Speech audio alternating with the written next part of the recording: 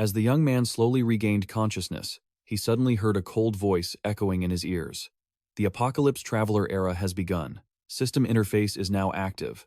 Zhang Chen looked around, completely confused, only to come face to face with a horrifying zombie staring right at him. Terror struck him. Zhang Chen instinctively ducked, but the moment he looked down at the street, an even more terrifying scene unfolded. It was literally a sea of zombies. What on earth is happening? Where am I? Zhang Chen wondered, trying to grasp his situation. Luckily, the system reported that these zombies were currently barred from moving, so they couldn't attack yet. However, it also began a countdown of 50 seconds. Since everything happening up to this point was absolutely insane, Zhang Chen quickly balled up his fist and punched himself in the face. A sharp pain shot through his brain, and a bloody nose confirmed to Zhang Chen that this was, for God's sake, reality. There was no time to hesitate. Zhang Chen started running to find a safe spot.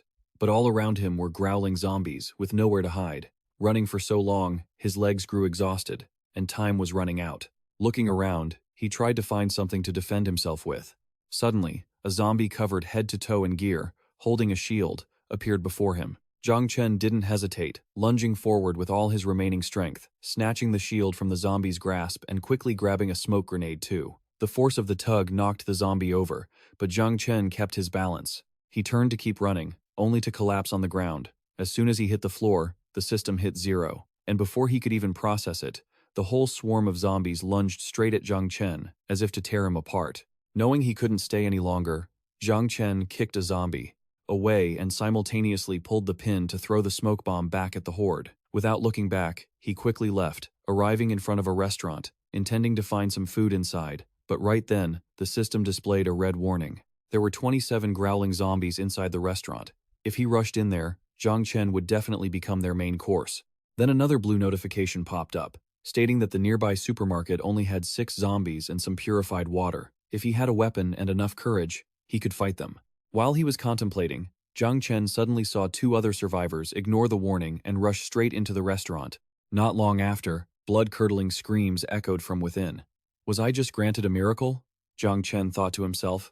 But there was no time to celebrate. He immediately followed the system's instructions to find the supply storage area. Locking the door behind him, Zhang Chen collapsed, panting heavily. When he opened the supply crate, he found bottled water, a syringe, and a physical enhancement serum. This drug could make a human extraordinarily strong, but it had only a 30% success rate. If it failed, the body would literally explode.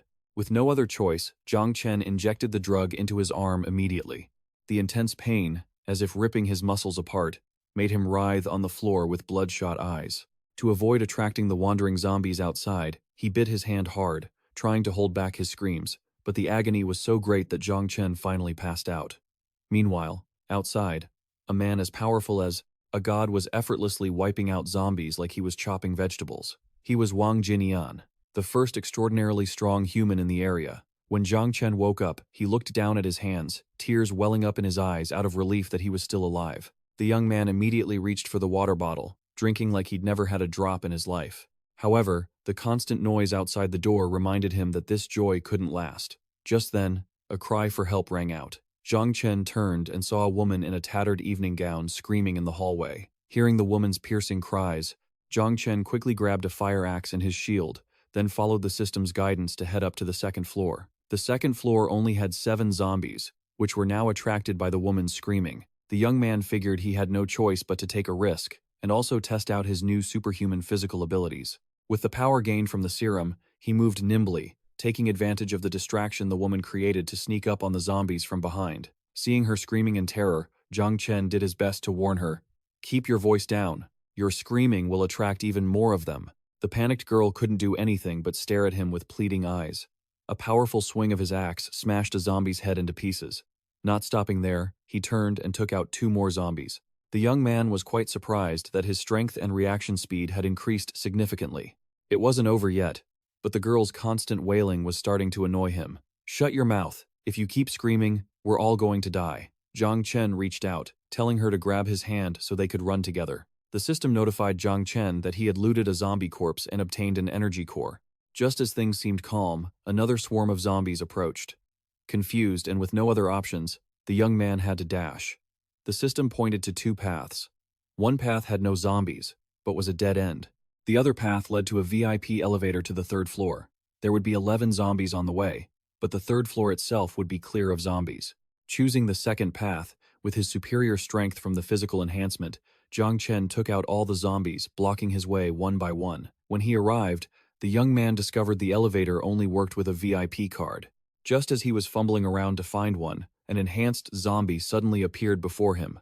The system quickly reported that this zombie carried the key to the presidential suite on the third floor, where there were no zombies, and it could be used as a temporary base. Zhang Chen gritted his teeth, gripped his axe, and lunged forward, determined to get that VIP elevator card. He aimed a powerful slash straight at the zombie.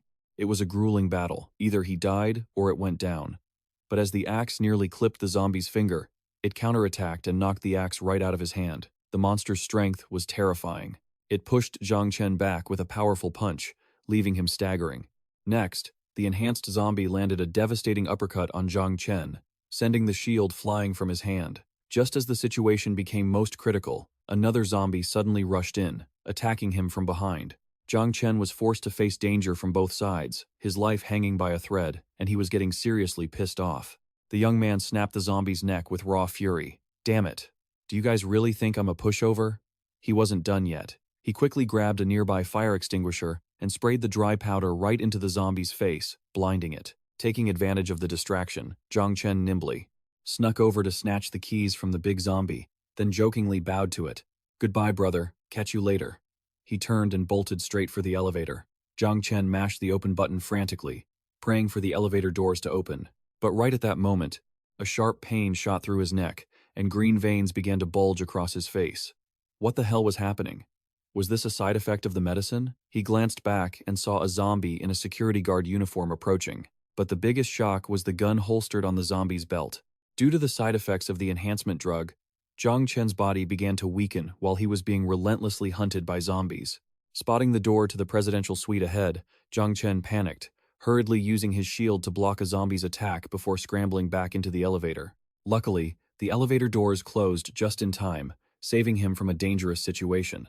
As the elevator carried Zhang Chen to the presidential suite, the drug's side effects left him feeling deathly thirsty. Green veins bulging, facial muscles cramping, it was becoming unbearable. Thank goodness the room had a fridge stocked with mineral water. Without a second thought, Zhang Chen grabbed a bottle and chugged it until his thirst was quenched. Almost instantly, he felt the water helping his body fully absorb the remaining medicine, boosting the physical enhancement left in his system. Looking at the fridge full of water, Zhang Chen felt a surge of confidence. With this much water, he could definitely complete his evolution into someone abnormally strong. Once he got his hands on that revolver tomorrow, he wouldn't need to fear zombies anymore. Outside, it was chaotic, but Zhang Chen was just chilling with his stash of drinks. Elsewhere, Wang Ji stood with a massive sword in hand. Survivors lay dead at his feet. He gave a cold smirk and said, "Your storage rings are mine now. Thanks for all your hard work gathering these. Weaklings." He turned away to prepare for his next journey, heading toward the sales center to find that security guard zombie with the gun on its belt. After eating and drinking his fill, Zhang Chen felt like a completely different person. It was time to head to the central floor and hunt down that cop zombie. The moon rose high, and a few survivors huddled together, praying to make it through the night alive. Zhang Chen scrolled through the items he'd collected after taking out the zombies. Not only did he get gold coins and energy cores, but he'd also scavenged some daily supplies, crafting blueprints, and even cash. Still, his inventory space was too small, leaving him frustrated that he couldn't take more. Specifically, he hadn't found the car keys yet, so he'd have to wait until tomorrow after getting the gun to keep searching the underground parking lot. Without hesitation, Zhang Chen opened his trading stall, selling unnecessary items for gold coins earned from zombie kills. Suddenly, a notification in the trade room caught his eye. Zhang Chen quickly opened a private message with Zhao Shiyue and asked bluntly, "Name your price. I want to buy all 3 things you're listing." Zhao Shiyue replied calmly, asking for clean water and food. "Just water is fine." Zhang Chen grinned deviously, pointing at the lunch meat. "I'll trade this for your items." Before Zhang Chen could even react, Zhao Shiyue quickly agreed, leaving the young man stunned and reeling. In the end, he traded half a tin of lunch meat and a bottle of water for her goods. What shocked Zhang Chen was that after the trade, Zhao Shiyue actually called him a good guy. This made him feel guilty for being a bit too aggressive in his negotiation. To make up for it, Zhang Chen intended to add Zhao Shiyue as a friend, promising to help her get more supplies in the future. But before he could, Zhao Shiwei cut off communication. Zhang Chen sighed and decided to get some sleep. In this world, kindness had all but vanished, and even living like a five-star president couldn't shake his sense of isolation. On the second morning, all the remaining survivors gathered to head toward Zhangchenglin Hospital. Zhang Chen prepped his gear, ready for the zombie hunt. But as he stepped into the hallway, something weird happened. There wasn't a single zombie in sight. Instead, bloodstains on the floor suggested another player had already been through here. He knelt to inspect the tracks. The blood hadn't splattered the way it usually did when zombies attacked. It looked more like the aftermath of a hunt. Player versus player. Zhang Chen stood up, thinking perhaps the killer had already taken the pistol from the zombie's belt. The thought made him grip his axe tighter. His goal now was to find the off-road vehicle the system had hinted at in the underground parking lot. After Zhang Chen left through the window, Wang Ji watched him go. He muttered, "Running that fast? Could he be as strong as me? That guy definitely has something valuable on him. I'll wait for him to come back." When he reached the garage, Zhang Chen clicked the key, and the off-road vehicle roared to life. But the noise drew two zombies toward him. Instead of his usual fear, Zhang Chen felt nothing but excitement. He looked straight at the zombies and shouted, "Now you lot are the prey." Zhang Chen easily wiped them out, quickly collected the loot, and opened the car door. But the real shock was finding a shotgun and a few boxes of ammo inside the car. Swinging the door wide open, Zhang Chen cheered, "I'm rich! I'm rich!" He packed up his gear. Now that he was well armed, he just needed to wait for the medicine to finish absorbing before continuing his journey. However, the noise from the fight made Zhang Chen nervous. Had it attracted the attention of that killer? He thought it over, realizing he couldn't return carelessly. He couldn't underestimate the murderer. Even if the guy hadn't found him yet, he might be lying in ambush at the elevator. Meanwhile, somewhere else, Wang Ji was set up and waiting with a pistol, anticipating Zhang Chen's return. Just as Zhang Chen was about to head back, the system flashed a warning. "Danger! Be careful. There is a shooter in the room opposite the elevator." He felt the threat looming. To create a diversion, Zhang Chen threw a food container to the other side, hoping to flush Wang Ji out. But his plan was suddenly interrupted by a familiar cry for help. It was the girl from before. She wasn't dead yet and was tied to a tree. Zhang Chen was forced to change plans, quickly hiding and climbing to the fourth floor to take cover in the room opposite. However, when he arrived, Wang Ji had long since vanished, leaving behind the eerie, crushing silence of the post-apocalyptic world. He wondered if that guy had another plan up his sleeve. Meanwhile, elsewhere, a beautiful girl with a figure so hot, it was actually attracting a horde of zombies. Facing the ferocious monsters, the girl wept and pleaded, "Please, guys, let me down, they're coming." But reality was much crueler. It was all a scheme by two ruthless villains. A fat guy and a skinny guy were using her as bait so the zombies wouldn't attack them on their way back to base. Even as they heard her desperate cries, the two heartlessly replied, "Your life is mine to give, so you do as I say." Before long, the zombie horde swarmed in and tore the girl apart right before their eyes. As she was engulfed by the monsters, the fat and skinny guys lunged out, using the distraction to attack. The fat guy slashed his knife right into a zombie's head, but to his surprise, it got stuck. Just then, the zombies counterattacked. They surged toward the duo. In a moment of pure desperation, the fat guy grabbed the skinny guy by the neck and tossed him straight into the horde as bait. On the other side, Zhang Chen remained hidden behind a mound, witnessing the entire scene, unable to do a thing. Suddenly, the fat guy came sprinting frantically toward Zhang Chen, but he tripped midway and vanished into the pursuing horde. He thought to himself that he was having a streak of bad luck when a zombie gnawing on the fat guy's remains caught his scent. It turned its head, fixing its gruesome gaze on his hiding spot. With no other choice, Zhang Chen quickly pulled a fire axe and a shield from his inventory. He knew gunfire would only attract more zombies, so he had to rely on his axe. The zombie lunged, but it only took a few heavy swings for Zhang Chen to take it down. As he approached the fat guy's remains, the system signaled that he could loot items from the guy's storage ring. But what shocked him was the system revealing that to upgrade his inventory, he had to kill other players. "What kind of twisted design is this?" Zhang Chen muttered. But before he could react, the system warned of danger right above him. He rolled away just in time thanks to the timely warning. The attacker was none other than Wang Ji. The murderer had been lying in wait. "Not bad, kid. Quick reflexes." Wang Ji's face was filled with killing intent as he gripped his long sword. "Finally showing yourself. Huh? Me jumping out the window was just to lure you out, and you fell right into the trap." Zhang Chen was surprised he knew he was hiding behind the wall. Wang Ji laughed triumphantly. "You're still green. Dying by my hand isn't a bad way to go." Zhang Chen quickly raised his shield, but in a split second, Wang Ji appeared right in front of him and shattered the shield into pieces. A swipe of his blade left him with a shallow wound. Wang Ji mocked, "Let me show you the power of someone truly strong." Zhang Chen tried to dodge, but he couldn't escape getting a cut on his face.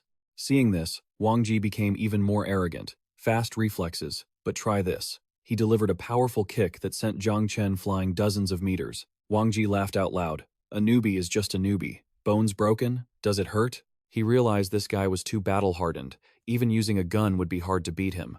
Zhang Chen had to find another way. Wang Ji closed the distance, sneering as he spoke. Game over. Goodbye. But just then, Zhang Chen suddenly grabbed him tight, shocking Wang Ji that he could even move. They wrestled. Wang Ji furiously punched Zhang Chen's back repeatedly, shouting, "Let go, you bastard." But he just gave a cold laugh. "You've got a gun, don't you? Take it out." Wang Ji gritted his teeth and pulled his gun out. But at that exact moment, Zhang Chen lunged forward and bit down hard on his arm. Wang Ji hissed in anger, "I'm going to blow you away." Just as they separated, Zhang Chen quickly drew his own gun from his inventory, and the gunshot ripped through the air. Wang Ji, the strongest, finally fell, but he didn't expect that sound to draw even more zombies. Zhang Chen, now exhausted, collapsed beside his enemy. As the situation grew dire, his phone suddenly rang. It was a video call from Zhao Shiyue. She knelt before the screen, saying anxiously, "Why do you look like that? There are so many zombies behind you. Get up, I have a stimulant." Zhang Chen replied weakly, "Send it fast, it's almost too late." The stimulant would force his body into a state of short-term berserk rage, taking effect 3 seconds after injection. With his final ounce of strength, Zhang Chen gripped the syringe and jammed it into himself. The stimulant effect began its 3-second countdown. When it hit 0, Zhang Chen sprang up like a reborn warrior, grabbed his sword, and swung it wildly at the horde, shouting, "Get lost." With his berserk strength surging, he only had 10 minutes before the effect wore off. However, as he looked up, he faced a massive wave of zombies swarming toward him. Zhang Chen screamed, "Why are there so many?" With no other choice, he turned and ran, but 2 more zombies appeared behind him, cutting off his escape. In this desperate spot, Zhang Chen drew his gun, ready to face the horde in a fight to the death. But ironically, the gun was out of ammo. Zhang Chen's eyes widened in frustration, and he yelled, "Damn it!" Immediately, a zombie lunged at him. He quickly sidestepped, narrowly escaping the attack but falling to the ground in the process. Just then, his eyes caught sight of some nearby debris, and a reckless plan formed in his head. Zhang Chen sprang up, rushed to a metal partition, grabbed it, and stared straight at the charging zombies.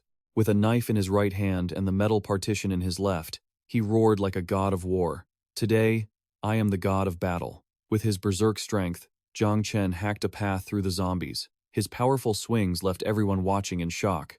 However, before long, a massive figure appeared, making Zhang Chen freeze for 5 seconds. Before him stood a giant zombie, its entire body covered in hideous boils. At the same time, the system notified him that this scene was being live-streamed to other players. Because of the boss's overwhelming power, Zhang Chen had no choice but to follow the system's prompt to climb the fence and escape. As he slipped away from the zombies behind, Zhang Chen said arrogantly, "My friends, I'll be heading out first." But just then, the stimulant's effects vanished completely. The system alerted him that the drug had worn off, and the side effects of the physical enhancement were starting to kick in. Zhang Chen's body grew weak, and he had only one choice: spend 100 gold to upgrade his body. A system notification rings out. "Congratulations, you have reached the physical limit of a human, but, to attain enlightenment, you need 300 more gold." Zhang Chen clenches his fist and punches a nearby rock. It shatters into pieces, while his hand remains completely unharmed. So powerful, he thinks. Zhang Chen ponders, feeling the new strength flooding his body. He then proceeds to upgrade his storage ring to level 2. But suddenly, the system warns that only 10 days remain until the second phase of the apocalypse begins. The power of zombies and mutated creatures will be unleashed. Please prepare yourself. On the other side, many players panic when they see this notification. What? The second phase? We don't even have enough decent weapons yet. It's over. Once the second phase starts, the zombies will be stronger, and humanity will go extinct. They cry out in worry. However, their team leader remains high-spirited, determined to rally them. "Don't lose hope. Our team is growing. As long as we work together, we will definitely make it through." Suddenly, 2 people, a man and a woman with muscular builds, step forward. They eagerly volunteer to lead the attack on the Fuxing supermarket on East Street tomorrow. They are Qi Hongde and Qian Zhenyu. Meanwhile, Zhang Chen is on a video call with Zhao Shiyue. The girl expresses her gratitude for his help during the crisis. But when Zhang Chen sees her hiding under a desk, worried that she might be trapped, he offers to help. For some unknown reason, Zhao Shiyue suddenly hangs up, her face twisted in annoyance, leaving Zhang Chen confused. Why don't you trust me? I look reliable, don't I? Zhao Shiyue stares outside, her eyes filled with fear. Those outside have no idea about the true dangers. Just then, a ghastly zombie arm grips the window, terrifying her. Elsewhere, Zhang Chen escapes the pursuit of the zombies and heads toward a hotel to rest. On the way, he accidentally discovers a strange cyst zombie plant and collects its seeds. However, upon returning to the hotel, Zhang Chen is alarmed to see the glass broken and the refrigerator wide open. Did someone break in? He mutters, raising his gun and creeping toward the window. At that moment, a noise behind him startles him. Zhang Chen whirls around and shouts, "Come out!" A girl standing there holds a hammer, trembling. Looking at her, Zhang Chen lowers his gun and asks, "Hey, who are you? Did you take all the stuff from my fridge?" The girl hurriedly denies it. "It wasn't me. I just wanted to ask for some water." Before Zhang Chen can respond, the girl suddenly swings the hammer hard against his leg. He cries out in pain and loses consciousness. When he wakes up, Zhang Chen discovers that his storage ring has been stolen, and the girl has vanished. He immediately grabs his gun and chases after her, his heart full of rage. Why did the hidden hint stop working? You damn rat. If I can't catch you, I'll go stand on my head and eat dirt. Before he can even process what's happening, the girl who stole the ring suddenly reappears behind him, looking as tense as a guitar string. "Brother, you have a gun." Zhang Chen raises his gun, visibly annoyed. "What now? Wasn't it enough to steal my supplies? You want to steal my gun too?" Xiaoxi trembles and quickly says, "Turn off the lights, there are zombies coming." Zhang Chen is skeptical, but the system immediately warns him. "Careful, a zombie has jumped in through the window." It lunges straight at him. Zhang Chen quickly grabs it by the neck. It is a level 2 zombie, a long-distance jumper with poor vision. While he restrains it, Xiaoxi hits the zombie's head hard with her hammer. Zhang Chen quickly shoots it in the brain, thinking it's all over. However, the unexpected happens when the zombie stands up again. Tentacles on its face stretch out to attack Zhang Chen. The young man firmly says, "There's no time to mess around now. Give me the ring, fast." The gun is empty. The ammo is inside the ring. Zhang Chen quickly reloads and fires at the lurking monster. But this beast is so smart and agile that it dodges the bullet. Without a second thought, he swings his knife, slashing hard and cutting its body in two. The system notifies him. "You have recovered a corpse of a lurking monster. You have received 15 energy cores." Zhang Chen turns to tell Xiaoxi to leave, deciding to spare her since she knew enough to return the ring. But the girl is surprisingly stubborn and suggests, "I don't want to leave. You have so many supplies and you're so strong. Can you be my boss and protect me?" However, during the fight, Zhang Chen's hand was scratched by the monster. Xiaoxi looks panicked. "Boss, you're hurt." Instantly, Xiaoxi changes her attitude, becoming arrogant. "Haha, you're done for. In 2 hours, you'll turn into a zombie. If you hand over all your supplies now, I'll give you a painless death." Zhang Chen retorts angrily. "It was clearly her who lured the monster here. Why am I the unlucky one? I still have plenty to do before I kick the bucket." He rolls up his sleeve with a menacing look on his face. Xiaoxi screams, "What are you going to do?" Does she even have to ask? Naturally, before he kicks the bucket, he has to make her a cushion. Realizing the situation is bad, Xiaoxi is frustrated and upset, but can do nothing but run away. 2 days later, when she returns and finds none of Zhang Chen's supplies, the girl cries miserably. "Wah! I was only gone for a little while. Where did the boss go with all those supplies?" Meanwhile, Zhang Chen is relaxing in another location. Thanks to Zhao Shiwei's map, he found a villa on an island free of zombies. When he enters, he unexpectedly finds a puppy, but the dog is very cautious, growling at him. To win the dog over, Zhang Chen takes a small piece of meat, hoping to build some rapport. Watching the meat roll closer, the dog sniffs it carefully under Zhang Chen's expectant gaze. It finally eats the meat. The system notifies him that the puppy's affinity has increased by 1 point, and if it reaches 100 points, the dog will stay with him forever. After a while, when Zhang Chen throws the meat, the dog's affinity finally hits 99. After eating, Zhang Chen finally manages to tame the puppy and names it Pang. He gives Pang water after it's full, but with the second phase of the game coming, even water might become contaminated. When night falls, Zhang Chen takes Pang to the beach to plant the cyst zombie seed he collected. He starts thinking about how to set up a barrier around the island for protection. Meanwhile, somewhere else, a white-haired woman and a blonde guy are fighting zombies together. They pick up items dropped by the zombies, but suddenly, an arrow pierces the woman's neck, causing her to collapse instantly before she can even react. The guy is shot down right after. It was all the work of two other players. A red-haired girl jumps down from above to collect the loot. While the scarred man used his sharp hearing to sense someone approaching, Zhang Chen walked over, looming large with his sword and a sharp expression. Even though he had reached his physical peak and raised a legendary white dog as a pet with such extraordinary power, Zhang Chen still had to deal with lowly people trying to provoke him. Just a moment ago, as he passed a building, the system alerted him that two archers were ambushing him from a third-story window. Zhang Chen calmly analyzed the situation. They must have taken down quite a few people with this kind of long-range ambush. When the red-haired girl prepared to fire, the scarred man stopped her. "Wait, don't give away our position. This kid just came from the zombie graveyard. He must be weakened." Then he opened his communication interface, calling for reinforcements, but he didn't expect that all their moves were already known to Zhang Chen thanks to the system's hints. Just as predicted, three thugs approached. One pulled out a knife, threatening Zhang Chen and telling him to hand over his belongings if he wanted to live. Zhang Chen just smiled and replied, "That line, I'm returning it to you." But immediately from behind, a guy with a large axe lunged forward, slashing straight at Zhang Chen. At the same time, the red-haired girl fired an arrow at him. Zhang Chen quickly raised his hand to block the arrow, but he was still struck on the back by the other guy's axe. Seeing Zhang Chen taken down, the other two jumped down, intending to finish him off. But suddenly, in a split second, Zhang Chen stood up. The bald guy was terrified, while the muscular one tried to lunge in for the kill, but was sliced in two by Zhang Chen with a single swing. The ruthless scarred man threw a grenade at Zhang Chen and pulled the red-haired girl along to run away. Luckily, Zhang Chen reacted quickly, climbing onto the rooftop to avoid the explosion. He immediately gave chase, but surprisingly, both of them were blocked by a giant zombie. When Zhang Chen caught up, the two realized the critical situation and hurriedly begged for a truce. The scarred man offered to split 50% of the loot, but Zhang Chen thought that was too little and demanded 80%. With no other choice, the scarred man agreed, but he demanded that Zhang Chen throw his sword on the ground first. With an expressionless face, Zhang Chen complied.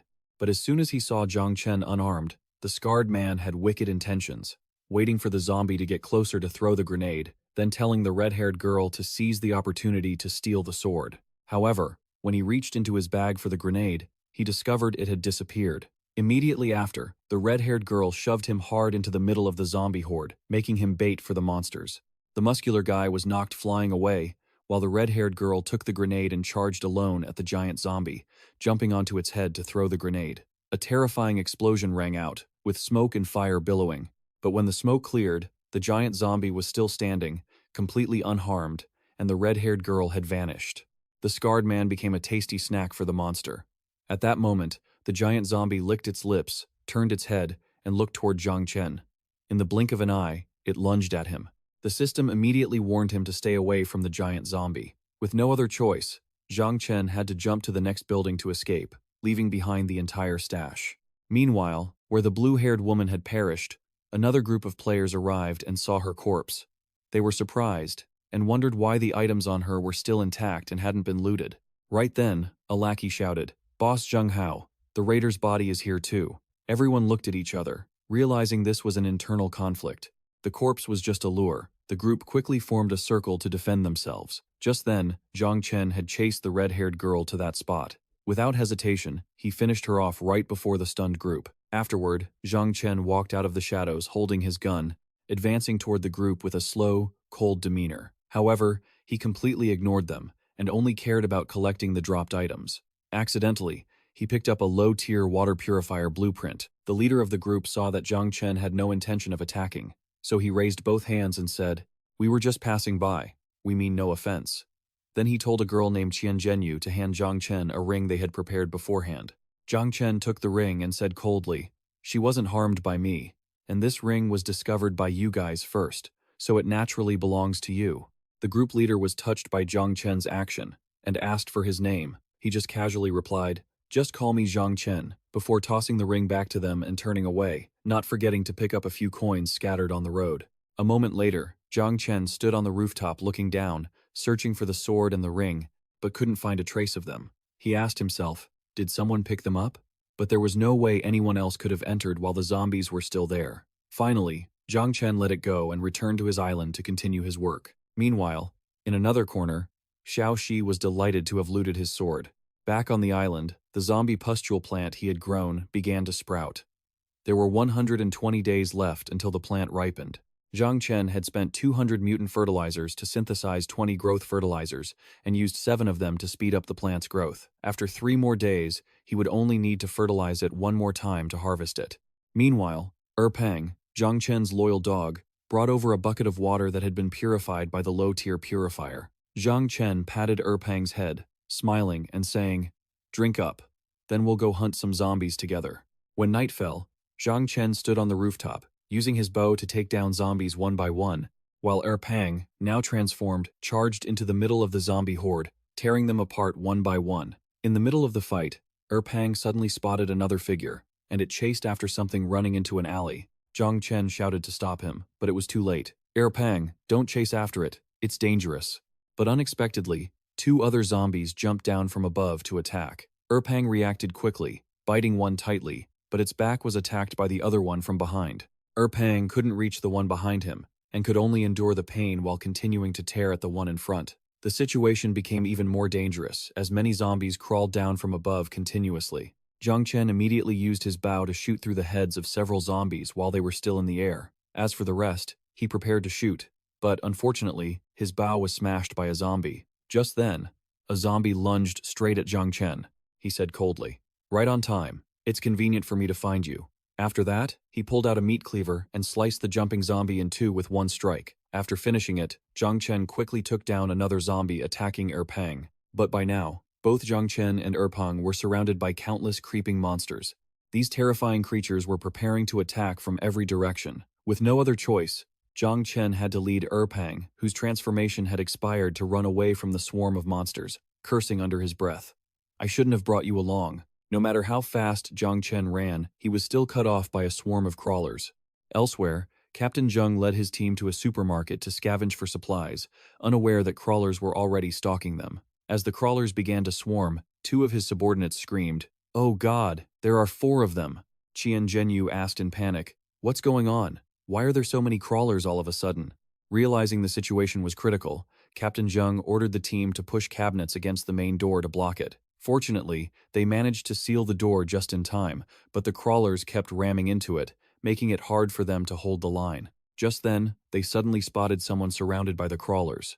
Zhang Chen was fighting them off intensely. Seeing him battle the jumper zombies, the whole team was shocked. One of them muttered, "Damn, he's killing one with every slash. Is this what you call being surrounded?" But suddenly, 2 crawler zombies appeared behind Zhang Chen. Qian Zhenyu shouted, "Watch your back." Zhang Chen spun around, slashed one to death, and then pulled out a flamethrower to blow the other's head off. After a nap, Xiao Xi had unexpectedly awakened as a level 1 enlightened one in the apocalypse. Meanwhile, Zhang Chen's system hints had only just touched the limits of the enlightened stage. The rest of the group realized there were too many crawlers, so they canceled their plans and retreated to the sports stadium. Earlier, while Zhang Chen was fleeing from the jumper zombies, he suddenly stopped and received a system notification. An illegal player had become an enlightened stage awakener. The second phase of the apocalypse would begin in 59 seconds. Zhang Chen looked at the jumper zombie beside him. The system warned that in the second phase, jumper zombies would evolve into a mature form, becoming a major threat. It advised him to kill it immediately. Without hesitation, Zhang Chen quickly took down the jumper zombie and picked up the dropped loot. Taking advantage of the fact that the zombie horde was still in a phantom state and hadn't fully manifested, Zhang Chen gritted his teeth and lunged straight into the horde. But looking at the endless swarm of zombies before him, he thought to himself, "I'm done for. There's no way out." At this point, there were only 8 seconds left until the second phase of the apocalypse began. With only 5 seconds left, Zhang Chen suddenly spotted a large truck, but there was too little time to open the door. Having no other choice, he slid under the truck to hide. But unfortunately, he slid onto a rock and was in so much pain he had to writhe on the ground. Just then, the second phase officially began. Zhang Chen had to face the first mature form crawler zombie. They were larger, but their speed remained the same, and he had to keep dodging. They were too fast. He couldn't keep up. He knew that if he kept fighting for too long, he would definitely die. Without his blade, he couldn't face them head on, so he looked for a hiding spot. When he opened the truck door, Zhang Chen unexpectedly found a bazooka. He didn't hesitate, aimed straight at the jumper zombie, and fired. The rocket zoomed out, and with a loud explosion, the jumper zombie was blown to dust. Meanwhile, Captain Zheng and his team were completely surrounded by zombies. They could only do their best to push the monsters back. The situation turned even worse when a giant zombie appeared, striking terror into them. Despair filled the eyes of Captain Zheng and his teammates. One of them spoke up, sounding completely defeated. "We're done for. A giant zombie is here too. We're all going to die." Another chimed in. "I have a way for most of us to break through the encirclement, but we'll have to sacrifice a few people." Captain Zheng barked angrily. "Shut your mouth. This is a world of the strong, but that doesn't mean we sacrifice our own teammates to survive. That kind of attitude isn't worthy of a squad leader." Seeing the tension, Qian Zhenyu quickly shouted, "Stop arguing. The giant zombie is already here." To escape the danger, Captain Zheng led everyone toward the sewer system. However, a crawler zombie suddenly emerged from the sewer to block their path. Just then, a heavy truck came rushing toward them at a terrifying speed of 800 kilometers per hour, wiping out the zombies. The driver was none other than Zhang Chen. Zhang Chen had been constantly collecting gold and items, and without realizing it, the gold he collected had exceeded the system's upgrade requirements. Looking at the system interface, he didn't hesitate to press confirm. A second later, Zhang Chen was enveloped in a green energy field. The system announced, "Congratulations, you have reached the early level of the first phase Awakener. Talent unlocked. 1200 gold energy required for the next level." However, the danger didn't stop there. Zhang Chen quickly grabbed the bazooka, aimed at the distant zombies, and fired. The rocket flew out at 800 meters per second, leaving everyone stunned as it exploded and obliterated the monsters. Under Zhang Chen's guidance, Captain Zheng's group followed the truck and managed to escape. Meanwhile, in another place, Xiaoxi was hunting zombies in the crowd. Strangely, the zombies didn't attack her, because Xiaoxi had awakened the ability to turn into a zombie. But while she was fighting, she spotted Pang, Zhang Chen's dog. After driving the truck out of the sea of zombies, Zhang Chen returned to the villa. By then, Pang had returned and was waiting outside to greet him. Zhang Chen knelt down, stroked his loyal dog, and asked worriedly, "You're back? You had me worried to death. How are your wounds?" Pang barked loudly, as if to say that someone had saved and healed him, but immediately, the system warned him to be careful. Zhang Chen only just saw Xiaoxi jumping from above with a knife, aiming straight for his head. Luckily, he dodged in time and quickly pushed Xiaoxi away. Zhang Chen pulled the blade he had stuck in the ground, but Xiaoxi still pretended to be concerned. "Boss, why haven't you turned into a zombie?" "It was so hard for me to find you," Zhang Chen replied coldly. "Cut the act. Is this form of yours because you're about to turn into a zombie?" Xiaoxi replied smugly, "This is just an ability I awakened." Before she could finish, Zhang Chen swung his blade straight at her. Having no other choice, Xiaoxi had to dodge and use her ability to block the attack. Right then, Zhang Chen was enveloped in a green mist. The system immediately announced the activation of his visualization ability. For 30 seconds, he could see those with abnormal power. Facing Xiaoxi, who was now brimming with anger, Zhang Chen knew the fight was about to get unpredictable. Zhang Chen raised his hands in surrender, saying, "I just wanted to test your strength, no other intentions." Who would have thought this poor girl was a zombie? To apologize and thank Xiaoxi for saving Pang, Zhang Chen smiled dryly and said his fridge had been cleared out by her, so he asked bluntly, "Can you go now?" Xiaoxi refused to lose and scoffed. "You call yourself a boss, but isn't it normal to provide food and shelter? You're kicking me out just for eating a little of your food?" Zhang Chen's attitude shifted instantly as he grabbed the loudspeaker to bark an order. "Stop it right now." Facing his cold demeanor, Xiaoxi clasped her hands together, pleading, "Please, don't be so heartless. I have plenty of skill books and blueprints, plus 3 more ring fragments. They can all be traded for food and water." Zhang Chen remained unmoved, turning into a devil as he grabbed Xiaoxi by her ponytail, intending to toss her outside. But her next words managed to catch his attention. "I also know the location of the armory and the ammunition dump. You'll run out of ammo sooner or later, and it'll be a huge headache when that happens." Zhang Chen stood with his arms crossed and demanded, "Speak up, where's the armory?" Xiaoxi said nervously, "I'll tell you in a week. If I tell you now, and you kick me out, I'll be taking a huge loss. I need to secure my position first."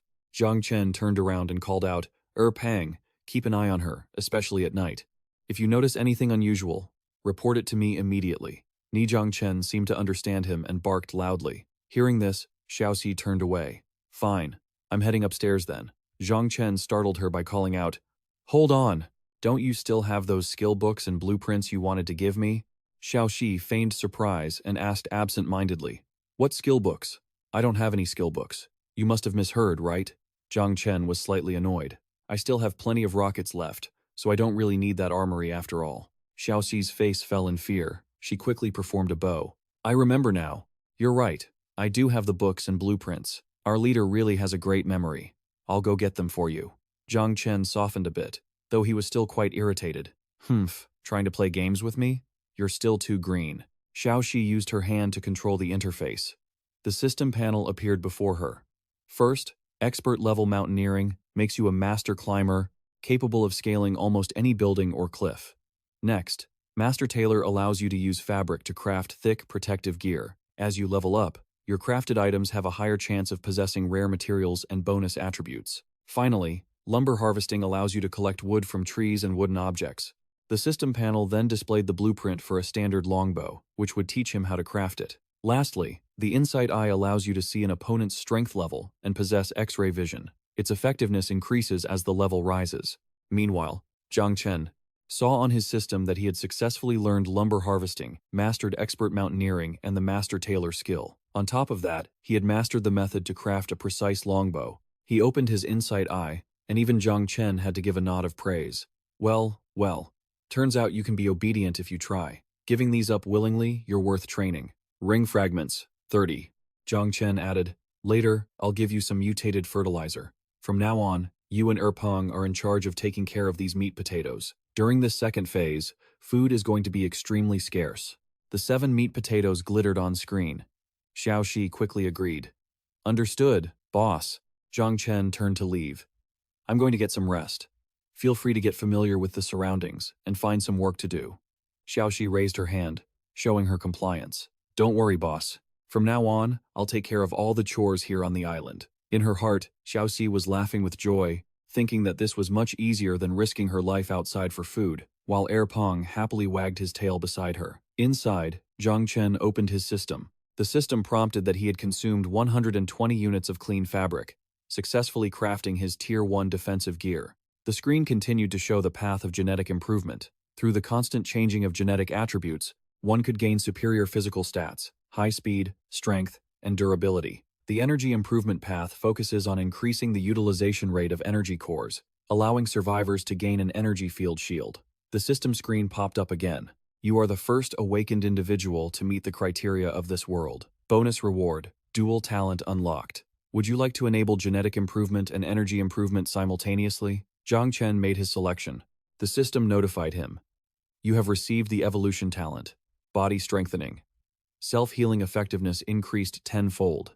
Immune to mild viral toxins. Strength and reaction speed increased by 50%. The system prompted, "You have received the evolution talent. Energy awakening. You are surrounded by pure energy. Plus 10% damage bonus, 10% damage reduction, and a 20% chance to enhance energy cores." Zhang Chen looked at his hands, where a stream of light appeared. Zhang Chen was now encased in an energy shield, his blade sharpened.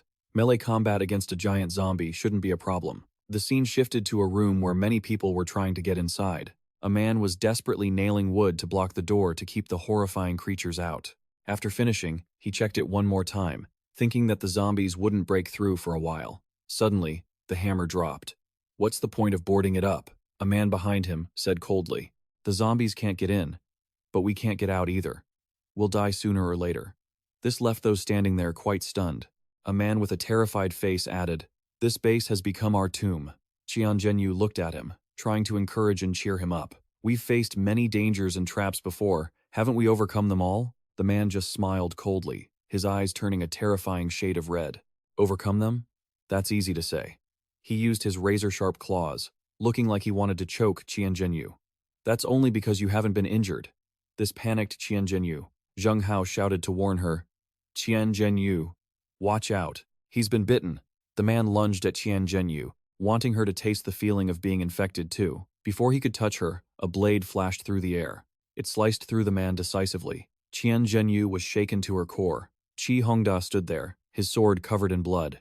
"Now, those who are injured step forward." Qi Hongda said, "I'll find a place for you to wait until you turn."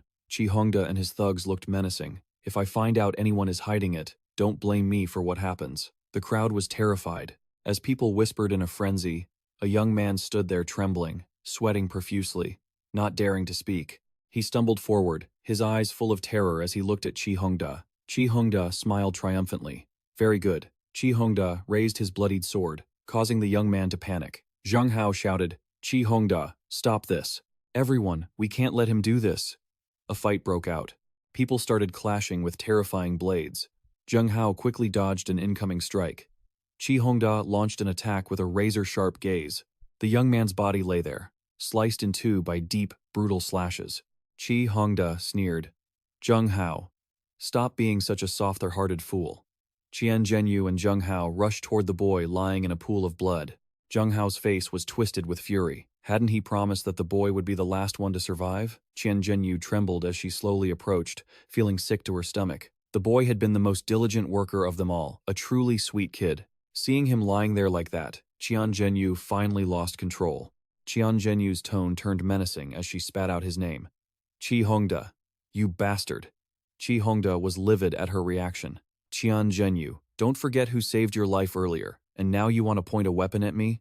Qian Zhenyu was at her breaking point, but a hand suddenly gripped her arm, stopping her. Zhang Hao was angry too, but he stayed rational. Qian Zhenyu, stand down. We're surrounded by zombies right now. We can't afford any infighting. Qian Zhenyu was shaking with rage, but she couldn't do anything, only letting out a choked sound. She hissed coldly. Chi Hongda laughed in contempt. He lunged toward Qian Zhenyu and said viciously, anyone who wants me dead is going to die first. Qian Zhenyu flinched, terrified. Zhang Hao quickly tried to intercept Chi Hongda. Chi Hongda was caught off guard when sparks suddenly flashed before him. He stumbled back, blood spraying from his side. Chi Hongda clutched the wound, letting out sharp, agonizing cries. Chi Hongda pointed a shaky finger at Zhang Hao. Zhang Hao, you used a hidden technique on me for the sake of an outsider, and I thought we were best friends. Chi Hongda ranted on, his voice rising. I couldn't kill that piece of trash. I couldn't kill you either. You're going to turn into a zombie, but I can't kill you? You want to kill me, but I can't touch you? You're just the kindest person in the world, aren't you? You're going to lead this whole team to their deaths. The agitation caused his wound to flare up, and he groaned as blood poured from his abdomen. Chi Hongda kept rambling. There were 12 of us who crossed over here, and I'm the one who's most afraid of dying, he continued. Zhang Hao, you saved my life back then. So today, take this life as payment. Chi Hongda's intent was burning with rage. Go on, do it. Kill me. Zhang Hao's gaze hardened. Zhang Hao barked an order to the two men behind him. What are you two standing around for? Get Chi Hongda to Sister Thu Kung. As they began to carry him away, Zhang Hao ordered coldly, forget everything that happened today. Don't ever speak of it again. The crowd nodded in silent agreement. Zhang Hao turned to Qian Zhenyu and asked, how much food do we have left? How long can we hold out? Qian Zhenyu replied quickly, 2 days. Zhang Hao stroked his chin, lost in thought. Tomorrow morning, when the zombie horde disperses, I'll head out alone to scavenge for supplies. Qian Zhenyu looked confused, then moved to tears by his sacrifice. Zhang Hao added a final instruction. If I don't make it back by tomorrow night, you guys should scatter and run. Qian Zhenyu called out, Captain. 4 days later, in a lush green area, the seedlings had grown tall. Xiaoxi directed Erpang to charge forward. She grabbed the potatoes that Erpang had just dug up. One plant has so much meat potato on it. This is enough for the 3 of us for a whole week. Zhang Chen lay back on the grass. Don't just think about eating. Remember to collect the seeds and find a time to replant them. Erpang kept digging away relentlessly. Xiaoxi asked, Boss, these meat potatoes are really juicy and don't seem like they'll store well. Should I use my zombie miasma to dry them out? Zhang Chen jumped, scrambling to his feet. Are you trying to give me a heart attack? Do you want us to become a pair of zombies with a zombie dog? Xiaoxi awkwardly looked away. What's the big deal? I was just trying to help. Fine, forget it. Zhang Chen looked at the system notification. The item had been touched by a green tier zombie's miasma, allowing it to be preserved with toxic properties without ruining its appearance or taste. Zhang Chen turned to Xiaoxi. Wait, let's test it on one potato and see what happens. Xiaoxi raised her hand. Sure, boss.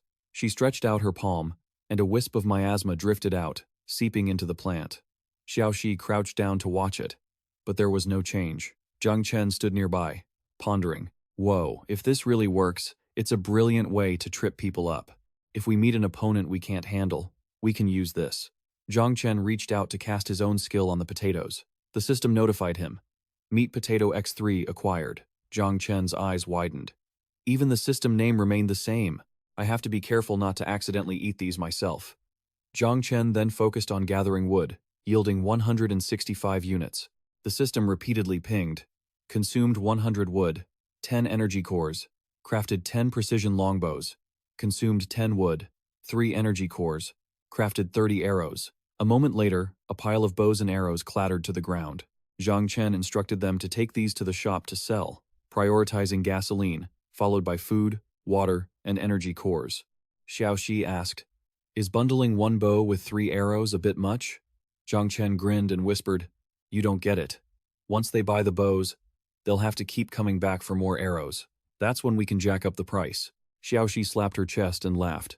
"Boss, you're so evil. Don't worry, I'll make sure they all sell." The system dinged. Zhao Siyue sent a trade request. Zhang Chen was surprised. "Zhao Siyue? Haven't heard from her in a while." Zhang Chen clicked to accept. The system notified him. Received 30 mutant fertilizer, 5 energy cores, 10 clean fabric, 2 high-powered flashlights, 3 batteries. Zhang Chen muttered and accepted the trade, then hit the video call button. Zhao Siyue appeared on the screen. She was huddled in a corner, gasping for air. Zhao Siyue clutched her head. "Why are you video calling me? I've already decided to just give up." Zhang Chen asked. "What's wrong? What happened?" A loud boom echoed as something flew over where Zhao Siyue was hiding. She let out a scream, trembling as she looked toward the entrance. "It's coming in!" Zhao Siyue turned to the screen. "Brother, it was really nice meeting you. Thank you for letting me live this long. I hope this stuff is useful to you." Zhang Chen shouted. "I know where you are. I can save you." Zhang Chen roared. "Zhao Siyue." Xiao Shi stood nearby, terrified. "Oh my god, what kind of monster is that? The footprints on the window are huge, but looking at the environment, that looks like the munitions depot I visited before." Zhang Chen grabbed Xiao Shi by the collar, his voice dark. "Tell me the location. Now." Xiao Shi squeaked. "You're killing me. Let go. I'll tell you." Looking at the map, Xiao Shi pointed. "It's right here. Last time, I only went around the outside. I didn't dare go inside." Zhang Chen clenched his fist. Full speed ahead to the munitions depot. The truck roared down the road, leaving the monsters in the dust. Xiao Shi sat in the car, panting. The zombie horde is finally retreating. How many people died in this city yesterday? Erpang looked up at Zhang Chen and barked twice. Zhang Chen's face was tense. "Zhao Shiyue, you have to hold on." Suddenly, a scene of someone struggling against a crawler flashed by outside. Xiao Shi hurriedly sat up. "Look, quickly. Someone is soloing an adult crawler." The person outside unleashed a few sword strikes toward the crawler. The adult crawler recoiled in pain and faltered for a moment, its flower-like predatory mouth opening wide, and the man quickly decapitated it. At that moment, the system sent a notification. Perception Eye activated. Zhang Chen glanced over, seeing the person outside use their foot to kick the crawler's head away. The system continued to send notifications. Extreme Physique user is experiencing an adrenaline effect, upgrading the awakened one. 1,300, Zhang Chen remarked. "This guy just upgraded and already dares to go out alone while still a low-level expert? More courageous than I was back then." The person outside launched another sword strike forward. The blade emitted a metallic glow, slicing the crawler in two. He landed on the ground, staring blankly as Zhang Chen's truck zoomed past. The man outside shouted in surprise, "What the hell? Running over zombies with a truck? This level of destruction is insane." Zhang Chen's truck kept racing down the road. He told Xiaoxi and Erpang to hold on tight, then immediately steered the truck to ram straight into the swarm of zombies ahead. Inside, Xiaoxi fearfully clutched Erpang, who was panting in panic from the heavy jolts. The system chimed continuously as Zhang Chen plowed through the zombies, reporting, "Energy core received X5, energy core received X3, energy core received X4. Xiaoxi looked happily at the notifications popping up on the display. "Energy core received X6. We're finally getting some energy cores. It seems like it's distributed evenly. The boss really does bring good fortune." Suddenly, a massive giant zombie stepped into the middle of the road, blocking the truck. Xiaoxi hurriedly looked up at him. "There's a giant zombie. Be careful." Erpang also barked twice in warning. Zhang Chen's gaze turned sharp, and with a loud boom, he smashed right through the giant zombie. Xiaoxi clutched her chest, letting out a sigh of relief. That was too close. Zhang Chen laughed smugly while driving. My truck is a heavy-duty reinforced edition.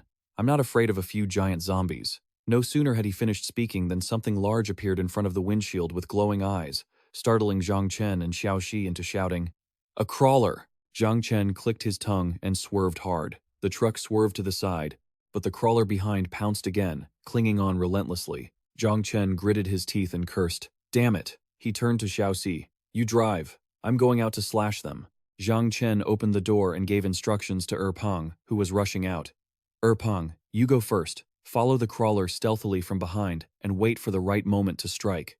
With that, Zhang Chen leaped high, landing on the roof of the truck as the crawlers followed, scrambling up after him. Standing on the roof, Zhang Chen shouted to Xiaoxi, "Little girl, the truck is in your hands. Speed up and don't stop." The wheels spun rapidly. Zhang Chen held his sword, and the shield of rejuvenation activated, effective for 15 minutes. Zhang Chen smiled as he looked at the two crawlers in front and behind him. "Oh, so you learned how to pincer attack me?" He raised his sword to block an attack from the crawler in front. "Too bad, you picked the wrong prey." Suddenly, the crawler behind him lunged. Zhang Chen dodged to the side, then swung his sword at that crawler. "What level are you? Trying to sneak attack me?" The system notified. Successfully killed adult crawler. Energy core received X-36. The crawler behind bit Zhang Chen on the shoulder, and he countered with a punch. "Is that all you've got? Go evolve some more."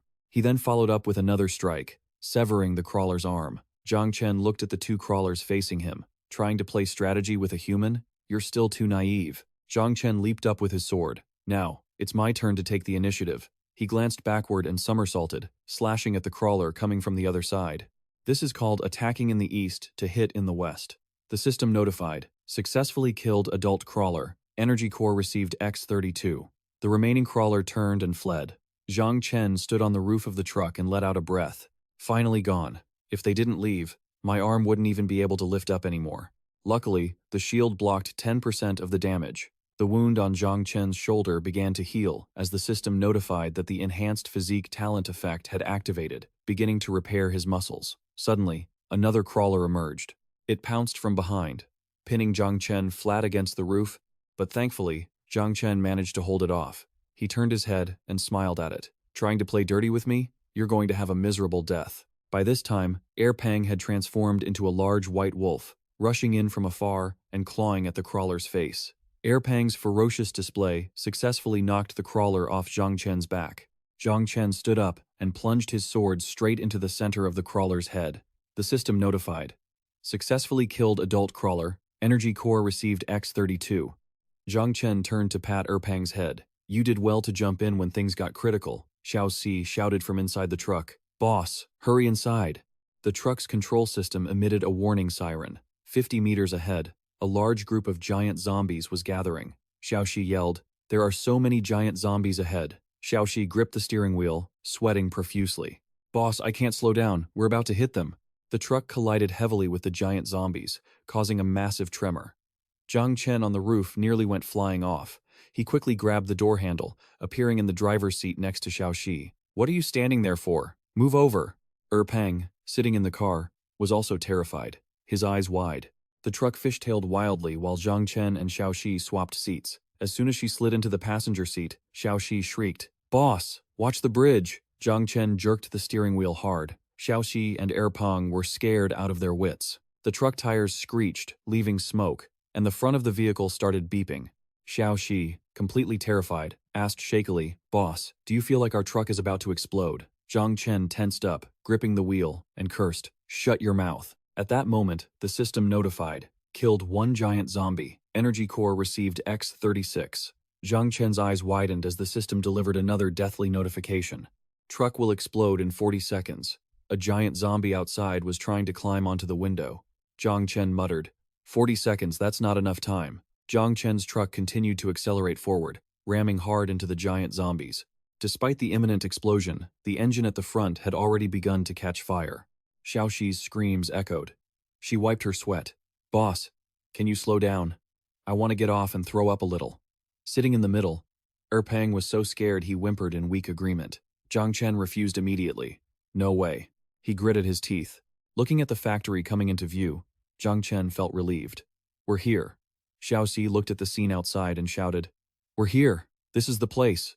Zhang Chen reached out to push the car door open and glanced at Xiao Shi. I'll count to 3, then we jump. 3, 2. Xiao Shi and Erpang waited tensely for the countdown. Zhang Chen shouted, "Jump!" The three of them leaped out just as the car exploded.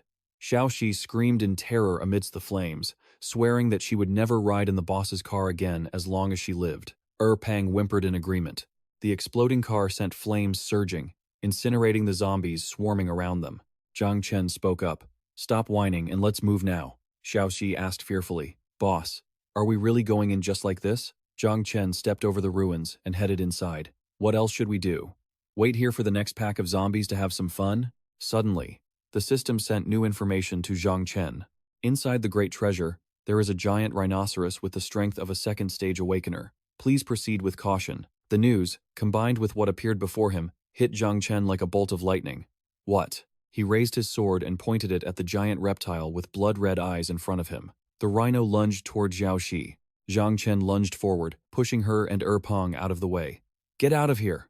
The consequence of saving Xiao Shi and Erpang was that Zhang Chen was snatched up into the rhino's mouth. Xiao Shi screamed, "Boss!" Seeing his master swallowed, Erpang let out a bark and charged forward. Xiao Shi called out, "Erpang, don't!" Before she could finish, Erpang was swatted away by the rhino's paw. Xiao Shi watched, trembling, as Erpang landed with a thud next to her.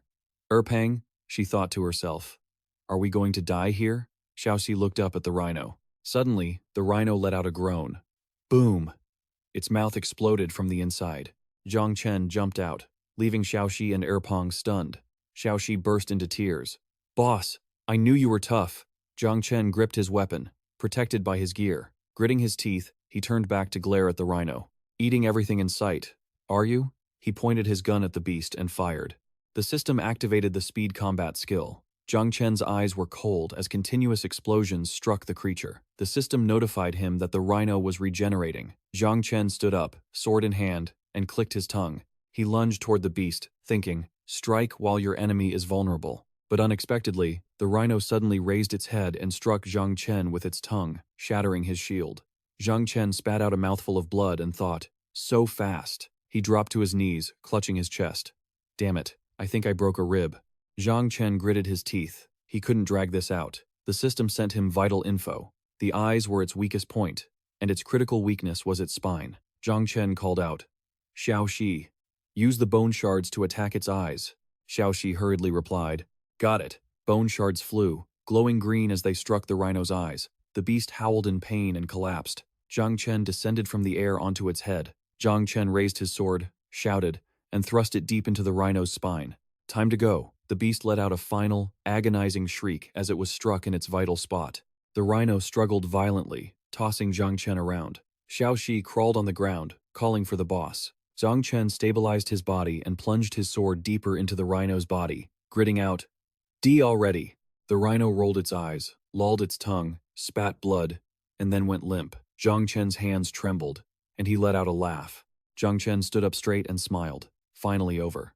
Xiao Shi ran over hurriedly. "Boss, are you okay?" Zhang Chen jumped off the rhino's back. "I'm fine." He immediately activated the system, triggering his regenerative talent to start fixing his broken ribs. He told Xiao Shi, "Go look for Zhao Xiyue and see if she's nearby." Xiao Shi quickly turned on the system, leaned against the rhino, and said excitedly, "Wait, let me take a selfie first. If I post this on the community channel tonight, I'll have bragging rights for a year." Zhang Chen slapped her head angrily. "Bragging my foot? Go look." Xiao Shi rubbed her head, feeling wronged. I'm going. Zhang Chen glanced at her, scolding, "Don't be careless." He tapped the harvest option on his system panel. The system provided feedback. 50 plus 10 energy cores, 10 times speed-up fertilizer, 2 times evolved blood, 20 times flexible skin, 10 times sharp claws. The rhino's body was systematically harvested. The system suggested that the evolved blood was a precious medicinal ingredient, and the flexible skin could be used to manufacture defensive energy gear. The sharp claws were rare materials for crafting energy weapons. Xiao Xi, carrying the dizzy Erpang, walked in circles and called out, "Zhao Xiyue, are you here? Our boss is here to save you. I think he really likes you." Zhang Chen also shouted from the other side. "Zhao Xiyue, it's me, Zhang Chen. The rhino is dead," Zhang Chen called out repeatedly, but no one answered. He grew worried. Did she die? He immediately shook the thought away. No, that's impossible. Surely not. While Zhang Chen was lost in thought, Xiaoxi called out, "Boss, come look at this." Zhang Chen hurried to the window. "That's it, this is the place." Zhang Chen moved the heavy stone aside. Xiaoxi gasped. Inside lay Zhao Shiyue, unconscious. Xiaoxi said, "Boss, we found her, but she's infected." Zhang Chen ran inside. "What?" Xiaoxi began treating Zhao Shiyue and said, "Looking at her condition, she's been infected for a long time. Fortunately, you met me, so she can still be saved. It's just that the virus has gone deep. Clearing it will take a long time." Zhang Chen stood in the room, staring at the door, and replied in a deep voice, "Xiaoxi, it's fine. Focus on healing her. I'll keep watch." Suddenly, the system sent a new notification. There was a large stash of weapons and ammunition in the room. Zhang Chen was surprised. Weapons and ammo? Zhang Chen walked forward excitedly and pushed the door open. The room was filled with tanks and armored vehicles. Zhang Chen was thrilled. "My God, these are the armored vehicles Zhao Siyue gave me last time. So this is where she got them. To think this place was so dangerous, it must have been tough on her." Zhang Chen walked inside and started clearing the place out. He collected 100 AK-47s, 100,000 rounds of ammo, 6 rocket launchers, and 238 rockets. Just as he was collecting them, a tremor occurred. Zhang Chen was startled, his eyes widening. Xiaoxi panicked. "What was that sound?" Zhang Chen grabbed his cannon and ran out like a flash. "Don't move, I'll go check it out." Zhang Chen aimed his gun into the darkness ahead. Suddenly noticing something, he rushed toward it, gun in hand. It was a yellow crate. What appeared before Zhang Chen was a bed. Zhang Chen cursed under his breath. The hint hadn't triggered. This thing was getting more and more sluggish. As he got closer to the crate, Zhang Chen could see it clearly. It was a red chest with gold trim, and behind it was a well. His eyes widened. While Zhang Chen was still wondering what was inside, a hand suddenly reached out from the well. Seeing that, Zhang Chen immediately realized something was about to crawl out. Watching the massive thing emerging from the well's mouth, Zhang Chen's body shuddered. Before he could finish his sentence, a huge head with 2 glowing red eyes popped up. Hugging his gun, Zhang Chen turned and shouted, "Xiaoxi, drive the armored car to the gate now." Xiaoxi rushed over. "Boss, what's wrong? Is the treatment not finished yet?" Seeing the massive monster in front of Zhang Chen, Xiaoxi screamed, "Oh my God, what kind of monster is that?" Zhang Chen fired his cannon-like gun repeatedly at the monster, then turned his head to say to Xiaoxi, "Xiaoxi, you take Zhao Siyue and get out of here first. I'll hold it back." Zhang Chen stared in confusion. The monster's body remained completely intact after the attack, not showing a single scratch. The system sent information about the monster. Mutant Tier 3 zombie, giant variant. Possesses immense strength, speed, reaction time, and super high defense, capable of sonic attacks. Just as he finished reading the notification, the giant mutant zombie lunged at Zhang Chen. He jumped to avoid the blow. What on earth is happening to this world? Is this even a zombie anymore? The giant mutant zombie's eyes glowed, momentarily controlled by Shi Chang. Xiaoxi helped Zhao Shiyue, who was standing behind casting spells. "Boss, hurry! I've got it controlled." Zhang Chen yelled, "Xiaoxi, you go drive the car first. Leave this place to me." With that, Zhang Chen flew up with his sword, putting all his strength into a swing. "Take this! My full power slash." But when the mutant zombie turned around, Zhang Chen froze. No wounds? The giant mutant zombie fired a blast, attacking toward Zhang Chen. Just then, Xiaoxi drove the car over. "Boss, get in the car." Zhang Chen cursed. "Damn it." He reached out and grabbed the unconscious Air Pang. Zhang Chen leaped into the armored car just before the zombie went berserk. The armored car sped away, leaving the writhing giant mutant behind. The vehicle shook violently inside. The unconscious Zhao Shiyue and Air Pang were laid out in the back seat. The armored car swerved underground. The giant mutant zombie's eyes were bloodshot. With a loud boom, it released a burst of red energy that shot out everywhere. The giant's attack had created a hole right beneath the armored car. The car went into a freefall. Zhang Chen was baffled. Why didn't the system warn him when the giant appeared? The car crashed with a violent jolt. "We're doomed," he thought. As the car fell freely, Zhang Chen muttered, "Does the system want me to crash?" After dropping from the height, the car remained intact without a scratch. Suddenly, a series of system panels appeared around Zhang Chen. What was written on the panels corresponded to what Zhang Chen was seeing. Weepers, crawlers, giant zombies, egg sacs. Zhang Chen was stunned. "Is this a monster nest?" Xiaoxi, swinging a gasoline drum, asked, "Boss, are we dumping all this gas?" Tears streamed down Xiaoxi's face as she sobbed. I had to trade so many arrows for this. It hurts so much. Zhang Chen was much calmer. He forcefully dumped all the gasoline from the barrels. We have to burn this place down. If this many monsters hatch, Tianyang City will be in big trouble. Something suddenly startled Zhang Chen. He looked up at the hole they had fallen through earlier. It was the giant mutant zombie. It's here already? Xiaoxi drove the car, getting ready to run. The giant mutant zombie landed, causing a tremor. Xiaoxi gripped the steering wheel tightly. I'm never following the boss out again. It's always life or death. Outside, Zhang Chen was still diligently pouring gas, pouring while dodging the mutant zombie's attacks. He turned and reminded Xiaoxi to drive in an S pattern to dodge. If it hits us, we'll be turned into mincemeat. Zhang Chen guided Xiaoxi on the path, telling her to floor it and swerve. By now, the gasoline canister in Zhang Chen's hand was empty. He looked up at the mutant zombie. A second later, Zhang Chen threw it straight at the giant mutant zombie's face. This one's for you. After that, Zhang Chen pulled out his cannon, aiming carefully at the mutant zombie. With a boom, the cannon shell ignited like a spark, setting everything ablaze. The giant mutant zombie charged out of the flames, still intact, trying to grab Zhang Chen as he jumped into the armored car.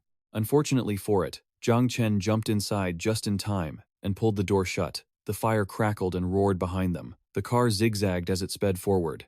A sigh of relief echoed. That was close. The fire burned all the monster eggs. The system notified him. 11% of the Tianyang City monster incubation nest successfully destroyed. Special reward. 1. Level 2 crate. Please check your inventory. Zhang Chen was shocked after reading the notification. Only 11%? Is this incubation nest that huge? Suddenly, Zhang Chen saw something green appear in front of them, and he leaned forward. Don't tell me. A slimy green monster turned to look at Zhang Chen's group. He froze. It's a new type of monster. The system prompted him just in time. Tier 2 mutant zombie. Acid-spitting nurse.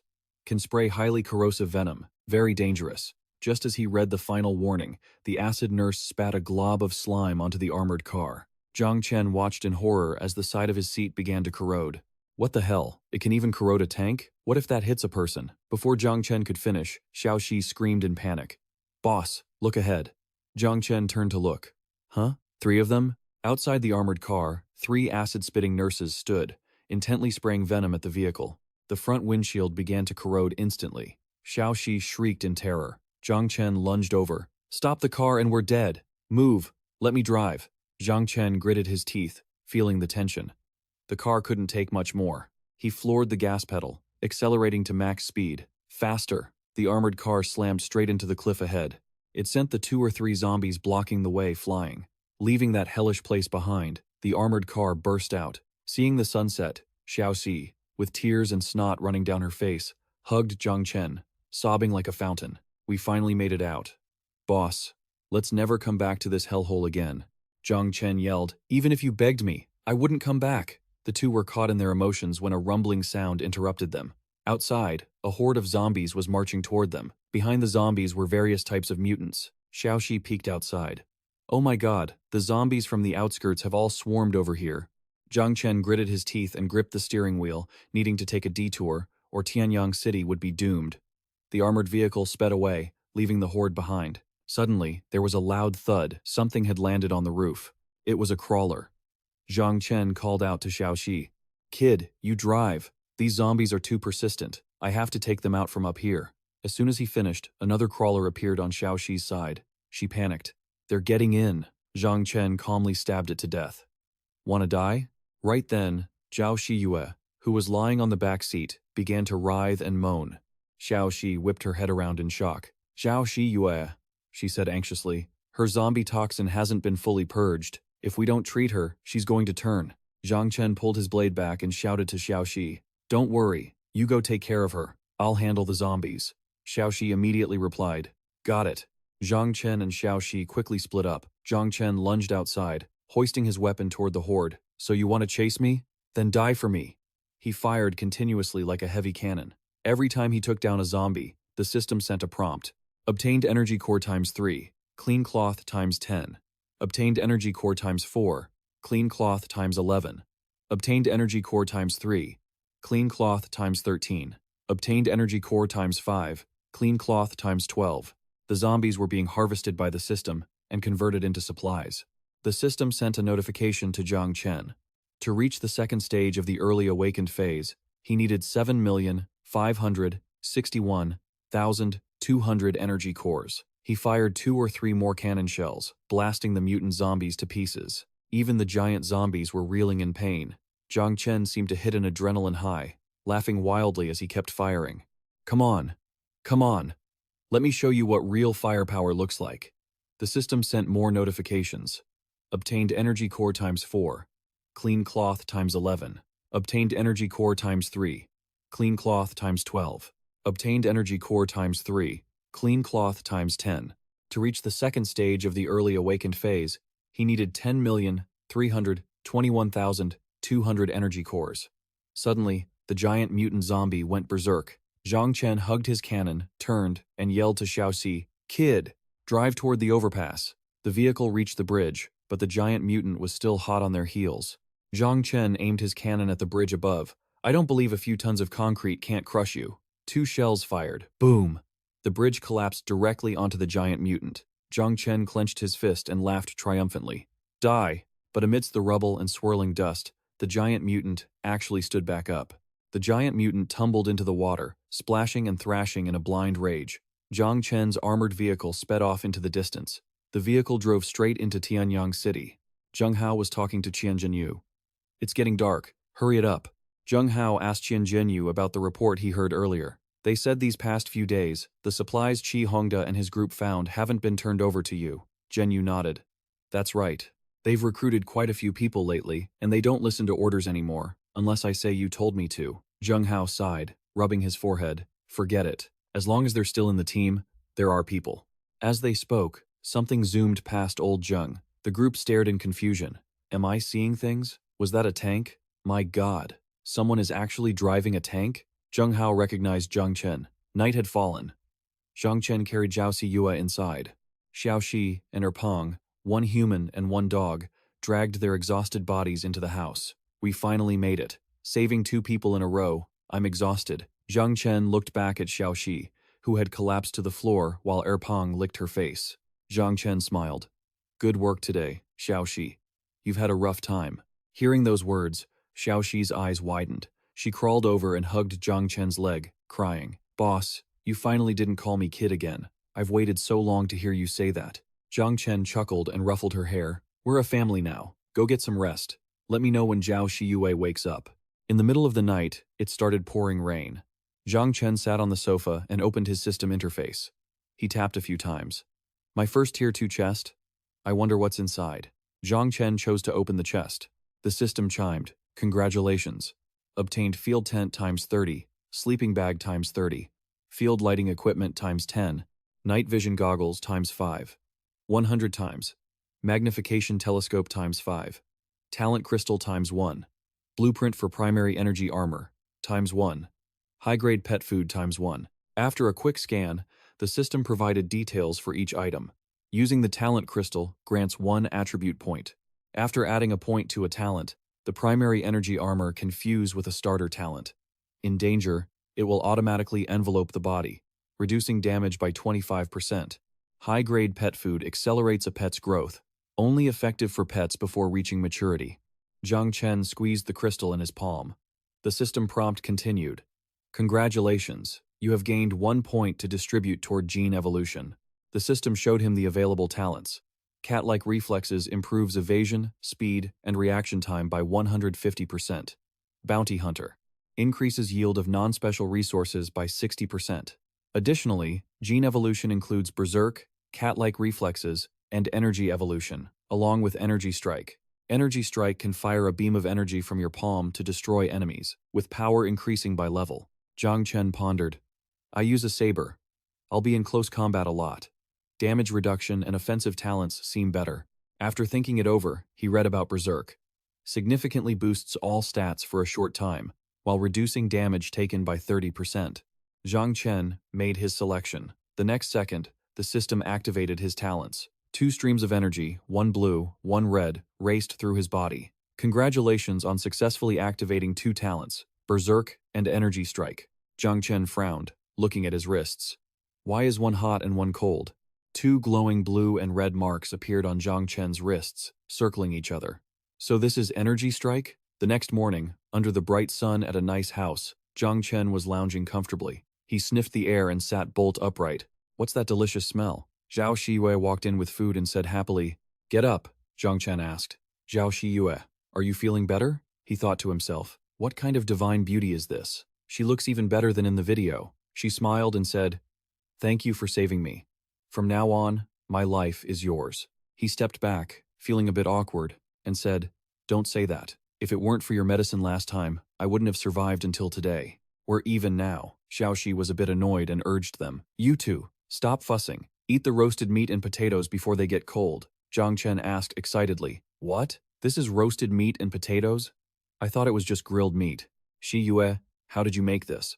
She covered her mouth and replied, "I learned to cook a few things before the apocalypse. If you like it, I can make it for you every day." Xiaoxi pointed in one direction and shouted, "Boss, look out the window. The giant horde is here." He panicked and turned to ask, "Where?" She quickly reached for a piece of food, but Zhang Chen immediately drew his sword, sliced the fork in half, and shouted, "Nice try, Xiaoxi. Shi Yue's first plate is mine. No arguments." The two of them flicked their hands, sending the pieces of roasted meat and potatoes flying into the air. Xiaoxi yelled, "That roasted meat! I was going to eat that today." The two of them continued to bicker and fight over the food. Shi Yue laughed and said, "Stop messing around. I'll just make another plate." While no one was paying attention, Erpeng lunged forward and gulped down both pieces of meat and potatoes. Zhang Chen shouted in anger, "Erpeng, even you dare to betray me?" Xiaoxi scolded, "Erpeng, you traitor." In the garden, the plants were growing lush and green. Xiaoxi asked loudly, "Boss, did we run out of fertilizer?" Zhang Chen wiped his sweat and replied, "I'm out too. Looks like we'll need to go out and find some." Shi Wei brushed her hands off and said softly, "I really hope we can keep living in peace like this forever." He turned around to leave and reassured her, "We will. I already have enough strength to protect everything here," she continued. "Oh, right. I still have a few skill books and the bunker's diary. I was in such a rush last time, I forgot to give them to you," he asked. "A diary?" Siyu waved her hand, opening the system interface. General driving skills. After use, you can operate all transport tools. Marksman's hand. After use, accuracy is increased. Blood-stained diary. Written by research staff at the bunker. System note. Blood-stained diary from the bunker. Steel extraction technique. Can extract raw steel from materials or metal structures. Primary mechanical repair and enhancement skill. Can use steel to repair, enhance, and modify mechanical equipment. Zhang Chen said excitedly, "I was just worrying about how to fix the tank. With these two skills of yours, that problem is as good as solved." He tapped on the system interface and wondered, "What the heck is this diary?" The system notified, "Congratulations, you have learned all collection skills. The 12th of August, 2012. The virus has mutated. Every infected person has turned into a zombie. The military has sent troops to clear out the infected city. A 24-hour curfew is in effect. Anyone appearing on the streets will be shot on sight. The 29th of May 2012. Zombies are the least of our worries. Mutated insects and plants are the true nightmare of humanity. There are also many monsters that crawl out from the ground. Even after you kill them, they resurrect. The main military force has been wiped out. All the weapons humanity was so proud of are useless against these mutated creatures. The 12th of October, 2012. Today, another soldier shot himself in the head. I've had enough of this bunker. I heard there are 3 armored vehicles in the armory, fully stocked with ammunition. We've decided to steal them and fight our way out. The 1st of November 2012. Mutated burrowing worms have breached the bunker. The soldiers didn't even make it to the armored vehicles. Everyone is screaming. This world is doomed. Zhang Chen stared, thinking, the bunker has armored vehicles? The tank roared, crushing the monsters beneath its treads. Xiaoxi said confidently, "I can handle this alone. With you, boss, as the mechanic, this road is our home. Let's see where you zombies are going to run." Erpeng transformed into a giant, biting the zombies one by one. Zhang Chen looked down from above and thought, "These are the last of the zombies. They should be enough to level up." He leaped decisively into the air and plummeted down like a missile. Every time he landed, the earth shook and the ground shattered into pieces. He shouted the order to open fire. Xiaoxi, getting fired up, smiled and gripped the 2 smoking guns in her hands. She put on her sunglasses and said, "Nobody loves you. I'm just the one ending you zombies." The air was filled with smoke and fire as explosions lit up the entire area. Erpang's eyes burned red with killing intent, chewing greedily on pieces of zombie carcasses. Zhang Chen reached his hand forward, a surge of magical power flowing out. Time to test your power, don't let me down. He fired a shot that cut through everything in his sight, without mercy, but then he wiped his hands and teared up. That hurts. Looks like that move can only be used as a finisher. His hands glowed with blue magic as he scanned his surroundings. He shouted. Repairing the armored vehicle cost a lot of energy cores. This should be enough to break even, right? System notification. Acquired 723 energy cores, 1,020 clean cloths, 1,140 mutated fertilizer. Upgrading to the second stage of the initial awakened requires 1,755 out of 1,200 energy cores.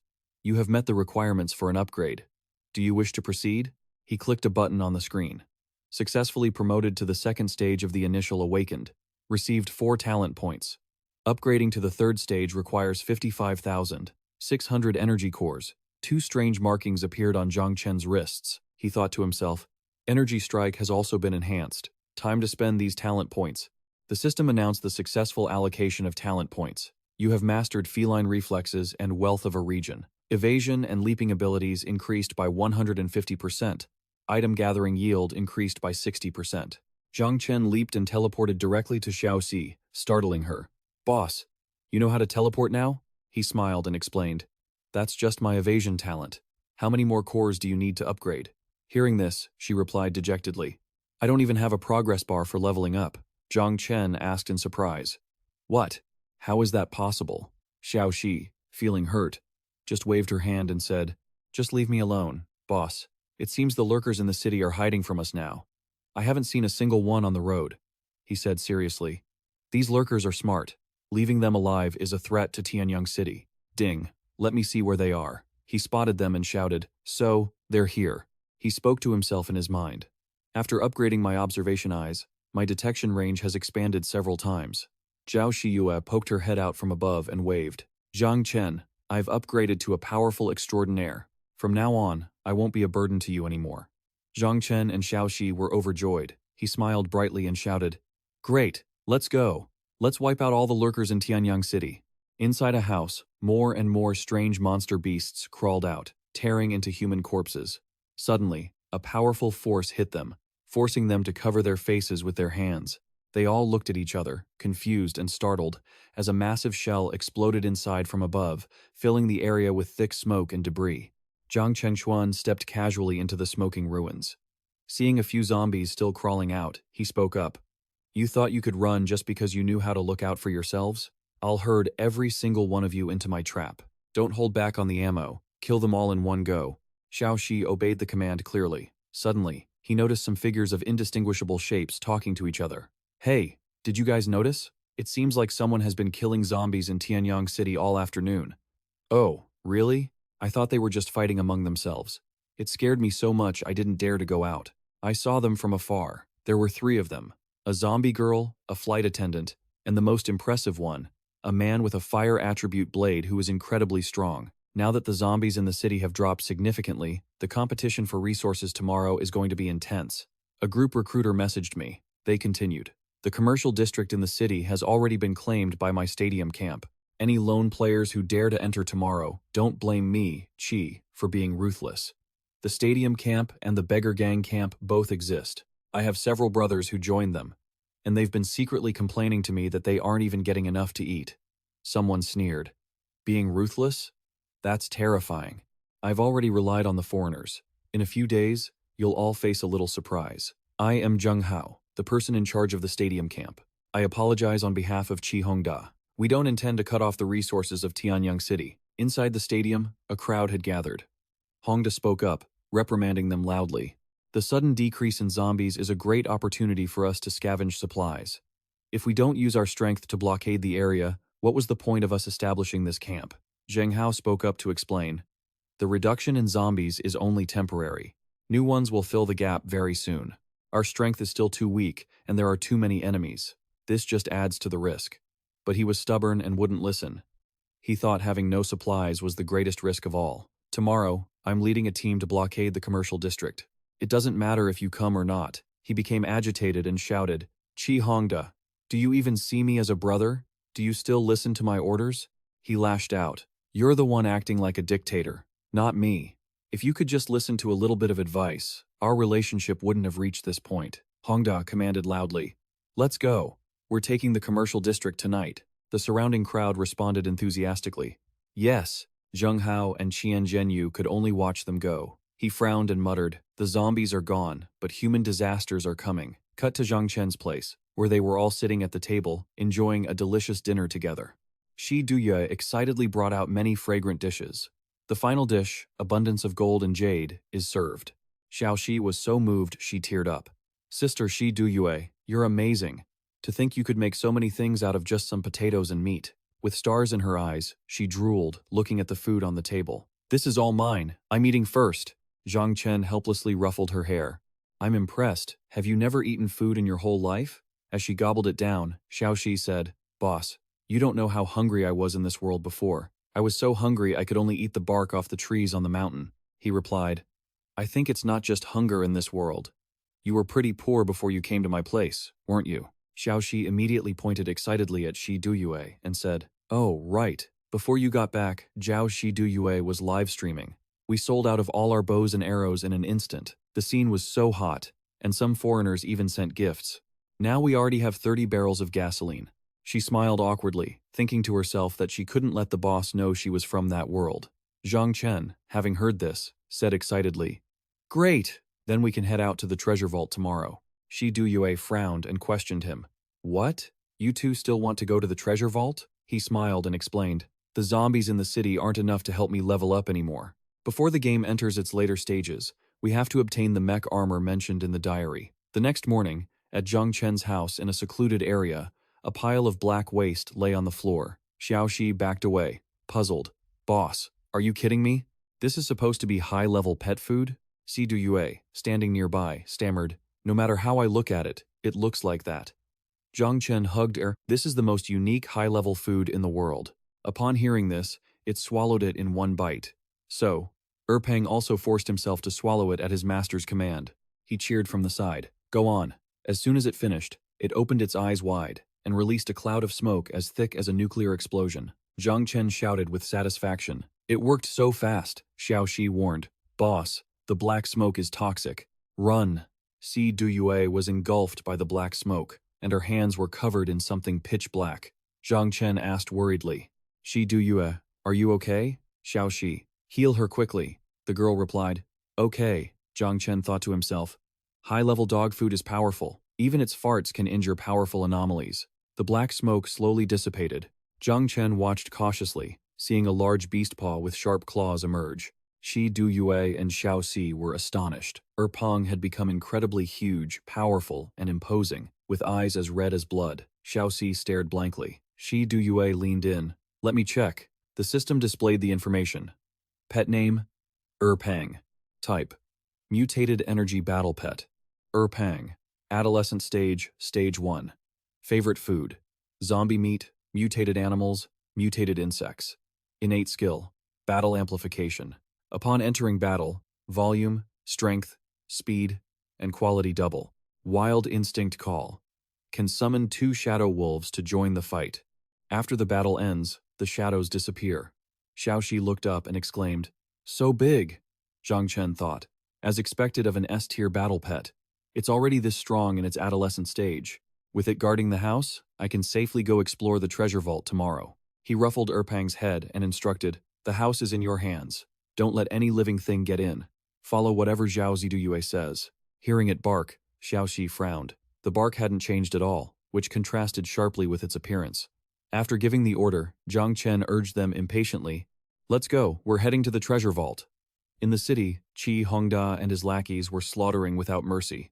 He stooped to grab an item, secretly excited. Killing people for resources is still the fastest way. A chubby, gold-laden man pointed forward and shouted, "So this is how the stadium settlement does business? You tricked us into gathering supplies, and now that we're done, you're trying to wipe us out." Qi Hongda shrugged and replied, "Don't blame me. It's all on the orders of our boss, Zheng Hao. We have no choice," the chubby guy shouted. "By doing this, aren't you afraid of becoming a common enemy to everyone once word gets out?" you won't have a good ending. Chi Hongda still replied nonchalantly. We aren't easy to kill either. Tell you what, leave your rings behind. Let us go back and talk, and I'll spare your lives. He asked calmly. How about it? The chubby guy stammered, looking terrified. For real? Chi Hongda smiled and promised. Of course, it's real. But when you guys spread the truth about Zheng Hao, don't mention it was me.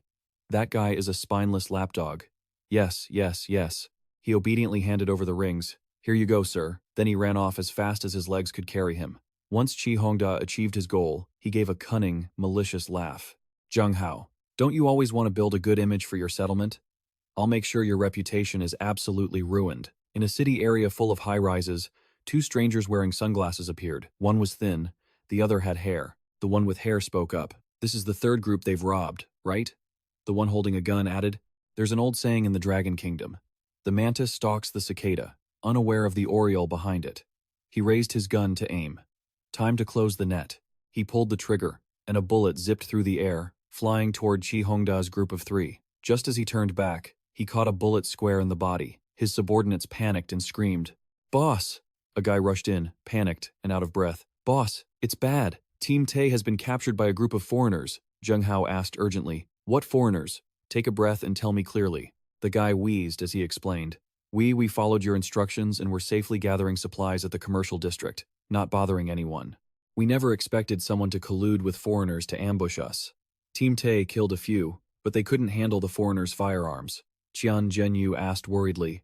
Where are the others? How did you manage to escape? He said they were all killed. The foreigners let me go and told me to give you this list. They said if we don't bring the supplies on this list to the designated spot by tonight, they'll kill the hostages, and then they'll hunt down the rest of our settlement. She took the list, skimmed it, and thought anxiously, this is almost half of our settlement's entire supply cache. The people behind her whispered in fear. There's a foreign force in Teen Duong City, and they have firearms. We're no match for them. Let's get out of here. Zheng Hao tried to reassure them. Everyone, don't panic. Teen Duong City is where the Dragon Kingdom's players gather. These foreigners won't dare to act so recklessly. He lowered his head and muttered, It's only half. The conditions aren't too harsh. We can always gather more supplies. I'm just afraid they'll take the supplies and still not release the hostages. Qian Zhenyu asked Zheng Hao sternly if he really intended to deliver the supplies, but Zheng Hao said confidently, Don't worry, I have a way to save Chi Hongda. Scene shift to a mountain cave, where a sigh echoed. Oh my god, Xiao Shi was walking slowly through a cave filled with strange monster eggs. Is this den bottomless? Where on earth is the mecha armor? Boss, you have to hold on, it's not that I want to be lazy. Suddenly, she shrieked when she saw something move, and that disgusting thing slowly approached her. Xiao Shi shouted, yelling, What are you looking at? I'm asking you. Do you know where the mecha armor is? The creature froze for a few seconds, then shook its head, which surprised her. It seemed to understand her. Knowing that, Xiao Shi commanded, If you don't know, get lost, don't block my way. And the thing actually turned away. She thought to herself, Could it be? She asked in confusion. Have I leveled up without even realizing it? Did I unlock some hidden talent? Wait a second. You haven't seen any large pieces of metal that blast zombies away, have you? The monster pointed down. She followed the direction with her eyes. It was further below. Meanwhile, Zhang Chen was in an incredibly tense situation. He moved with lightning speed, throwing punches at the giant monster, sending it flying far away. Zhang Chen landed on the ground, gritting his teeth as he thought. With the energy armor grade plus my awakening talent, that's a total of 35% damage reduction, and I still can't take a hit from these monsters. Xiao Shi, why haven't you found the mecha yet? I can't hold out much longer. The monster kept pounding the ground. With cat-like reflexes, he shouted, I can't take much more of this. Down below, Xiao Shi was deep underground, panting from exhaustion. It's so deep it should be here. Suddenly, Xiao Shi saw a pile of giant robots. She shrieked, A mecha! Staring at the heap of scrap metal in one spot. Xiao Shi muttered, Looking at the number of heads, there are probably 4 of them. She judged after looking inside. But these probably only count as parts. Standing in front of a robot, Xiao Shi opened her communication system and said, Only one is even remotely complete. Boss, I think we should give up this time, right? As soon as the connection was made, a voice asked back. Xiao Shi touched the screen and said to Zhang Chen, Boss, the mechas are all broken, and there are 5 monsters patrolling here. Let's retreat. On the screen, Zhang Chen coughed and hurriedly said, Wait, isn't the one behind you complete? It can probably be fixed. I'm coming down. Xiaoxi saw Zhang Chen's condition and asked anxiously, "Boss, are you hurt?" Zhang Chen immediately replied dismissively, "I just accidentally took a hit from the monster, that's all." Xiaoxi angrily questioned, "Just a hit? You're already hurt by one. Won't 5 be a suicide mission?" Zhang Chen focused on the controls while replying, "Fortune favors the bold. I'll cause a distraction near your location first. Lure them out. Get ready to fight." Xiaoxi shouted at this. "I'm so mad. This is too risky. Next time, let me be the boss." Because she shouted so loudly, she attracted the attention of the monsters nearby. Right then, a massive explosion created flashes of light that encircled the monsters, startling even Xiaoxi. The monsters immediately turned around to look, then charged. They all rushed toward the flashes to attack. At this moment, Zhang Chen suddenly appeared. Xiaoxi turned back, startled. "Boss? How?" Zhang Chen landed on the ground and said, "That's how." Xiaoxi whimpered and said, "Boss, I feel like we should really just retreat." Zhang Chen exhaled, his hands still moving rapidly over the data screen as he said, "Stop talking nonsense. Quickly use the zombie bones to surround this place. The monsters will be back very quickly, and the repairs will take a long time." The screen displayed the information. Steel gathered 638. Special steel 135. Beginning repairs on the mecha armor based on available resources. Estimated time 30 minutes. Repair progress 0%. Steel -10. Energy core -10. Upon hearing the news that the giant beast's armor had to be repaired, Xiaoxi unwillingly turned to go on her mission, tears welling up in her eyes. Zhang Chen grabbed her hand, passed her a weapon, and instructed her, "Wait, take these 100 bombs I just got. When the giant beasts come in, you go and draw their attention." Xiaoxi whimpered, "Boss, am I going to die?" Zhang Chen held Xiaoxi's hand to encourage her. "Xiaoxi, you have to believe in yourself. We're only in the second phase now. It's going to get a lot harder later on." At that moment, the screen displayed a loss of 100 bombs. As Xiaoxi turned back, she saw a giant beast entering. Startled, she waved her hand, pulled out a blue light, and shouted, "Chen, they're back." Xiaoxi quickly dashed out from the blue smoke screen, hiding Zhang Chen's position, and said, "Boss, I hear you, but after the mech is fixed, make sure you come to pick me up." Zhang Chen quickly replied, "The people of Long Nation don't lie to their own, plus we're family. As long as I have a breath left, I will never leave you behind." Zhang Chen looked tensely at the data on the notification screen. Repair progress, 3%. Steel, -84. Energy core, -57. He wondered to himself how the steel and energy core were depleting so fast and if they could even be repaired at all. Outside, Xiaoxi aimed her gun at the beast's legs and shouted, "Hey, idiots!" After firing a barrage of bombs at the giant beasts, Xiaoxi quickly crouched and dashed away, shouting, "Look over here!" The herd of giant beasts attacked Xiaoxi but missed. She quickly leaped to another position, not forgetting to taunt them. "You missed. Does that make you mad?" Xiaoxi hoisted the bomb launcher onto her shoulder, aiming and shouting, "What a bunch of fools, ambushing me and still making so much noise. Eat some bombs, don't be shy." Outside the mountain, the group near the vehicle only heard loud explosions coming from inside the cave. At this point, where Xiaoxi was, smoke and shrapnel filled the air. She muttered, "What a headache, bullets, missiles, bombs. I've used everything I've got." The giant beasts continued to stomp toward her. Completely exhausted, she still forced herself to say, "Boss hasn't made a sound. He must be at a critical point in the repairs." Watching the beasts still advancing toward her, Xiaoxi said, "I'll hold them off a bit longer." The beasts charged straight through the smoke and the blue protective barrier. Xiaoxi, hunched over from sheer exhaustion, stared ahead, telling herself, "I can't ask him for help." She unleashed an attack, thinking, "I have to buy boss some more time. Who's afraid of who? I'll just act like a real zombie." Suddenly, a loud noise blocked the path between Xiaoxi and the beasts. Xiaoxi saw a mech standing there, emitting a blue aura. She hazily realized, "Boss, why does your posture look so crooked?" Zhang Chen piloted the mech, jumped high into the air, flew forward, and shouted for Xiaoxi. As the mech landed right in front of Xiaoxi, Zhang Chen said quickly, "The mech is repaired, but it's missing materials. For now, it can only fly." Startled, Xiaoxi asked, "What?" Zhang Chen instructed her, "You fly it back home first. I'll lure the beasts elsewhere." Zhang Chen quickly jumped out, took his sword, leaped into the air to attack the giant beast, and didn't forget to tell Xiaoxi, "Don't let it get damaged. It's the last mech in this world." Zhang Chen slashed at the head of a giant beast and barked, "What are you looking at? Your opponent is right here." Xiaoxi quickly sat in the pilot's seat and said, "Don't worry, boss. We exchanged our lives for this. I guarantee I'll finish the mission." Under Zhang Chen's attack, the giant beast immediately threw a punch back. Fortunately, Zhang Chen stepped back, dodging it. He shouted, "Fast reflexes!" Zhang Chen launched another strike. "Then try this." Inside the mech, Xiaoxi pulled the control lever and said to herself, "Because of boss, no matter what, I have to get out of here." Then, the mech flew straight up, leaving a long trail of light. Meanwhile, Zhang Chen was still attacking the head of a giant beast. Zhang Chen said happily, "Well done, Xiaoxi." Then he turned to the herd of beasts and said, "Where are you guys looking?" Zhang Chen channeled his energy, unleashing beams of light at the beasts, while shouting, "Come over here, all of you. Our fight isn't over yet." Next, a flash of white light appeared across the system screen. Elsewhere, outside a building, a noise rang out. Slap. Qian Zhenyu ran like the wind with a bow and arrow, eating something as she sprinted, muttering, "I hope that person has some compassion for their fellow countrymen and helps deal with those foreigners."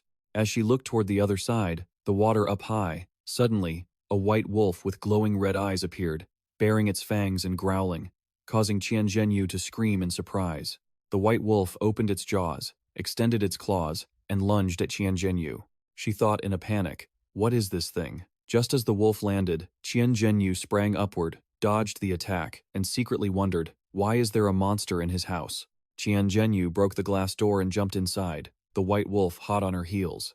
Running urgently, Qian Zhenyu glanced back over her shoulder, thinking, the plan cannot fail. I have to lure this monster to Zhengdui. At that moment, the white wolf lunged straight at her. Inside a warehouse, a man was tied up with his hands hanging high. Below him sat a man in a brown suit and dark glasses. Behind him stood another man in a black suit. Both were watching the man hanging above as he bled. The man on the chair ordered his subordinates standing behind him, "It's time. The people of Long Nation are too timid to come. Take action." A subordinate splashed a bucket of cold water over the bound man's head. Wang Jinian woke up, opened his eyes, and thought, "Zhang Hao, in the end, you guys still abandoned me. I knew the way you were kind to me before was just to use me." A subordinate approached with a lighter and said, "Don't be afraid. Life is like a flame. I'll help you burn it out." Wang Jinian's eyes widened in terror. Suddenly, a noise caused the man on the chair and his subordinates to turn around. Zhang Hao appeared at the door, walking inside alone. The leader on the chair turned and yelled at his men, "Where are the guards stationed outside? How did he get in?" The subordinate checked his phone and replied, "I don't know. There's no sound from inside. Could they have been killed?" Suddenly, a ring was thrown out.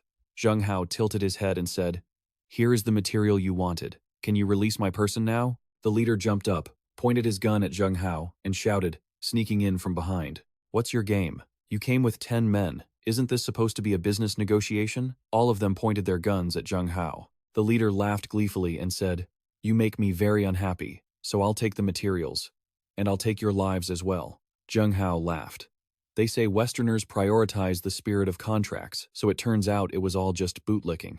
The leader sneered and said, "Rather than relying on the constraints of a contract, I prefer to get to know people based on our respective positions of power." Trent Hao, furious, ripped open his shirt to show them the explosives strapped to his body. The leader screamed in terror and ordered them to let him go. He gnashed his teeth in anger as he watched Trent Hao carry Wang Jinian out the door. Turning around, the leader furiously ordered his men to go after them and kill them. One of the men replied, "Yes, sir." Trent Hao, carrying Wang Jinian on his back, sprinted out of the building. Wang Jinian looked up and asked, "We're already out, aren't we? Do we really have to go this fast? My wounds are about to rip open." Trent Hao replied, "Shh. The explosives on me are fake." Wang Jinian shouted in anger, "What? You mean that whole death-defying act earlier was just a joke?" Trent Hao was wondering why Shen Gok hadn't lured the target in yet. Had she failed? Seeing that they were almost outside, Trent Hao kept thinking that they would have to fall back on the ambush plan the team had set up. Suddenly, a figure moved with astonishing speed. A bald man with a rifle on his back jumped out, blocking Trent Hao and Wang Jinian. Landing on the ground, he said smugly, "You people from the Dragon Nation, why the rush?" The leader laughed and said, "We've got a gift for you." Wang Jinian, sitting on Trent Hao's back, blamed him. "See? You failed again. If you had just called the team from the start, we would have escaped by now." Trent Hao replied, "I couldn't risk the team's lives for your sake." Hearing this, Wang Jinian angrily questioned him. So, that means you never intended to save me at all. You were just here to play the hero. The black-clad thug scoffed. What? Arguing already? Looks like you two aren't on very good terms. Tell you what. Leave the explosives, and I'll let you go. How about it? Just then, a large beast blocked the thug's path, making him turn around in a panic. He cursed in shock. What the hell is that monster? Seeing the white wolf baring its teeth, the bald foreigner sneered. So, this is the air enforcement you brought in? The wolf, with its fierce, blood-red eyes, let out a low growl. The bald man laughed again and said, Is this the pet they raise in the Dragon Nation? I thought it was some kind of monster, turns out it's just a dog. As he spoke, he chuckled, looking utterly condescending. Meanwhile, at a window in the building, Shun Gok stood with her arms crossed and yelled, Captain Trin, hurry and run. Chi Hongda looked back, his expression looking rather sour. Trint Hao gritted his teeth, thinking that something felt off. With that thought, he gripped Chi Hongda tightly on his back with one hand and tossed a grenade with the other. The grenade hit the ground and exploded. Seeing this, the bald man shouted, Go after them! Don't let them get away! Suddenly, a shadowy, dark phantom appeared in front of the wolf. The bald man was startled and wondered, What is that? The wolf's phantom pounced at him, and in his fright, he fired a shot. But then the phantom morphed into the actual white wolf, which lunged forward and bit down on the bald man's leg. Blood splattered everywhere as his eyes bulged, nearly popping out of his head. The blond man remained in the room, leaning on a chair and grumbling through clenched teeth. It's been an hour, and they can't even catch a wounded loser? A bunch of useless trash. After finishing off the bald man, the white wolf ran back, carrying the man's rifle in its jaws. The two remaining thugs saw the shadow appearing outside and gasped, What kind of monster is that? The blond man thought it was Jack's hunting rifle. He pointed his gun at the white wolf and said, This is bad. It's a war beast. Open fire and kill it. No sooner had he finished speaking than they all opened fire. The white wolf dashed through the hail of bullets, pouncing toward them. When it hit the ground, it caused a tremor, sending debris flying everywhere. The thugs were thrown back just the same. The wolf leaped, using its razor-sharp claws to slash at someone nearby, blood spraying into the air. The blond man ran while shouting, Retreat! This war beast is too strong. We can't kill it. He scrambled to contact someone for reinforcements. Help me! We're being attacked by a war beast from the Dragon Nation. The white wolf roared, baring its fangs, as black shadowy phantoms appeared beside it. They split up to snap at the foreigners. One piercing scream after another echoed out. Don't help. The blond man was grabbed by the white wolf by the throat, his face twisted in panic. If I had known they had someone from the Dragon Nation capable of taming war beasts, I wouldn't have come here. Night fell, and the shadows of 3 people stretched across the road. Chi Hongda, covered in injuries, said, Thanks for saving me again, everyone. Then he added, I can walk on my own now. Trin Hao spoke with a sincere tone. I'm sorry, brother. I did it for everyone's safety. I hope you can understand. Hearing this, Chi Hongda turned his face away, walking off coldly while retorting, Understand? How could I not? His attitude startled Chun Ngok. She angrily wanted to rush forward and speak her mind, but Trin Hao held her back. Chun Ngok, don't be rash. Unable to swallow her anger, she shouted, A heartless traitor like that wasn't even worth saving. Meanwhile, Chi Hongda, having turned his back to walk away, had a very ungrateful thought. Trin Hao, don't think you can use this favor to tie me down.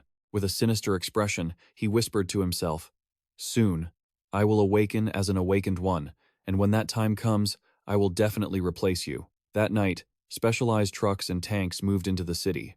On board were heavily armed troops. The tanks stopped on a street, and their heavy hatches opened.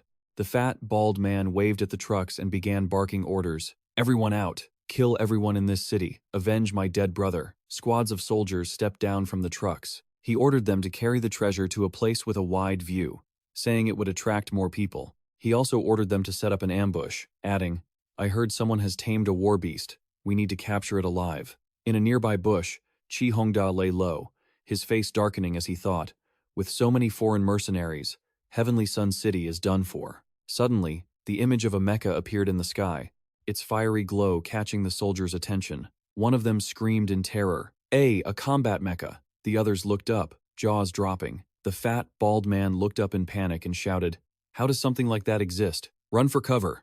Meanwhile, inside the mecha, Tio He looked down, wondering with a confused expression. Why are there so many armed foreigners in Heavenly Sun City? She also had a hunch that they looked like bad news. Then, looking at the figures on her monitor, she curled her lip and thought, let Big Sister here give you a real scare. With that, she immediately piloted the mecha to fly down low. This maneuver terrified the soldiers. The mecha's cannon began to glow with a red light, the signal that the ammunition was ready to fire. Seeing this, the soldiers ran for their lives, screaming, "Run! The mecha is about to fire." The person next to him, afraid of being left behind, shouted, "Wait for me!" Next, a truck and a tank were seen tearing down the road, leaving smoke in their wake, with a mech chasing right behind them. Chi Hongda, lying on the ground, also saw the mech soaring through the air. He looked up, sweat streaming down his face, and thought to himself, the mech completely outclassed them. The gap was just too huge, even for him. Then, he made a major decision. Weak people are nothing but fodder. He had to become stronger. He noticed some crates on the ground and felt a surge of joy, treasure chests left behind by the foreigners, and now, they were unguarded. After checking his surroundings, he scurried out. Upon opening a chest, he found a few items, including a blue vial and a gun. He examined the vial closely and thought, a mid-grade body enhancement potion. A sinister thought brewed in his mind. Zheng Hao, I'm going to evolve into an awakened, before you do. Just wait for me to return as a king. Elsewhere, many storage rings had just been discovered. Zhao Shiwei was stunned. So many storage rings. Pang, you've done a great job. Pang chimed in with two barks. Woof. Woof. Suddenly, she looked up at the sky and saw the mech moving, surrounded by a blue energy field. Her face lit up with joy as she cried, a mech! Zhang Chen and the others succeeded. The mech dove straight toward the building, leaving a blue trail of light across the sky. At that same moment, a tank was cruising down the road. Inside, a voice spoke up. That's how it is. The voice in the tank belonged to Zhang Chen. He looked at the glowing screen in front of him and said, those foreigners must be looking for Pang to settle the score. He added, nice work, Xiaoxi. That means you accidentally saved Tianyang City. He then wondered, but if those foreigners don't see the mech chasing them, will they turn back? They're probably on their way back to Tianyang City right now. On the other end of the line were the Zhao sisters. Hearing this, Zhao Shiyue asked, so, what should we do? Xiaoxi suggested anxiously. Maybe we should evacuate Tianyang City? There are so many of them, and they have tanks. I don't think rocket launchers can stop them, and besides, you're injured. Upon hearing this, Zhang Chen immediately objected. No way. We can't just abandon this place easily. Head to the entrance of the ambush zone right now. If anyone shows up, just fire at them, but don't engage in a direct fight. I'm on my way. Hearing his order, Zhao Shiyue disagreed. You need to treat your wounds. You can't take this risk. Defending Tianyang City isn't just your responsibility alone. In Zhang Chen's cockpit, a sound rang out. Pang, stay calm. He cut the line to Zhao Shiyue, who was currently scolding Pang. Don't worry. I have a way to deal with those foreigners. Trust me. After saying that, he thought to himself, repairing the combat mech still requires 10,000 energy cores. With zombies now scarce, I have no choice but to loot. He then thought with a smirk, those villains kill people to loot treasures. Time for them to start trembling. Just then, a convoy of military vehicles began moving into the city. Xiaoxi looked down, feeling a stroke of luck. They actually came back. It's a good thing we got here in time. Zhao Shiyue held a cannon in her hands and said, how about we fire? We might be able to wipe them out. No sooner said than done, she fired a shell at the vehicle driving down the road. The cannon shot hit the vehicle, and a massive fireball erupted. Zhao Shiyue watched anxiously. She fired at the tank again, and while fire erupted, the tank remained unscathed. Seeing this, Xiaoxi grabbed Zhao Shiyue's arm to flee, shouting, this is bad. We've been spotted. Run. Zhao Shiyue looked back and said, it wasn't damaged. We should blow up the bus behind it. Outside, the tank began to counterattack, firing several rounds. Inside, the two scrambled to get away, as smoke and debris filled the room, shattering the windows. They ran even faster. The leader shouted into a megaphone, listen up, you rats in the shopping mall. He stood at the tank's hatch, pointing the megaphone toward the broken windows of the building ahead.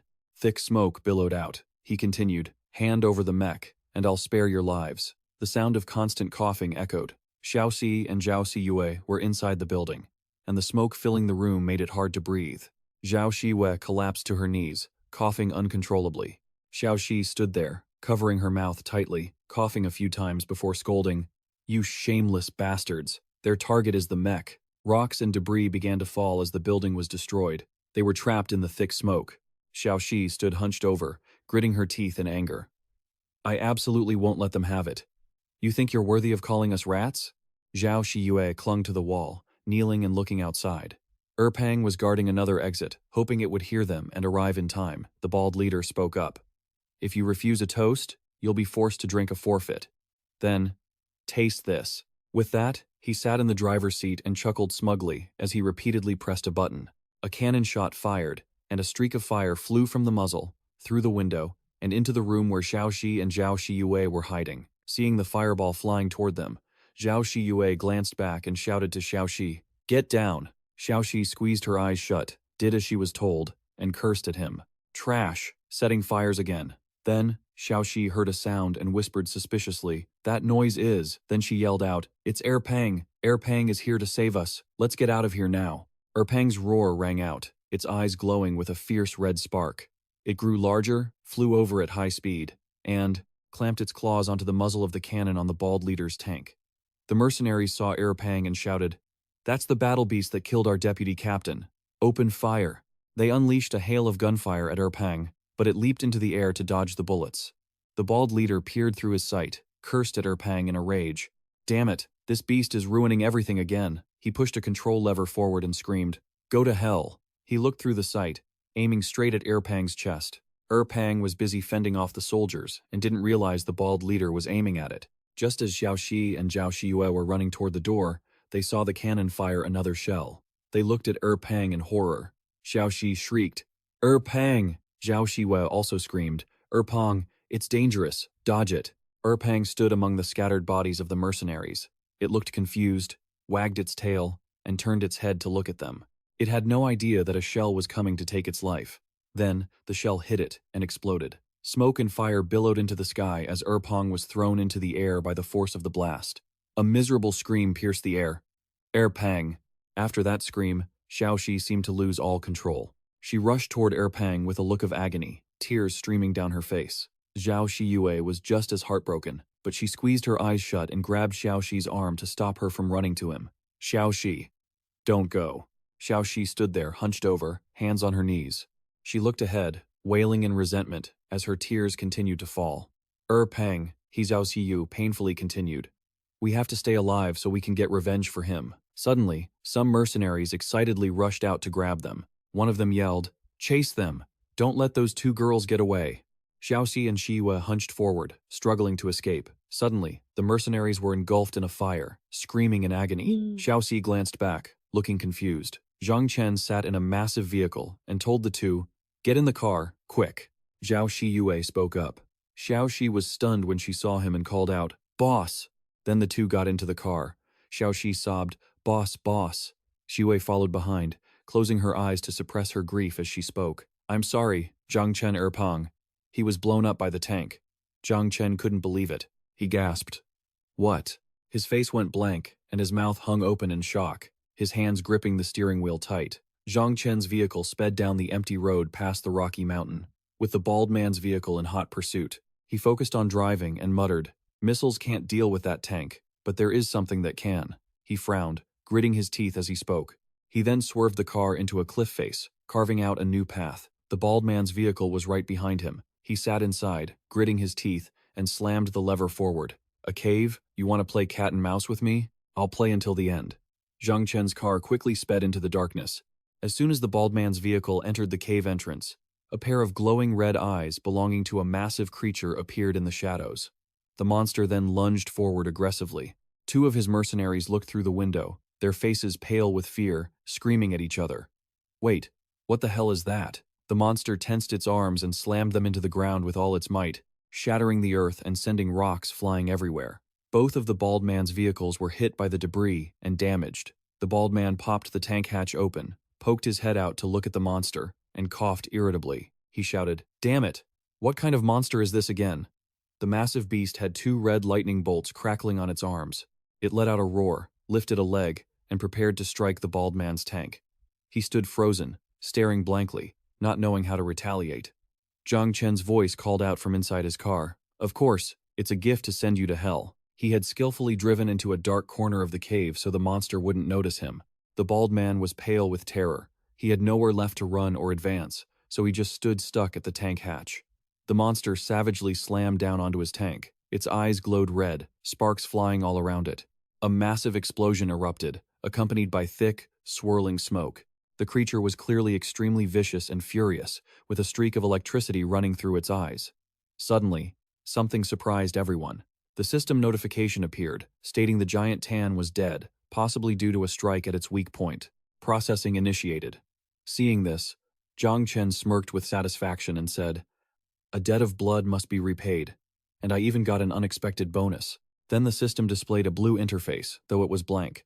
Next, he grabbed his sword and leaped out of the car, saying seriously, "It's time to end this." He jumped from the ground, aiming for the monster's head. He was surrounded by a blue aura. The monster was still aggressive, crackling with sparks. He used his legs to clamp onto the monster's neck for leverage, then used all his might to thrust his sword into its left eye. Blood sprayed everywhere from the wound. As the blade pierced its eye, he shouted, "Die!" The monster let out a heart-wrenching, painful roar, and then it slowly disintegrated. Zhang Chen landed safely on the ground. Xiaoxi and Zhao Shiwei ran out of the car, anxiously calling, "Boss!" Zhang Chen, then the system notified him. "Congratulations on becoming the first survivor in the world to eliminate a giant Tan. You are rewarded with grade 3 supplies. Please take a look." While he stood there reading the notification, the monster collapsed behind him with a loud crash, sending dust billowing into the air. He stood there, clutching his sword, turned to look at the monster, and breathed a sigh of relief that it was finally dead. Suddenly, blood gushed from his mouth. He gasped for air, thinking to himself that his final injuries were finally taking their toll. He lost all his strength and sank to his knees, one hand holding the sword, the other bracing himself. His face was deathly pale, drained of all color. Xiaoxi and Shiyue rushed over in a panic to see how he was doing. The battle had left the area in ruins. The tank was overturned, and while someone had crawled out, they didn't survive. Blood covered the road. Suddenly, two figures appeared out of nowhere and witnessed the scene. A man with black hair walked ahead, looking smug. Hiding in the back was definitely the right call. "We'll scavenge all the usable supplies." The man with curly hair followed, replying, "It's a shame all the good stuff was already taken by that devil of a man.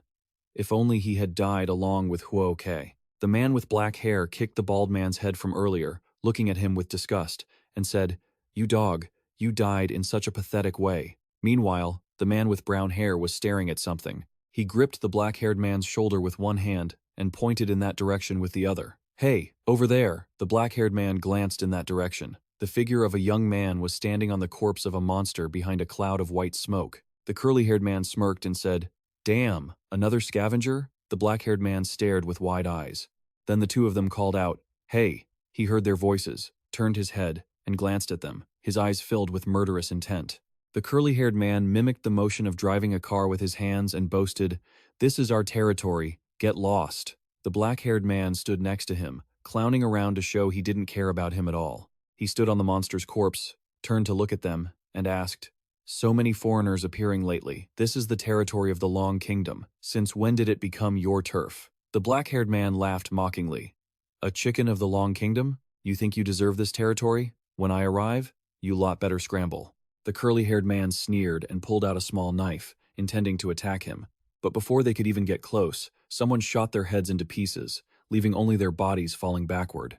It turned out to be the survivor from the Lanya camp, team leader Zhao Longchuan. He stood there calmly looking down at their corpses and said, "Trespassing on the territory of the Long Kingdom without even knowing how to tuck your tails between your legs, you didn't deserve to live." He then pressed his earpiece to call someone. He asked the person on the other end if they had found him yet. High up, a red-haired girl in military gear scanned the area with binoculars, a sniper rifle still smoking in her other hand as she replied, "I've searched the perimeter, but no sign of him. He must have retreated." She was the sole survivor of the Lang Na enterprise. "A godlike marksman," she continued. "To be so heavily wounded yet still pull off such a clean escape, I'm actually starting to admire him." Zhao Longchuan hung up and told his soldiers, "Let's go. If he hasn't died, he must still be nearby." His tank began to roll forward, and his voice rang out. "At the very least, we must find him before the projection begins." Inside a warehouse, Zhang Chen's situation was frantic. Blue light from his sword sliced through the air in an arc. He had just cut down a monster before glancing toward where Shi Yue and Xiao Shi were searching for Erpeng in the alleyway. Heavily panting, he asked, "Did you find Erpeng?" Shi Yue turned her head and replied, "No. He must be around here." Suddenly, the system flashed a bright red danger alert. 5. Crawlers approaching. Player's agility significantly reduced due to severe injury. Recommendation: withdraw immediately. He gasped in shock at the information. A crawler appeared behind him, clinging to the wall.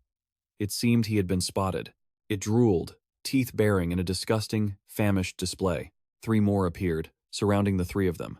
They were aggressive and lunged at Zhang Chen and his group without hesitation. The 3 formed a triangle, backs against each other, Xiao Shi said, with a stern face. These are all Tier 2. Boss, you're still injured. Can you handle this? Zhang Chen gritted his teeth and replied firmly, piece of cake. You 2, be careful. They split up, each covering a different side, and began attacking the crawlers. Xiao Shi fired her gun, glancing at him with a smirk. Boss, if you die, I'm eating all the meat and potatoes, not leaving you a single bite. Zhang Chen gave a mischievous grin, fighting while looking at her. You want to eat yourself to death so you can join me in the afterlife.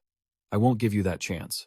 He thrust his sword through a crawler with all his might, his eyes ice cold, before decisively slicing the monster's head from its neck. Suddenly, Zhang Chen heard footsteps, thudding heavily against the ground behind him. He widened his eyes, gritting his teeth in frustration. Damn, that's a massive monster. It had glowing red eyes, sharp fangs dripping with saliva, a fur-covered body, and was breathing out scorching smoke.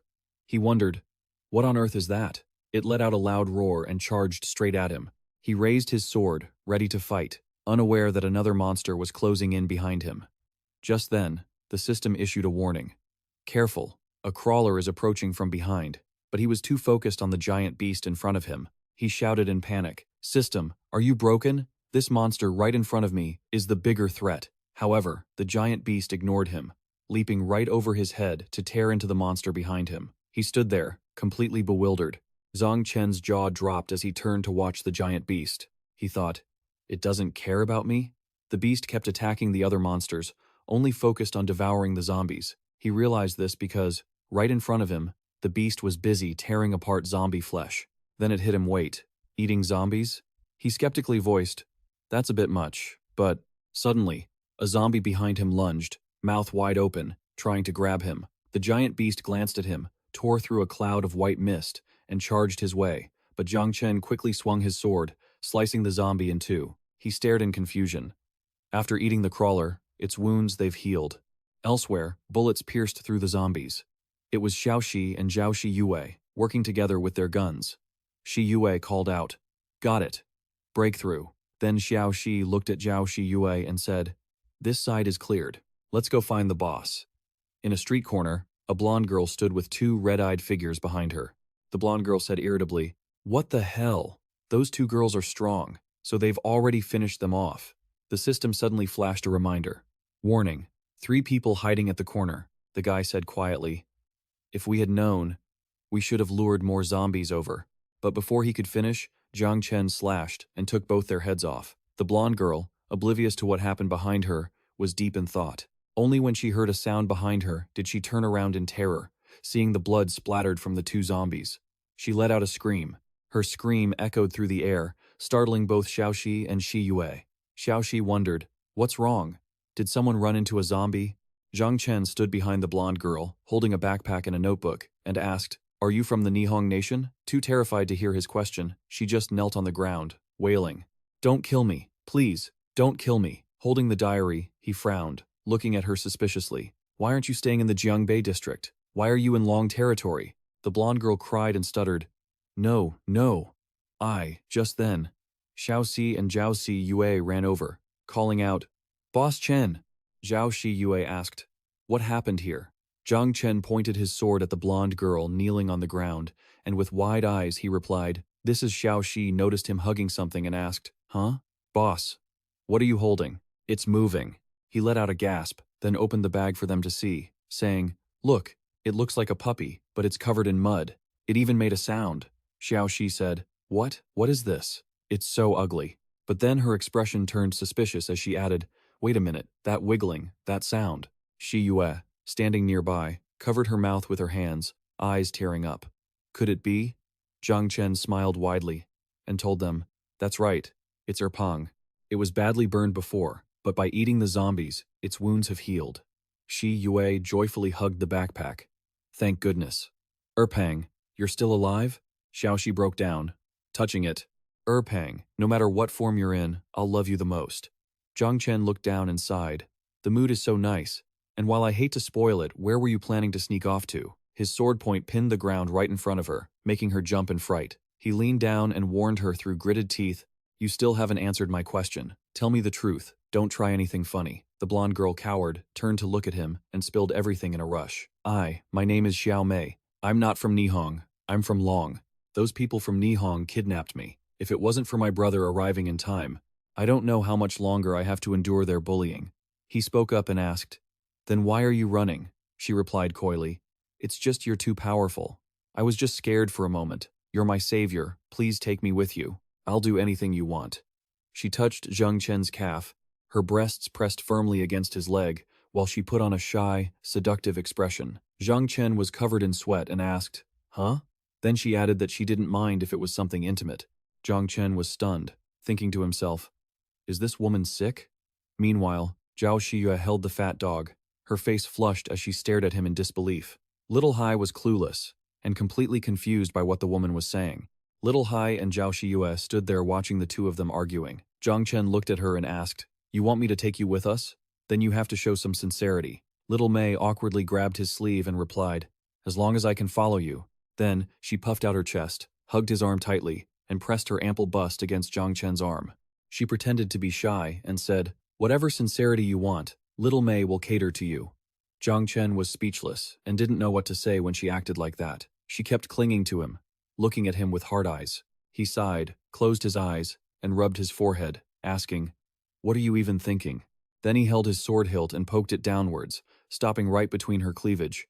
He said impatiently, "Stop playing dumb, hand over the storage ring." She ignored his words, staring intently at where the hilt was poking her, and moaned shyly. Then, her coy voice echoed, "So you like this kind of thing?" Little Hai couldn't watch anymore, and turned to walk away. Zhao Shiyue had a troubled expression on her face, holding the fat dog. Zhang Chen didn't pay her any mind and said, "Let me see what's in here." He tapped on the system screen, then exclaimed, "This is absolute trash." The ring he was holding contained a bunch of random junk. There was a sailor outfit, a cute cat-ear girl costume, a claw, a small vibrating device, an unidentified cylindrical object, 3 packs of instant noodles, 5 sodas, 1 energy jelly, and 5 bags of mutant fertilizer.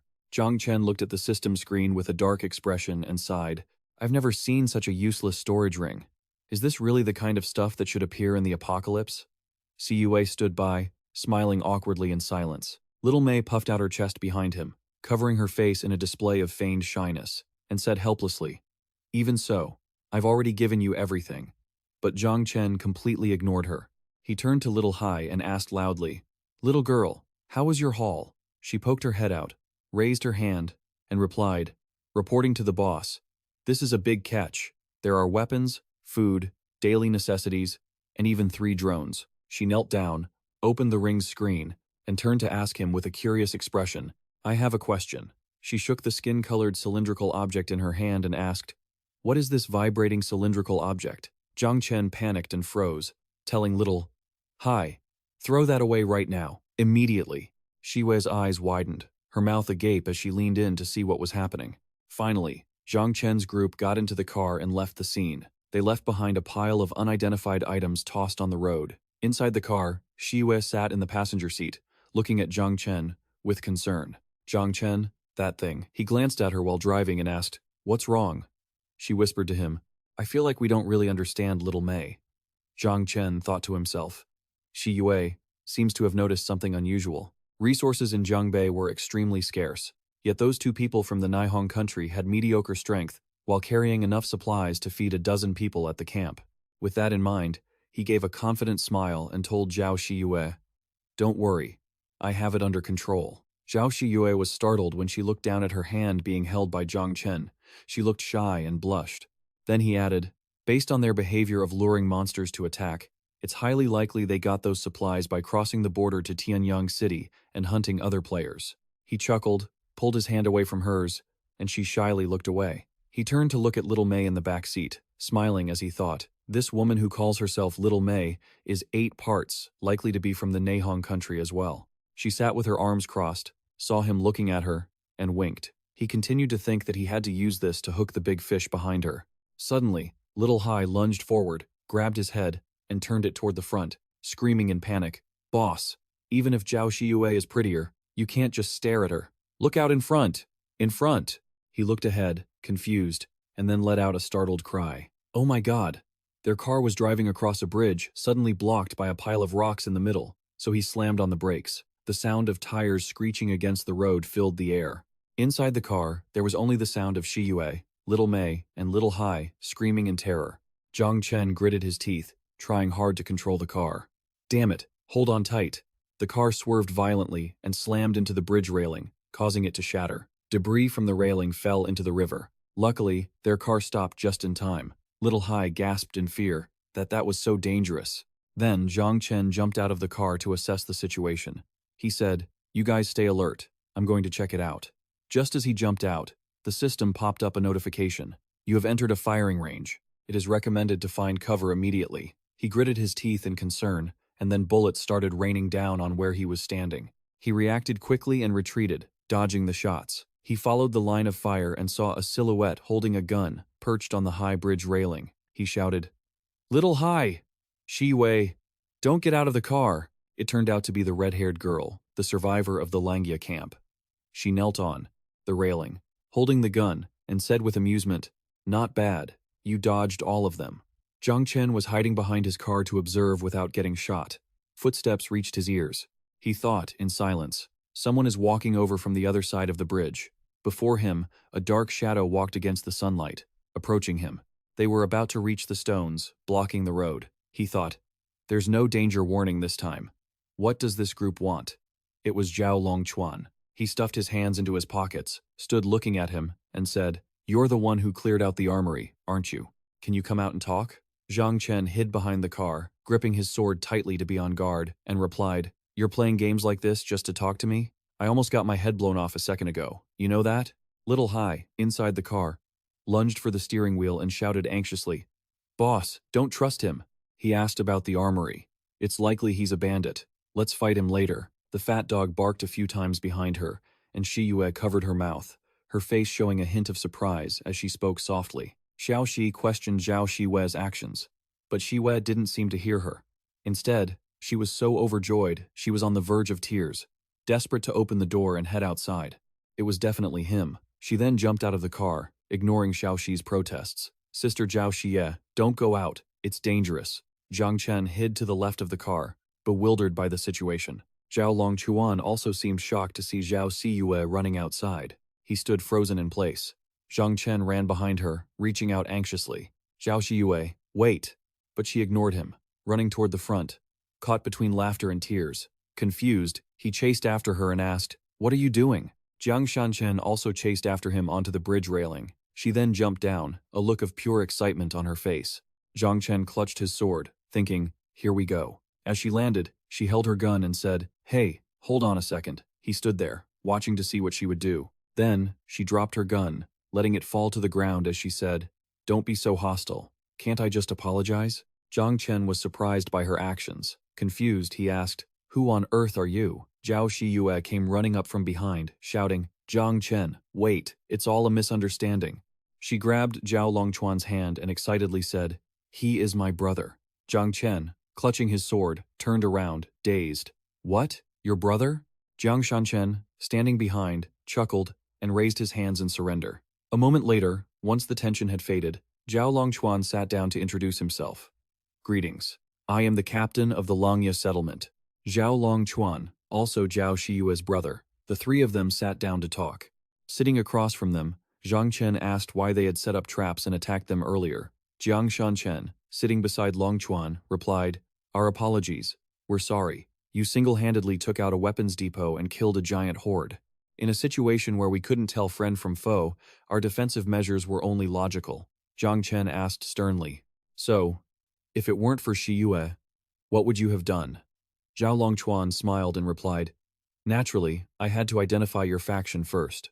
Recently, many foreign powers have infiltrated Tianyang City. We cannot allow them to seize the military supplies belonging to the Long Nation." Zhang Chen glanced at Xiao Mei and Xiao Si, who were watching him intently through the car window, and replied, "That makes sense." Long Chuan gestured. "If we've determined you aren't an enemy, the next step is to convince you to join us." Zhang Chen was puzzled. "Join you?" Zhang Chen leaned back comfortably, propping his hand on a rock, and said, "Exactly. To protect Tianyang City, we need a powerhouse like you." Zhao Longchuan's expression turned grim as he recalled a city filled with zombies. "According to our investigations, there is a massive horde of over 100,000 coming toward Tianyang City. Once they arrive, it will be a catastrophic disaster for the city." Shi Wei gasped in alarm. "What?" Zhang Chen, after hearing this, was shocked and stood up immediately. "A zombie horde?" Zhao Longchuan stood straight and said, "To face a horde of this scale, we people of the Long Nation must unite." Zhang Chen listened in silence. Longchuan continued, "This is also why I've been tirelessly recruiting powerhouses and collecting military supplies." Images of his well-fortified base appeared in his mind. Longchuan smiled confidently. "We have established a military stronghold in the south, and many people from the Long Nation have already been relocated there." He gestured toward Zhang Chen, inviting him. "Zhang Chen, you should come with us."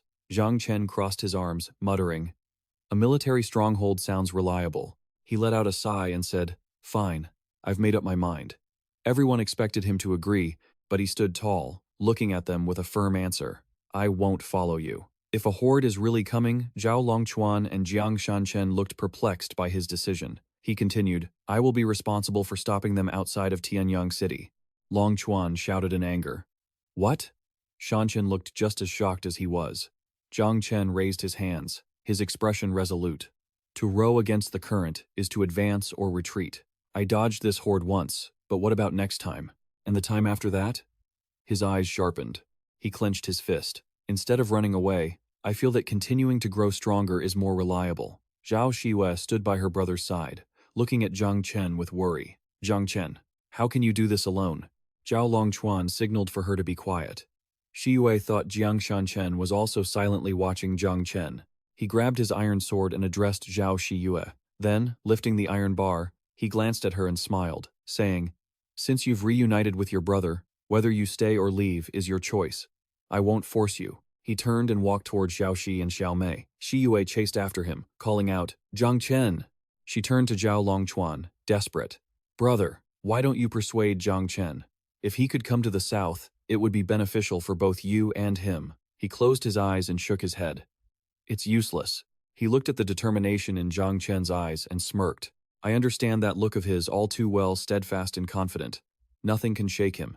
He won't change his mind for anyone. Besides, with the strength he has to kill a giant horde, he might actually be able to stop it." Zhang Chen swung his sword, killing zombies with a cold, murderous gaze. Zhao Longchuan continued, "In this collapsing world, he is definitely one of the few who can survive." Seeing him return, Zhao Shi spread her arms and shouted, "Boss, what were you guys talking about?" Xiao Mei shoved her aside, startling her. Then, she held a water bottle, acting coy and anxious. "Brother, are you done? You must be thirsty, right? Quickly, drink some water." Xiaoxi glared at her, seething with killing intent, cursing her under her breath. "You wretched woman." Zhang Chen looked at Xiao Mei and smirked. "Thanks. We didn't talk about much, just some previous misunderstandings that needed clearing up." He turned to Xiaoxi and announced, "Also, Zhao Shiyue might be leaving with her brother." Xiaoxi pouted angrily. "What? Sister Zhao Shiyue wants to leave? I don't want that." Zhang Chen surrendered to her reaction, raising his hands. "Little one, that's her brother. Don't make a scene." She fell silent, pouting, looking miserable. Xiaoxi grabbed the edge of his shirt and whispered, "I don't want it. I haven't had enough of Sister Siwei's cooking yet. Besides, didn't you say we were family?" Xiao Mei suddenly threw herself at Zhang Chen, acting flirtatious. "Those guys look really strong. What kind of people are they? I really can't bear to let Zhao Shiyue go. Why don't we just tag along with them?" Zhang Chen gritted his teeth as he watched her press against him, while Xiaoxi, standing nearby, turned dark with rage and shouted at her. "Who is this Xiaoxi?" Suddenly, a voice called out for Zhang Chen. Zhang Chen turned his head in surprise to see Zhao Shiyue standing over there calling him. Zhao Longchuan and Jiang Chen were standing with their backs to her. The soldiers behind her were getting ready to head out. Jiang Chen gave them an order. "Rest's over, prepare to move out." Her expression looked determined. It seemed she had made her choice. She looked at him and said, "I've made my choice." A cheerful atmosphere enveloped the group as 4 beer glasses clinked together with a collective shout of, "Cheers." It turned out to be Zhang Chen's group, along with Peng. All four of them were beaming, sitting around a table filled with delicious food. Zhang Chen squinted his eyes and said happily, "To celebrate Zhao Xiyue's staying, let's have extra dishes tonight." Xiao Xi happily raised her hands to the sky and said, "I thought I'd never get to eat Zhao Xiyue's cooking again in this lifetime. I wasn't even this worried when the zombies were chasing us." Xiao Mei picked up a piece of food and offered it to Zhao Xiyue, then excitedly said, "Zhao Xiyue, since your brother has such a big team, where are you guys planning to settle down?" She looked at her, smiling thinly, but dodged the question. "Tianyang City is so huge, who knows?" Xiao Mei rested her chin on her hand, looking at Zhao Xiyue with a provocative expression as she continued, "Do you really not know? Or are you just intentionally keeping it from us?" Xiao Xi stood up, grabbed her plate of food, and said with disgust, "Why are you so talkative? If you're not going to eat, give it to me." Zhang Chen frowned slightly and looked at her, saying, "The famine is coming, so it's normal not to reveal our base's location. Starting tomorrow, we need to try and scavenge for more supplies." He thought to himself and quietly whispered to Xiaoxi and Zhao Xiyue, "Don't tell the truth to this woman." Her hand froze in midair, then she looked at him with a strange, indescribable gaze. It was as if he had snatched her chicken drumstick and was munching on it happily. He thought to himself that the number of foreigners in Tianyang City had clearly increased recently, which he suspected had something to do with the approaching famine. Then he stood up, looked at Xiaoxi and Zhao Xiyue, and said, "I'm going to get some sleep. You two keep eating." He completely ignored Xiao Mei. As soon as he turned to leave, she grabbed his shirt and acted coquettishly. "Hey, I just got here. Could we go for a walk around later?" He turned his head to look at her with a scowl on his face. "Fine." Then, Pang puffed up, startling her. He sat down, patted the dog's head, and said, "Pang, you're in charge of watching Xiao Mei later." The dog barked happily and wagged its tail incessantly. Zhang Chen figured that with Pang on guard duty, he didn't believe she could cause any trouble. A moment later, the system interface popped up. "Base system unlocked. You are currently not part of any base. Would you like to establish a base of your own?" Zhang Chen lay relaxed on the bed, one hand behind his head, the other pointing at the screen. He furrowed his brows at the display in front of him and muttered, "I didn't notice this option before. Looks like Zhao Longchuan already made his choice." Additionally, the system shows, "Base system unlocked. Please select the type of base to establish. 1. Refugee camp. 2. Survivor settlement. 3. Mysterious organization." Then, the system displayed a red box, suggesting that based on his current strength, he should choose mysterious organization. Seeing this, Zhang Chen didn't think twice and said blankly, "Fine, I'll listen to you." A large, square sign appeared with the words "Mysterious Organization" in big letters. The system voice rang out. The founder must have combat power within the top 1,000 in the current game progression. The lowest combat power requirement for members is the top 1 million globally. He lay back and listened. The system continued. The above conditions will fluctuate based on the total number of survivors. He was so surprised he opened his eyes wide. The system continued in a flurry. Organization members are permanently loyal to the leadership and will never betray them. Unless expelled by the organization, members may join any enterprise. To hide the organization's identity, the leader can teleport to the side of any member, subject to a cooldown. The leader's status is very high, and they may have their own servants, who will never betray them. To build, it costs 1,000 energy cores. The number of energy cores will increase over time. Zhang Chen was stunned, as if lost in a sea of system information. The system continued. Analysis complete. Your strength is within the top 1,000 globally, meeting the criteria for a founder. Energy core count sufficient. You can establish the organization for a cost of 1,000 energy cores. Now, please choose an emblem for your organization. The system showed 3 emblems for him to choose from. He stared at them, unsure which one to pick. Then, at the step for choosing a name, he put a hand to his chin and pondered. A name. Huh. After saying that, he fell silent for a moment. He chose the name Nightmare. The emblem and name were set. The emblem was a black dragon. He looked at it and smiled with satisfaction. The system displayed a congratulatory message. Congratulations. Nightmare Organization has been established. You are the founder and the first leader. Then he sat cross-legged on the bed, leaned against the headboard, and sighed, closing his eyes. That didn't last cool for even 2 seconds. Mysterious Organization sounds cool, but it turns out I'm basically a commander of nothing. Xiao Xi and Zhao Xiwei's combat power wasn't even in the top 10 million globally. He thought to himself, in this world, strength is still what matters most.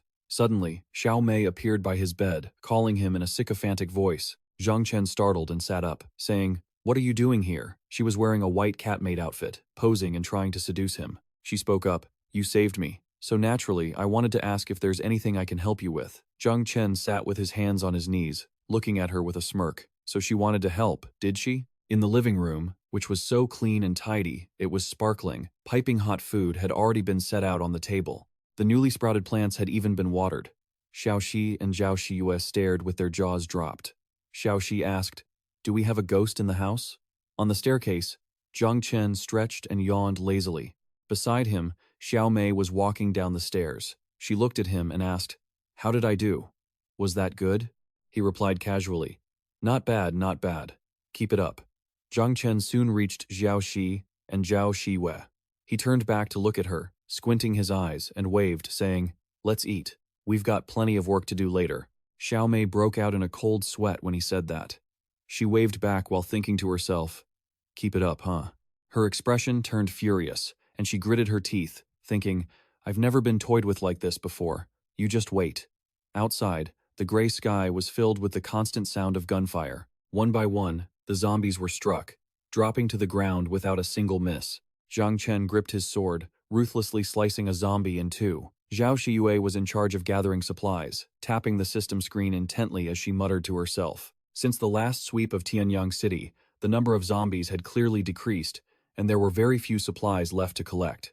A short distance behind her, Zhang Chen sheathed his blade and stood next to Xiaoxi. Xiaoxi spoke up, "Boss, you've really ruined the ecological balance." He gritted his teeth, annoyed, and gave her a light knock on the head. What kind of ecological balance do zombies even count for? Xiaoxi grimaced, rubbing the spot where she was hit, and looked at him with worry. "Well, at least you can't level up as quickly as you did last time now. The zombie market is coming up in a few days." He narrowed his eyes, glancing back at Xiao Mei, who was lingering behind him and deep in thought. That's not necessarily true. She definitely knows where the zombies are concentrated. He walked over and stood in front of her. "Xiao Mei," he asked, "where did you and those two guys from the Nihon Nation lure that crawler from earlier?" She blinked, looking confused. Then, acting naive, she replied, "It was from a nearby air raid shelter. Do you want to go?" He answered with a tacit agreement to follow her. Xiao Mei thought to herself, "You asked for this yourself, don't blame me. Besides, if I can successfully get that thing, Uesugi will surely reward me." She smiled brightly at Zhang Chen and told him that the area was sealed off and almost impossible to enter, but since he was so powerful, it certainly wouldn't be a problem. Somewhere else, two people were struggling desperately to escape a pair of zombies. They screamed back and forth, "Ah, Qi Hongda, you bastard, you tricked us into being zombie bait again." He sat leisurely on a high wall, looking down at them as they were chased by a massive horde. Qi Hongda sneered, "I only promised to lead you to Yonggu Bridge. I never said I'd keep you safe." The three of them were just running, away from the pursuing zombies, when suddenly, one of them had an arm torn off, blood splattering everywhere. Nearby, a gray-haired man was using all his strength to lift a massive boulder. Ah! He pushed it, and the stone moved. The zombies, which had been feasting and biting, suddenly noticed something. A huge boulder came crashing down from above right onto the zombies. It hit the ground with a deafening thud, sending clouds of dust billowing into the air. The gray-haired man held his stance, his arms shaking violently, his breathing becoming heavier and more ragged. He stared fixedly at the spot where the boulder had landed. At that moment, the system displayed a red notification. Individual with extreme physical strength detected, ranked 999,546 in the world. Meets the requirements of the mysterious nightmare organization potential recruit. Zhang Chen stood with his arms crossed on a rooftop, watching and listening. "Is that him?" The gray-haired man slid down the cliffside, calling out, "Everyone else, move!" Before long, he touched down on the ground and started running toward the zombies standing below. He leaped up, kicking the head off a zombie that was about to attack the pink-haired girl in front of him. The girl turned and ran away, but before the gray-haired man could retract his leg, a vicious crawler appeared right in front of him. Before he could react, the crawler's throat was pierced by a sword. It turned out to be Zhang Chen. He had slashed through the crawler and the zombies behind it in one swift motion. Electric arcs crackled all around him. As he landed, the other man turned to look at him, grinning. "Every time we meet, I feel like your strength is truly godlike." Zhang Chen sheathed his sword and turned his head to smile back. "You're the one who's insane every time I see you." You're dragging a bunch of elderly, young, and disabled people along. The man gave a bitter laugh in response. Anyway, thanks. Then he looked at him, puzzled. Why are you here? Are you heading to the Nihon refugee camp in Bakjiang too? Zhang Chen looked confused. Huh? Then the man continued. Didn't you watch the live stream? Just go across Yonggu Bridge and you're there. They say they provide food and housing. Lately, Tianyang City has been short on supplies. Zhang Chen closed his eyes and scoffed, thinking to himself that anyone who believes the Nihon nation would provide food is a fool. They're barely surviving themselves. He spoke up. There's no such thing as a free lunch in this world. The gray-haired man stood with his hands on his hips, his expression troubled.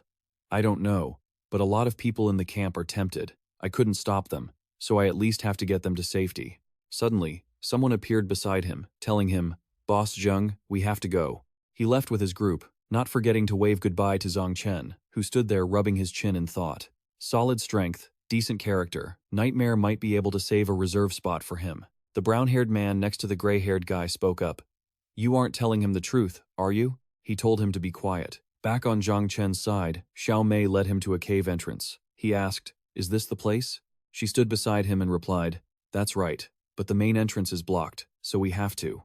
But he didn't let her finish. He pulled out a grenade and tugged the pin out with his teeth. Then, he decisively tossed the grenade into the cave entrance. Xiao Mei looked terrified as the grenade detonated, causing the cave to explode and filling the air with thick smoke and dust. Xiao Mei turned to him and scolded him angrily. Are you stupid? This is inside a mountain. It's going to collapse. Zhang Chen looked at her blankly and replied, Are you the stupid one?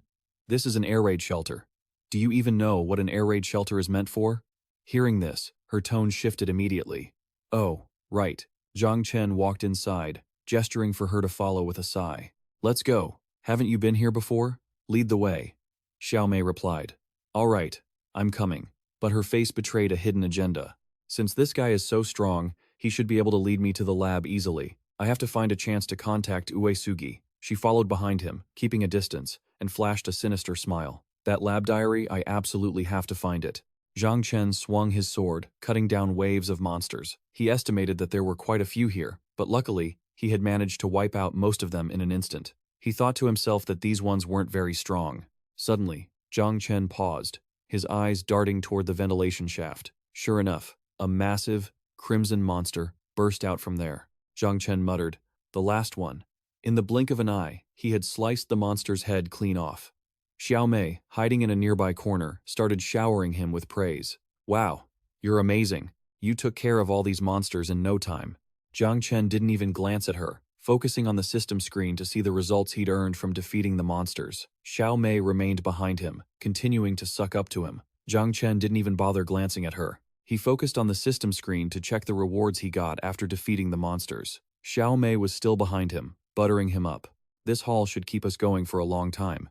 The system sent a notification to Zhang Chen. Congratulations, you have received 72 bags of potatoes, 48 bags of squid rings, 96 nutrient shrimp cakes, 72 grilled chicken wings, 30 packs of 500-gram cheese, 100 packs of 6-count sausages, 42 packs of 1000-gram fish fillet, 82 flathead fish, 48 packs of 300-gram synthetic beef, 20 packs of 300-gram chicken floss, and 66 honey-glazed chicken drumsticks. Xiao Mei quietly observed the bounty Zhang Chen had gathered. She clicked her tongue. Xiao Mei walked over and kicked a skeleton lying on the ground. She thought the people from the Nihon nation had been looking for these supplies for a long time, but those guys were all losers. Xiao Mei calculated in her head. If the Long Nation people hadn't realized there were no supplies prepared in the storeroom, this place would have been picked clean by them long ago. Seeing Xiao Mei standing there distracted, Zhang Chen urged her to keep moving.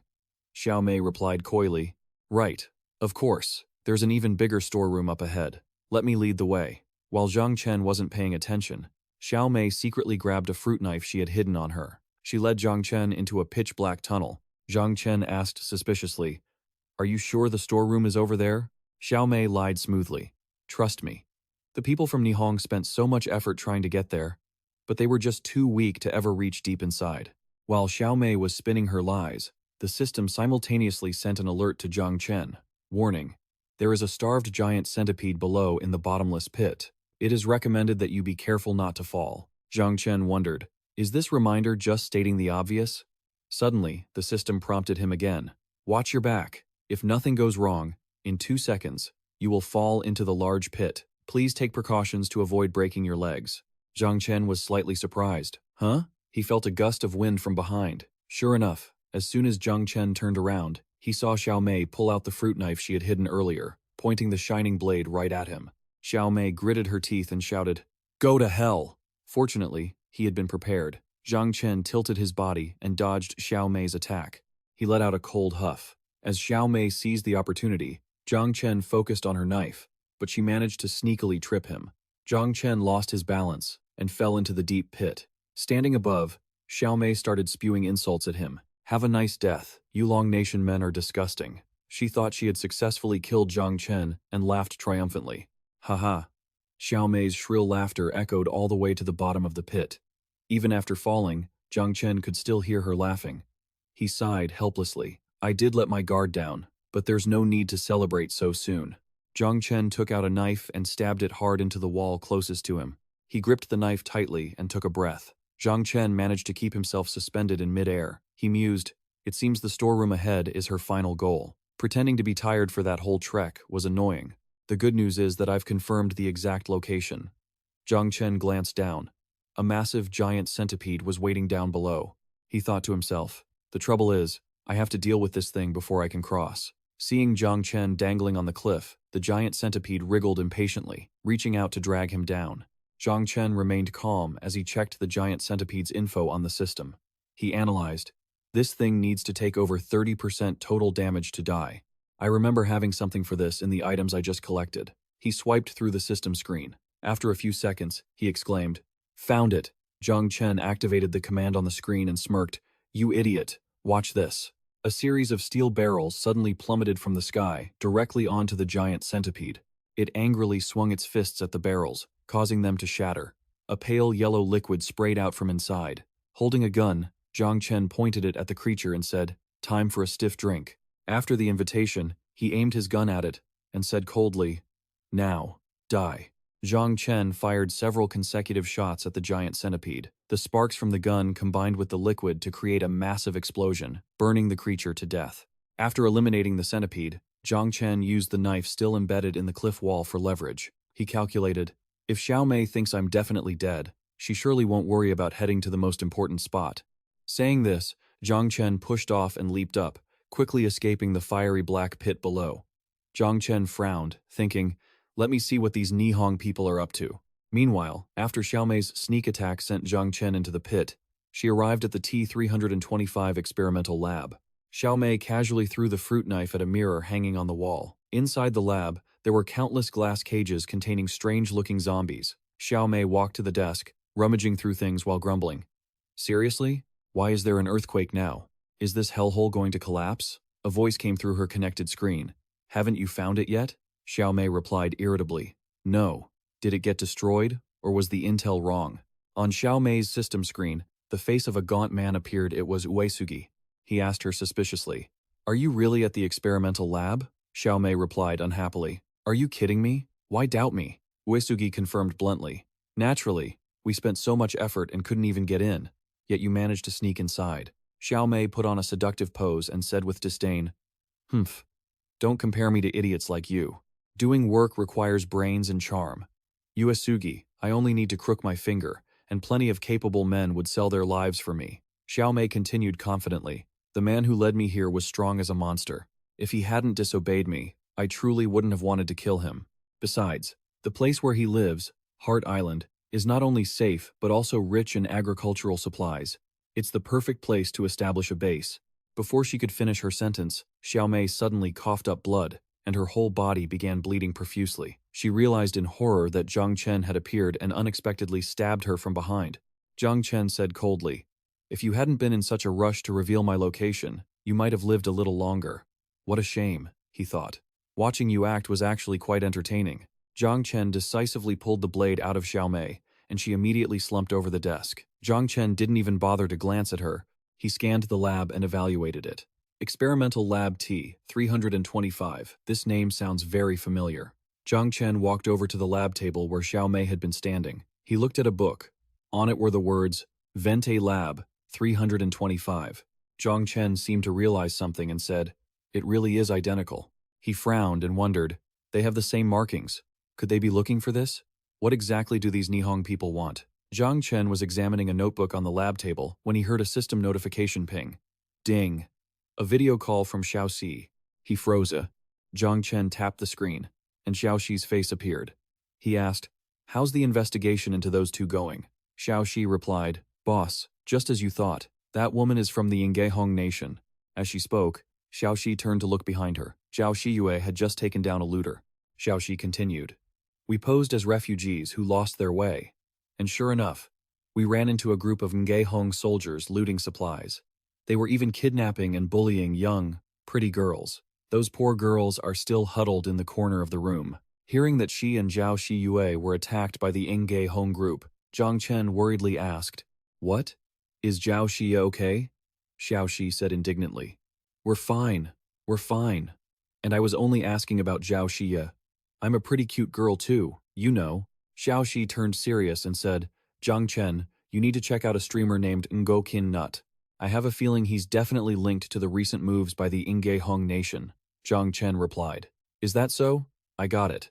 After hanging up, Zhang Chen searched for the name Ngo Kin Nut on the system. He thought to himself, Ngo Kin Nut, never heard of him. While scrolling through the system screen, Zhang Chen suddenly froze. He muttered, "Found him. Is this the guy?" On the screen appeared a chubby man stuffing his face with fried chicken. As he chewed, he said, "Come to Gyeongbok. You don't need to scavenge for supplies, we've got food everywhere, and the Ngehong people will protect you. They're so friendly. Haha." Zhang Chen scoffed with contempt. What a total scam. He analyzed the situation. In the apocalypse, who would just give out food and protection for free? Besides, if Gyeongbok were truly so rich in supplies, they wouldn't need to be skulking around Tianduang City. Suddenly, Zhang Chen noticed something off about Ngo Kin Nyut. The man started dry heaving, and the system screen flickered. Ngo Kin Nyut looked ghastly, vomiting uncontrollably. On the other side of the screen, Ngo Kin Nyut struggled to crawl on the floor. Thuong Sam coldly asked him, "Why aren't you eating anymore?" Terrified, Ngo Kin Nyut fumbled with apologies. "I'm sorry, I really can't eat anymore. Please, let me rest for a moment." Thuong Sam didn't care about his pleas. He stepped forward, picked up a chicken leg, and said coldly, Looks like you really don't want to eat anymore." Seeing the greasy, shiny chicken leg, Ngo Kin Nyut couldn't help but dry heave again. Thuong Sam gave a menacing smile. "So, do you want to be eaten instead?" Hearing that, Ngo Kin Nyut trembled and scrambled back, begging Thuong Sam incessantly. "No, please spare me. I'll eat, I can still eat." Before Ngo Kin Nyut could even finish, the prisoners caged nearby heard his blood-curdling scream. Immediately after, Ngo Kin Nyut's blood splattered everywhere. It was easy to guess that Ngo Kin Nyut's only outcome now was death. After finishing the stream, Zhang Chen walked over, opened a hidden wall panel, and took out a stack of papers. He noted that despite Ngo Kin Nyut's live stream, the guy was clearly just spewing nonsense. Zhang Chen also considered a possibility, but in the apocalypse, there are always people willing to gamble. Suddenly, he heard a ding from the system. He glanced at the system display. It showed he was near a secret passage in the left corner of the lab. The access code was 356681. After reading the information from the system, Zhang Chen looked toward the corner of the lab, murmuring the code. He walked over to the left corner. As he probed the wall with his hand, he noted, no signs of a door, no keypad either. Zhang Chen scanned the rest of the walls, evaluating them just like the others. There were quite a few zombie claw marks. These claw marks look strange. Some have 3 fingers, some have 6. Probably mutated, he guessed. Zhang Chen looked at the system screen, which displayed the access code again, 356681. He exclaimed, "Could it be?" Zhang Chen turned back to observe the claw marks on the wall. The marks were arranged in order, 3, 5, 6, 8, 1. Sure enough, these claw marks were the password to open the secret door in the lab. When the door opened, Zhang Chen cheered happily.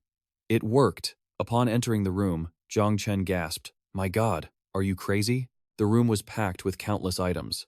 Zhang Chen couldn't contain his joy. He cheered, "I've hit the jackpot this time." The system immediately sent a notification congratulating him on obtaining 100 M16 rifles, 5 AML guns, 1 set of anti-armor gauntlets, 20 exoskeleton auxiliary devices, 100 tactical helmets, 100 bulletproof vests, 100 combat uniforms, 200 grenade fragments, 80 thermal throwing incendiaries, 120 convex flares, 80 C4 sticky explosives, 50 flashbangs, 50 tear gas grenades, 50 smoke grenades, 1 million pistol rounds, 1,200 armor-piercing toxic rounds, 200 anti-armor shells, 420 mecha armor energy cores, 1 strong corrosive grenade, blueprints for the strong corrosive grenade, and 20 crates of mecha armor ammunition. The system added a hidden reminder. The strong corrosive explosive can rapidly dissolve organic matter, causing irreversible damage, often used to deal with major threats like massive zombie hordes. After reading this, Zhang Chen excitedly said, "Great, the bane of the zombie hordes. I need to make a lot of these." The system continued listing what Zhang Chen had harvested: 20 antidotes, 40 synthetic biological boosters, 15 powerful wolf-repellent sprayers, 5 berserker blood samples, 5 pieces of hide, and 1 obedience potion. The blueprints for the obedience potion, the only one in the entire world. Zhang Chen looked it over and said, "The only one in the world? Is it really that cool?" The system provided more information on the global obedience potion. It's used on players of a lower rank than the user. Once used, the player is brainwashed into becoming a loyal servant to the user, who can be commanded and ordered around at will. To craft the obedience potion, you need 10 frost lotus flowers, 1,000 energy cores, and 5 vials of berserker blood. Zhang Chen rubbed his chin and said, "Good stuff. Cough, cough, no, wait. It's a good thing I got this demonic item. If this fell into the hands of the Inge Hong people, I don't even want to imagine the consequences." As he spoke, he checked the map on the screen, puzzled. Right here.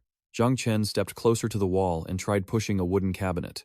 Behind the cabinet was a secret passage. He guessed it was a tunnel dug by people. Zhang Chen crouched to observe. Thick white smoke billowed from inside, forcing him to cover his mouth with his hand.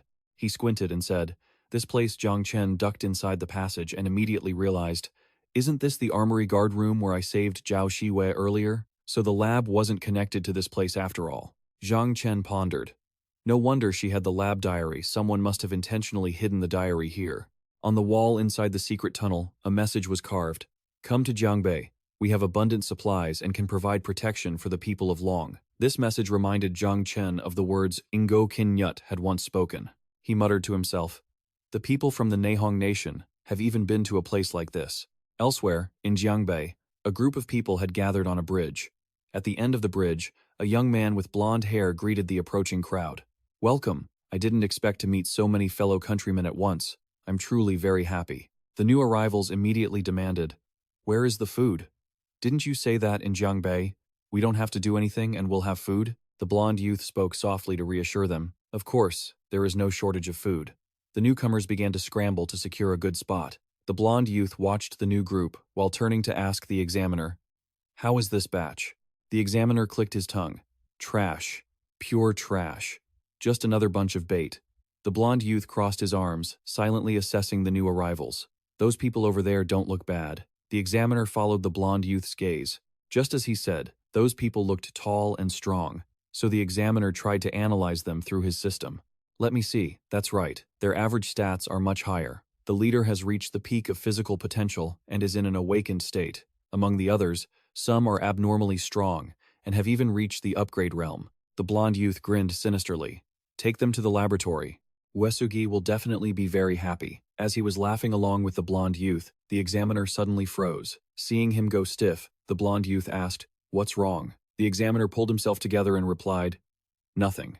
I think I just saw wrong." In a secluded corner, Xiaoxi whispered to Zhao Shiyue, "Sister Shiyue, what exactly do those Nihong people want to do?" A young man in a yellow shirt was busy rambling on about the abundance of Jiangbei to the newly arrived refugees. "There is absolutely enough food. There's a dining hall at the other end of the bridge. Let's go quickly."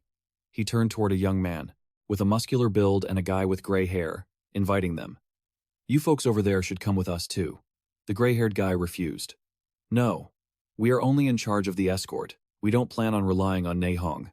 The examiner stepped out from behind the yellow-shirted youth and said with a mocking smile, "Don't say that." "Well, fine. I won't force you. The people of Long are indeed cautious. To show our sincerity, even if you don't stay, please take some supplies with you." The yellow-shirted youth was a bit fearful when he saw the examiner approach and said politely, "Yes, sir." The gray-haired guy asked curiously, The examiner brought out countless cardboard boxes filled with items. The gray-haired guy exclaimed in shock. This much? In front of him and his group, the examiner showed sincerity and said, "These things are a testament to our friendship with Nehong. Please spread the word about us when you return." A brown-haired guy happily replied to the examiner, "A small favor like that is no problem." A guy with blue hair frowned and said, "Hey, you guys Qian Zhenyu," standing behind the gray-haired guy, glanced at the items and judged them. These are all non-essential items. Those following the gray-haired guy happily opened the boxes, their eyes sparkling with joy. A brown-haired guy hurriedly said to the pink-haired girl next to him, "Don't just stand there, go grab that one." Suddenly, one of the guys accidentally found a time bomb inside a cardboard box. He froze and screamed, "Ah!" In a split second, a shocking explosion rang out. Those standing nearby asked in panic, "What? What happened?" At this moment, the examiner and the blonde youth with him revealed their true, evil nature. The blonde youth looked at the Long people lying motionless after the explosion and said with contempt, "Even if the people of Long have strong power, it's useless. They really are fools." The examiner turned, his voice filled with arrogance, and ordered the refugees standing nearby, "If you don't want to die, get over here and carry them to the Beijiang camp." In a hidden spot, Zhao Shiyue and Xiao Shi had witnessed the entire incident. The examiner's shouting echoed over. "Go, hurry up," Xiao Shi whispered to Zhao Shiyue. I knew those Nehong people were nothing but trouble. In this world, how can there be free food and drink? Zhao Shiyue saw her countrymen suffering and couldn't help but tear up.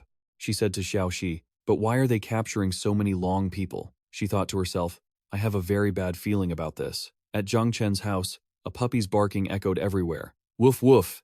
It was Pang. Seeing Zhang Chen return, it happily ran over and clung to him. Zhang Chen gently told it, "I'm back." Pang, haven't Xiao Shi and Shi Yue returned yet? Seeing Pang's excited expression, Zhang Chen remembered something. He turned on the screen and happily told the dog, "That's right, I brought something good for you." Pang barked curiously. Woof! Zhang Chen smiled and said, "Here, Pang, some high-grade pet food I just got. Try it. Since you got hurt last time, you've become very thin. You need to be nourished." As he spoke, he pushed a bowl of food toward Pang. The system indicated this was high-grade dog food. This high-grade food looked no different from poop, so Pang was extremely dissatisfied. It barked loudly to show its discontent. "Grr woof woof woof." Zhang Chen put on a casual expression. He reasoned, "Even though the shape is a bit, you even eat zombies, so surely you don't care, right? All right, no need to thank me like that. Eat up." The system made a sound. Beep beep beep. A notification popped up for Zhang Chen. He tapped the screen, and Xiao Shi's image immediately appeared. He asked her, "What's wrong?" "I'm back home, but you guys aren't back yet," Xiao Shi said, running for her life. "Boss, Zhao Shiwei is determined to go to Beijiang. I couldn't stop her. You need to think of something." Xiao Shi tried to keep up with where Zhao Shiyue was running ahead, and quickly told the whole story to Zhang Chen. "That's how it is.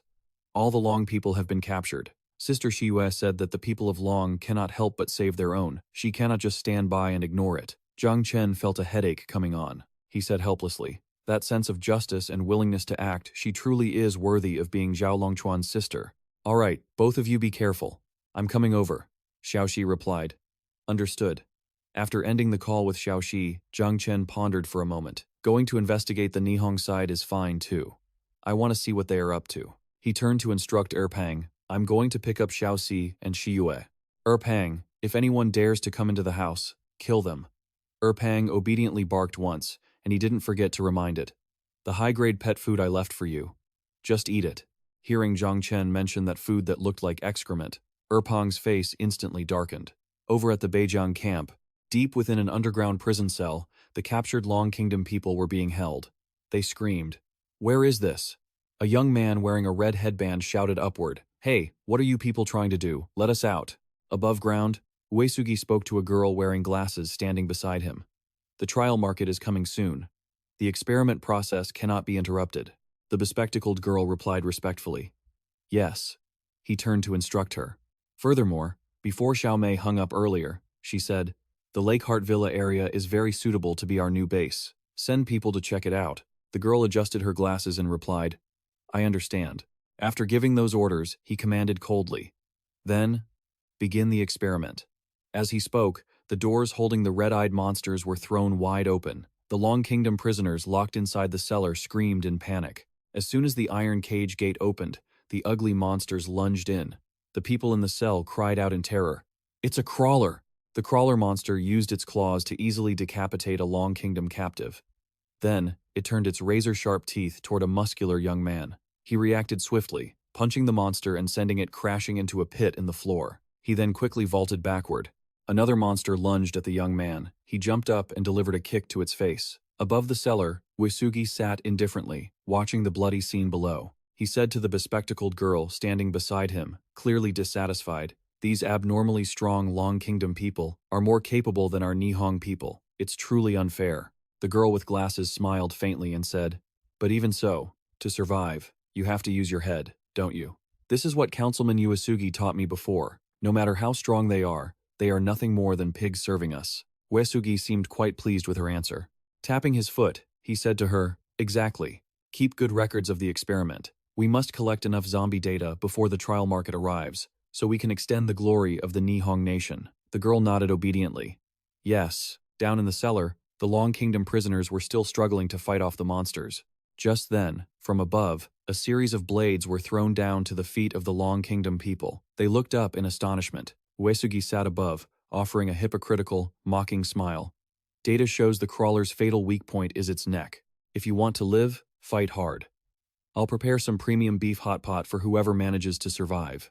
The muscular Long Kingdom guy gritted his teeth in fury, cursing, "Damn you Nihong bastards. Once I get out of here, I swear I'll kill you all." A crawler monster suddenly lunged at the group of Long Kingdom people. The muscular guy whirled around, reaching out to grab an axe stuck in the ground.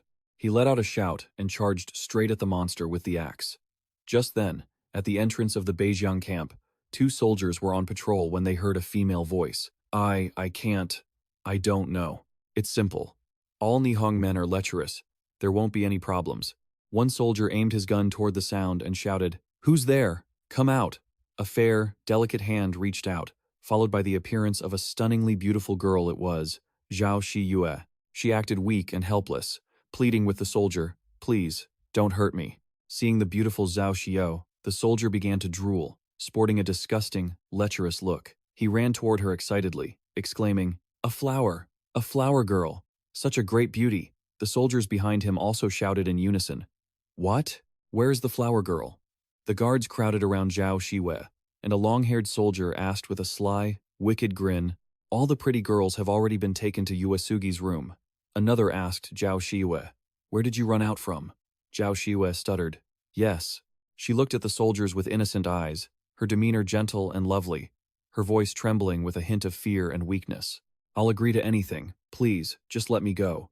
The pervert standing behind Zhao Shiyue broke into sinister smiles. "You'll promise anything? Then serve us well, and we'll let you go." Zhao Shiyue screamed in panic, struggling. Xiaoxi appeared from above and spoke up. "Let me serve you first." The guy looked up in surprise and shouted, "Hey, a zombie?" Xiaoxi spat a puff of green smoke from her mouth. The two perverts were drained of their life force by the green mist, foaming at the mouth as they died. Xiaoxi giggled happily. She landed on the ground and said, "Was that a good move, Ling? The boss taught me that.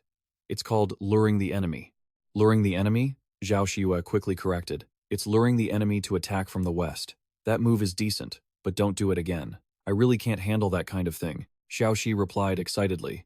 "Then I'll be the bait next time." Xiaoyue carefully warned her, "We only did it this time because we couldn't make any noise. It was a last resort. Don't do anything stupid. It's too dangerous." Xiaoxi ran off happily, saying she knew. She used her strength to break the lock. The people held inside saw her and stammered in fear. Zombie." Xiaoxi shyly held up a hand, signaling everyone to be quiet.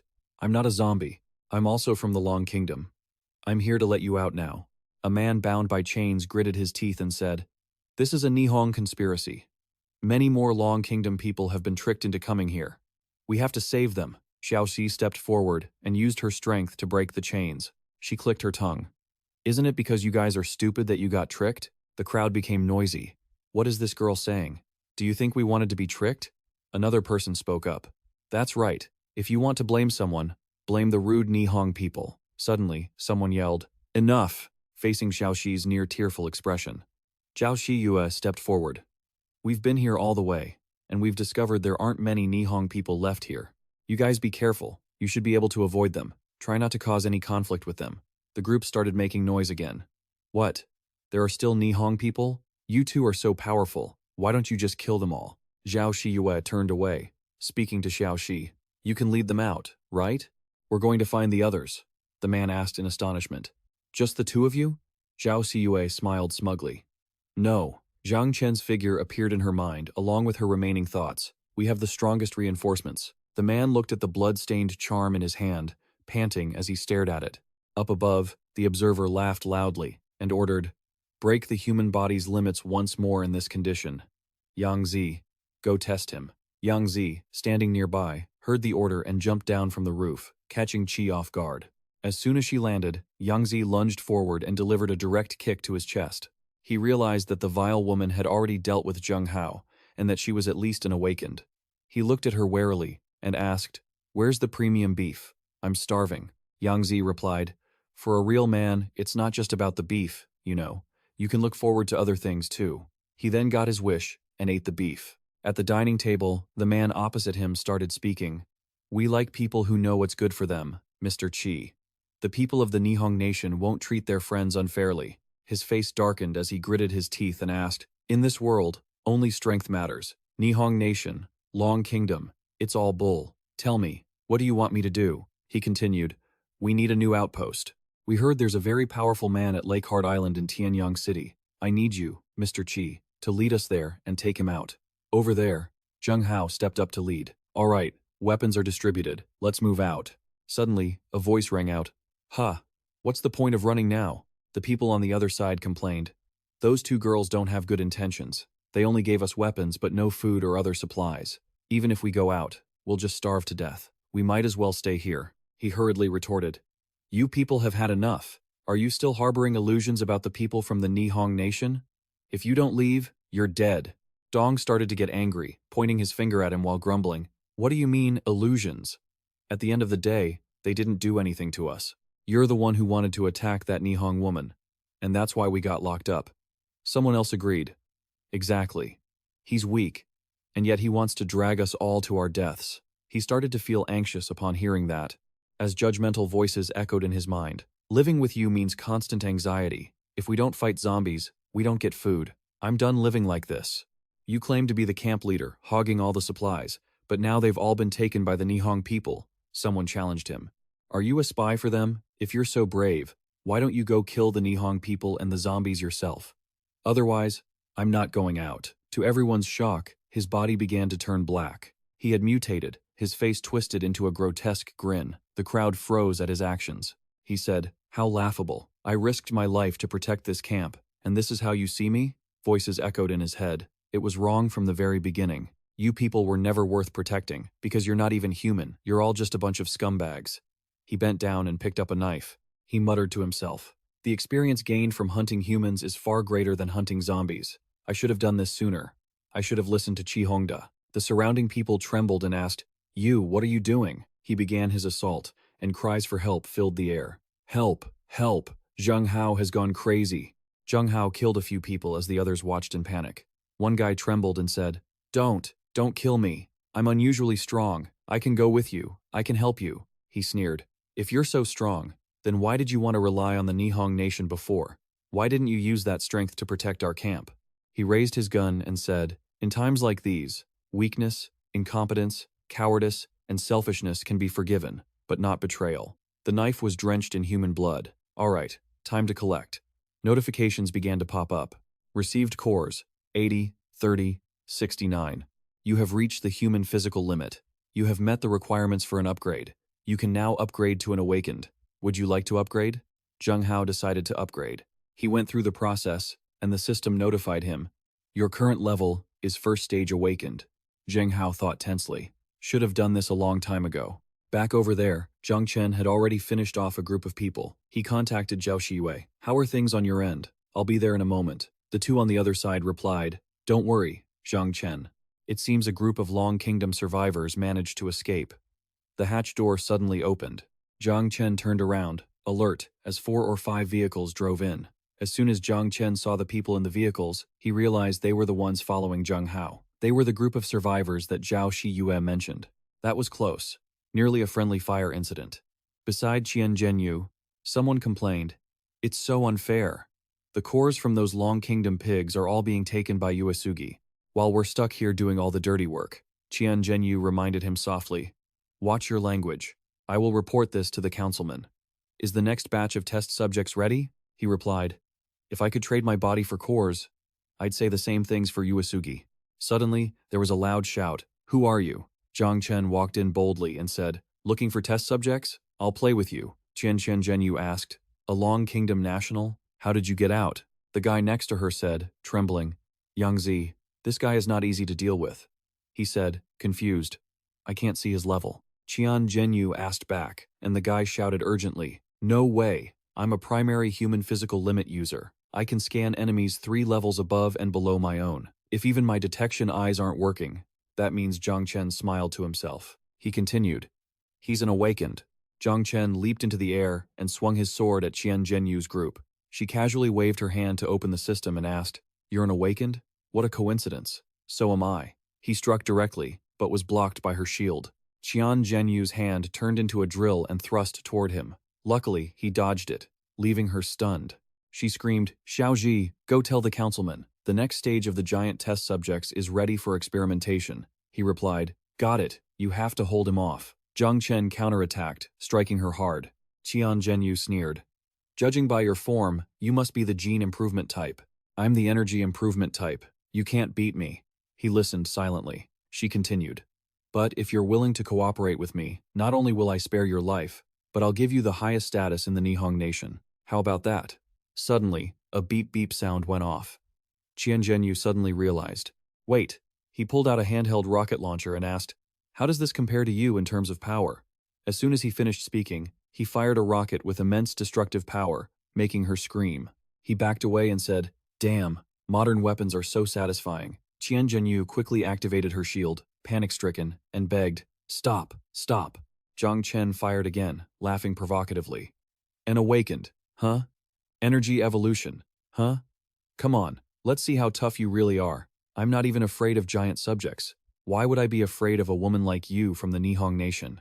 Qian Zhenyu jumped up in anger, screaming, "You Long Kingdom pig, how dare you mock me?" She lunged at him, screaming, "I'll kill you." He calmly looked at her and said, "Is that trashy martial art all you've got?" Zhang Chen gently blocked her strike with his hand. Qian Zhenyu looked at him, trembling in fear as he continued, "You're wrong. I didn't just improve my energy.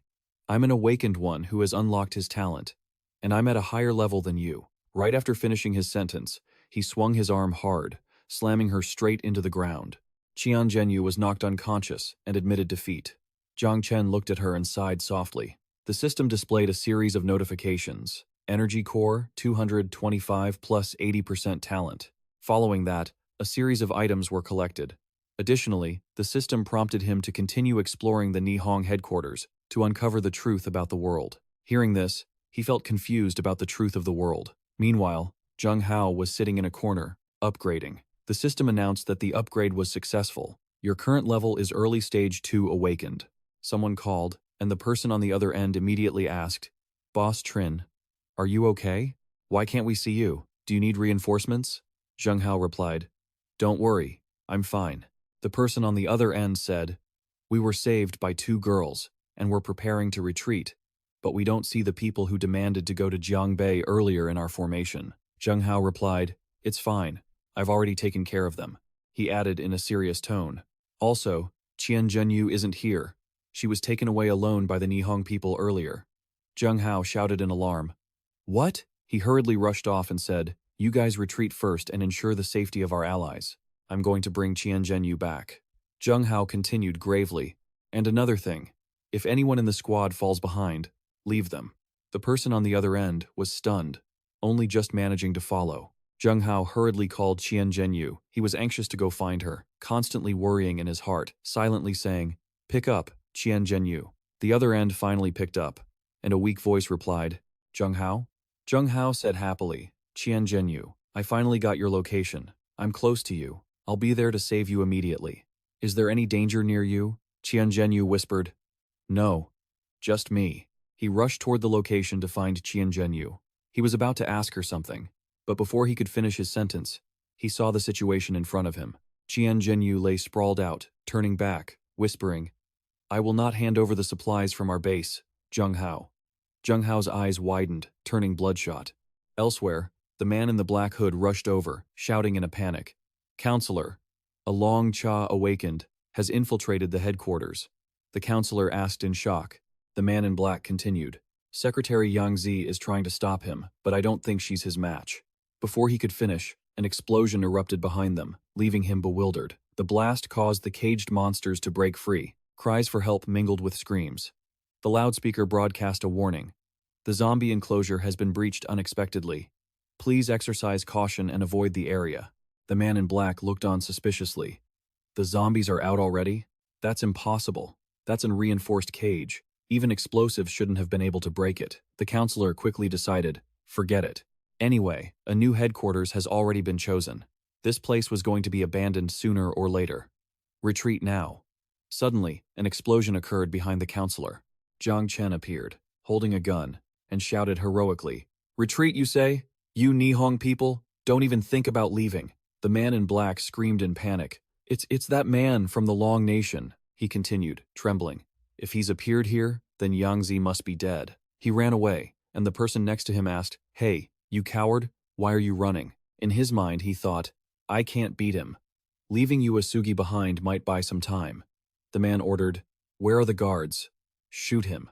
A series of gunshots aimed straight at Zhang Chen. He moved gracefully, dodging them all. He figured it was either because his speed was so fast that ordinary people couldn't track his trajectory, or because of his heightened dodging abilities. He dodged the bullets and immediately jumped up to counterattack. He slashed his hand down hard at the group who had fired. They only had time to scream, "Ah," before he already knew the answer. It seemed his speed was just too fast. He moved quickly, calculating that if someone of the same level were holding a firearm, he still needed to be careful. After that, he ran while swinging his sword, blowing away the group blocking him. The remaining ones were extremely confused by what had just happened. "What is that guy?" A hulking man ran over and shouted. "For the honor of Niang," he just replied, "a bunch of pathetic thieves." Zhang Chen kicked him straight in the face, saying, "Do you even deserve to talk about honor?" He then used all his strength to kick him, sending the man flying a long distance, followed by an explosion that left the others unable to believe their eyes. The man wondered in a panic. Since when did the Long Nation have this type of awakened one that we knew nothing about? Zhang Chen approached, his face filled with murderous intent, and said, "Only you left, is that right?" He asked him, "Do you want to die by your own hand, or should I send you off?" The man went insane, his eyes bloodshot, clutching a syringe in his hand, trembling as he laughed and said, "You should be the one to die. You Long Nation pig, do you think you've won? Do you think the Nihong warriors will die in vain?" Zhang Chen realized something was wrong when he saw the syringe. Then the man shouted, "I will avenge them. Continue the honor of Nihong." Having said that, he stabbed the syringe straight into his neck, and he began to transform. Zhang Chen was bewildered by the behavior, thinking to himself, "Is that a body-strengthening serum? No, that's not right. The serum only works during early evolution." He realized something and raised his sword. This form was clearly a zombie. Zhang Chen gripped his sword tightly, pointing it at the giant in front of him, and said, "These Nihong people are truly insane." A bead of sweat the size of a bean fell down his head as he continued, "You actually want to turn humans into monsters." The giant, with bloodshot eyes, looked down at him and corrected him. "You should call it a great achievement." Having said that, he slammed his hand down on the ground, sending rocks and dirt flying everywhere. Zhang Chen jumped up in time and exclaimed, "What? You even kept human consciousness?" He then appeared behind the giant and swung his sword, slicing into him and causing blood to spray everywhere. While slashing, he called out, "How strong is this?" The giant, having been sneak attacked, cursed aloud. "Long Nation pig, you're despicable." Ignoring his curses, he used his blade to carve a line down the middle of his back and said, "Don't tell me you can still feel pain after turning into a zombie?" Finally, the blade in his hand reached the end of the giant's body. The giant's face was filled with agony, while he held the sword tightly and said, "That can't be right, can it?" Although he said that, he thought, "Too hard, I can't deliver a fatal blow." Zhang Chen's current assessment was that the giant's body toughness was at the level of a stage 3 early awakened, purely a genetic evolution direction. But as soon as he thought that, he and the giant engaged in another direct confrontation. He swung his sword, unleashing a sword aura, and said, "Too weak." The giant also threw a punch to counter. He added, "Zombies are usually stronger than you, relying entirely on thick skin." "Zheng Hao, With this level of combat, how did you even become an awakened one? The giant swung his fist and replied, and another thing, real zombies are way stronger than you. They rely entirely on their thick hides. Zhang Hao, how on earth did a combat stat like yours turn you into an awakened? The giant swung his fist as he retorted. Of course, it's all thanks to you people from the Long Nation. While he was still stunned by his words, the other guy continued to laugh and taunt him while attacking. You people of the Long Kingdom rely on zombies to level up, but we level up by killing you. You're nothing more than test subjects and nutrients for us. He swung his sword down again. After hearing those words, he gritted his teeth in hatred and spat out. You scum deserve a miserable death. Elsewhere, someone else was also gritting their teeth in hatred, echoing, You scum deserve a miserable death. Beside him, Zhang Hao was holding Qian Zhenyu in his arms. She asked him, Zhang Hao, should we go down and help? Zhang Hao gritted his teeth and replied, Even though I want to kill that bastard with my own hands, we must get Zhenyu to safety first. He then leaped away and said, But he can handle it alone. Let's hurry and regroup with the others. Qian Zhenyu, still held in his arms, replied, He's so strong. Below them, Zhang Chen was fighting with glowing eyes. He unleashed a blast of light at the giant and shouted, You want nutrients? Have some of this? He then teleported onto the giant's head with a handful of bombs. The giant let out a series of screeches. He stuffed the bombs into its gaping maw and said, Eat up! The giant shrieked in desperation. No. As he moved away, the bombs detonated. The system interface popped up. Energy cores X 30 plus 24, plus 80% talent bonus. Storage ring fragments X 773. Ramen 6-pack X 290. Frozen shrimp 500 GX 100. Frozen sea cucumber 100 GX 80. Frozen food 500 GX 120. Fresh beef 1 kilogram X 300. Soy sauce X 70. Frozen beef 1 kilogram X 800.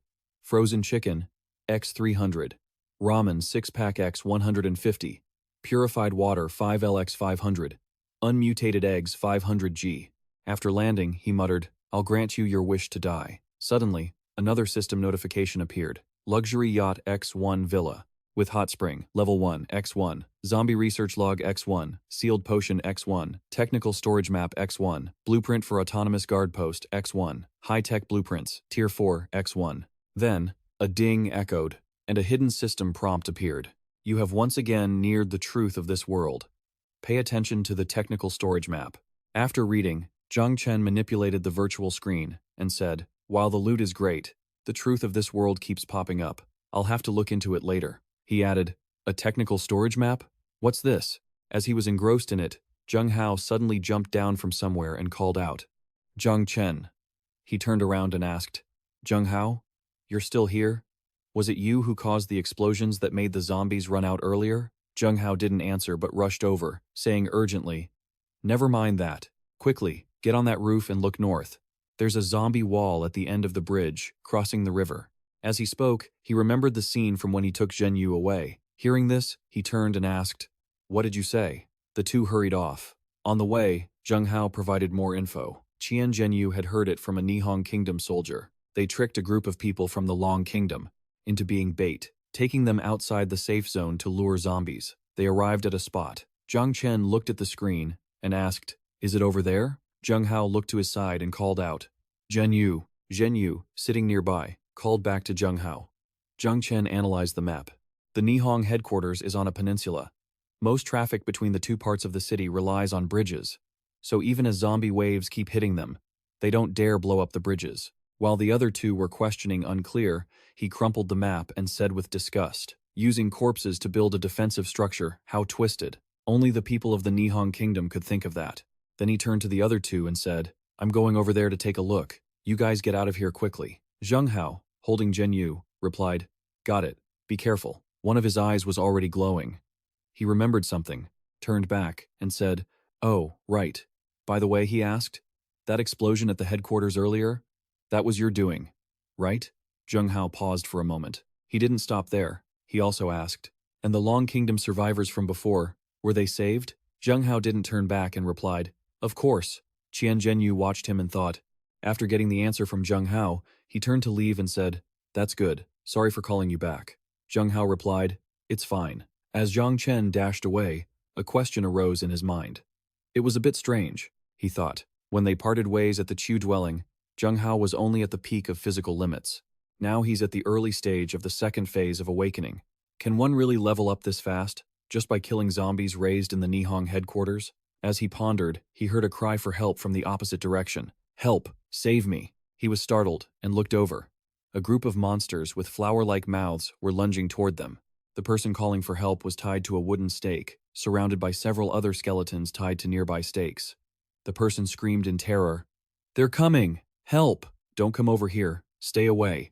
The red-eyed monsters with wide-open maws kept charging.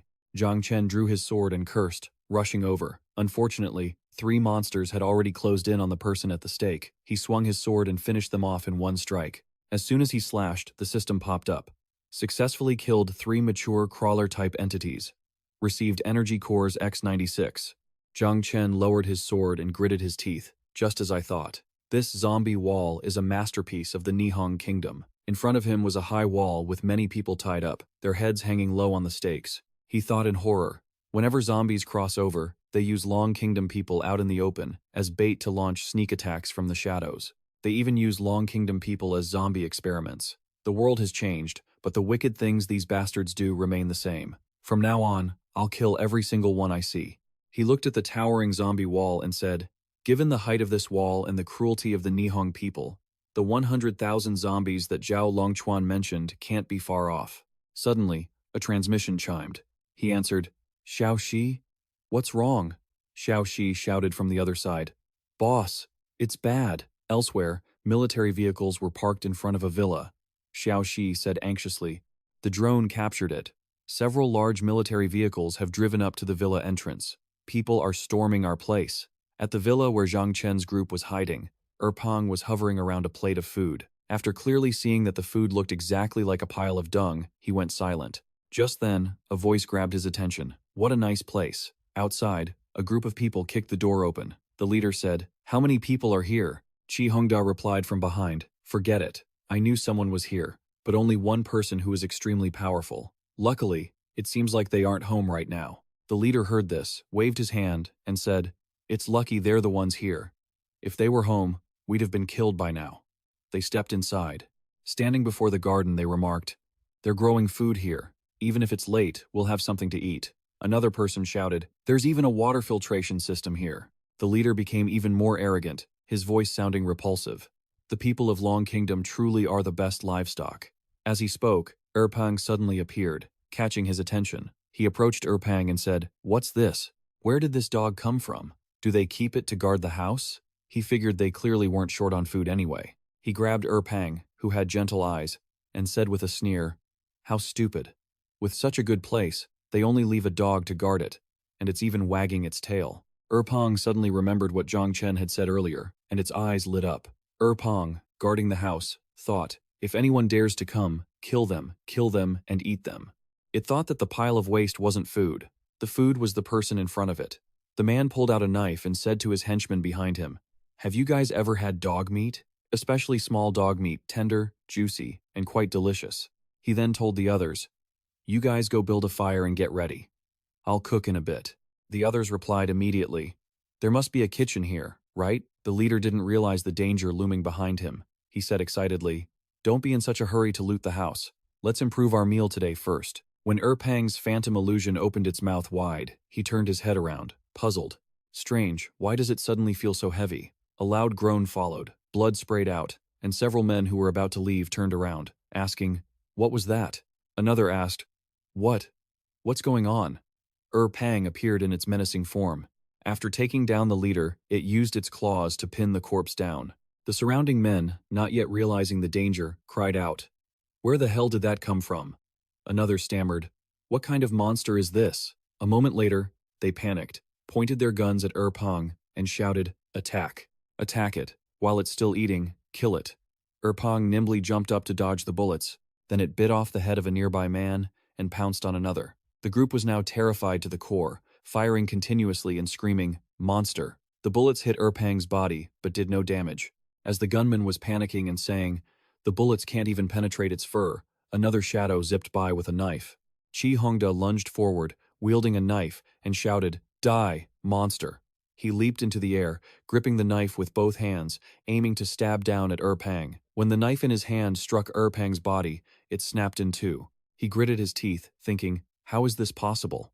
Just then, Pang shifted and bit his arm, blood spraying everywhere. He was thrown against the fence. After sitting up, he looked at his blood-soaked arm and cursed through gritted teeth. You crazy dog. At that moment, Pang charged again with blood-red eyes. Seeing this, Chi Hongda quickly scrambled over the fence and slammed the gate shut, trapping Pang inside. The armed soldiers who were firing panicked and told each other, that Long Kingdom pig left us and ran away. It even locked the gate. What do we do now? The person next to him, with tears streaming down his face, said, we have no choice but to risk it. Pang charged once more, running in a zigzag pattern. Its eyes were blood red, and a spectral aura surged from them as it opened its mouth wide, revealing terrifying, sharp teeth. On the other side, Shi Yue and Xiao Shi also rushed over with guns. Xiao Shi held a gun in each hand, pointing them straight ahead and yelling, who dares to bully our Pang? I'll fight you to the death. But when she realized there was no one on the battlefield, the two girls stood frozen in an awkward pose. They only saw Pang lying on the ground, full, with a large pile of waste beside it. Outside the gate, a small hole had been broken, showing signs of damage. Zhang Chen looked at it, thinking, the door shows signs of forced entry. Someone definitely broke in. After he pushed the door open and stepped in, the scene of the battlefield hit him. He called out softly, Pang, then rushed inside in a panic. He was about to say, Pang Jiao Shi Yue, but both he and the others were startled by the sight. Two girls were taking a bath inside. Xiao Shi, hearing him appear, looked over in a panic. Zhang Chen quickly closed his eyes, sweat dripping down his face, and asked, are you bathing? Jiao Shi Yue glanced over and replied, Pang seems to have eaten all those intruders, and it was covered in filth. We wanted to give it a bath, but it wouldn't cooperate at all. Inside the tub, Pang was staring at him with his Vo-Chi eyes. The water made the two girls' clothes cling tightly to their bodies, and Shi Yue's hot curves were partially visible. Xiao Shi looked at herself and Shi Yue and said, we're all soaked. Saying that, the two of them, one wringing out her shirt, the other using a. Xiao Shi was in the same state, her clothes completely drenched in water. He looked at them, his face turning beet red, blushing all the way to his ears. Zhao Shi Yue was soaked through, her clothes clinging to her body. When she noticed him turning away, she called out, Zhang Chen. Zhang Chen stammered in response, no, it's nothing. You guys go ahead. Suddenly, Pang in the bathtub didn't look so good. A green fluid was oozing from its mouth. Xiao Shi turned around and asked, Pang, what's wrong with you? Then, to the shock of everyone in the bathroom, it vomited up a pool of green liquid. Zhao Shi Yue remarked, this must be what was left over from the people Pang ate earlier. There were a few storage rings in the vomit. After saying that, she excitedly turned to call out to Zhang Chen. Zhang Chen, come look at this. The resources from those people from the Neon Kingdom must be substantial. Zhang Chen still hadn't recovered from the scene in front of him and was having a nosebleed.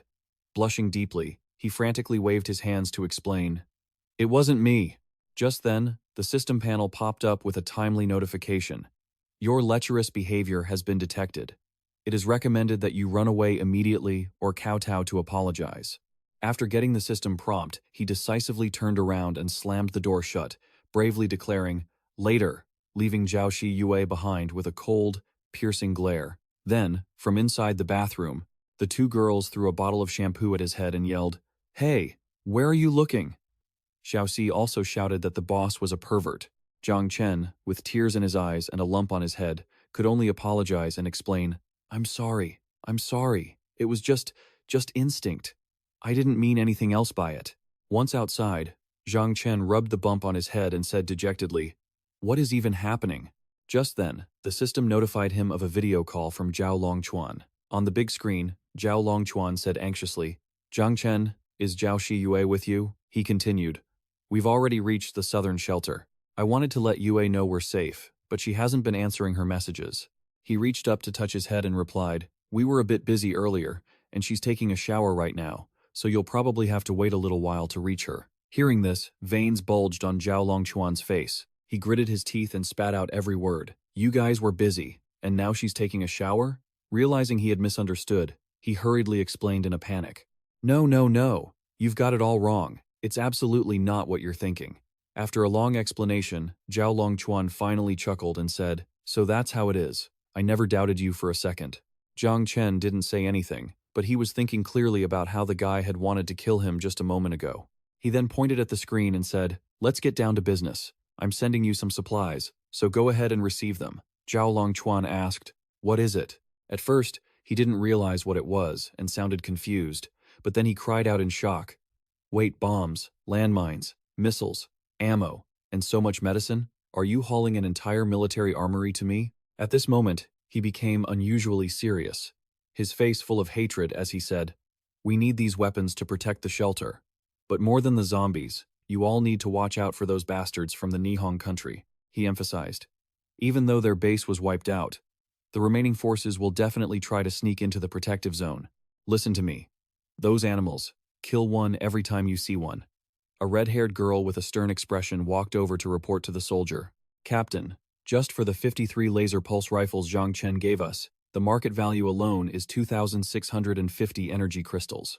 The soldier replied with apparent composure. "That much?" Zhang Chen, listening to their conversation, was left speechless, thinking to himself that soldiers really are the type who don't know how to empathize. Then he said, "Take these items and use them. You are Shi Yue's brother, a soldier of the Long Country, and we're all family." The soldier began to explain formally. "According to military regulations, there's no reason to just take things for free. Besides, you have to deal with the zombie horde in Tianyang later on, so I really can't take advantage of you." Zhang Chen slumped onto his bed and continued to discuss the supplies. "We don't have many energy crystals, but we have plenty of supplies. Can I use supplies to make up for the remaining crystals?" The soldier heard this and immediately decided, "All right then, if that's the case, I won't stand on ceremony." As soon as he finished speaking, he opened the digital space. The system interface displayed the supply information: blueprints for highly corrosive shells, 1 unit of acid solution, 2 units of corrosion-resistant leather, and 10 tons of steel. The soldier proposed, "I need a large amount of acid, corrosion-resistant leather, steel, and frost condensation flowers. I'll take as many as you have." Zhang Chen thought to himself that he needed to craft enough highly corrosive shells to deal with the giant swarm. The soldier continued, with a serious face, "Apart from the frost condensation flowers, we have plenty of everything else. I've already sent it to you." Zhang Chen heard this and continued working on the digital panels. The system notified him, "Supply transfer received and signed. 10 tons of steel, 2,000 pieces of corrosion-resistant leather, 800 units of acid solution, 70 units of frozen meat, 1,000 units of mineral water." The soldier stared at Zhang Chen silently through the screen as he spoke. "That's perfect. I really couldn't have gathered this amount of supplies in such a short time on my own." Suddenly, the soldier said gravely, "Comrade Zhang Chen, just now I was speaking to you as the captain of the Langya camp. Now, I hope to speak to you as Zhao Shiyue's brother." His face darkened. "Please, take good care of Zhao Shiyue." Zhang Chen seemed to understand what he meant and said confidently, "Don't worry. I won't let the zombies hurt a single hair on her head." Then, the soldier on the screen looked confused and anxious. "It's not just the zombies, do you understand? Shiyue is a girl, she's innocent, and she doesn't even know to avoid people when taking a shower. There are many dangers." His awkward words left Zhang Chen standing there speechless. He broke into a cold sweat and said, Okay." A jolt ran through him, and Zhang Chen sighed. "Phew." He smiled wryly and said, "This guy might as well have just read out my social security number. Is he trying to warn me not to be a lecher? I'm a man of honor, okay? How could I?" No sooner had he finished the sentence than he imagined a revealing image of Zhao Shiyue and blushed. Realizing what he was doing, he shattered the imagination and pretended to cough, waved his hand, and said, "Business is important. Dealing with the zombie tide is the urgent priority." Immediately after, Zhang Chen became serious again and worked in the digital space. The system display showed the highly corrosive bombs were finished. He smiled smugly. Zhang Chen had a sword at his waist, and Erpang was trotting along behind him. Zhang Chen turned back and said, "Are you ready? We have a tough battle to fight soon." The robot and Xiaoxi gave a thumbs up. Xiaoxi replied happily, "No problem. Let's go, let's go." Zhang Chen lay on the ground, holding a small device like a walkie-talkie in his hand, its antenna emitting a laser beam. Once finished, Zhang Chen stood up and said, "All right." Below the ground, countless red laser beams were scattered all around. Zhao Shiyue ran up behind Xiaoxi, and she excitedly waved her hand to announce, "Boss, the grenades over there are all set up too." Zhang Chen smiled and flashed 2 fingers, thinking to himself that the preparations should be enough. Zhao Shiyue approached and asked, "Zhang Chen, I don't get it. Zombies can't swim, so wouldn't it be easier for us to just blow up the bridge? Zhang Chen heard this and pictured a pack of zombies on the other side of the river. With the bridge gone, Zhang Chen said, we have to face 100,000 zombies. With such a massive number, the current won't do much. It's better to leave a gap and lure them all in. Zhao Shiyue lowered her head and replied, so that's it. I didn't think it through enough. Zhang Chen patted her head and said, get some rest. Based on Zhao Longchuan's reconnaissance, the horde will reach Tianyang City by tomorrow, and that's when the real battle begins. At night, the full moon illuminated the entire sky, casting light down on the military vehicle belonging to Zhang Chen's group. Xiao Shi and Shi Yue were leaning against each other, asleep. Zhang Chen was also sleeping soundly, and everything was very quiet. Suddenly, not far from the vehicle, a hand reached up and grabbed the cliffside. A swarm of creatures with glowing red eyes was climbing up the steep cliff to the top. They let out piercing, screeching roars. This caused Zhang Chen's group to wake up instantly. Zhang Chen poked his head out of the car window. There was no attack. What are they doing? Xiao Shi pointed into the distance and said, what's that noise? They continued to wail loudly, the sound shaking the entire vehicle. Xiao Shi sat in her seat, panicked, and said, is this an earthquake? At that moment, the system announced, the 100,000-strong zombie tide will reach the head of the brilliant bridge in 3 minutes. Please prepare for battle. Zhang Chen thought, they're here.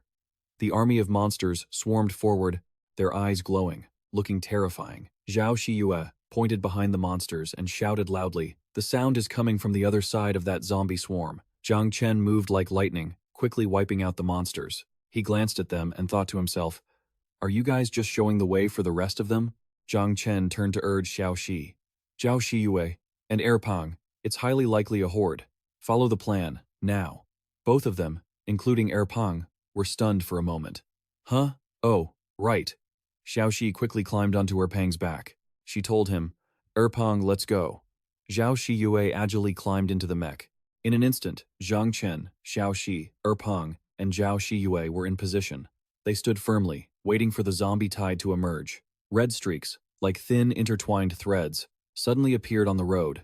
In the distance, a dark figure slowly came into view. Inside the mech, Zhao Shiyue couldn't hide her tension. Xiao Shi pursed her lips, frowning with anxiety. Zhang Chen looked calmly straight ahead.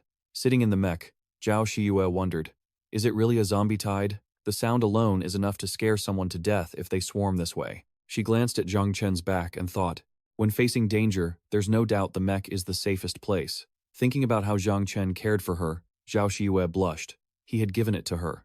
Zhang Chen suddenly froze. In the distance, a ghastly black hand reached up and grabbed the wall. Immediately after, countless monsters swarmed out together. There were countless numbers of them. The scene was no different from hell, filled with demons and roaring flames. A monster with a distorted face and glowing red eyes charged straight at Zhang Chen. With a flash, Zhang Chen killed the monster with one slash. He charged forward bravely, swinging his sword at the horde. Zhao Shiyue also maneuvered the mech forward to support Zhang Chen. The battle was extremely fierce, clouded with smoke and fire. Elsewhere, in a basement, Qian Zhenyu asked a blue-haired guy sitting nearby, Zheng Hao, that zombie girl didn't lie to us. The zombie tide is really here. Should we go help or just help? The zombie girl Qian Zhenyu mentioned was Xiao Shi. The blue-haired guy remained silent. Qian Zhenyu said impatiently, Zheng Hao, make a decision. The battle between Zhang Chen's group and the zombie tide was intense. Zhao Shiyue controlled the mech, firing continuously at the incoming monsters.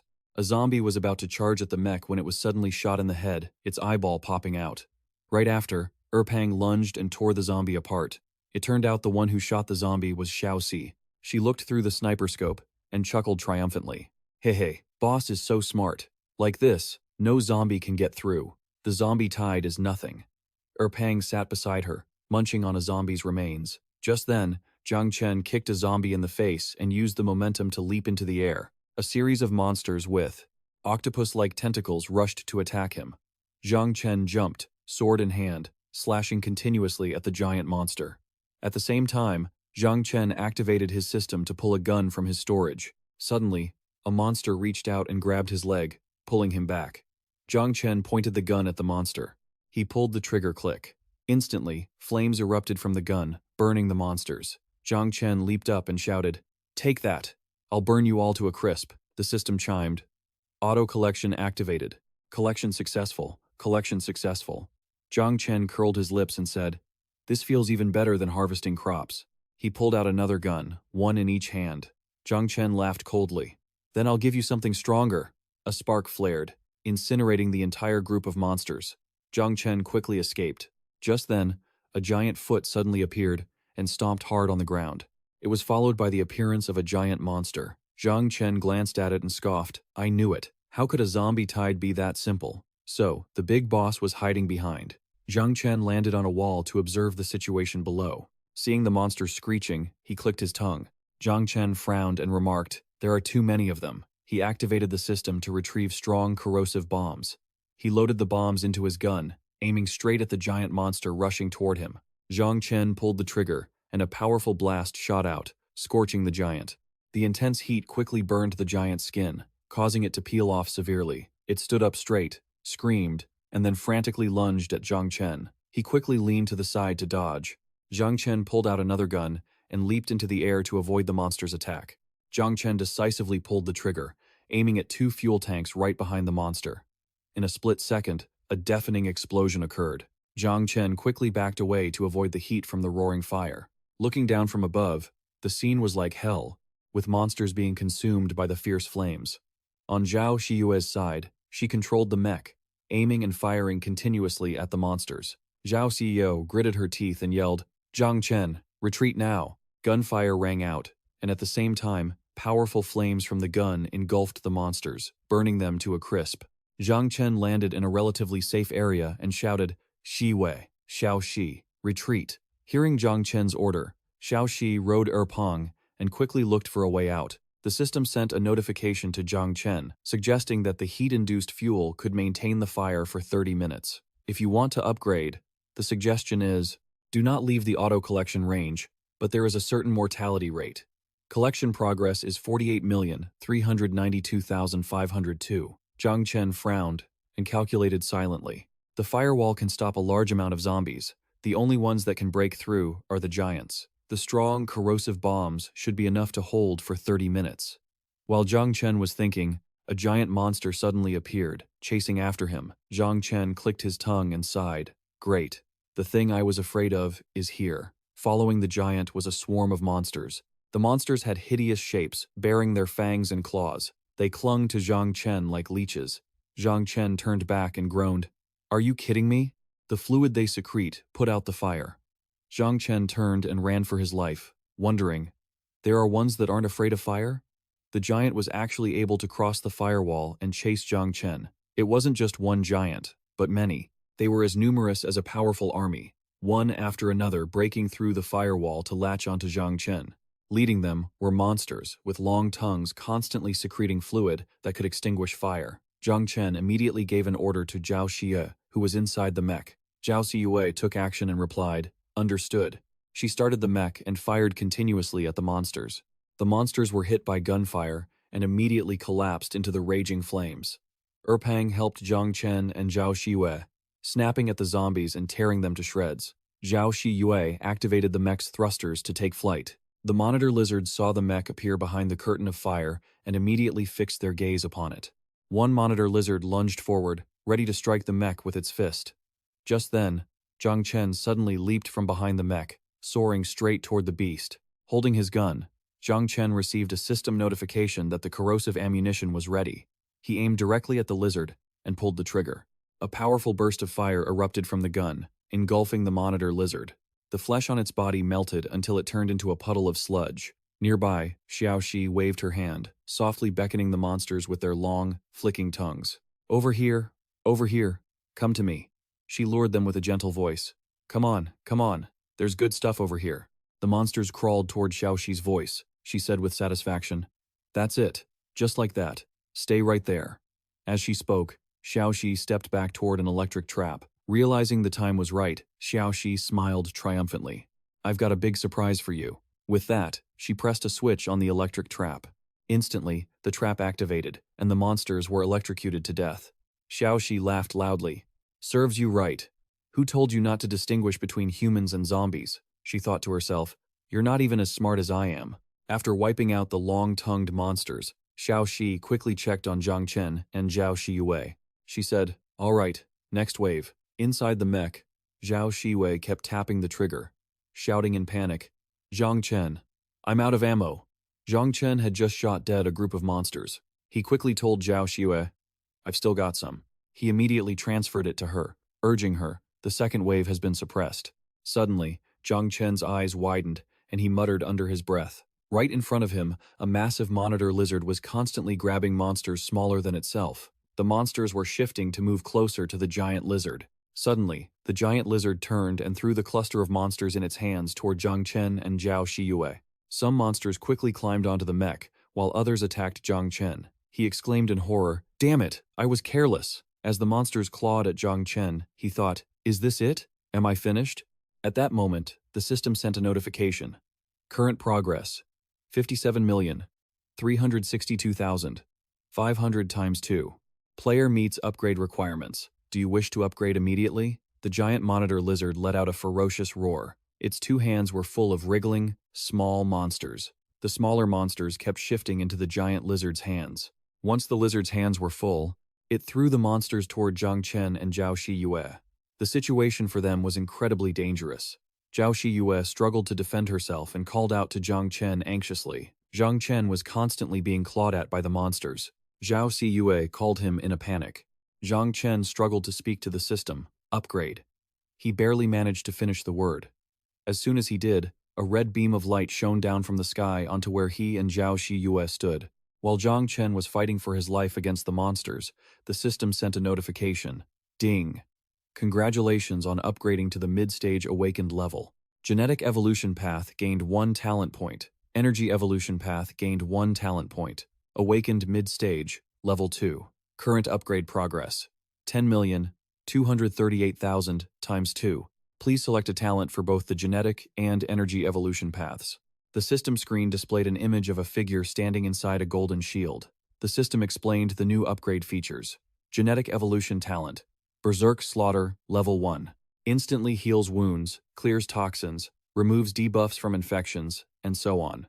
Simultaneously increases attack damage by 30% and self-healing capability by 300%. Duration is 10 minutes, with immunity to toxins and viruses. Hidden tip. After the duration ends, you will enter a vulnerable state for 30 minutes and take 30% increased damage. On the screen, the system continued to show an image of a stick figure holding a blade. Below it, the system added a note. Genetic evolution. Talent 2. Rebirth level 3. Every time you upgrade, your body's reflexes, strength, speed, and resistance to impact will increase by 33, 66, and 100% respectively. The system showed the next image of a stick figure throwing a punch. Below that image, the system analyzed the energy evolution path. Level 1 talent. Core resonance. Level 1. Consumes 10 energy cores to create a resonance with the core inside the target, causing massive damage. Resonance radius is 5 meters. It can link up to 100 targets. The system sent the final image with a note. Energy evolution talent level 2. Energy barrier level 3. Once activated, all incoming physical damage is reduced by 60, 75, or 90%. Each successful defense consumes a crystal. The stronger the attack, the faster the crystals are consumed, until they run out. Zhang Chen scanned the content on the screen and clicked his tongue. Damn. If only I had more time to think. But I have no choice now. He quickly decided to upgrade Rebirth and Core Resonance. Zhang Chen used Core Resonance to obliterate the monsters thrown by the giant lizard. In an instant, a terrifying explosion occurred right beneath a ruined building. The system continuously sent notifications to Zhang Chen. Activated Resonance. Obtained a zombie core. Obtained a zombie core. Obtained a zombie core.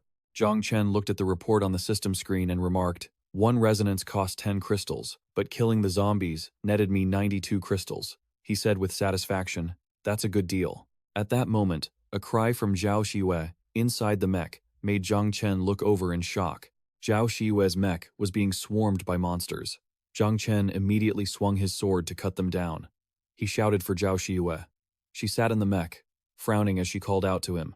"Zhang Chen!" Zhang Chen rushed toward her with his sword. He said anxiously, "Zhao Shiyue, hang in there." Just then, a monster that had been attacking Zhao Shiyue's mech was suddenly shot in the head.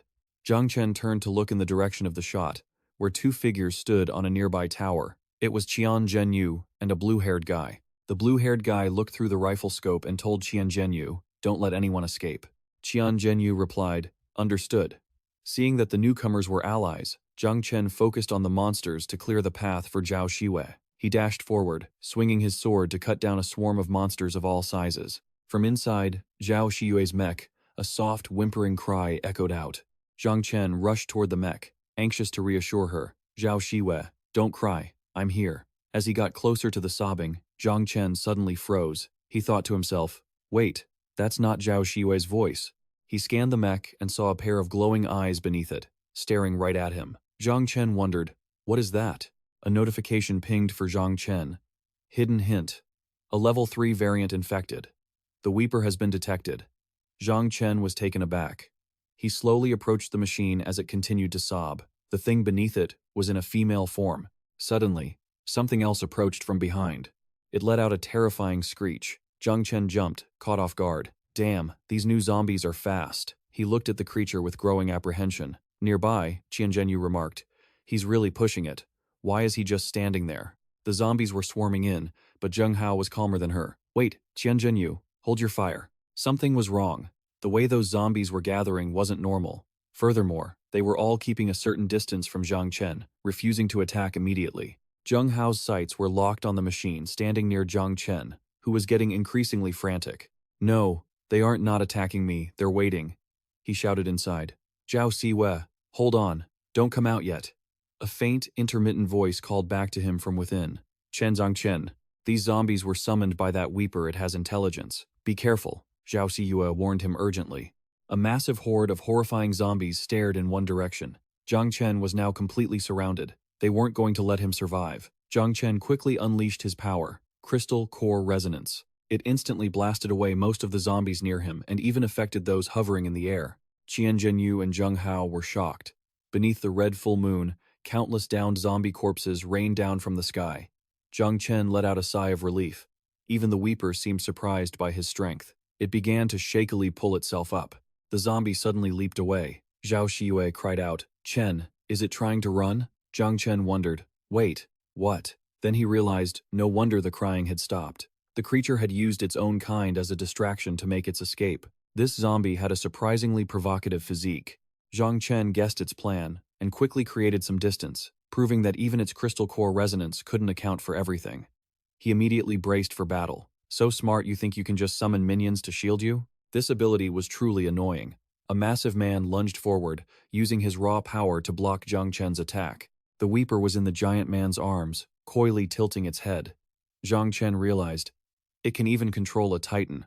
That variant isn't just a zombie heartthrob. A body like that is pretty convincing. I'll give it that. Zhang Chen was startled for a moment. Good lord, her face is horribly wrinkled. The display screen showed her info. The Weeper. Extreme movement speed, sharp claws capable of slicing through metal. Bizarre behavior, sometimes non-hostile to humans, other times goes into a killing frenzy. Hidden hint, its wail not only attracts surrounding zombies but also buffs them, driving them into a frenzy. Zhang Chen understood the situation and fired his corrosive rounds repeatedly at the giant. Keep screaming, I'm not interested in your girlfriend. Zhang Chen grew even more anxious. Damn it, this is going to be harder to kill than I thought. The screen flashed again, buffed by Weeper's ability. Titan's vitality increased by 400%. Current damage taken, 28%. The giants began to attack Zhang Chen. Zhang Chen gritted his teeth. Fine, let's see who's stronger, you or me, and these pathetic lackeys powered by a woman's scream. Explosions erupted right on the Titan's face. The system panel popped up. Titan took corrosive damage, 15% damage dealt. Zhang Chen panted, gripping his cannon. Another notification appeared. Titan took corrosive damage, 17% damage dealt. Beneath him, the zombie tide surged forward. Light radiated from Zhang Chen's body, spreading in all directions. He roared, Crystal Core Resonance. The system flashed a similar notification. Titan took corrosive damage, 13% damage dealt. Finally, the notification, Titan killed. The giant Titan swung a punch that tore through the air toward him. He ducked gracefully, raised his sword, and shouted, Got you! As the Titan smashed the ground to pieces, he leaped onto its head with his blade drawn. The Titan swung again. The Weeper tumbled from its hand. Zhang Chen looked at her and thought, a filthy, seductive monster. Just as I expected. After the Titan behind him swung, he screamed, How about you watch this too? Zhang Chen thrust his sword deep into its eye. You deserve to die. This is the power of crystal core resonance. After the strike, the titan shattered into pieces. The blue shockwave of light caught the attention of the two people watching from above. Qian Zhenyu gritted her teeth. He's too strong, is he even human? Taking on a whole pack of titans alone. Zheng Hao was equally incredulous. Yeah, he's incredible. He added that if everyone had his strength, this nightmare would have ended long ago. But inwardly, he thought, if I ever became his enemy, I'd be dead in a heartbeat. Luckily, the muzzle of Zheng Hao's gun was still aimed at the mech below, surrounded by zombies. Seeing the situation, he shouted, "Damn it, that mech is stuck and surrounded by zombies." He turned to Qian Zhenyu. "Let's go. We have to help them." Qian Zhenyu immediately agreed. Suddenly, a voice rang out behind them. "You still have time for heroics?" They turned around to see someone approaching. They asked with suspicion, "Qi Hongda?" Qi Hongda didn't answer. He countered, "Zheng Hao, don't you want to be as strong as Zhang Chen?" Hearing this, Zheng Hao turned to Qian Zhenyu. "Qian Zhenyu, go down and wait for me." Qian Zhenyu glanced over and replied, "Fine." Qi Hongda continued, "We've been crawling through this hell long enough. You know how it works, don't you?" As she walked past him to leave, she turned her head back, deep in thought. Meanwhile, he stepped closer to Zheng Hao. "The fastest way to get strong isn't by killing zombies," he whispered into Zheng Hao's ear. "It's by killing people." He patted the man on the shoulder and said, "Zhang Chen has such immense power, and he has no idea how many lives he's taken." He continued to stir up trouble and sow discord. "Zheng Hao, drop your saintly act. While he's busy fighting that giant monster, he fully trusts you. It's the perfect time to kill him." As he spoke, he gripped Zheng Hao's shoulder tightly, adding, "Kill him, take his essence crystal, and you'll be the strongest one here." Finally, he prodded, "Don't you always want to protect our faction? Then you need to become stronger. Zheng Hao, don't hesitate." Zheng Hao flinched as the man pressed in on him. He reached up, grabbed the hand on his shoulder, squeezed it hard, and smiled. "Qi Hongda, you're right. I really shouldn't be so soft-hearted. I need to get stronger." Amidst the smoke and fire, Qi Hongda, still gripping Zheng Hao's shoulder, continued, "Zheng Hao, you've finally come to your senses."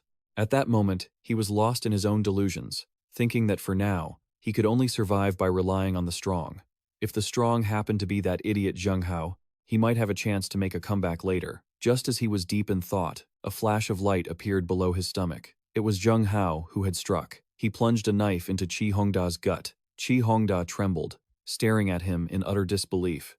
Zheng Hao remarked, "But wouldn't killing you be much easier than killing Zhang Chen?" As Qi Hongda struggled to speak, Zheng Hao cut him off. "I saw it back then." He questioned him, his face filled with killing intent. "You defected to the Nihong side, didn't you?" As Qi Hongda spat out a mouthful of blood and collapsed, Zheng Hao added, "You abandoned our faction long ago. Yet you expected me to keep protecting you?" He stepped forward, putting his weight onto the knife, still buried in Qi Hongda's gut, and continued, "You telling me to kill Zhang Chen that was fueled by your own desire for revenge, wasn't it?" He exposed everything the man had just said. Because the monster killed his master, he had no choice but to run back. "Did you have a hand in that too?" Just then, the system panel flashed. Body of an evolved human reclaimed. Essence crystal power acquired. Upgraded to primary awakened, stage 3 talent reached. Finally, he looked down at Qi Hongda's body and said, "Well, there you go. You got your wish, I've become stronger." Elsewhere, a monster smashed through a window. Zhao Siyue was inside, blasting away at the beast's head. Then she cried out in distress, "What do I do? What am I supposed to do?" More monsters kept appearing, and she shot them down one by one. Sweat dripped down her face as she gritted her teeth, muttering, "There are too many." She thought to herself that Zhang Chen must be under even more pressure, so she couldn't afford to be a burden. Just as she was wondering what to do, another person appeared, firing at the monsters. Zheng Hao leaped down toward the mech and asked anxiously, "Are you okay?" Siwei was completely caught off guard by his arrival and stammered, No, I'm fine, thank you." Outside, the battle was reaching a fever pitch. The ground was exploding repeatedly, and debris filled the air. Through the smoke and fire, Zhang Chen leveled his gun at the banshee in front of him and said, "Finally, it's just you left, you vile, seductive creature." The banshee, singed by the flames, shrieked. Zhang Chen fired a blast at her and roared, "Die!" She let out a piercing wail, but her body seemed unscathed. Seeing this, he muttered. It didn't pierce through. He charged at her, teeth gritted, cursing, "Damn it! Has this evolution made her that much of a monster?" He fired a series of cannon blasts, but she dodged them with freakish agility. Zhang Chen pursued, thinking, not only can she control other zombies, but her defense and agility are also higher than the others. Suddenly, he appeared behind her and said, "Given our little history, do you think playing hide-and-seek is really appropriate?" He swung his sword at her back and shouted, "Just give up and die already." Both their bodies were enveloped in a blue light. Once again, he used his essence crystal resonance skill. A streak of light pierced through, and a system notification appeared. Durability at 21%. Durability at 16%. This time, Zhang Chen hoisted a massive cannon onto his shoulder and yelled, "That skin is tough, huh? Try this." The cannon fired with terrifying speed. A massive explosion followed. As the smoke cleared, a blue energy source drifted out from the flames. He reached out to retrieve it and said, "Still, the corrosive rounds are powerful, a successful hit." Another system notification appeared. Banshee successfully killed. Received 1 essence crystal. Then came another alert. A potential teammate is in danger. If not saved in time, they will likely remain single forever. Reading this, Zhang Chen grumbled, "I'm a natural-born lone wolf. Who are you calling a single loser?" The system chimed in, "Please stop abusing the hidden system." After arguing with the system, he gritted his teeth and looked in another direction. He saw a mech and a horde of monsters rushing forward and muttered, "Teammates." At that moment, Zheng Hao was supporting Xiao as she stepped out of the mech, her face pale as she kept firing her gun. After struggling for a while, she screamed, "Zheng Hao, I can't hold them off anymore." Suddenly, a source of energy rushed toward them. Qian Zhenyu and Zheng Hao looked up to see Zhang Chen appearing. Seeing him, Shi Yue called out excitedly, "Zhang Chen, the 4 of us are finally together." Shi Yue ran to his side, and he said to Zheng Hao, "Thanks." Zheng Hao smiled back, "Don't mention it. The battle isn't over yet. If you don't have a plan for what comes next, we might have to make a run for it." Hearing this, Zhang Chen pointed in another direction and said, "It's not time to retreat yet. We still have plenty of traps left. Xiaoxi and Erpeng are guarding the west. You guys go guard the east, don't let any zombies through." As he spoke, Zhao Shiyue kept her eyes fixed on him. Suddenly, something caught her attention, and she looked over. Not far away, something massive with glowing red eyes was emitting a chaotic, dissonant sound. She pointed toward it and shouted, "Zhang Chen, over there." Zhang Chen spun around, startled. A pile of zombies was crawling across the ground there, letting out bizarre, mournful cries. His face darkened. He thought, one was hard enough to deal with, and now there are 5 of them? He turned to the others and said, "You guys hurry to the east. Leave this to me." On the other side, the zombies were swarming, with a large giant monster blocking the path, its mouth wailing with strange, eerie sounds. While Zheng Hao and the others were filled with worry, Shi Yue reached out and grabbed Zhang Chen's hand, whispering a warning. Her eyes were shimmering, filled with deep emotion as she said, "Be careful." He smiled in return. "I know." They stood there for a moment, just looking at each other.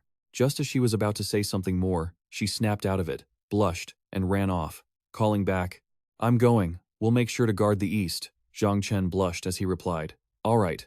After they left, he looked back at the system screen.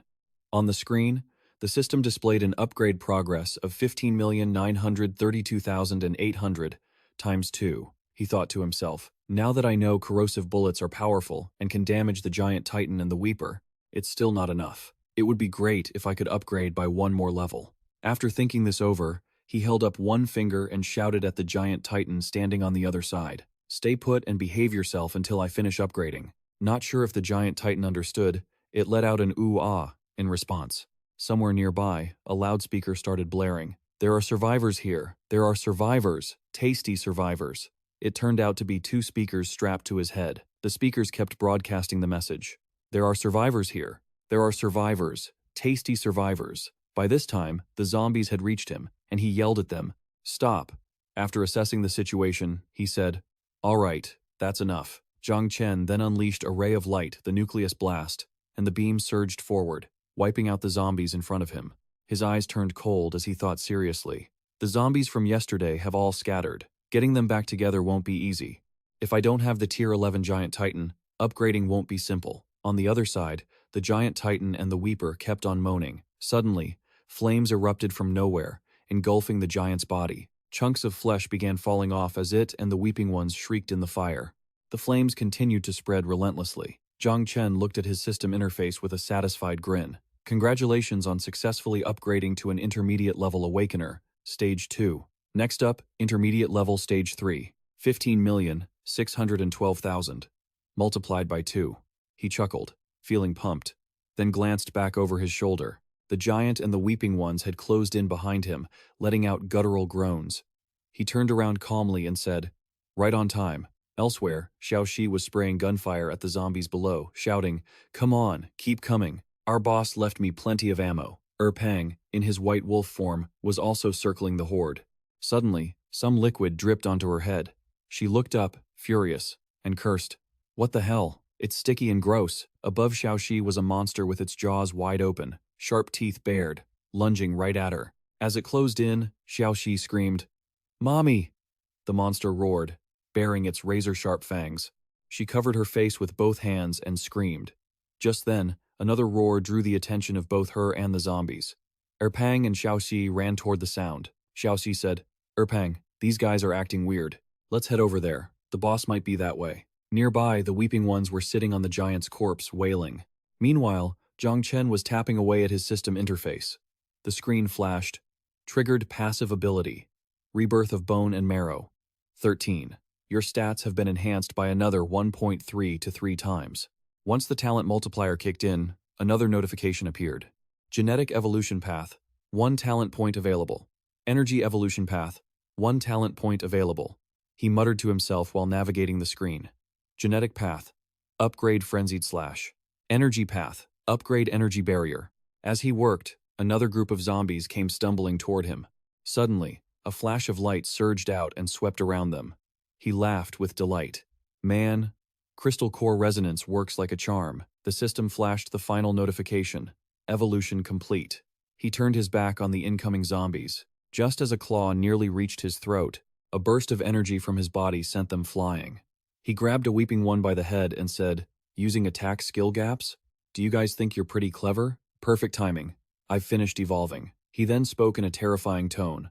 "Shall we play?" As he said that, energy swirled within his body once more. He unleashed a concentrated energy strike, blowing the weeping ones to pieces. The remaining ones were dragged into the vortex, wailing. Zhang Chen drew his sword, slicing through the weeping ones like they were soft tofu.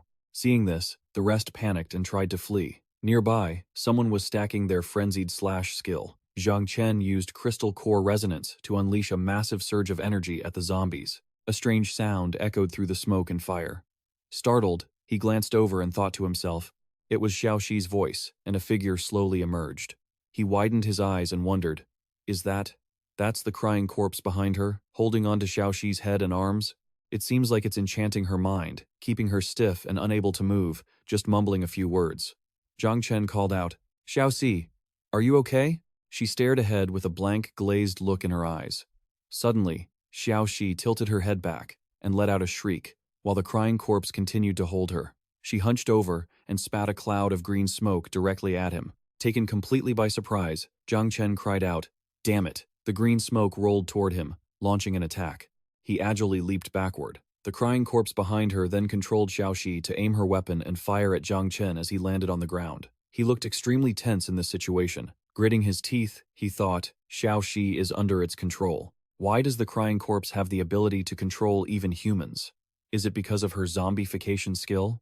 He scrambled to hide behind a large rock nearby. The rock blocked the barrage of bullets Xiaoxi kept firing at him. Suddenly, a red notification appeared on his system. "Your speculation is correct." Zhang Chen frowned, retorting to the system angrily. "Now is not the time for your snarky comments. Since when did you become a conversationalist? Just tell me something useful." The system explained that the zombification skill allows human physical traits to infinitely approach those of a zombie, but the brain remains the least affected. Hearing this, he furrowed his brow and deduced, if that's the case, Xiaoxi must still retain her consciousness. So the crying corpse can only control her if it's in direct contact. A moment later, he and Pang hid behind an entrance, secretly watching the crying corpse lead Xiaoxi past them. He pointed forward and shouted to Pang. The beast let out a growl, opened its massive maw, and charged straight at the crying corpse holding Xiaoxi. The crying corpse turned Xiaoxi toward Pang, and suddenly, a gun appeared in her hand, her eyes still looking completely vacant. A deafening shot rang out. Pang was hit and sent flying by the force of the bullet. It let out a pained cry. Seizing the opportunity, Zhang Chen lunged forward, sword in hand. Perfect chance. A streak of blue light flashed from his blade. He unleashed a strike, channeling the core and the seal, aiming directly at the crying corpse. The strike hit it like a bolt of lightning, but unfortunately, Xiaoxi was caught in the blast too. Both of them threw their heads back and let out ear-piercing screams. Zhang Chen panicked and screamed in his heart. Oh no, Xiaoxi got caught in the crossfire too. I can't use the resonance core. The weeping specter suddenly pressed its hands down on Xiaoxi's head and arms, as if trying to launch a counterattack. Taking advantage of the distraction, Zhang Chen leaped into the air, preparing to swing his sword down to strike it. This distance was enough. The creature looked up and saw him, instantly panicking. It let out a horrific, terrified scream, then used Xiaoxi as a human shield. It spun Xiaoxi around to block the path of Zhang Chen's blade. Since Xiaoxi hadn't regained consciousness yet, he abruptly jerked his sword to a stop. He was shocked, his eyes wide in disbelief as he saw what it did, and he cursed. Damn it! What a scumbag! He then desperately twisted his body, spinning his sword along with him so he wouldn't hit Xiaoxi. This move threw him off balance. But then, Xiaoxi suddenly grabbed the knife hilt with one hand and shoved the blade forward with the other. She thrust it into Zhang Chen's side with a cold expression, catching him by surprise. He glanced back, his face contorting in pain as he coughed up dark red blood. The weeping specter forced Xiaoxi to pull the dagger out of Zhang Chen's body and hold it out. He collapsed to the ground in agony. The system displayed a red notification, wounded by concentrated lethal poison. Healing rate reduced by 500%. Body damage increased by 300%. The weeping specter stood behind her, laughing loudly. Xiaoxi's eyes glowed bright red as she giggled maliciously, raising the knife to stab down again. It felt as if the two of them had become a single entity. Just then, the system flashed another reminder, advising Zhang Chen to use the resonance core to eliminate the threat. The blood-stained knife was already plunging down, accompanied by the shrieks of the weeping specter. The system urgently repeated the recommendation to use the resonance core immediately to neutralize the danger, or he would be killed within 2 seconds.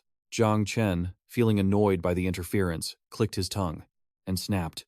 You and your suggestions are really annoying. He then turned, stood up, and with a decisive shout, slammed his head into Xiaoxi's. My skills are meant for killing zombies, not for dealing with a brat like you. Xiaoxi heard those words and, stunned by the painful headbutt, seemed to regain a glimmer of consciousness. Her head snapped back from the impact, and a bit of blood sprayed out. A patch of dark red appeared in a city near the hills, which were already bathed in the crimson light of the setting sun. The growls of a zombie, lying prone on the ground, pinned down by a large rock, echoed, preventing it from moving. Suddenly, the zombie raised its head, to see a silhouette holding something standing before it. It was a young girl holding a heavy, round object high above her. She stood against the red moonlight. Then, only screams echoed through every corner of the alleyways. Xiaoxi crouched on the ground where the zombie had been pinned. She was chewing on something. It seemed she was devouring the remains of the zombie. She kept eating, desperately absorbing and assimilating all of its power. While eating, she froze when she heard a noise behind her. Zhang Chen's voice called out, "Hey, Xiaoxi." She turned her head blankly and saw him waving and smiling at her. There was also Shi Yue, smiling brightly as she set food on the table. Erpang was also standing there, wagging its tail at her. They were all in the dining room waiting for her. She stared at them silently for a moment. Zhang Chen squinted his eyes with a grin, reaching out a hand toward Xiaoxi. What are you spacing out for? Come over here and eat. We aren't a family if we don't eat together. Come on. Xiaoxi looked at him, dazed, her eyes welling up with tears. The tears rolled down, her brows furrowed in sadness, and she began to sob. She remembered his words. The family is eating. She burst into loud sobs, wiping away her tears while thinking she would never have to be hungry again. I'm not alone anymore. She thought this, then lifted her hands from the ground and stood up. She waved and excitedly ran toward them, whispering in her heart, Boss, Xiaoxi Ye, Erpang. It seemed Xiaoxi had fully regained consciousness and was no longer being controlled by the weeping specter. She stood there, momentarily stunned, then frowned and cried out. Because Zhang Chen had headbutted Xiaoxi so hard earlier, he was now kneeling on the ground, rubbing the painful spot with one hand while wincing, his other hand still gripping his sword. Xiaoxi stood before him, the weeping specter still squatting on her shoulders, its hands clutching her head as it let out a few more screeching noises. Xiaoxi slowly called out to him, Bo boss. Zhang Chen was shocked to hear her call him, Kid, you recognize me now? Xiaoxi looked at him, terrified and teary-eyed, and asked, Why are you so badly hurt? Suddenly, the wailing of the weeping specter erupted. She was terrified to her very soul to hear that cry coming from so close to her. The wailing continued. She looked up and gasped in horror to see the eyeless, noseless weeping specter, its tongue hanging out, clinging to her shoulder. She screamed, "Damn it! What the hell is this thing?" Then she started thrashing around, jumping back and forth, shouting, "This is so disgusting. Get off, get off, get off." Zhang Chen stood up, coughed, and told her, "Xiaoxi, stay strong. Do not let it control you." Her eyes turned bloodshot in disbelief at his words, and she immediately turned to look at him, asking about being controlled, while the weeping specter crossed its legs around her neck, refusing to let go no matter how hard she tried. He thought to himself, as long as she wasn't fully turned into a zombie, his resonance core wouldn't hurt Xiaoxi. Then, he worried about something, but she kept shaking the creature off and running further and further away. He thought that, then immediately grabbed his sword and chased after Xiaoxi, shouting, "Kid, where do you think you're going? Stop." Then he realized he was out of range for his skill. Xiaoxi didn't seem to hear him and kept charging forward, carrying the weeping specter with her as she tried to run away. The weeping specter crossed its legs around her neck and pressed down on her head, causing her immense pain. So she winced and gasped, "It hurts so much." Then, it forced her head to tilt back toward the sky and lowered its own head to stare directly into Xiaoxi's eyes. Zhang Chen rushed over, shouting in a panic, "Xiaoxi!" Suddenly, she rolled her eyes back, blood vessels popping in them. She gritted her teeth so hard, the veins in her neck and face stood out. She struggled to speak, one word at a time. "Ah, I remember you now." Then, she grabbed the weeping specter's arms, catching it off guard as it wondered what was about to happen. Green halos of light swirled around her. Xiaoxi, furious, gripped the weeping specter's wrists tightly, making it panic. She shouted, "It was you. You made me use my own hands." The system notification appeared. Awakened user upgraded to stage 2. Xiaoxi then leaped up and slammed the weeping specter into the ground, creating a crater. She screamed, "You dared to hurt the boss!" She was truly enraged now, her eyes glowing green as she hissed, "I am the one who eats zombies for breakfast, and you actually dared to inject zombie toxins into my body?" Xiaoxi lunged, grabbed its neck, and bit down viciously, making it shriek in agony. Zhang Chen ran over to her, shouting, "Kid, you leveled up?" Xiaoxi didn't seem to hear him, still pinning and biting the weird creature lying on the ground. As Zhang Chen rushed over to her, he shouted, "Xiaoxi, you've leveled up." But she didn't seem to hear him. She was still pinned on top of the strange creature, biting down hard. It kept screaming. Zhang Chen, watching from behind, gaped in shock. That biting power, it's leveled up too much. Even a blade strike couldn't pierce it. It was true. Xiaoxi was fixated on tearing at the creature's throat. Blood splattered everywhere as she sat on it, forcing it down while it helplessly threw its head back and wailed. It screamed until its throat was raw. The flesh on its neck had been shredded to pieces by Xiaoxi. Suddenly, a sound echoed from the sky. Hearing it, Zhang Chen looked up. Xiaoxi, who was mid-bite, stopped as well. The noises grew louder and closer, right upon them. Xiaoxi turned her head, scanning the surroundings with Zhang Chen. The cries of the crying corpse continued to echo. Zhang Chen spoke up. "What is that sound?" "It sounds just like the time the zombie tide attacked." He then countered his own thought. But the zombie tide was dispersed, and at least half of them died. There's no way they could make such a huge commotion. A system notification popped up, grabbing Zhang Chen's attention. He looked down, feeling uneasy. The system displayed in front of him. The crying corpse is struggling before death. Zombies from the entire Tianyang city are swarming here, and a new zombie tide is about to form. Host survival rate in a direct confrontation is 2%. Seeing this, he gasped. "What?" A deafening chorus of thousands of zombies echoed through the air. They had truly gathered in massive numbers, slowly infiltrating the area, accompanied by the cries of the crawling beasts joining the horde. Zhang Chen, Xiaoxi, and Erpeng were truly in a life-or-death situation. There was nowhere left to run, as they had been completely surrounded by the tide. From above, the zombies looked like a sea of black ants swarming their prey. Meanwhile, where Zhang Chen was, the crying corpse lay with its limbs bound tight and its mouth gagged. It kept struggling on the ground, refusing to stay still. Zhang Chen muttered, confused. Its throat was half bitten through. And it still keeps crying? Good thing I grabbed those strange items from the Neon Nation people earlier. They're actually coming in handy. He brushed off his hands while saying this. Xiaoxi stood nearby, watching it squirm, and remarked, "I find the boss even more confusing. If you really wanted a woman, you didn't have to find a zombie. Isn't there one right next to you? That's a bit perverted." Xiaoxi said with a puzzled expression, pointing at him. Zhang Chen felt a chill down his spine and replied, "Is your head full of nothing but yellow trash? Have you been eating too many zombies?" Just then, a red system alert appeared. Time until tide formation, 4 minutes. He grabbed the rope tied to the crying corpse, dragging it along the ground while tapping Xiaoxi on the head. "Quit the nonsense. Let's go." Xiaoxi gave a small sound, and the three of them began to move away. They stood in a desolate area, flanked by buildings. Xiaoxi struggled to drag the crying corpse into an alley, saying, "This is the center of the plaza. They're definitely going to gather here." She turned to look at Zhang Chen, worried. "I wonder if the boss's side is ready yet?" He leaped from the ground onto a low building, then up to a higher one. It was unclear what he was planning. Landing on the rooftop with one foot, he tapped the system screen and said seriously, "Zhao Shiwei, stop attacking the zombies. Don't draw their attention. You guys need to hide. Now." Shiyue, on the other side of the screen, sounded flustered. "Oh, okay." He stood on the rooftop, looking down at the massive horde gathering below. "They were everywhere, in every nook and cranny," he murmured. "The timing is just right." After that, he grinned confidently. He stood beneath the full moon in the blood-red night sky. He began to execute his move. Blue light surged from his hands. He crouched, leaped backward, and unleashed his technique. 2 streaks of light intertwined, forming a powerful figure 8 that shot straight toward the ground. The zombies below stared blankly up at the light radiating from Zhang Chen's attack. It looked like a massive blue cannon blast, engulfing the entire area above the horde. The attack hit the ground and detonated.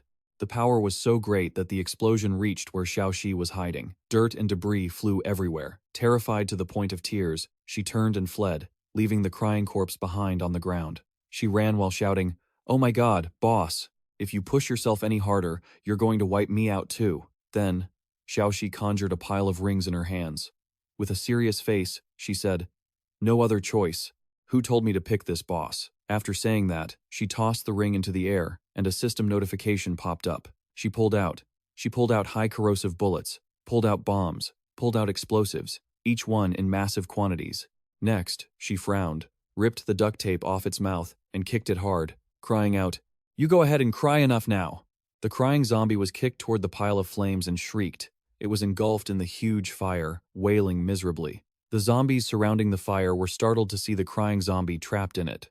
Some zombies rushed in and were consumed by the flames, but they still desperately tried to reach the crying zombie in the center of the fire. It turned its head, saw the horde of zombies, and let out a surprised cry. Zhang Chen saw the zombies rushing in to save the crying zombie, so he smiled with satisfaction and muttered, "That's what I call stewing them all in one pot." Then, he shouldered his gun and fired a shot. The bullet flew out, plunging straight into the fire, causing a huge explosion, as if adding fuel to the fire. It's really like a pit of fire. This time, the zombies are definitely going to meet their end here.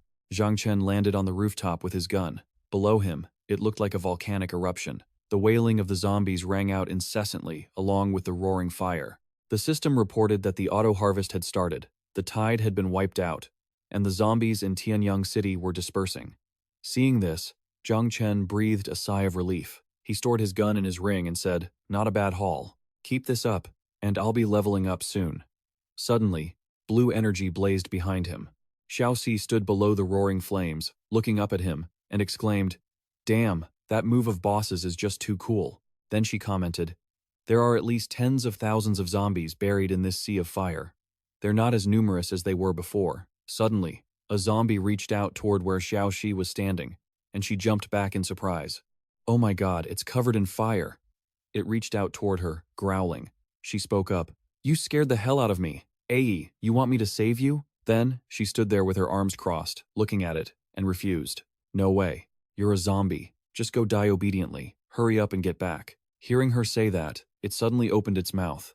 Then, it struggled to stand up despite its body being on fire. Xiaoxi was startled, panicked, and took a step back. Suddenly, it jumped into the sea of fire once again, but Xiaoxi thought it was going to jump out and attack her, so she fearfully raised her hands to cover her face and screamed, "Ah!" After waiting a moment and seeing no movement, she opened her eyes and looked. It had already sunk into the sea of fire. She was stunned and wondered to herself, "So obedient? Did it really jump in just because it heard my command?" Suddenly, someone called out to her, "Xiaoxi." She turned her head and saw Zhao Shiyue, so she happily replied, "Sister Shiyue, you guys are here too." She also smiled and said, That's right.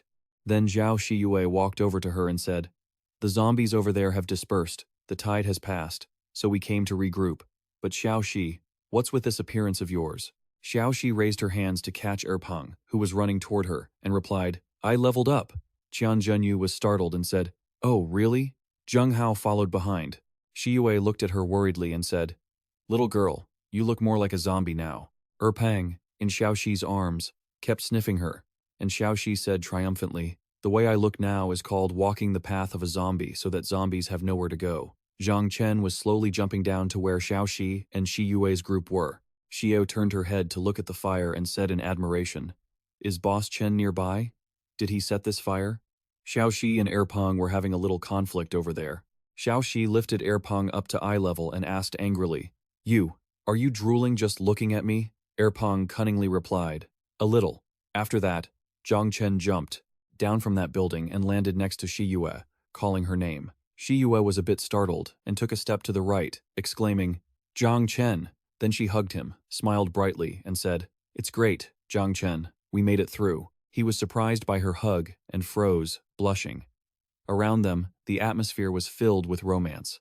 Xi Yue was so happy she cried, hugging Zhang Chen tightly and saying, we made it through. He also hugged her and stroked her hair, saying, you've worked hard. Suddenly, Xiao Shi hugged Erpeng and ran over with a jealous look. She pointed at the two of them hugging and shouted, ah, you two are just hugging, that's so sneaky. Then she and Erpeng dove into the middle of them, hugging each other and saying, we want to hug too. All four of them laughed. It looked very warm. Qian Zhenyu and Zheng Hao stood outside looking at them, and she said, this group's bond is really great, isn't it, Zheng Hao? He looked blank and replied to her, yeah. Then he continued, in just this short time, this man has become strong again. The four of them gathered together, laughing very happily. Zheng Hao had a thought, whether this man would be an ally or an enemy later. His expression seemed worried about something. The atmosphere sparkled with joy. All five of them raised their beer glasses and said, cheers. Zhang Chen raised his beer glass, smiled brightly, and said, the zombie tide is over. Everyone has worked hard. Let's treat ourselves. Shi Yue smiled with her eyes squinted, and put food on the table. Xiao Shi said happily, I'm digging in. Qian Zhenyu enjoyed her beer. Zheng Hao seemed a bit uncomfortable. The atmosphere was truly great, while Erpeng had a grumpy expression, looking at his food, which had a strange shape. Qian Zhenyu blushed slightly, not daring to look Zheng Hao directly in the face, and said, Zheng Hao, aren't you eating? To be able to eat food like this right in front of such a scene, it's truly a miracle. He looked at her and replied awkwardly, right, that's right, I was just stunned. Then he turned serious, stared ahead, and continued, all I can say is, this world has never failed the strong. Zhang Chen smiled very brightly. It was unclear if he was implying anything about him. Zhang Chen, you are truly very strong. Saying that, Zheng Hao raised his beer glass to look at him, smiling with squinted eyes. With your abilities, you can definitely save this apocalypse. Zhang Chen replied with a casual expression. Save the apocalypse? I'm not a savior. He immediately replied, at least you can protect the safety of the Long people in Tianyang City. Zhang Chen's expression suddenly became profound. He silently looked at him while picking up food.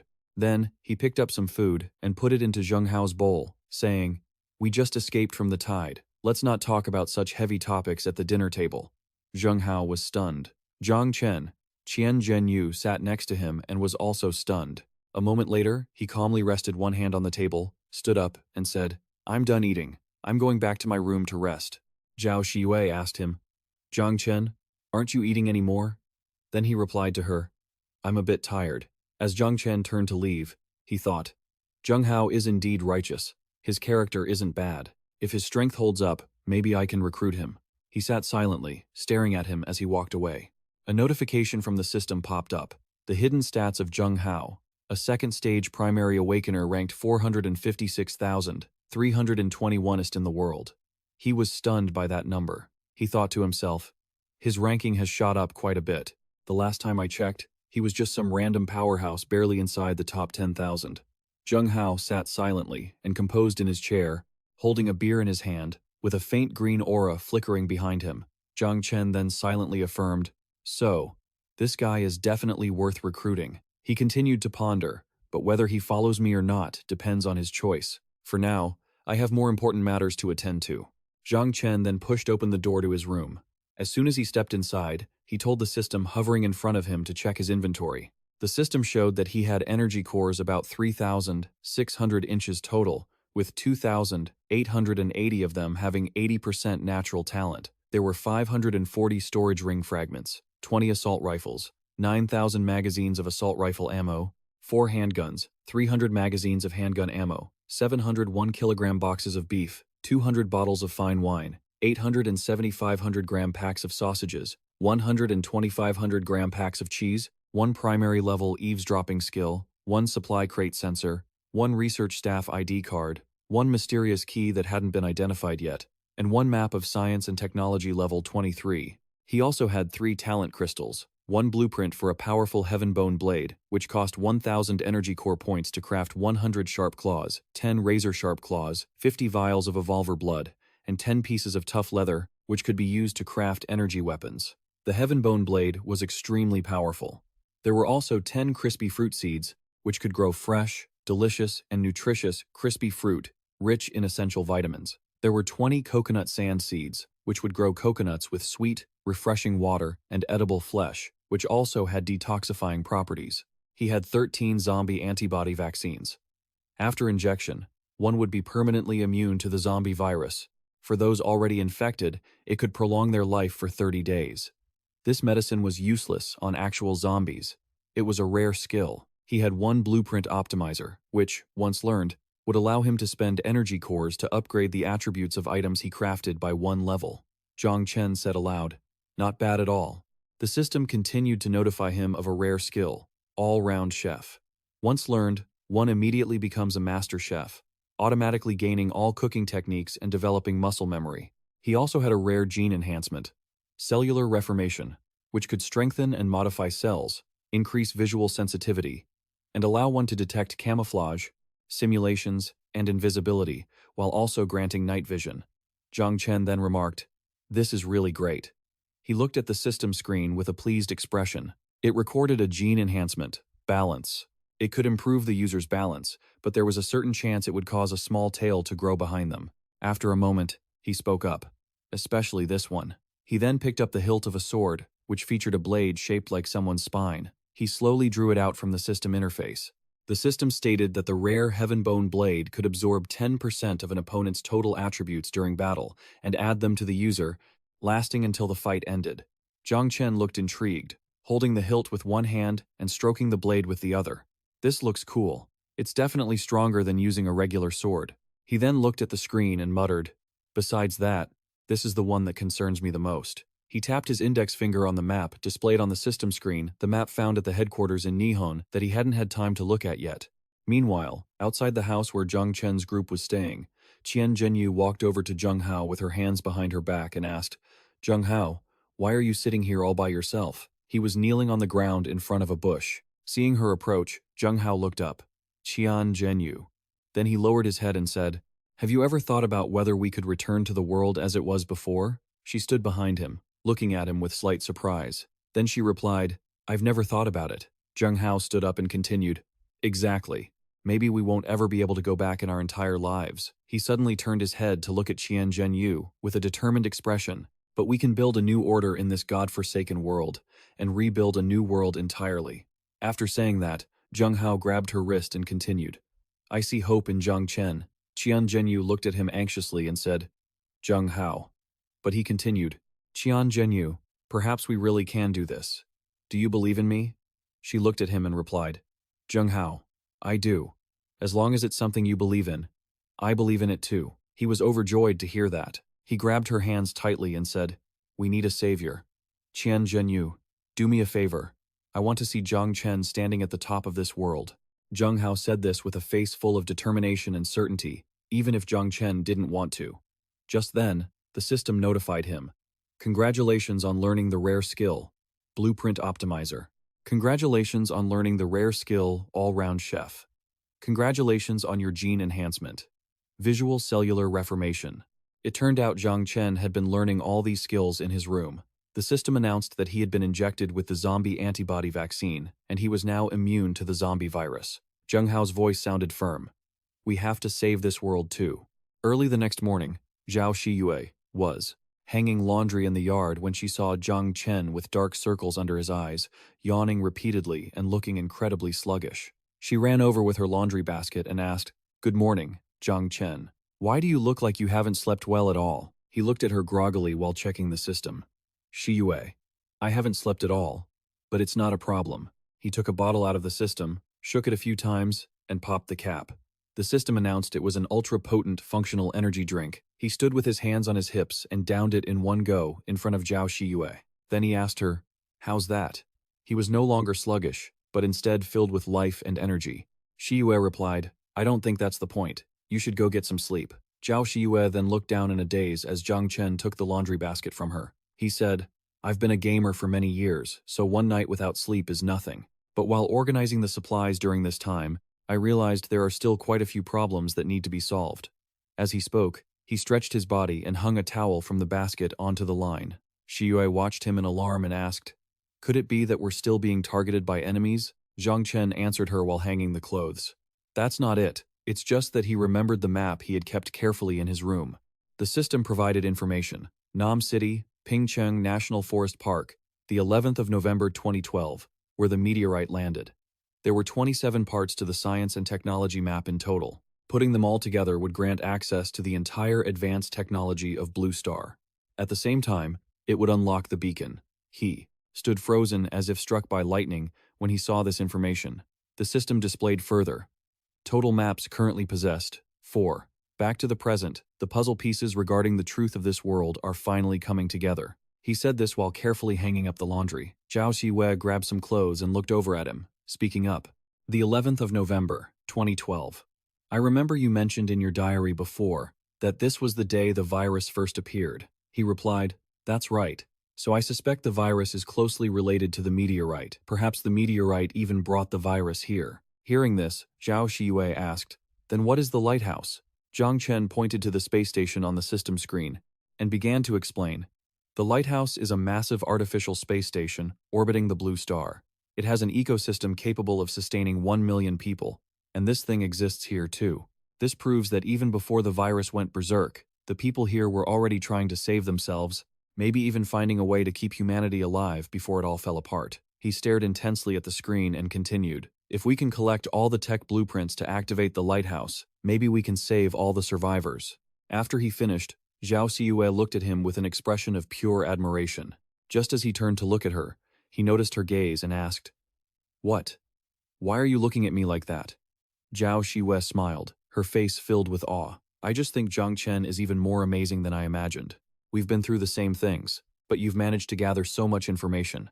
Maybe you really are the savior of this world."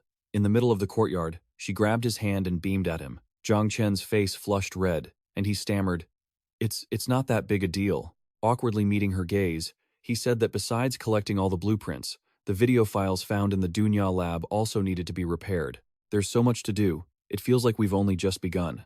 Zhao Shiyue squeezed his hand tightly and replied enthusiastically, "Whatever Zhang Chen wants to do, I support you all the way." Zhang Chen hesitated, wanting to say something to Zhao Shiyue. But before he could finish, Zheng Hao walked over to them and said, "Zhang Chen, good morning." Seeing the two of them holding hands, he was so embarrassed that he froze, not knowing what to say. Zheng Hao awkwardly turned to run away, shouting, "Sorry, I'm blind, I didn't see anything, you two carry on, ignore me." They both stood there. Zhao Xie turned her back to Zhang Chen, covering her flushed face with her hands, while he pretended to be calm, turned around, and gestured, "Wait, don't leave. Carry on what? What are you talking about?" His voice suddenly grew louder. "You came at the right time. I have something to ask you." Zheng Hao looked back, surprised. "What is it?" Zhang Chen walked closer to him and said, "Zheng Hao, do you want to join my organization? How about becoming my subordinate?" he said with a smile, extending his hand. Zheng Hao was truly moved by this invitation. "Your organization? You've already established an organization?" Zheng Hao asked Zhang Chen, puzzled. He thought to himself, the legendary mysterious organization, which requires the founder to be in the top 1,000 in combat power during the current game phase. Even the lowest-ranking member must be in the world's top 1 million. The logo and the group members of the mysterious organization appeared in blue flames. He had actually established an organization, Zheng Hao wondered silently. Then, Zhang Chen smiled confidently, hands on his hips, as he tapped the system screen. I established it a long time ago. It's just that there haven't been any members. Suddenly, a system prompt appeared before Zheng Hao, taking him completely by surprise. The system screen displayed a dragon-shaped logo along with the words, "The mysterious organization Nightmare sends you an invitation. Organization founder, Zhang Chen. Current member count, 0. Accept?" Below that were two big buttons, yes and no. Zheng Hao stood there, lost in thought. He was still struggling just to maintain his own settlement, yet this guy had already built a mysterious organization. He looked bewildered, and yet, facing such a massive amount of essence crystals hadn't even slowed down his upgrade progress. Is this guy a monster? He mused. Zhang Chen continued with a smile. Your strength and character have convinced me. What do you think? Then, he leaned over and started to walk away, saying, of course, instead of being someone else's subordinate, managing a settlement seems more interesting. You can think it over. Zheng Hao replied immediately. No need. I accept. He then quickly tapped the yes button on the system screen. Once the result was processed, the system went blank, as if it were configuring something. Zheng Hao said earnestly, I am willing to join the organization and become your subordinate. I will look to you as my leader, and I will never betray you. Boss. He looked at the message on his screen. Operation successful. You have joined the mysterious organization, Nightmare. Zhang Chen stood across from Zheng Hao, eyes crinkling in satisfaction. Welcome to the team. Zhao Xiyue, standing nearby, smiled faintly. A long time had passed. Now, the three of them were outside the ruins following Zhang Chen's fire-clearing battle. He led Peng, walking while glancing back at Zheng Hao. For the next few days, I have to clear out the city district. You guys need to hurry up and find your people from the previous settlement. Zheng Hao turned to face him and replied cheerfully, Understood. Qian Zhenyu, standing to the side, also waved goodbye. She breathed a sigh of relief as she watched Zhang Chen and Peng gradually walk away. Then, she beamed and poked Zheng Hao, asking bluntly, Zheng Hao, now that we've joined his organization, does that mean our settlement will be under Zhang Chen's protection from now on? He looked at her and replied with a gentle smile. Yes, she then spoke up. That's great. In 20 days, the world will refresh. By then, the level of zombies and mutant plants and animals will all upgrade. Qian Zhenyu's expression turned somber, her eyes welling up with tears. She placed a hand on her chest and looked down, continuing, With Zhang Chen, our settlement might just survive. Zheng Hao then turned and started walking, saying, But what I need isn't just for our settlement to be protected by him. Qian Zhenyu looked at him, confused, and he continued calmly, Do you remember what I told you? Zhenyu, we have to build a savior. What I need is for him. He imagined Zhang Chen as the only one standing tall, sword pointed into the earth, gazing up at the sky against the backdrop of a blue planet. Zheng Hao's voice echoed, Use him as a stepping stone to build a new order for this world.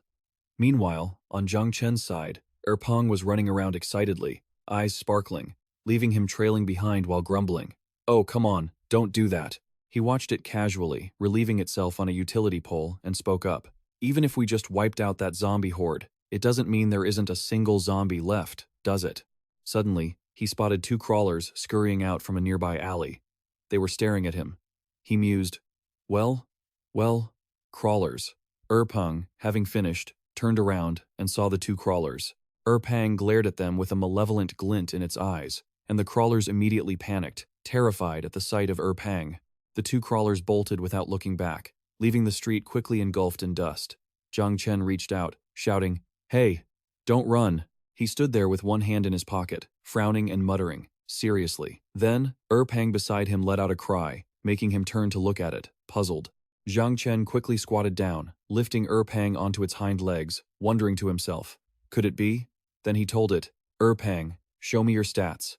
Peng's system screen immediately appeared before him. The screen was filled with detailed information. Pet name, Peng. Type, Battle Beast, Mutant Energy Beast.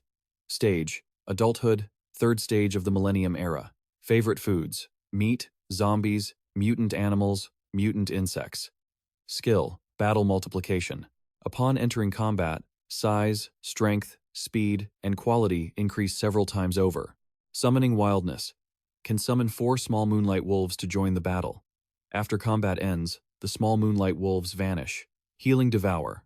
Consumes the target entirely to heal itself and clear all negative status effects. Healing efficacy increases based on the energy crystals within the consumed target. Wolf King's Majesty. Monsters can be directly eaten by Erpang. Those affected by its energy field will proactively flee from the Wolf King. He held its shoulders with both hands, seeing that info, and looked at its face in amazement. Erpang, you've really leveled up, he continued. You scared all the zombies away. His voice echoed through the district. Sunlight was just beginning to peek through. He was squatting down, and Erpang was rolling on the ground happily as he petted it. Erpang was shaking its body constantly, creating an intense ring of fire that made the remaining zombies turn and flee in terror. Zhang Chen stood by, laughing helplessly. Erpang, I know you want to protect me, but let's hold off on the skills for now. Hearing this, it squeezed its eyes shut, trembling as it struggled to retract its ability. Soon, the shaking slowed, and the sparks dissipated. It returned to normal. He sat down, petting its cheeks and praising it. There you go, good boy, well done. Erpang looked satisfied, wagging its tail and whimpering. At that same moment, taking advantage of the fact that the two weren't paying attention, the zombie horde slowly crept toward them. Zhang Chen noticed, glanced behind, and spoke up. There clearly aren't many zombies left in this city, but this should be enough to practice with. He then hardened his expression, swinging both hands as if drawing a bow, manifesting a faint blue, circular long blade that flickered in and out of existence. Blue chains and orange lightning bolts intertwined, wrapping around Zhang Chen's arms. Erpang beside him had glowing orange-red eyes and was barking non-stop. Zhang Chen crouched down, drew his orange sword, and charged forward, speaking decisively. Let's get to work. Kill the level 1S and 2S on sight. Only capture the level 2S with high potential. Erpang ran alongside him, barking as if confirming he understood. Near a cliff, a pink-haired girl was hiding. She trembled as she witnessed the scene before her hands shaking as she braced herself against the ground. Her eyes were fixed on Zhang Chen as he tore through the swarm of zombies, which were as thick as ants. She thought to herself, so many zombies, there are so many zombies. That guy and his dog are dead for sure, dead for sure. Should I call for help? But even if I did, they'd just be throwing their lives away. A single strike from Zhang Chen's orange-red sword sliced through a zombie's throat, splitting its jaw wide open. It was as if he and the sword had become one. His left eye glowed with an orange light that matched the blade. Suddenly, Erpang grew in size behind him, opened his maw, and summoned 4 small moonwolves to help. The wolves pounced, tearing the zombies apart. Zhang Chen turned and used his blue chain to choke a crawler. He pressed his knee into its back to pin it down and smirked. This one's not bad. No injuries? Strong bones keep this one. The crawler shrieked, while another one quietly snuck up behind him, joined by a whole pack of zombies trying to grab him. Zhang Chen tilted his head back, wearing an arrogant smirk as he glanced at them. His left eye flashed with a blue light, and he used a shockwave strike to shatter the stupid zombies that had frozen in place after being hit by his move. The attack released blue sparks that lit up the area. Once the technique finished, all the zombies withered by the shockwave collapsed to the ground. He let go of the crawler and stood up with a stern look. The system automatically harvested the soul from the zombie's corpse. A moment later, he had captured 3 more. He held the chains in one hand and tapped the screen in front of him with the other. Erpang scratched his neck behind him. It turned out Zhang Chen was calling Zheng Hao. He looked at the screen and said, "Capturing these few should be enough. Zheng Hao, did your people find it? Come to the sports center. I have a gift for you." Zheng Hao looked stunned and replied, "All right, we'll be there soon." Then, Zhang Chen and Erpang left, with Zhang Chen carrying the chains over his shoulder, dragging the 3 captured zombies behind him. The pink-haired girl knelt behind the large rock, covering her mouth with both hands, shaking with fear as she whispered to herself. He killed hundreds of zombies in the blink of an eye. He didn't even have to touch them. Her eyes widened in astonishment as she wondered, who is he? No human could do this. He isn't human, he can't be human. So, he must be a god. She was stunned by her own thoughts. He's a god. He's a god sent by the heavens. Zhang Chen, meanwhile, looked a bit annoyed. He glanced at the red system notification board and touched it. The dungeon is refreshing. 3 hours until it reaches its peak. Please hurry. The crawlers Zhang Chen had captured were now writhing on the ground like worms before dying, letting out constant screeches. The others saw them and turned pale with terror. Some panicked and tried to run. The blonde-haired man screamed, "Zombies! Zombies! And they're level 2S!" Zheng Hao stepped in front of the blonde man, angry, and shouted at Zhang Chen. "Zhang Chen, what are you doing? Just because I joined your group doesn't mean I condone you acting like a madman." Zhang Chen grabbed the chains holding the 2 crawlers and yanked them back sharply. He flashed a silly grin and spoke up. Why are you so tense? Then his face darkened, and he pointed at him coldly, saying, Didn't I say that in your camp? Apart from you, no one has any real strength? He pointed toward Qian Zhenyu and the blond man's group, adding bluntly, You can protect them for a moment, but can you protect them for a lifetime? In my organization, I don't feed idlers, and he certainly doesn't feed people who just drag others down. Facing monsters like these, they have to learn how to protect themselves.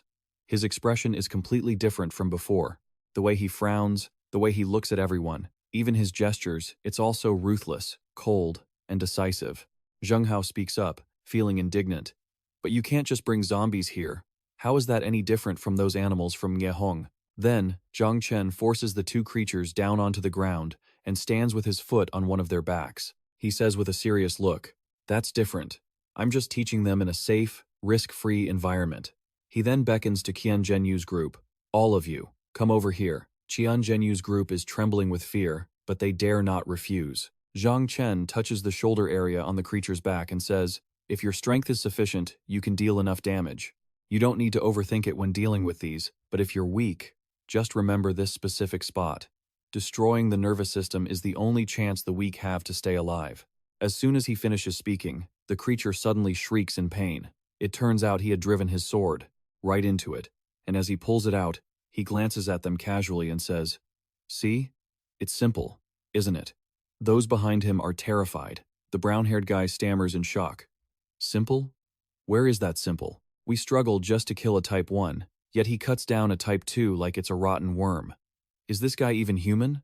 Zhang Chen hears this and says, Looks like you need some practical experience. You guys go up and take turns slashing. It's easy to get the hang of. He pulls the rope, binding the creatures, making them jump. Afterward, he sits leisurely in a chair, sipping tea with a grumpy look, watching them take turns swinging their swords at the creature. It shrieks in agony. He observes the guy in the orange shirt who is raising his sword above his head, but his hands won't stop shaking. He gasps, squeezes his eyes shut, yells, and swings down, but the sword misses and hits the dirt. He is shaking all over. The creature, fearing pain, lets out a cry, but it seems even it is surprised that he missed. Zhang Chen sees this, and in his frustration, he spills his drink. With a stressed expression, he shouts, Open your eyes, you missed. Next, Zheng Hao, standing behind Zhang Chen, bows his head and says, I misunderstood you. I apologize. On behalf of everyone, I thank you, boss. He sits back with his arm resting on the chair, watching them practice while responding. Don't bother. The only one dreaming here is you. I'm only doing this so you can be useful to me.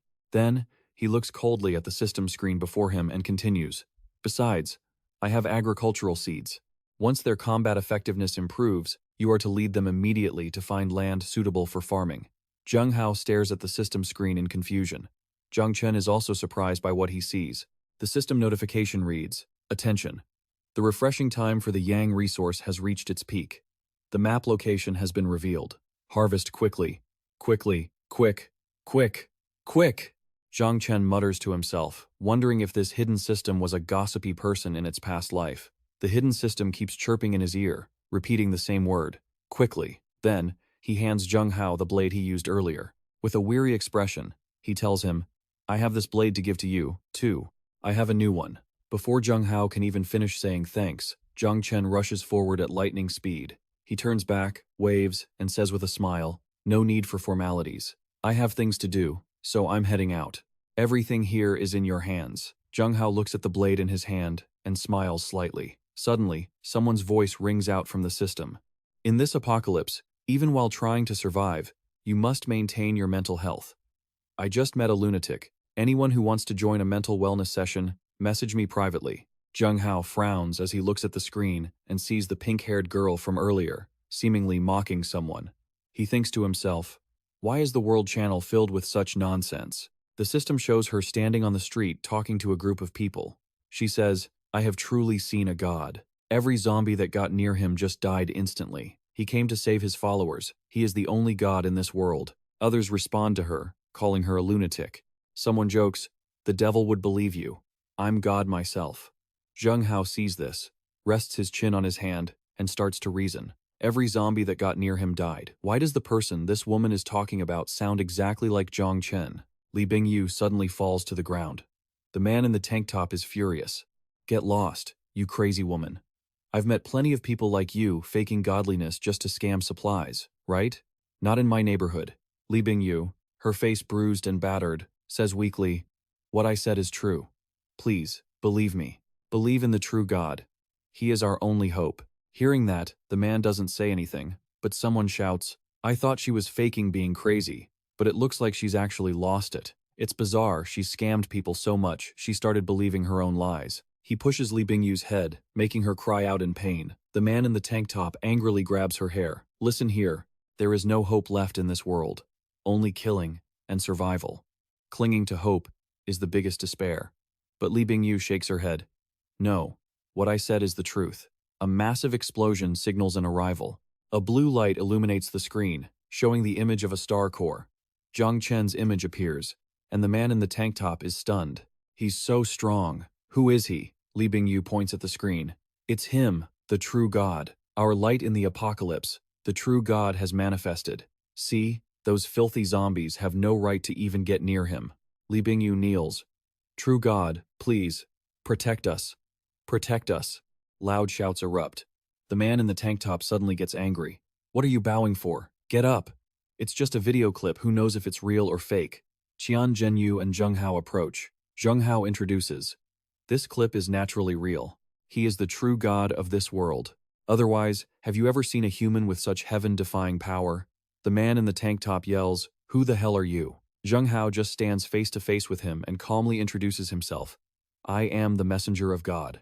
The true God told me to bring happiness to you all, and he also has a message. The true God told me to bring seeds of eternal life for his followers. This is the beginning of us restarting human civilization. The people below cheer as they collect the items. Seeds. We won't have to go hungry anymore. Someone else says, but these seeds are alive. They aren't mutated. I'm a farmer, I can tell. There is so much gratitude here. Thank you, true God. Other than God, who else could provide things like this? With just one strike of his blade into the ground, Zheng Hao creates a mystical blue light.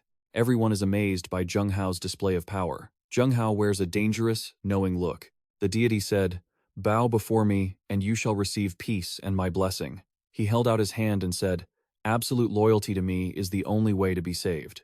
He spoke with commanding authority. Now, before this divine sword, tell me, are you all willing to be loyal to the true God? The crowd grew even more uneasy after Zheng Hao's words. Everyone began to kneel and prostrate themselves at his feet.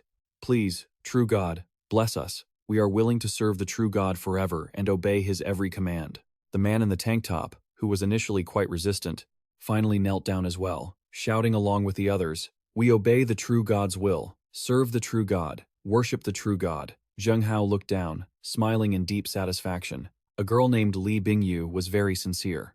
Messenger, my name is Li Bingyu. Please take me to see the true God. I am willing to sacrifice everything I have. Zheng Hao turned to look at Qian Zhenyu, confused about what was happening. Zheng Hao coughed a few times. Li Bingyu, is it? How exactly do you intend to sacrifice yourself to the true God? Li Bingyu's eyes took on an intensely fanatical look. My soul, my body, every single organ in my body.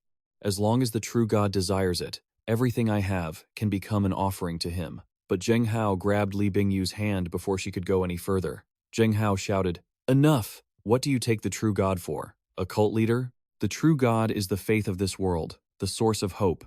He yelled at her, you should go out and spread the word of God, broadcast the name of the true God, perfect the true God's teachings, and build a sect that belongs to him. Do you understand? Li Bingyu was frightened by his intensity and stammered her agreement. I understand. I understand. Zheng Hao waved his hand. If you understand, then go do it. And let me see billions of believers prostrate before the true God. Li Bingyu obediently agreed. Yes, Zheng Yu called out to Zheng Hao. You know, Zhang Chen isn't actually a god. Zheng Hao explained his reasoning. But this strange and desperate world needs a god who stands on our side. He continued, humans must unite to resist the zombies, but all we see these days is fear, running away, abandonment, betrayal, and slaughter, he said cheerfully. There must be a voice strong enough to bring everyone together, and that voice is faith. I must build the strongest base for survivors and establish an entirely new human kingdom on this wasteland. This is something that only the hand of a true God can accomplish, and the God behind it all had to be Zhang Chen. Meanwhile, Zhang Chen sneezed repeatedly. The true god the people spoke of was busy searching for supplies all over the city. Zhang Chen rubbed his nose. Could it be that Xiao Shi was talking about him behind his back? The interface appeared. Delicious pet food times 3. Fresh and tasty, pets love it. Randomly increases pet attributes. Danger probe times 1. After use, it can display the status of zombies within 2 kilometers for 24 hours. After the time expires, the item disappears. Energy crystals times 10. After crushing them, there is a certain chance of opening them. Energy cores contain a random quantity from 0 to 999. Delicious canned fish times 30, a supreme delicacy, nutritionally rich. Each can replenishes the energy and hydration consumed in one day. Computer repair talent. After learning it, one can repair all computer products within the scope of current technology. Zhang Chen was a bit dissatisfied. Another Tier 2 loot box? These common items are barely worth it, except for the energy cores. Let's go open the Tier 3 box. The interface warned. Learning the computer repair talent will allow you to access hidden documents in the Doya laboratory computer. The answers you want are there. Naturally, Zhang Chen quickly learned the computer repair talent and fixed the files on the Doya lab computer. Zhang Chen quickly pressed the server button, he tapped away at the keyboard, and finally, he fixed it. A video appeared on the screen. Shu Ruina, in the video, coughed once. My name is Shu Ruina, a lead researcher at the Doya T325 laboratory, under orders to conduct research on meteorite fragments. This is my 101st recording. Zhang Chen saw the person in front of him, calling her Xiao Shi. The 21st of May 2012. According to Shu Ruina, a meteorite carrying unknown material energy collided with Earth. To everyone's delight, through research, we discovered that the meteorite energy within the crystal fragments could be directly absorbed by biological organisms. This is the only type of energy that can be absorbed by living things. Aside from the starch that humans have already discovered, it opens up new possibilities for human development. On the 10th of May 2012, however, the excitement did not last long. Observation Room Number 1 reported a biochemical leak. At the time, we didn't even realize the nightmare had already begun. Shu Ruina covered her mouth in distress. Her eyes were filled with deep anxiety. The crystals don't just contain unknown energy, they also carry a mutant virus that infects the crystal's energy. The image showed 2 mice in a cage. One was already dead, and the other looked absolutely terrifying.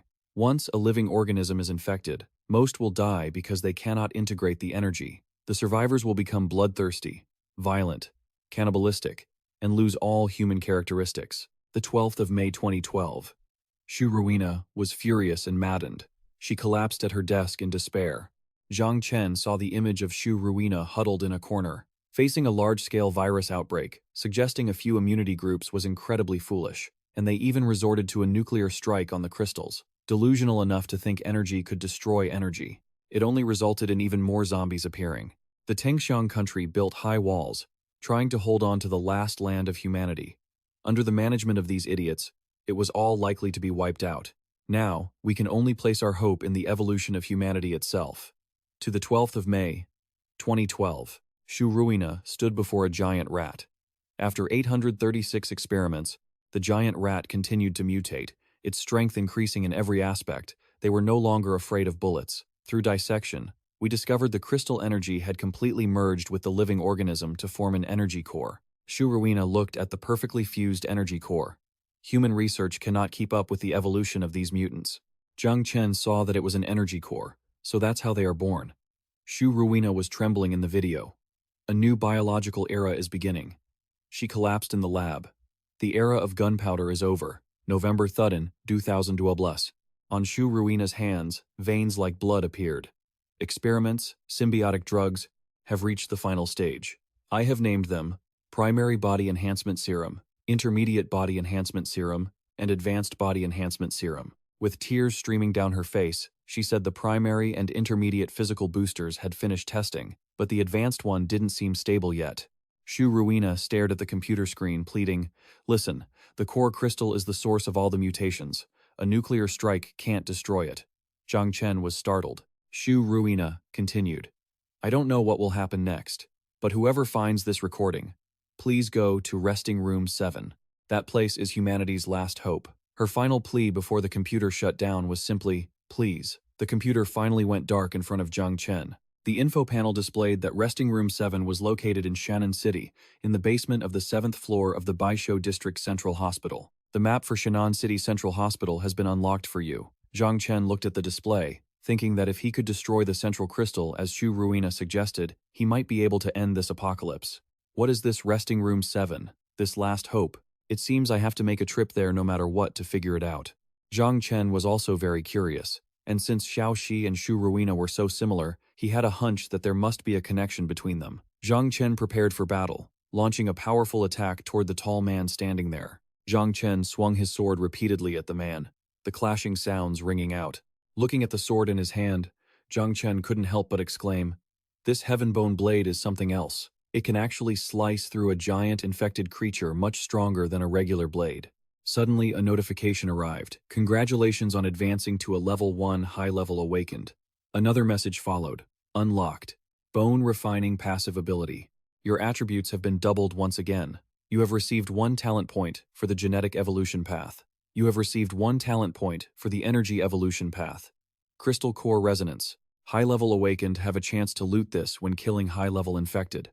The higher the energy core level of the infected, the greater the drop rate." Another notification. A new talent tree has opened in the genetic evolution path. First is the Wilderness Survivor, against infected monsters and mutated creatures. The drop rate for energy cores and rare items has increased significantly across the board, reaching 33, 66, and 100%.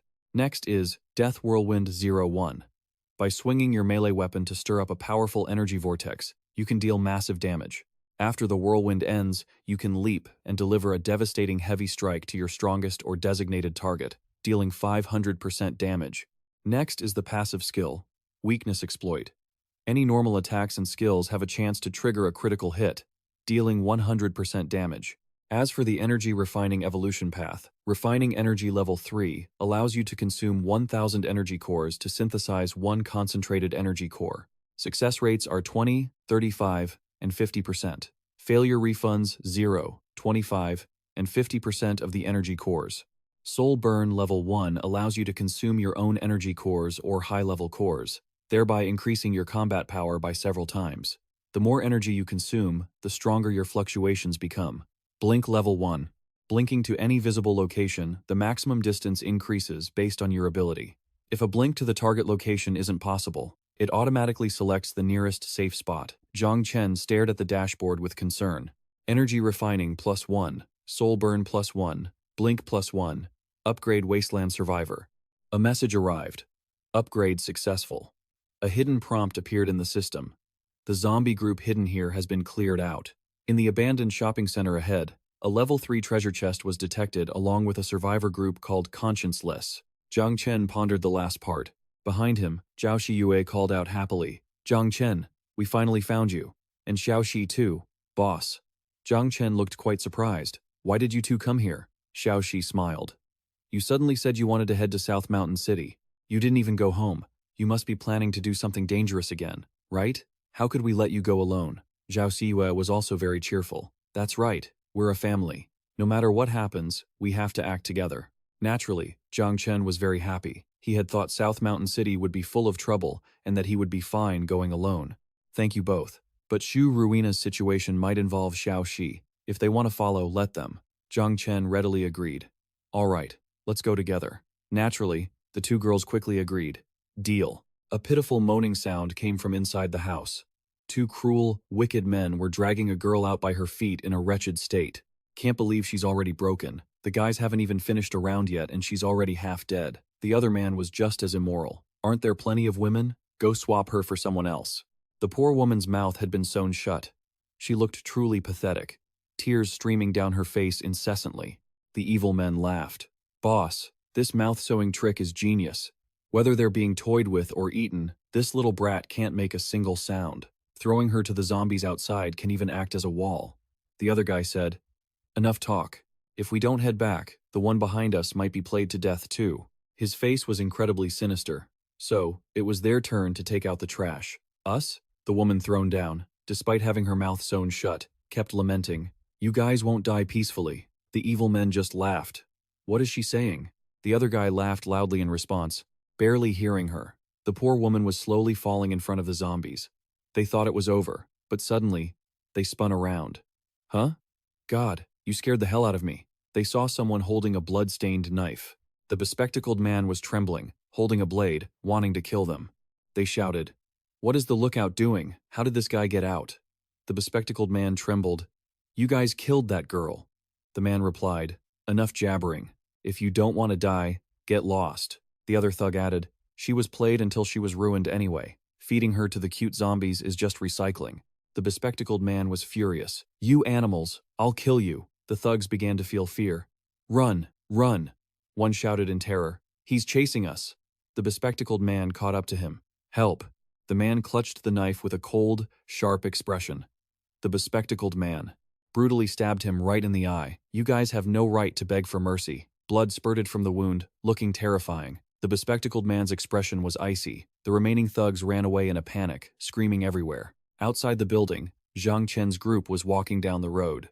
Zhao Shi Yue pointed ahead. "Zhang Chen, look over there."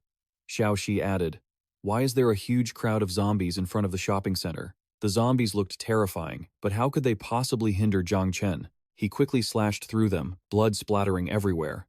"No matter what, that's our goal." Clearing the way forward, Xiao Xi called out to Zhang Chen, "Boss, come look at this." Zhang Chen looked over, puzzled. Zhang Chen and the others saw a pitiful body. Zhang Chen was speechless. Zhao Shiyue covered her mouth in shock. Zhao Shi was also incredibly scared. Why is this girl's mouth sewn shut like this? He was deeply confused. Suddenly, the system appeared, revealing a hidden prompt. In the abandoned shopping center ahead, a level 3 chest was detected along with a survivor faction marked as conscienceless. He finally understood. Was that what was happening? 80% chance they sewed it to stop her from screaming. Zhao Shiyue said sadly, "That's so cruel." Inside the house, a man ran out looking terrified. "Help! Help!" The man screamed. "Someone inside has gone crazy and is killing people. Please save me." Zhao Shiyue anxiously ran over to ask. She asked him to explain slowly. What happened? The man recounted, trembling. Someone killed his own mother and wife just to level up, and now he's killing everyone in sight. Please save me. My teammates are all dead. But Zhang Chen seemed to have discovered something, while Zhao Shiyue was more naive. Could he be from the conscienceless faction? Calm down. We'll help you. The man accepted the offer happily. Okay, thank you. But Zhang Chen quickly used his blade to send him on his way. Zhao Shiyue was stunned by Zhang Chen's actions. Zhang Chen, why did you kill him? He barely managed to escape from inside. Zhang Chen explained. Zhao Shiyue, calm down. Not everyone who is hurt is a good person. Everyone who grows strong by taking lives is an enemy. Look at what's in his pocket. Only then did Zhao Shiyue discover a blood-stained string. Boss, Zhao Shiyue realized. I feel like 80% of this is what they used to sew that girl's mouth shut. The system displayed a hidden hint. Judgment. Correct. You have killed the last member of the conscienceless faction. All other members of this faction have been killed by an unknown party. Zhao Shiyue's expression turned deeply sorrowful. That's right. Zhang Chen glanced behind him and smiled, thinking that the one hunting the man down was likely not a bad person after all. He pondered further, since someone had already wiped out the conscienceless faction. Shu Ruina. Everyone, let's move out. We've got what we came for. Time to go. Meanwhile, the man in glasses quickly slipped behind a wall. He managed to kill the leader in a single blow. His strength is definitely nothing to scoff at. Shu Ruina was a bit puzzled, unable to gauge the man's level. There was only one possibility. The man in glasses, who was currently hiding, had overheard their entire conversation. Shu Ruina continued. A high level awakened, so they really do exist. I wonder if he let me go because he didn't notice me, or if he just decided to spare me. Once they left, the man in glasses quietly stepped out from behind the wall. The trio had finally found what they were looking for. Found it. A notification popped up on Shu Ruina's screen. He opened the level 3 treasure chest, and the loot started processing. The system interface flashed, gained 500 energy cores plus an 80% talent bonus, 5x speed growth fertilizer, 5x berserker blood, 5x skin grafts, and 1x talent crystal. Also, 5x stamina potions using one immediately, removes all bodily fatigue and restores one to a normal state. It can be used at most once a week, even during combat. He also obtained the blueprint for a rare stamina potion. Rare stamina potion blueprint. Consumes excitement, fruit, 100 energy cores, 2x berserker blood. He also received the electronic map of Changzhou, a sports car key for the parking lot, and 7 blue tier tech blueprints. With the 4 he already had, he now had 7 total blue-tier tech blueprints. That's 27 fragments in total. Gathering them all would allow him to master the technology of the entire aquamarine planet and start the Central Energy Conversion Tower. He also got 1X Central Energy Converter, which is high capacity and silent, capable of converting energy cores into electricity to power the city and its buildings. Shu Ruina was very pleased to see this. Nice. Got 3 more blue tech fragments. The Central Energy Converter will be a huge help later. And there's this, too. He selected the Skills button. Learn Basic Peeping Eyes. A notification chimed. Congratulations. Skill learned. Basic Peeping Eyes can identify the level of storage rings below level 6, and it can clearly see the items inside storage rings below level 3. Shu Ruina tested the skill and saw something he could understand, though what this distinction meant, he wasn't sure. Forget it. He'd look into it later. He was quite surprised, though. Whoa. I can actually see right through Xiaoxi's image. She's got nothing on but her lingerie. 56 exorcism ring fragments, 3,600 energy cores, 700 cans of meat, 120 cheeses, and some spare clothes and a handgun. But wait, Xiaoxi, why did you steal this stuff from the Nihon people? Shu Ruina finally learned the truth. Xiaoxi Yue had no idea that Shu Ruina was looking at her like that, and she asked, Shu Ruina, what's wrong? Shu Ruina turned away in embarrassment, silently deactivating the skill. He stammered, No, nothing. Look, I just got these sports car keys. We should get going. Erpang was guarding the riverside villa. Erpang seemed to understand and let out a soft groan. It clearly didn't want to be left behind and kept barking to protest, trying to lunge at Shu Ruina. Shu Ruina jumped and explained, It's not that I don't want to bring you, but this is a sports car, it won't fit everyone. Plus, someone has to guard the house. The dog didn't seem to want to hear his excuses. He had to add, Besides, your Wolf King suppression ability is too OP. If you accidentally trigger it, it'll slow me down while I'm grinding mobs. Zhao Shiyue petted Erpang. Good boy, Erpang. I know you're worried about Shu Ruina, but don't worry, we'll take good care of him. How about I bring you some meat when we get back? Being held by the beauty made Erpang happy, and it barked in response. Shu Ruina rolled his eyes. That dog, just wait until I find some food. I'm going to turn you into a stew. A sports car was speeding down the road. Xiaoxi was thoroughly enjoying the moment, screaming with excitement, forcing Shu Ruina to warn her. Xiaoxi, sit down. Naturally, the mischievous Xiaoxi wouldn't listen. It's my first time in a sports car. It'd be even better if the driver wasn't trying to kill us, boss. Shu Ruina promised, Don't worry, I'll keep it steady this time. Just enjoy the ride. Zhao Shiyue noticed something behind them. She seemed to realize something. Were there dark clouds over there earlier? Zhao Xiyue alerted Shu Ruina. Shu Ruina, look over there. Those clouds are so strange. The speed at which they were closing in was way too fast. Shu Ruina saw it too. A notification popped up. Hidden prompt. Contaminated clouds are rapidly approaching. A massive bioenergy rain is imminent.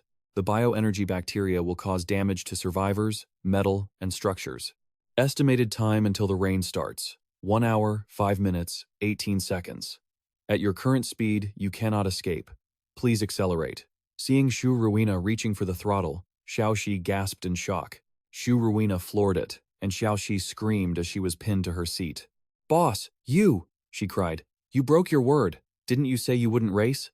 Shu Ruina had to remind her. Xiaoxi, sit tight. Stop screaming and hold on. We have to speed up. It's starting to rain. Look, there's a garage ahead. The sports car swerved and dove into a building. The people inside saw them coming. The car skidded to a halt with a screech. Shu Ruina let out a sigh of relief. Finally made it. Everyone okay? Xiaoxi was on the verge of tears. Shu Ruina looked at the scorched marks on the car. Where the rain had hit, the metal had corroded like this. The acidity was incredibly strong. But since his body had evolved, the damage from the rain to his own body was negligible for now. A man in a red cap walked up with a warm, cheerful smile. Where are you folks from? The rain out there is terrifying.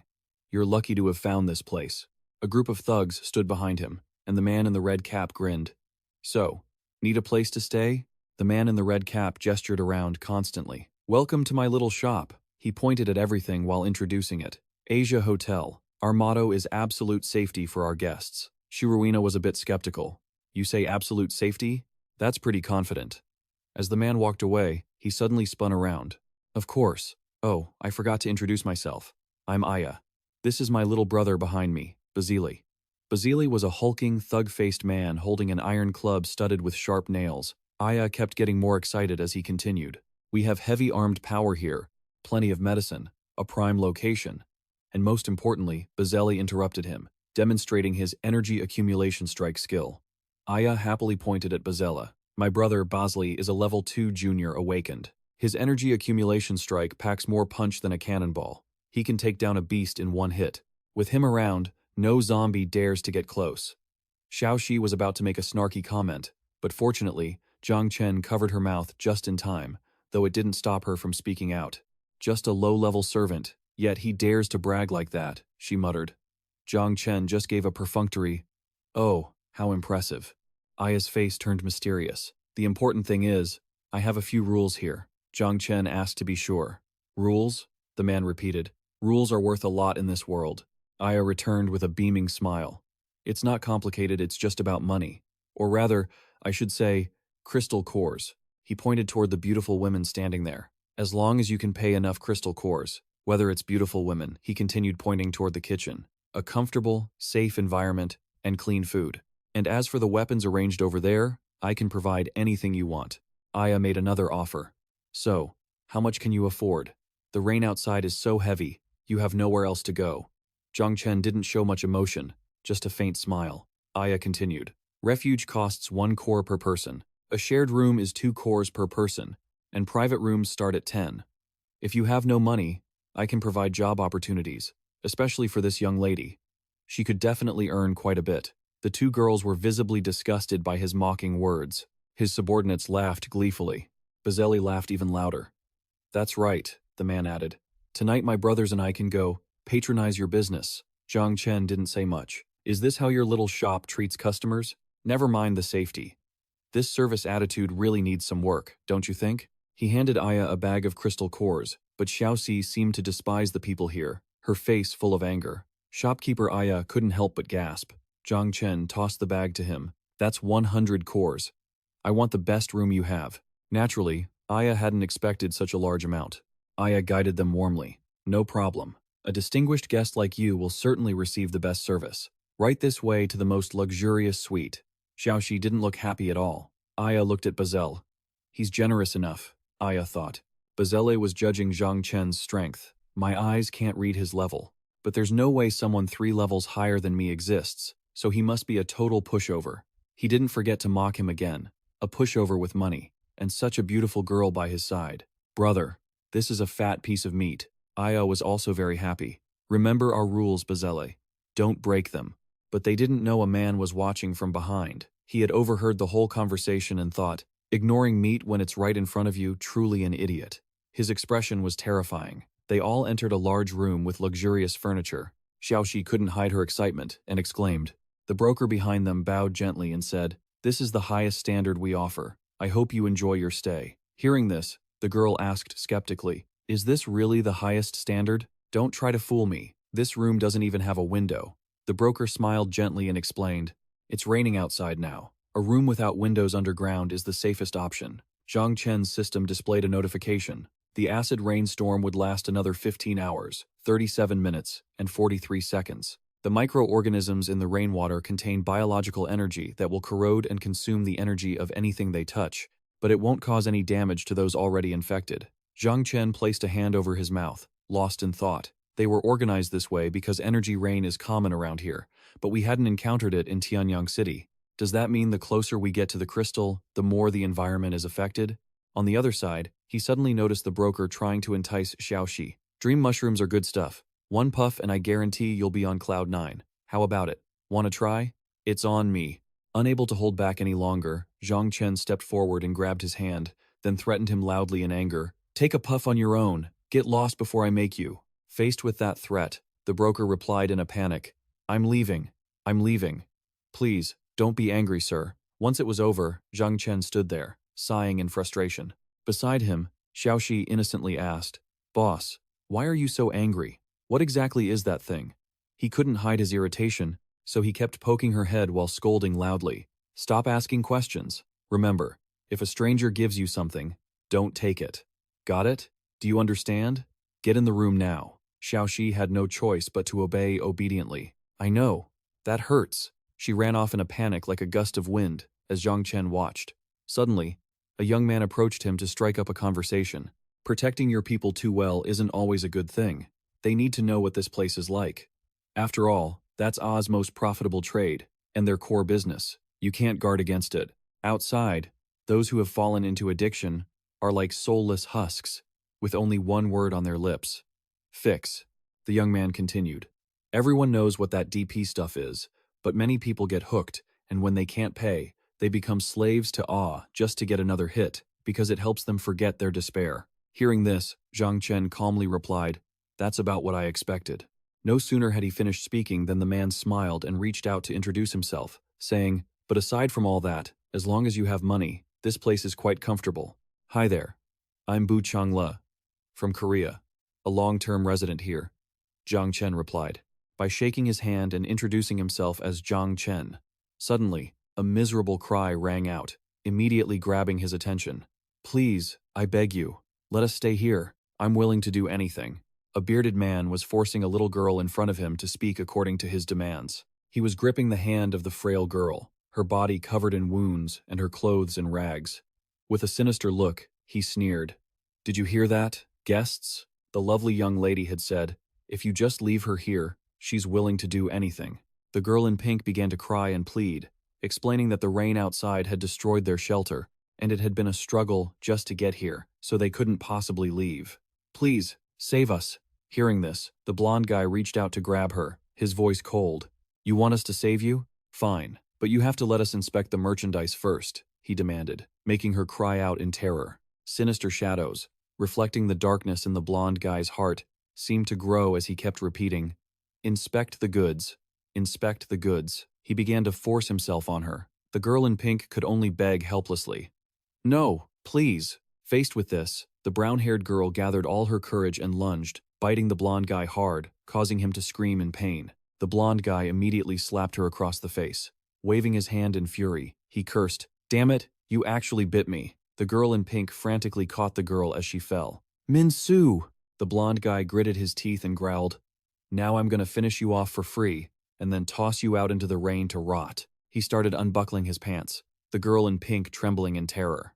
In an instant, her clothes were torn to shreds, and she could only scream in despair. She reached out desperately toward the man wearing a hat, pleading, "Sir, please, save me." Hearing this, the man with the hat said with a wicked grin, "Sure, as long as you can cough up 4 spirit crystals right now. Otherwise, sorry," he added. "You really only have yourself to blame. If you had just been obedient, instead of resisting earlier, you might have already earned the money at the shop." Then, Bu Changle pulled out the exact amount in his hand. He asked smugly, "Paying now should still count, right?" The man in the hat replied calmly, "So Mr. Bo likes this type? No wonder my girls haven't been able to make any money off of you." He cast a meaningful glance at the girl in pink and continued, "But this lady is quite stubborn. I'm not sure if she's willing to be sold." Bu Changle asked calmly, "So, are you willing to be sold to me?" Hearing this, the girl in pink responded with relief, "Yes, anything is better than being with that man." No sooner had she spoken than the blonde guy roared in anger, "You bitch, you're looking down on me?" She shrieked in fear. Then, he noticed the cold, menacing gaze from Bu Changle. He draped his coat over her shoulders and led her away, leaving the blonde guy fuming. Zhang Chen and the others walked out the door as well. As they left, Bu Changle excitedly asked a favor. "Brother Zhang Chen, would you mind keeping this little one in your room for a while? I have a few things to discuss with this young lady, if you don't mind." Hearing this, Min-soo started to tear up, burying her face against Zhao Shiyue. Zhang Chen nonchalantly agreed to the request. Bu Changle walked away happily, saying, "Thanks, man." Then, Zhao Shiyue spoke up. Clearly annoyed, "I saw what happened earlier. I thought that guy was actually helping her, so why would he still want to take advantage of her like that?" Zhang Chen replied calmly, "It was a consensual deal. We're not in a position to tell people not to take what they've paid for." Suddenly, strange moaning sounds echoed through the room, making the atmosphere incredibly awkward. Zhao Shiyue quickly covered Min-soo's ears, and Zhang Chen lunged forward to cover Xiao Xi's ears, causing her to shout loudly. "What are you doing?" That sound kept echoing, leaving Zhao Xiyue flustered. She said shyly, "He isn't a good person. Pretending to be gentle and friendly can't hide the filth in his heart." "Hypocrite. I saw him manipulating your words earlier, Zhang Chen. You need to be careful with him." Zhang Chen replied immediately, "Don't worry. While he was still covering Xiaoxi's ears, she asked angrily, "Boss, what exactly are you doing?" He thought to himself. What is he planning? I hate these kinds of people the most. He'd better not mess with me. The soft sound of a door opening came from behind. Everyone was startled and turned around. The girl in the pink dress had finished her business and walked out of the room. She stammered, sorry to bother you. I'm here to pick up Minsu." The little girl couldn't hide her joy as she hugged her mother tightly, and then the girl in the pink dress took Minsu away, but not before nodding to say goodbye. The sight of the two of them laughing and talking happily was truly heartwarming. At this point, Zhang Chen couldn't hide the surprise on his face. He thought to himself, only 3 minutes? Already done? The stamina of these Koreans is worrying. Suddenly, 3 people kicked the door open and shouted, "Minsu! What did you feed Minsu? She's about to die." The 3 of them, Zhang Chen, Xiao Xi, and Zhao Shiwei, were startled. Zhao Shiwei helped Minsu onto the bed. She turned to Zhang Chen and said, "It really is food poisoning." Choi Ji-yeon sat on a chair, covering her face and crying. Minsu has a severe digestive disease. If she's not careful with her diet, she'll be in danger.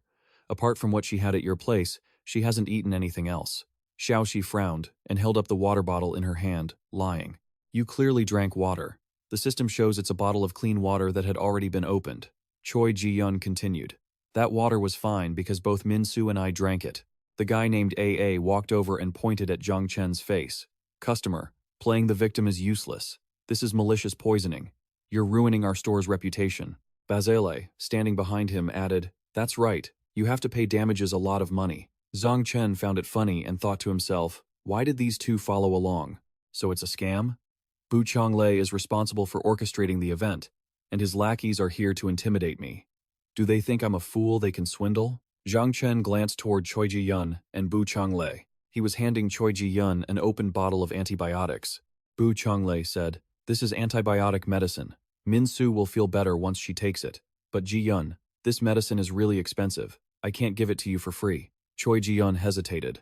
But I don't have any money. Zhang Chen activated his primary stealth sight. Bu Chonglei was so greedy not only did he want to scam him, but he also didn't want to let that woman off the hook. Bu Chonglei's expression turned lewd. He said to Choi Ji-yeon, I actually like you, so why don't you sell yourself to me in exchange for this medicine? It's better for you this way, and I can take care of you from now on. In his hand, he held the opened antibiotic bottle, but the system sent a red alert to Zhang Chen, showing that it contained low-quality vitamins mixed with hallucinogenic mushrooms. Zhang Chen rolled his eyes. Hallucinogenic mushrooms only provide fast pain relief.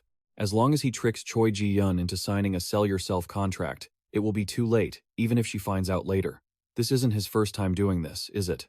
Meanwhile, Zhang Chen used his primary stealth sight to see what was in Bu Chonglei's bag. Energy cores X88. Homemade adult clips waiting to be sold X7. Child slaves X3. Expired bread X100. Contaminated water X50. Clean water X15. Pickled salted vegetables X150. Instant noodles X40. Hallucinogenic mushrooms X90. Various medicine bottles X47.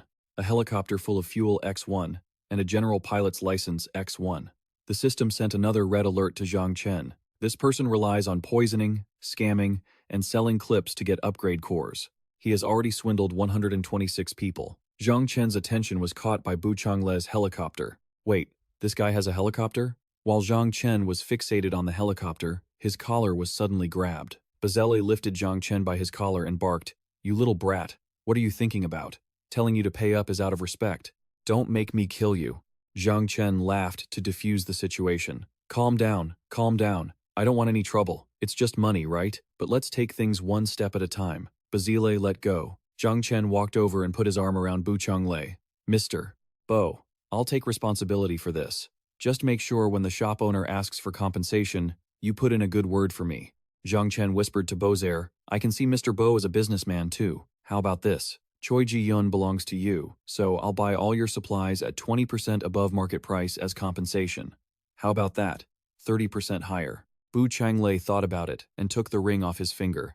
He laughed and said to Zhang Chen, Fine, as long as Mr. Zhang has the money. Bu Chonglei's face revealed his scheming nature. A total of 1,380 energy cores, he thought to himself. Exchanging all these supplies for cores is enough to make me the strongest man here. By then, not only will Zhang Chen's money be mine, Everything belonging to AA will be mine too.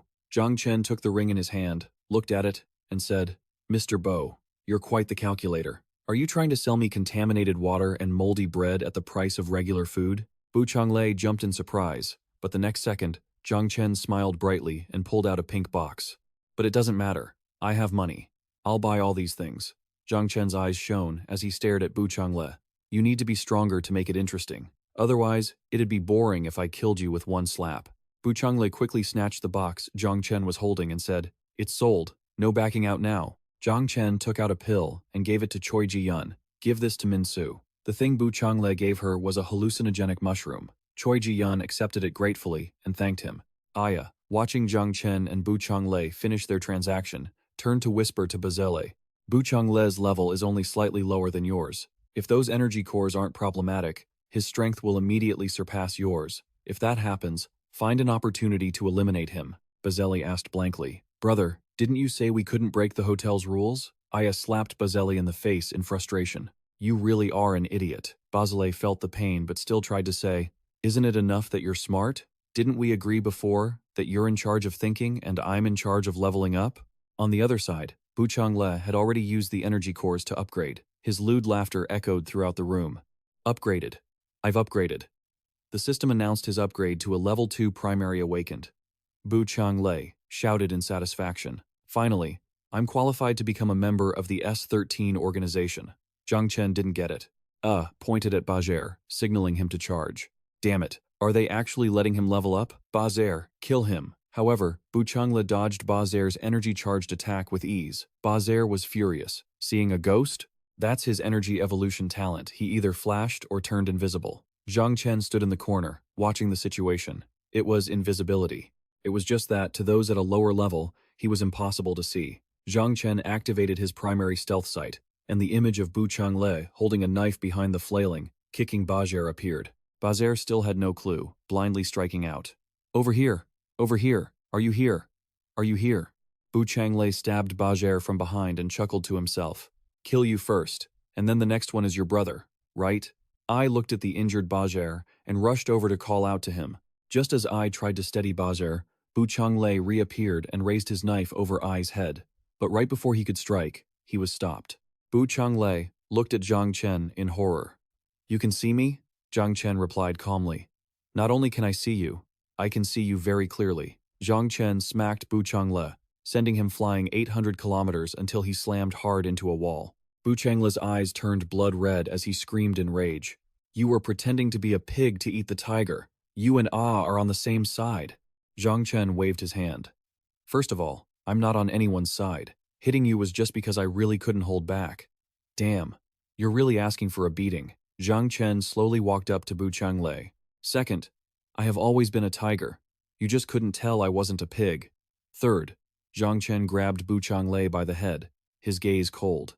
I'm genuinely curious how much punishment a fool like you can take. Zhang Chen started beating Bu Changle, making him howl for mercy. He screamed in panic. Stop! Stop it! Don't hit me anymore. Zhang Chen landed one more blow and replied, That's strike 2 for you. Bu Changle gasped for air. Zhang Chen yanked Bu Changle up by his hair.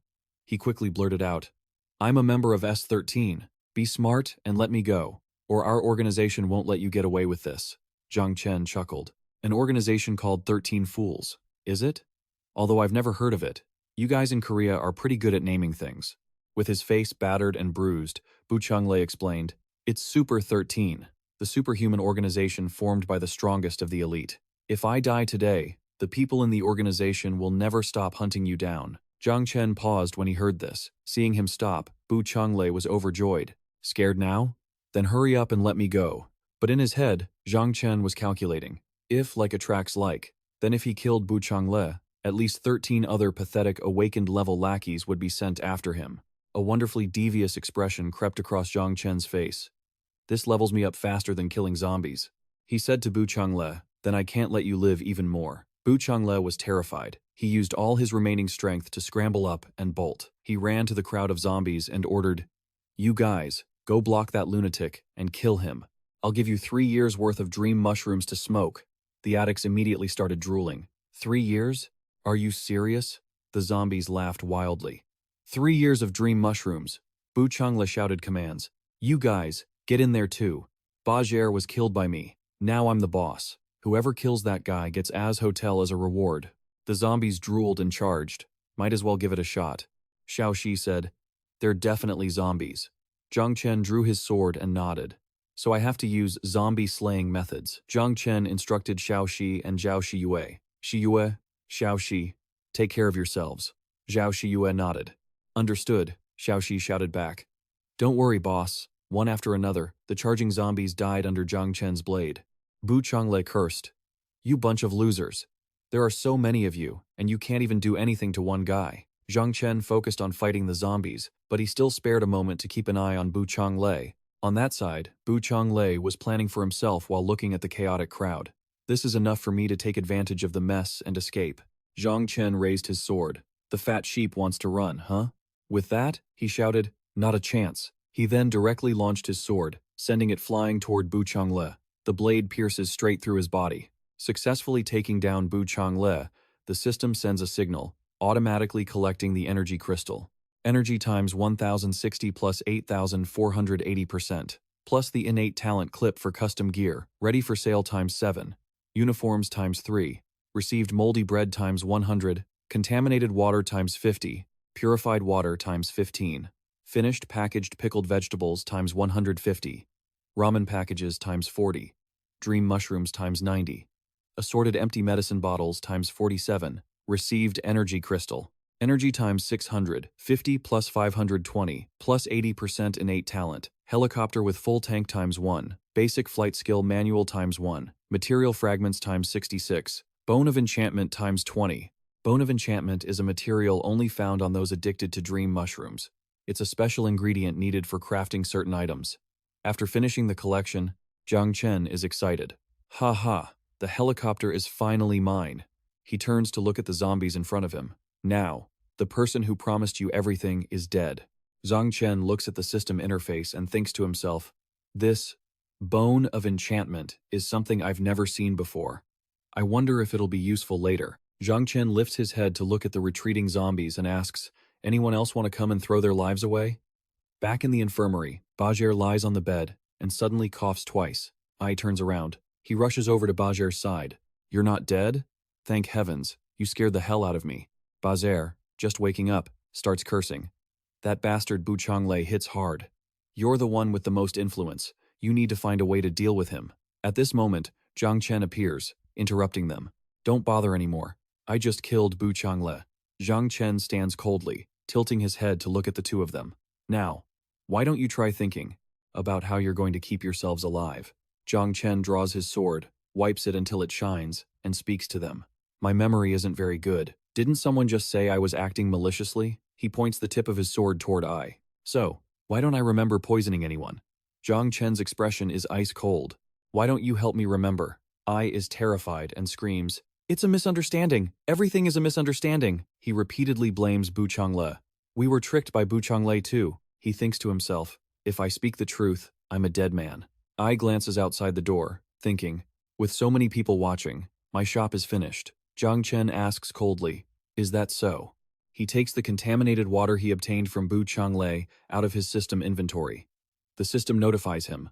Lost contaminated water times 50. Zhang Chen calmly says, you bought purified water from Bu Changle, right? If you drink this, I'll believe you. Facing the bottle of dirty water, Zhang Chen pushes against his mouth. Ai shakes his head violently. No, I can't drink it. I can't, Bajere cries out. Zhang Chen smiles and asks, why can't you drink it? Tell me why. Ai knocks the bottle away. Fine, I'll tell you. Zhang Chen lets go. Ai clutches his chest and says, Bu Changle always targets beautiful girls and wealthy people, either setting traps to bankrupt them or poisoning them. It's his old trick. He points his finger at Choi Ji-yun. We were just accomplices to his schemes. The reason that child was poisoned this time was because she drank his tainted water. Zhang Chen turns to look at Choi Ji-yun. Did you hear that? Don't trust people so easily. You'll be sold and won't even know it. Choi Ji-yun bows her head apologetically and mumbles, yeah. Zhang Chen turns back to Ai and says, so, it wasn't me who poisoned anyone, right? Now, how should we calculate the compensation for my emotional distress? Ai, sweating bullets, takes out a trunk from his own system inventory. I understand. It's all our fault. Please, don't hold it against me. This is just a token of our store's sincerity. Please, accept it. Zhang Chen smirks. He knows how to behave. Zhang Chen opens the box to inventory the items. Received energy crystals times 15, delicious canned fish times 50, canned beef times 80, canned fruit times 120, instant ramen times 230, purified water 5 liter times 50, frozen pork 500 grams times 200, ice frost flour times 3, wine times 120, sea salt times 200, black pepper times 120, butter times 20, cheese times 95, large sliced bread times 88. Zhang Chen asks I, "Why are there so few energy crystals?" I, kneeling there, hurriedly replies, "I used the crystals to upgrade Bajere. If you're not satisfied, I'll go collect more." Zhang Chen refuses. "No need, I'm not missing your scraps." Zhang Chen points to the ice frost flour on the list and asks I, "Where did you get these ice frost flowers? Do you have more? I need a large quantity." I says, "A customer used them to pay for room rent a while ago. It seems he has a lot of them, but I don't have any left."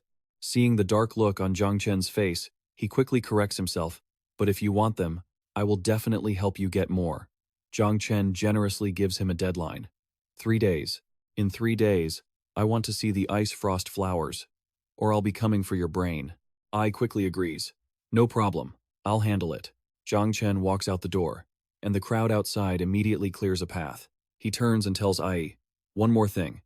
Make arrangements for Choi Ji-yun and Min-soo." Walking over to where Min-soo is lying, Zhang Chen calls to Xiao Si-yue, "Xiao Si, the rain is stopping. It's time for us to head out." Xiao Si, who is wiping Min-soo's forehead, looks up. "Okay." The three of them head outside. Zhang Chen tells Choi Ji-yun, "I've instructed I to take care of them. No need to worry too much." Zhao Shi-yue nods. She tells Zhang Chen, "Choi Ji-yun said she wants to go to the survivor headquarters in the south. I talked to her, and my brother is there too, so I gave her a map of the supplies." Zhang Chen, "Do you think I'm being too much of a saint?" Zhang Chen smiles at Zhao Shiyou. "They are trying their best to survive. They shouldn't lose all hope. Besides, being kind is different from being a saint." Xiaoxi pokes her head out from behind them and asks, "Boss, what you said is really hard to understand. What's the difference between the two?" Zhang Chen blushes, startled. He is silent for a moment before saying loudly, "The difference is between I like it and I don't like it." Xiaoxi looks at him as if she's seen through all the mysteries of life and says, "Oh, Zhang Chen operates the system, and a helicopter appears right in front of the three of them." Zhao Shiwei and Xiaoxi gasp in amazement. Xiaoxi's eyes shine brightly. "Boss, that's so cool. A plane. I want to ride it. I want to ride it." Zhao Shiwei is also happy. "With this, our speed to Nan City will be much faster." Zhang Chen is still standing there, manipulating the system panel. He says, "Don't be so eager." The system panel pops up. "Use flight skill?" Zhang Chen selects agree. Then the system notifies him. "Flight skill learning complete." Zhang Chen smiles and walks toward the helicopter. "All right, let's go." Suddenly, Min-soo and Choi Ji-yun appear. Min-soo calls out, "Little uncle." Zhang Chen turns his head, his mind in a knot. "Who's an uncle?" "Little uncle." Min-soo calls him, "Little uncle" again. "Wait a second." Zhang Chen sits down, repeating to himself, "Don't hold a grudge against a child. She's a child, just a child." He opens his mouth to ask, "Min-soo, you can move around already?" Min-soo nods and takes out a gold card to give to Zhang Chen. "This is for you." As soon as Zhang Chen touches it, the system notifies him. "Congratulations on receiving a Tier 1 lucky card." Zhang Chen looked at the glowing golden card in his hand. This was the notification sent by the system regarding the Tier 1 lucky card. After activation, all active drop rate events will be optimized for looting items from zombies, and the open supply crate nullification effect will be extended for 10 minutes. Choi Ji-yun patted Min-soo's head and said, "I really don't know how to thank you all. We don't have anything to give you, but this might be of some help." Min-soo smiled brightly. "Thank you." Zhang Chen frowned and asked, "Are you sure? Compared to me, don't you guys need this more?" Choi Ji-yun shook her head. "We wouldn't know when the right time to use it would be, and we can't rely on it to find trustworthy people." Zhang Chen nodded. "Understood. Thank you. I'll put it to good use." Just then, Min-soo spoke up. "Mr. Zhang Chen looked down to see her fidgeting with her fingers. I also want to give you a gift. Could you please lean down?" Zhang Chen reminded her. "Hey, aren't you going to prepare yourself to call me something else?" As Zhang Chen leaned down to ask what it was, Minsu threw her arms around his neck and gave him a quick kiss. Not only was Zhang Chen shocked, but Xiao Shi and Zhao Shi Yue behind them froze as well. Choi Ji-yeon was startled and pulled Minsu back. Minsu, what are you doing? Minsu raised her hands excitedly. Mister, after that kiss, you're mine. When I grow up, I'm going to marry you, okay? Zhang Chen was speechless. Marry someone like me? Aren't you worried about the age gap? Minsu blushed and shook her head. Not at all. Since we got here, Sister Choi Ji-yeon has always been bullied by other men while trying to protect me. You're the only one who has been unconditionally kind to us. I like you. Sister Choi Ji-yeon once said that good men in this world are extinct. If I ever find one, I have to hold on tight and never let go. Zhang Chen stood up, sighed, and patted her head. People aren't strictly good or bad. If you want to live well in this world, you ultimately have to rely on your own strength. Understand? Minsu nodded. I understand. Zhang Chen turned to leave. Minsu persisted. Once I get stronger, I can marry you, right? Zhang Chen waved his hand. Forget it. Goodbye. The helicopter blades began to spin. As it rose into the air, Choi Ji-yeon and Minsu stood below and waved, Take care. Thank you both. Hope we can meet again. Choi Ji-yeon turned to Minsu and said, All right, let's head back. Suddenly, a man in a lab coat leaning on a cane appeared behind them, startling them. Minsu whispered, Sister Choi Ji-yeon, there's someone over there. The man frowned as he watched the helicopter fly away. How is this possible? He muttered. Not only do they have racing cars, but they even have a helicopter? He stood there watching until the helicopter was a mere speck in the distance. How could he possibly catch up? High above, Zhang Chen shouted. We're here. Looking down at the swarm of zombies below, he said, That down there is the Shannon Central Hospital. Zhang Chen maneuvered the helicopter, noting that the hospital didn't seem to have been cleared out yet. The number of zombies was massive, so they had to be careful. Zhao Shiye, sitting in the back, talked to Xiao Shi. Zhang Chen can even fly a helicopter, and he's so gentle with girls he really is a good man. Xiao Shi, sitting beside her, nodded. A good man. Zhang Chen felt like collapsing. Give me a break. When will this awkward atmosphere end? Zhang Chen turned his head. Minsu is just a child. Can you two stop being unreasonable? Xiao Shi immediately snapped back, complaining that daring to call a girl unreasonable was a classic line from a bad man. Zhao Shi Wei poured more fuel on the fire, pestering Zhang Chen until his head was spinning. Exactly because she's just a child. Why didn't Zhang Chen refuse her straight away? That's just asking for trouble. By now, the helicopter was close to landing, and the zombies swarmed toward them like ants to sugar. Zhang Chen activated his ability, and a blue light enveloped the helicopter. Without hesitation, Zhang Chen grabbed his sword and charged out. Come on, zombies, right? Zhang Chen's eyes blazed, and his sword crackled with electricity. Leave them to me. Zhang Chen sliced through a zombie and continued, This good man is just getting started. He sliced through a few more before finishing his thought. Let's have some fun. Up on the helicopter, Xiao Shi and Zhao Shiyue drew their guns to provide support from a distance. Zhao Shi remarked, The boss wasn't even this reckless when we fought the last horde. Zhao Shiyue felt a bit worried. Maybe I went a bit too far with what I said earlier. I'll apologize later, but Zhang Chen really has no sense of boundaries. After a while, Zhang Chen fought his way through, and the three of them reached the steps. Zhang Chen said, There are a lot of zombies here, but none of them are particularly difficult, easy to clear out. Zhao Xie nodded. There shouldn't be any more zombies in the courtyard. Xiao Shi looked around silently for a moment, then spoke, That's not right. I remember there was supposed to be one big one left. Zhao Shi Yue called out, Xiao Shi? Xiao Shi pointed toward the tall building across the way, where a massive tremor suddenly erupted. Zhang Chen was startled. This sound, could it be? A mutated giant zombie suddenly appeared before them. Zhang Chen frowned. As expected, a giant. Zhao Shiwei hesitated, but they both looked at Xiao Shi. How did she know? The giant went berserk, attacking everything in sight. Zhang Chen flew toward it with his sword. Clang! He brought his blade down, splitting the giant in two. The giant's body split in half and collapsed to the ground. The system sent a notification that auto-looting had been triggered. Suddenly, Zhang Chen heard Zhao Si Yue calling him urgently. Zhang Chen, it's Xiao Si. Zhang Chen immediately turned around. Xiao Shi. Xiao Shi. What's wrong? Xiao Shi was kneeling on the ground, clutching her head. My head hurts. Sister Shiwe, my head hurts. Zhang Chen went over to support her. Xiao Shi.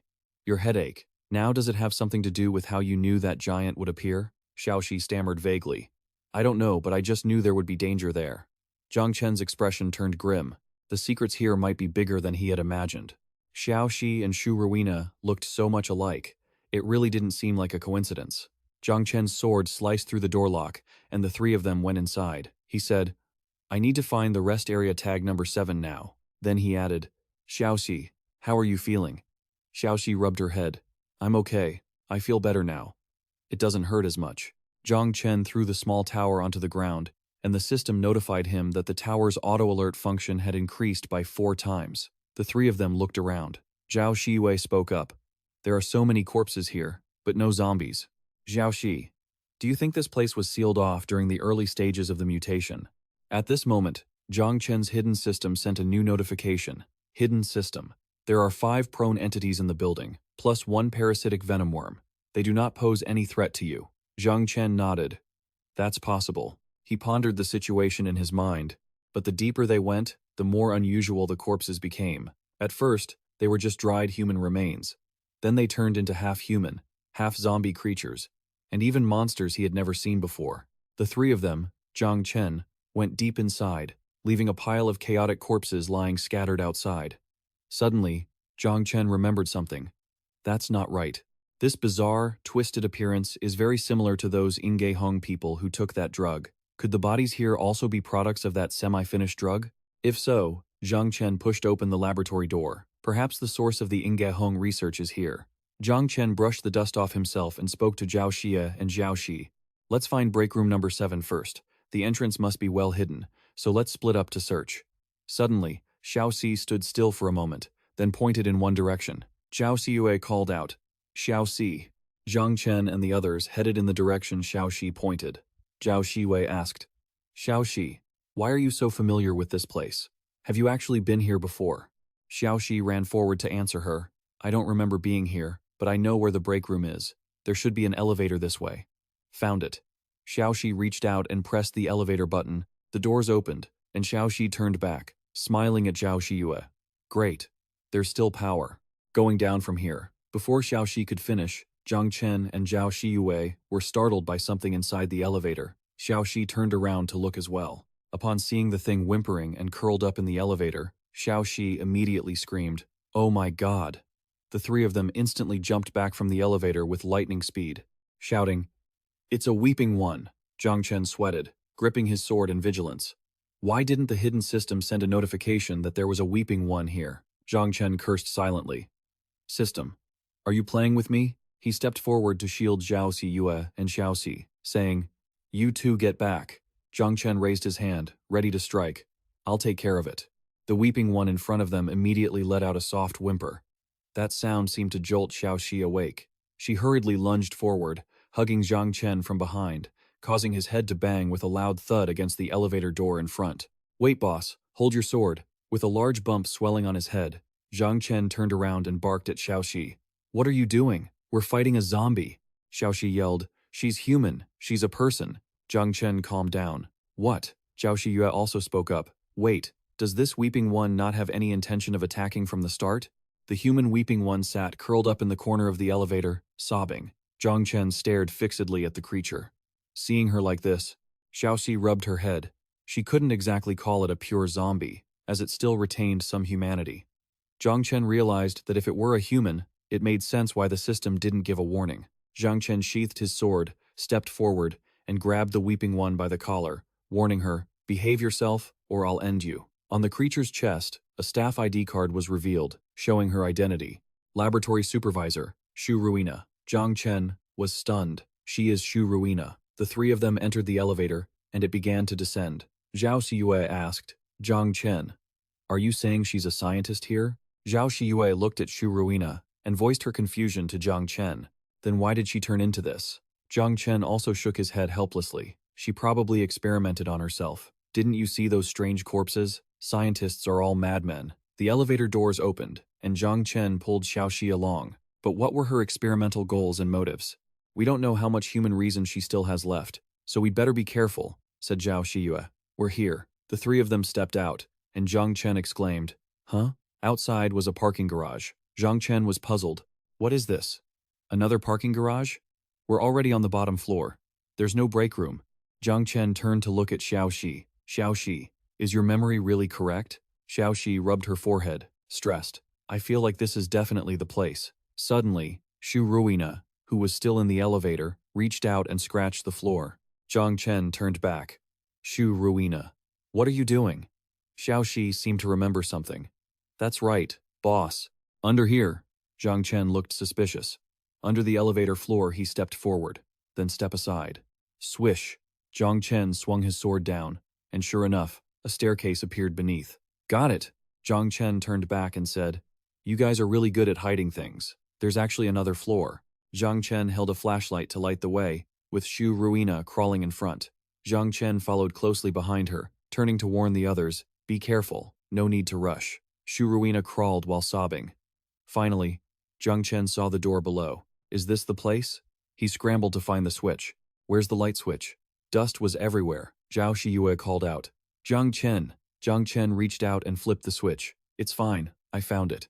The lights flickered on. Shu Ruina crawled quickly forward. As soon as Zhao Shiwei stepped in, she asked Zhang Chen about it. Zhang Chen also saw what was in front of them, the break room. It seemed this really was Shu Ruina's laboratory. Zhao Shiwei continued to ask, Zhang Chen, is this break room number 7? Zhang Chen hesitated, answering. It seems before he could finish his sentence, he saw Shu Ruina frantically rummaging through a pile of books and papers. Zhang Chen shouted, Shu Ruina, what are you doing? He hurried over to stop her. Hey, stop. Are you looking for something or destroying things? Shu Ruina handed a stack of papers to Zhang Chen, and he took them. What? You specifically found this for me to see? Zhang Chen thought to himself while reading the documents. Doing this proved that Shu Ruina's consciousness was relatively clear, but although the Weeping One had a complete body, she was unable to control her own actions like a human. Zhang Chen muttered, This is a printed copy of an online chat. The paper read, Mo Lin, I feel that conducting bioenergy experiments combined with microorganisms is an absolute mistake. The structure of these microorganisms is very simple, and the mutation rate of their genes is very high. We just started the experiment, and at least 5,000 variants have already appeared, and as we are talking, this number is skyrocketing. Mo Lin, I accidentally discovered a type of bacteria infected by bioenergy. I use the word infected because it wasn't us, using technical methods to force a fusion, but rather the bioenergy actively clinging onto it. I feel like this bioenergy is alive, capable of finding a suitable host to symbiotically live with. On the second page, there was an image of a creature with a bizarre shape. It was written, Mo Lin. The bacteria that the bioenergy actively clung to doesn't show random mutations, but is constantly reproducing, splitting, and copying itself stably. I have never seen generation 2 through 30 biological genes that can reproduce so stably, but this red thing loves to eat everything containing sugar and food derived from traditional energy. Of course, the food I'm talking about also includes all organic matter. I have decided to destroy it. It must absolutely not be allowed to leak out. The amount of information on the paper shocked Zhang Chen. The next page contained a notice for all research staff at the C056 laboratory, mentioning that during a fire broke out at the laboratory, ultimately leading to a massive explosion. The rescue squad has been deployed for emergency search and rescue, but so far, no survivors have been found. We pay our deepest respects to the pioneers who explored the eternal secret. They are our heroes. The eternal secret, huh? He sighed. He spoke to Shu Ruina. If only you could talk, it would be so much easier. The mysteries were growing, leaving everyone in the dark. On the other side, Zhao Siyue had already opened the door to resting chamber number 7. She called out, Zhang Chen, hey, come take a look at this chamber. Zhang Chen asked, What's wrong? Zhao Shiwei pointed inside to the empty room and said loudly, There's nothing inside. This chamber looks like it's been broken for a very long time. Zhang Chen was startled and dashed over instantly. What? He recalled what Shu Ruina had told him earlier. Listen, the meteorite core is the root cause of all the mutations. Nuclear strikes cannot destroy it. Inside resting chamber number 7 lies the last hope for humanity. Zhang Chen's face went pale. Did they arrive too late? Or was Shu Ruina's assessment wrong? Could it be that humanity really has no hope left? Suddenly, a loud scream cut through Zhang Chen's thoughts. Zhao Shiyue hesitated, then turned around. The two of them saw Xiao Shi standing at the door, clutching her head and screaming in pain. They both shouted, Xiao Shi, but Xiao Shi seemed tortured by the agony, able only to hold her head and shriek. Xiao Shi's hair also turned silver. Zhang Chen ran over. Xiao Shi, what's happening? Zhao Shiyue was also panicked. Xiao Shi, Your hair. When Xiao Shi looked up, her eyes had lost focus, and her expression was twisted. A dark energy radiated from her body, and she let out strange, guttural noises. Zhao Shiyue called out, Xiao Shi, what's wrong with you? The system issued a red alert. Unnamed experimental subject from resting chamber number 7 has awakened, has self-identified as Xiao Shi, and has reached its initial state. Zhang Chen urged. Stay calm, Xiao Shi. The system kept sending information about Xiao Shi as a red alert. Type 9 humanoid biochemical subject. The Blue Star's ultimate genetic technology has perfectly fused with the extreme energy of the crystal core. Age: 14. New generation passive skill. Strength grows naturally with age. Through combat, learning, and observation, it can enhance its environmental adaptation capabilities. It does not need genetic enhancement blueprints to perform automatic genetic strengthening. Zhang Chen said to Zhao Shiyue, don't go over there. She is the experimental subject from resting chamber number 7. Zhao Shiyue was shocked. What? Zhang Chen pondered deeply, thinking, this skill is too overpowered. If Xiao Shi truly loses her reason and attacks us, I can't guarantee I can suppress her. Suddenly, Xiao Shi screamed and lunged at them, landing a thunderous kick on Shu Ruina nearby. Shu Ruina was sent flying into the wall. The system issued another red alert. Health at 19%. Xiao Shi flew up again, aiming another strike where Shu Ruina was lying, but fortunately, she dodged it quickly. Zhao Shiyo asked Zhang Chen, she's hunting Shu Ruina. Is she an experimental subject? No. Was Xiao Shi specifically created to eliminate zombies? Zhang Chen didn't answer. He just stood by, deep in thought. Just relying on physical attacks, she dealt 11% damage directly to Shu Ruina in her Type 3 zombie state. That's ridiculous. Xiao Shi grabbed a chair, ready to smash it down. In the next second, Zhang Chen flashed in, blocking the attack for Shu Ruina. He grabbed Xiao Shi's hand. Zhang Chen gripped Xiao Shi's shoulders tightly. Kid, calm down. She isn't a zombie. She's someone we can't kill. But Xiao Shi just let out a bizarre laugh, used her head to smash into Zhang Chen, then pulled her hand away, making him scramble to dodge. God. Xiao Shi looked like she had completely lost her mind. Zhang Chen gritted his teeth. What do you mean she only kills zombies? She's gone completely insane and doesn't recognize anyone. She attacks whenever anyone moves. At this moment, Shu Ruina, behind them, seemed to enter a new state, beginning to groan loudly. Shu Ruina's body twisted abnormally, and her wailing grew louder. Her piercing screams echoed throughout Shan'an City. Xiao Xi seemed to sniff something. She flew high into the air, intending to land and strike Shu Ruina. The system sent a red alert to Zhang Chen.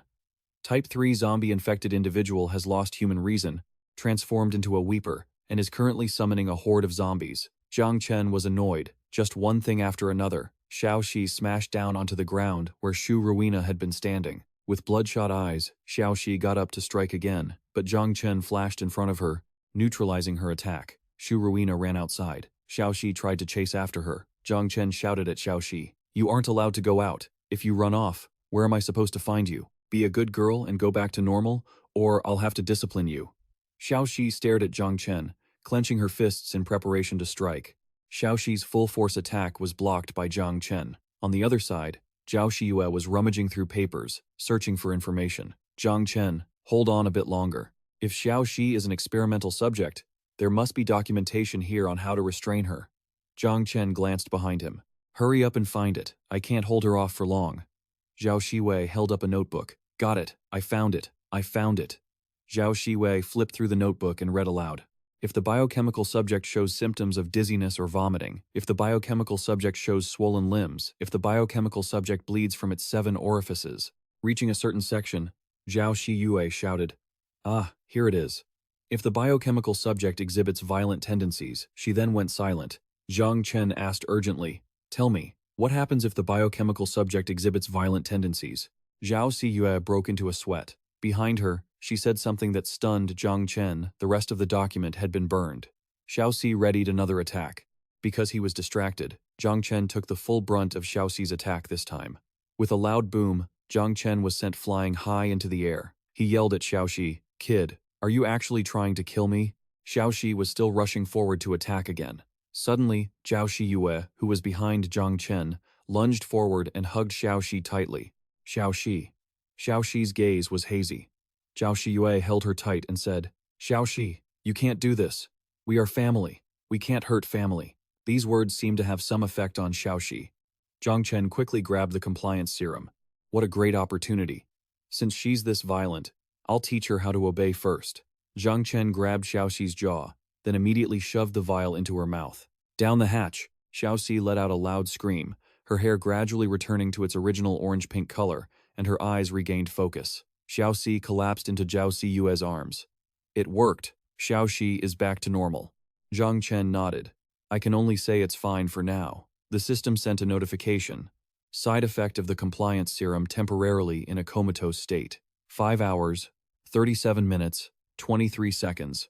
Due to the properties of the physique, the effect of the submission drug can only temporarily suppress violent tendencies. It cannot fully subdue them.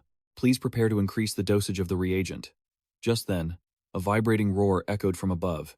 Zhao Siyue looked at Zhang Chen. That sound, it sounds like a corpse tide. Zhang Chen replied, Siyue, take care of Xiaoxi. I'm going out to check.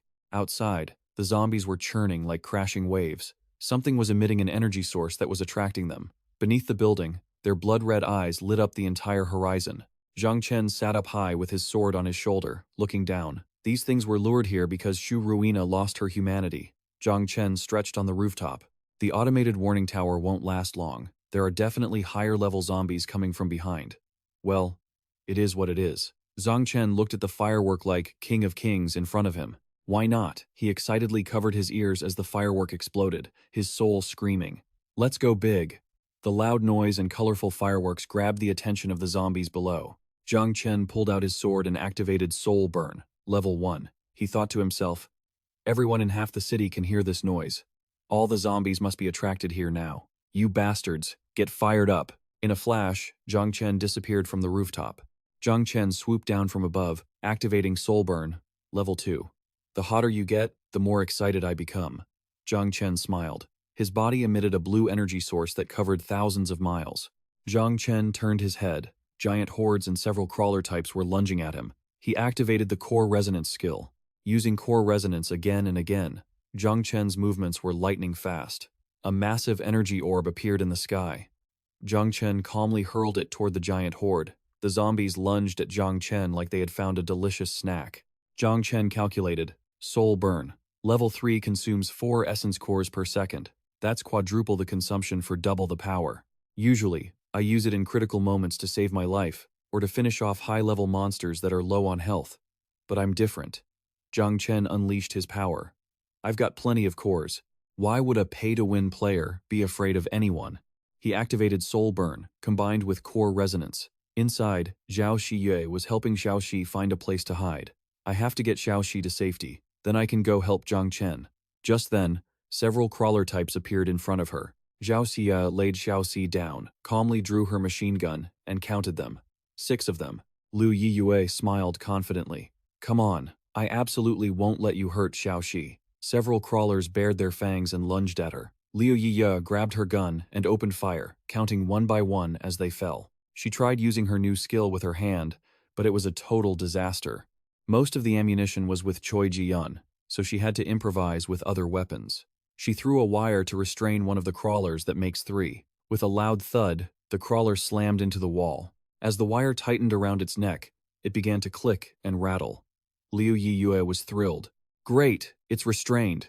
Keep struggling until you choke yourself. Suddenly, a noise startled her. She turned around and saw a crawler creeping toward Xiaoxi. Xiaoxi, she shouted. Distracted by Xiaoxi, Liu Yiyue didn't notice another one charging at her. It pinned her to the ground. Liu Yiyue immediately whipped out a stun baton and jammed it into the creature's body, frying it on the spot. She pushed herself up, braced her hands against the ground, and quickly scrambled away from the beast's grasp. In a flash, she turned back and struck it with a knife from mid-air. Zhang Chen had once said that the crawler's biggest weak point is its spine. Liu Yiyue steeled her resolve that was 4 down.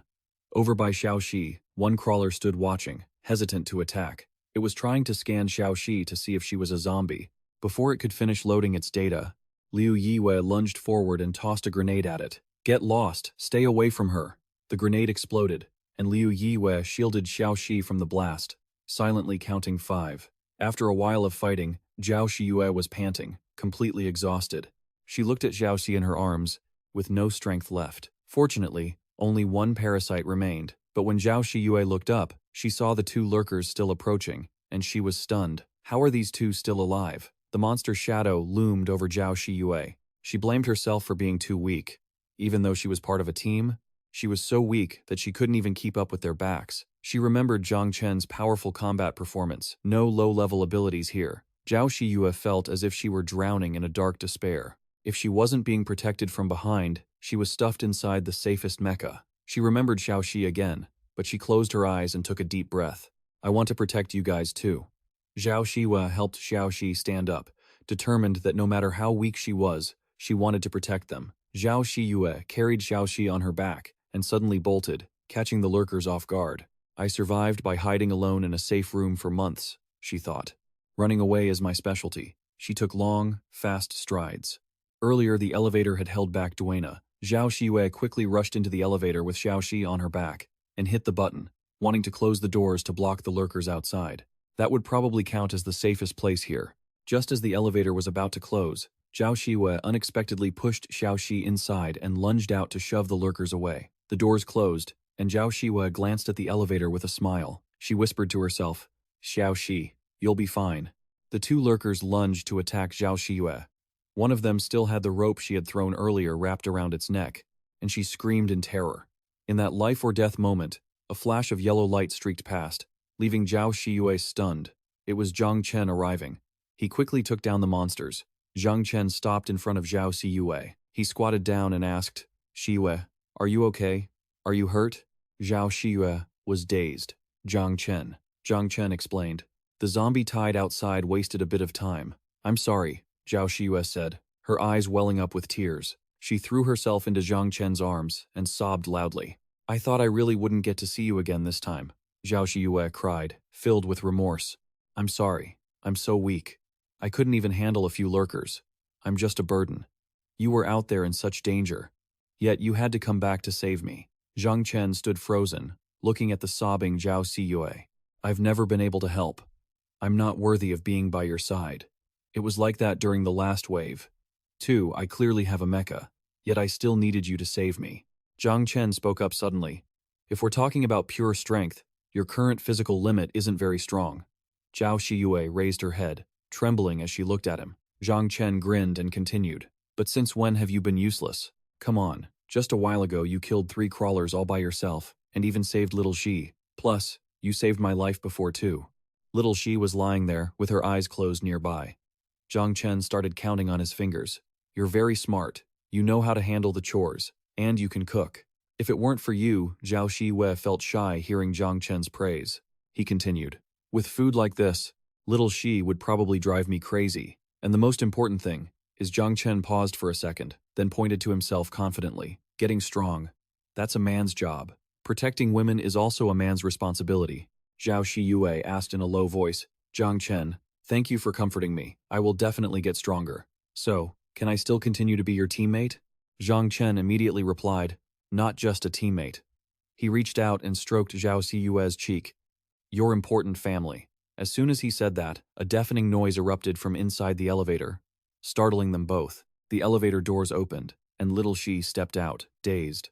Zhao Shiyue called out, Little Shi, you're awake.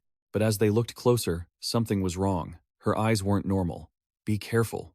Little Shi let out a scream and lunged toward Zhang Chen and the others. Little Shi, but before she could get close, she face-planted onto the floor. System hint. Under the effect of the subjugation drug, the target is temporarily in a comatose state. 4 hours, 53 minutes, and 33 seconds left. Zhao Shiyue asked Zhang Chen, Brother Zhang, what's wrong with little Shi? Zhang Chen picked little Shi up and replied, She's asleep. He thought to himself, this girl's physique is incredible. She can still move even after being hit by the subjugation drug. Good thing she's back asleep. Zhang Chen put little Shi on his back. She would wake up in over 4 hours. He needed to find a suitable place to stay for a while, but they couldn't stay in the previous laboratory anymore. Zhao Shiyue followed behind and suggested, the psychiatric ward below the hospital isn't very discreet. Let's try checking the records room to see if there's anything useful. The two of them searched through various papers, the hospital's history, and floor plans. Zhao Shiyue shouted, Zhang Chen, look at this. This must be useful. Zhang Chen took the paper and looked at the information. Shannan City Central Hospital. Shannan City Epidemic Prevention Station. He muttered. A general map of Shan'an City? Zhang Chen recalled the nuclear radiation marker deep in the northwest forest. That must be where the crystal fell years ago. But that area had been hit hard. They definitely couldn't go there directly. To be safe, they had to find some radiation suits first. That Shan'an City Epidemic Prevention Station should be about a dozen miles away. It should only take an hour to get back. Zhang Chen turned to Zhao Shiyue. Shiyue, I have to go to the Shan'an Epidemic Prevention Station. You and Mouse stay here and wait for me. Zhao Shiyue nodded. Okay, Zhang Chen added. The zombies outside have been cleared, but for safety, you should still set up some defenses.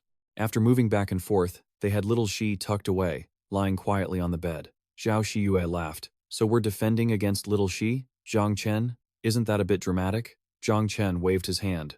Taking a souvenir photo is fine, but don't tell her. As soon as Zhang Chen stepped outside, the system activated. Following Zhang Chen's footsteps, the system entered automatic looting mode and restarted its functions. The system sent a series of notifications. Energy crystals received, 52,000 units. 680%. 680% boost to growth talent. 29,000 evolution blood. 758 units of flexible skin. 550 units of sharp claws. 32 units of wear-resistant skin. 16 units of corrosive liquid. 125 units of rapid fertilizer. 1 unit of crystal talent. 15 units of high-level beast feed. 4 energy condensing crystals. Damaged radiation suit. 7 units. High-level infected detector. 1 fragment of the storage ring. 833 units. Nano combat suit. 1.0. 0 times 5. Simple armor. 10 units. Machine gun. 835 units. Machine gun ammo. 7,500 units. High-level infected detector can be used 3 times to display the status, distribution, and location of high-level infected within the current city. Nano Combat Suit 1.0. After use, a combat suit covers the entire body, providing extreme flexibility and regeneration. When under a heavy attack, it becomes Talon Heavy 1, very sturdy to resist damage. Reminder: it can be used in conjunction with energy armor. Simple armor allows the user's strength and speed to break their limits. Unfortunately, it has no defensive capability. The damaged radiation suit has holes and cannot be used. On the chest, it reads, Central Disease Control Center, Shan'an City. Zhang Chen looked at the info and sorted it out. Simple armor, wearing, this isn't like transforming? Zhang Chen selected Equip. A layer of transparent armor appeared on his body. It didn't directly change his appearance, which in some ways was quite good. This thing wasn't bad. But the problem was, Zhang Chen paused, looked at the energy condensing crystals shown on the system, and shouted, Energy condensing crystals are important, but the drop rate is so low, and I even have the Harvester's double drop bonus. He clutched his head in agony. 1,000 energy crystals equals 1 energy condensing crystal. Upgrading costs 4,000 energy condensing crystals. That's 4 energy condensing crystals times 100. That's more than 8,000. Level 3 infected, Zhang Chen yelled. Last time, they didn't drop any. This time, I killed 4 level 3 mutants and only got 4. Upgrading really is getting harder and harder. The system chimed again with a notification. Crystal talent used. Evolution path. Death vortex +1. Weakness detection. Energy evolution path. Energy refinement, soul burn, and teleport. Zhang Chen muttered. Good thing I still have the crystal talent. The system sent individual information for each skill to Zhang Chen. Death vortex. Level 11. Swing the weapon in your hand. Requires a melee weapon to trigger, creating a powerful ring of energy vortex around yourself. After the vortex ends, jump into the air and perform a heavy strike against the target with the highest strength or the designated target, dealing 500% damage. Energy refinement. Level 13. You can consume 1,000 energy crystal points to synthesize 1 energy condensing crystal. Success rate. Failure will return the energy crystals. Total energy crystals currently available, 100,000, 119. Zhang Chen was frustrated. The results were annoying. This amount of energy crystals wasn't nearly enough. Zhang Chen rushed outside. It turned out killing zombies was the only real way to go. Let's get going. He moved as if he were flying, eager and expectant. Hopefully, the epidemic prevention station would provide a nice surprise. Outside, the sky was clear, and the area around the Shan'an Epidemic Prevention Station was surrounded by many zombies. The glass door of the station was shattered. Behind the counter, someone peeked out, and a screamer was leading a group of crawlers around. A short-haired girl blocking the front asked, Hong He, how does it look? The girl, Hong Ha, replied, "It's no use, they won't leave." Hong Ha analyzed the situation. That female zombie's intelligence was exceptionally high. She was leading that horde to find them. Behind her, several girls were trembling and sobbing. Zhang Chen looked at the zombies ahead.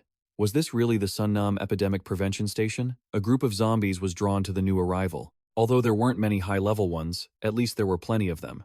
Zhang Chen was eager to use his new skill. This was the perfect time to test how well it worked. Death Tornado. A swirling vortex instantly appeared around Zhang Chen. Wherever he went, the zombies were sent flying by the gale. Zhang Chen went on a killing spree, shouting, "This thing is basically a meat grinder, pretty damn effective." Looking at a massive zombie charging from the front, Zhang Chen remained calm. For his final move, Zhang Chen unleashed a strike with 500% critical damage. The system immediately sent a new notification, receiving energy cores times 2,400 plus 80%, talent bonus, mutated fertilizer times 111,119, clean fabric times 7.83, and 34 spatial ring fragments. Zhang Chen gripped his sword and clicked his tongue. Nice. Strong enough. He stood calmly in the middle of the zombie horde, navigating the system. Any zombie that got too close was shredded by the tornado surrounding him, he muttered. It's just a shame they're all low-level trash. To get energy crystals, I still need those whalers and crawlers. High-level infected locator device. This thing only shows the distribution of high-level infected in a large area. Not very useful. It's not even as good as my hidden system. Just then, the system chimed again.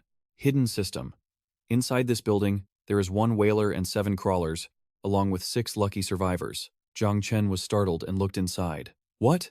Zhang Chen perked up, his body surging with powerful energy as he dove inside. A whaler can't let it get away. Even a fly has meat on it.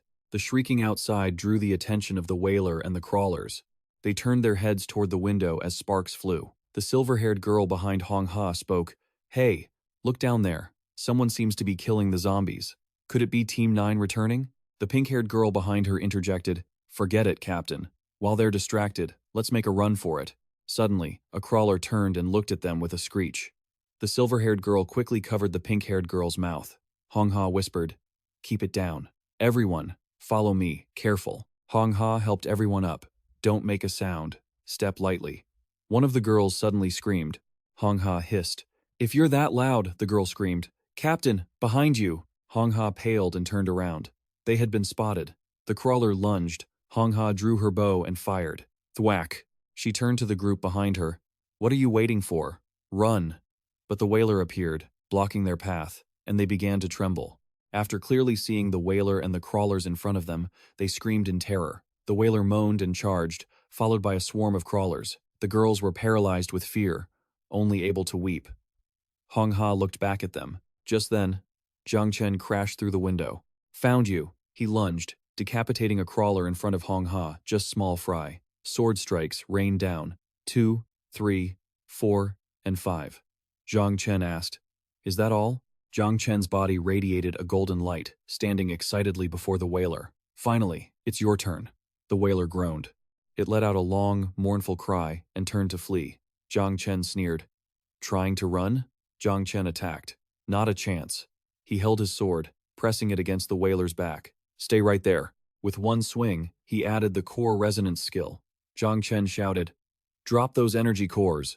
The system automatically collected the loot. "Congratulations, you have received." Zhang Chen sighed, his eyes watering. As expected, there's no drop rate for this damn thing. Suddenly, cheering voices pulled Zhang Chen back to reality. "Wow, the handsome guy is so cool." Zhang Chen turned around. "Oh, are you guys okay?" The girls were standing there, clapping their hands. The silver-haired girl said, "We're fine. Thank goodness for you. You're so strong." Hong Ha stepped in front of the silver-haired girl. "Who are you? Why are you here? You killed a high-level infected in one blow. And even while dealing with the crawlers, we couldn't even see your movements. You're way too strong." Zhang Chen shot her a look of utter disdain. He snapped, "It's pretty obvious I just saved your lives, right?" Zhang Chen said bluntly, "I don't expect a thank you, but I came here looking for radiation gear. If you can, take it as a reward for saving you." Hong Ha muttered, "Who just walks up to people and demands a reward like that?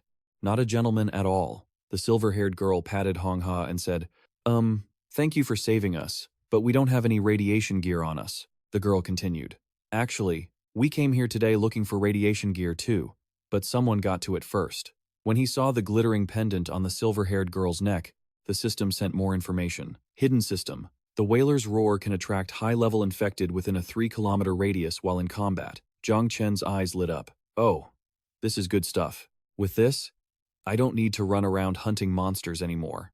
Zhang Chen stepped forward, pointing at the silver-haired girl's chest. Got it. If there's no radiation gear, give me that instead, or I can pay for it. The silver-haired girl didn't understand. Huh? This Hong Ha was furious. What are you saying? She walked over and pushed Zhang Chen away. Pervert, stay back. Zhang Chen was stunned. Pervert? I was talking about that pendant. You want it? Hong Ha was dumbfounded. The necklace? The silver-haired girl explained. Oh, this necklace? You saved our lives. This little thing is nothing.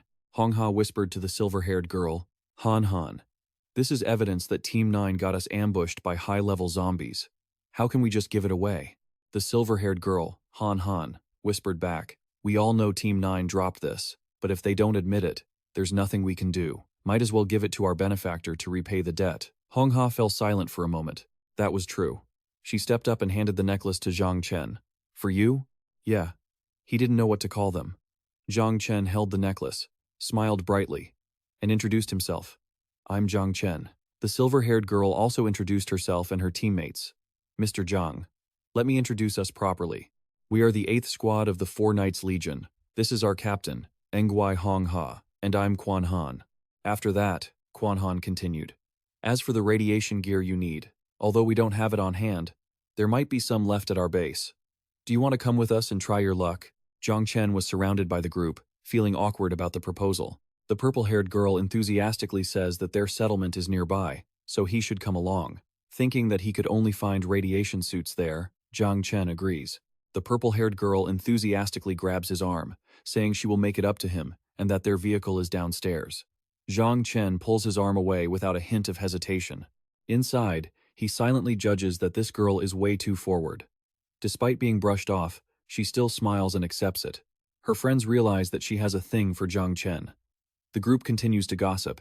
A red-haired girl praises Zhang Chen, saying his tall stature and calm demeanor make him a match for the Four Knights. A brown-haired girl angrily protests, asking how he could possibly compare to the Four Knights. She then lectures them on how their hearts belong to the Four Knights. A blonde-haired girl nods shyly. The red-haired girl says with some dissatisfaction, Hong Hei is reacting way too strongly. The brown-haired girl is more understanding, knowing that Hong Hei is a die-hard fan. On the vehicle, the sound of chatter echoes. Zhang Chen asks what points are. Han Han kindly explains that it is the rule of their settlement. By completing missions, you can earn points, and once you have enough, you can have dinner with the Four Knights. When Zhang Chen hears this and asks who the Four Knights are, everyone immediately bursts into praise for them. They are a super idol group, and each of them is handsome and strong. Seeing how passionate they are, Zhang Chen is left speechless. After hearing them out, he concludes that these 4 guys are just leeches living off women. The red-haired girl argues back, insisting that they are actually very powerful. The other girls chime in. They are our motivation to live. We are the ones being protected. Zhang Chen reminds them. The vehicle is moving. Standing up is dangerous. One girl says seriously that they only find supplies nearby, while the 4 knights go on missions to more dangerous areas. Zhang Chen listens to it all and reaches a conclusion once again. It seems these 4 have significant strength. Tapping on the vehicle, the brown-haired girl reminds him that they have arrived. Looking at the castle in front of him, Zhang Chen can't help but exclaim, good grief. Han Han happily asks him what he thinks of their place. Zhang Chen honestly replies that this place is top tier. Han Han then leans in close to Zhang Chen, saying she has something she wants to tell him. As she gets right up against him, she hints at whether he wants to become the 5th knight. A woman walks by angrily, her voice filled with ill intent. Team 9 listened, but Team 8 definitely isn't coming back. It's a pity Quan Han is so pretty, but I'd rather die than have dinner with Wei Hong Hei.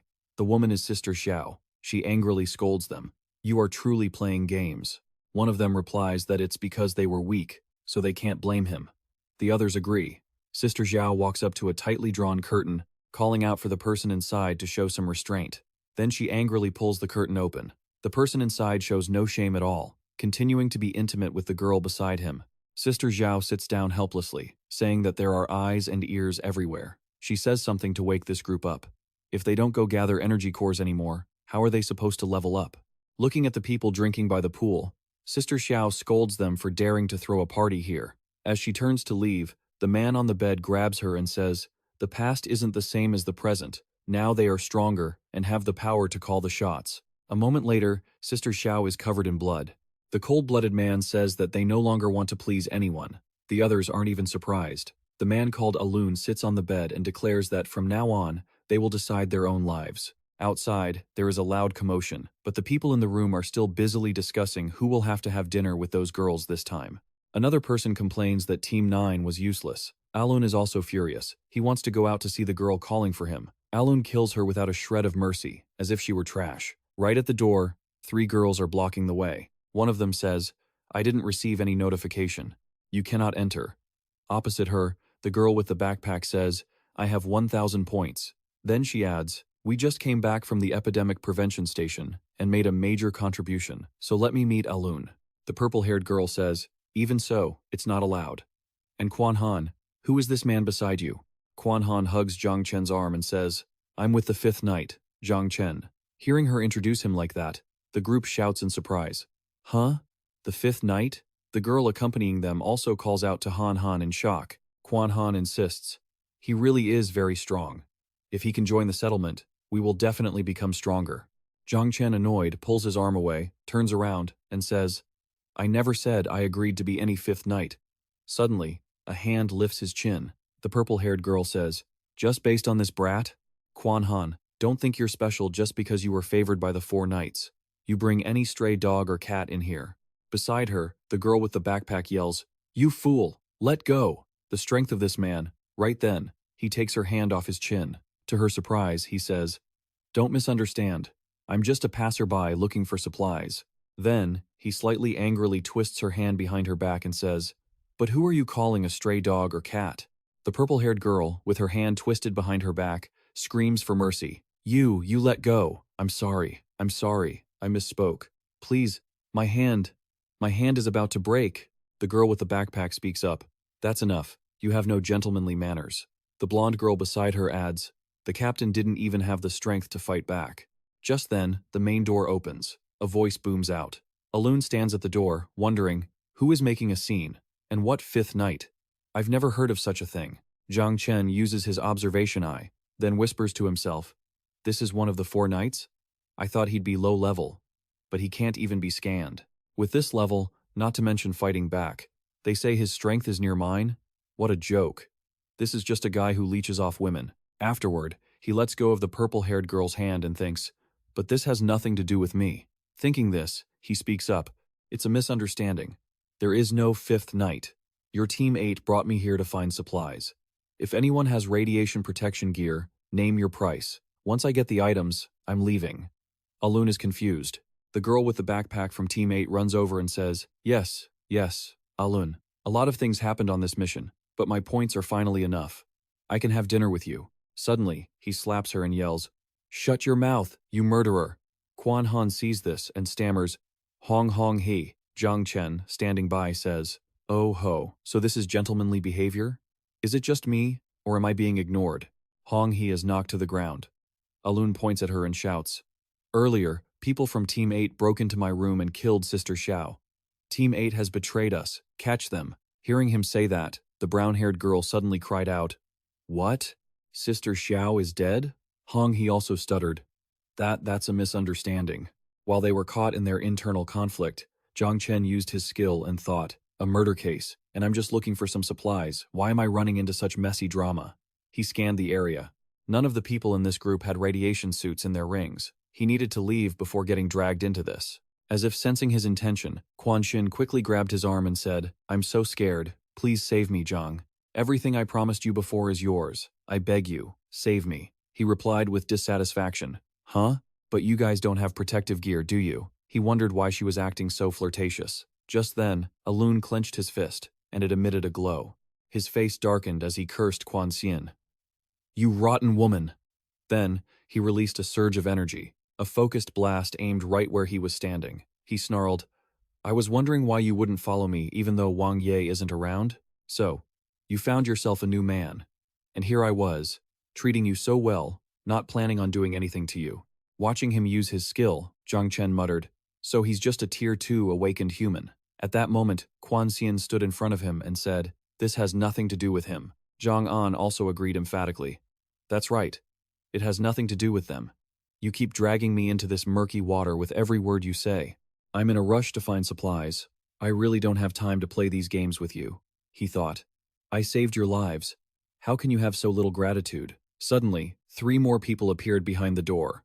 One asked, "What's going on?" Another said, "Looks like someone wants to fight us for our woman." Finally, the last one concluded, "Well, that is unforgivable." While the group behind was talking, both of Alun's hands were glowing. He gritted his teeth. "Daring to fight me for a woman? Kid, I don't care who you are, you're a dead man today." He watched the incoming attack and said with disdain, "How annoying. Can't you tell she's just a green tea manipulator?" Then, he used his energy redirecting skill to change the projectile's trajectory. Finally, he raised his voice as a warning. "I don't care about your personal family drama, but if you don't let me leave and really anger me, don't come crying later." The remaining knights whispered to each other, "Didn't you see him swat away Alun's attack with just one hand?" One person in the group spoke up to advise him, "He's too strong, Alun. Maybe we should just let him go." Alun heard this and retorted, "Let him go? Do you think having a little bit of strength gives you the right to act all high and mighty at the Four Knights camp?" He added, "No wonder Team 8 dared to betray us. I think this guy was behind it. Maybe he's the one who killed Sister Xiao. Everyone, attack together and kill this intruder. Avenge Sister Xiao and protect the camp."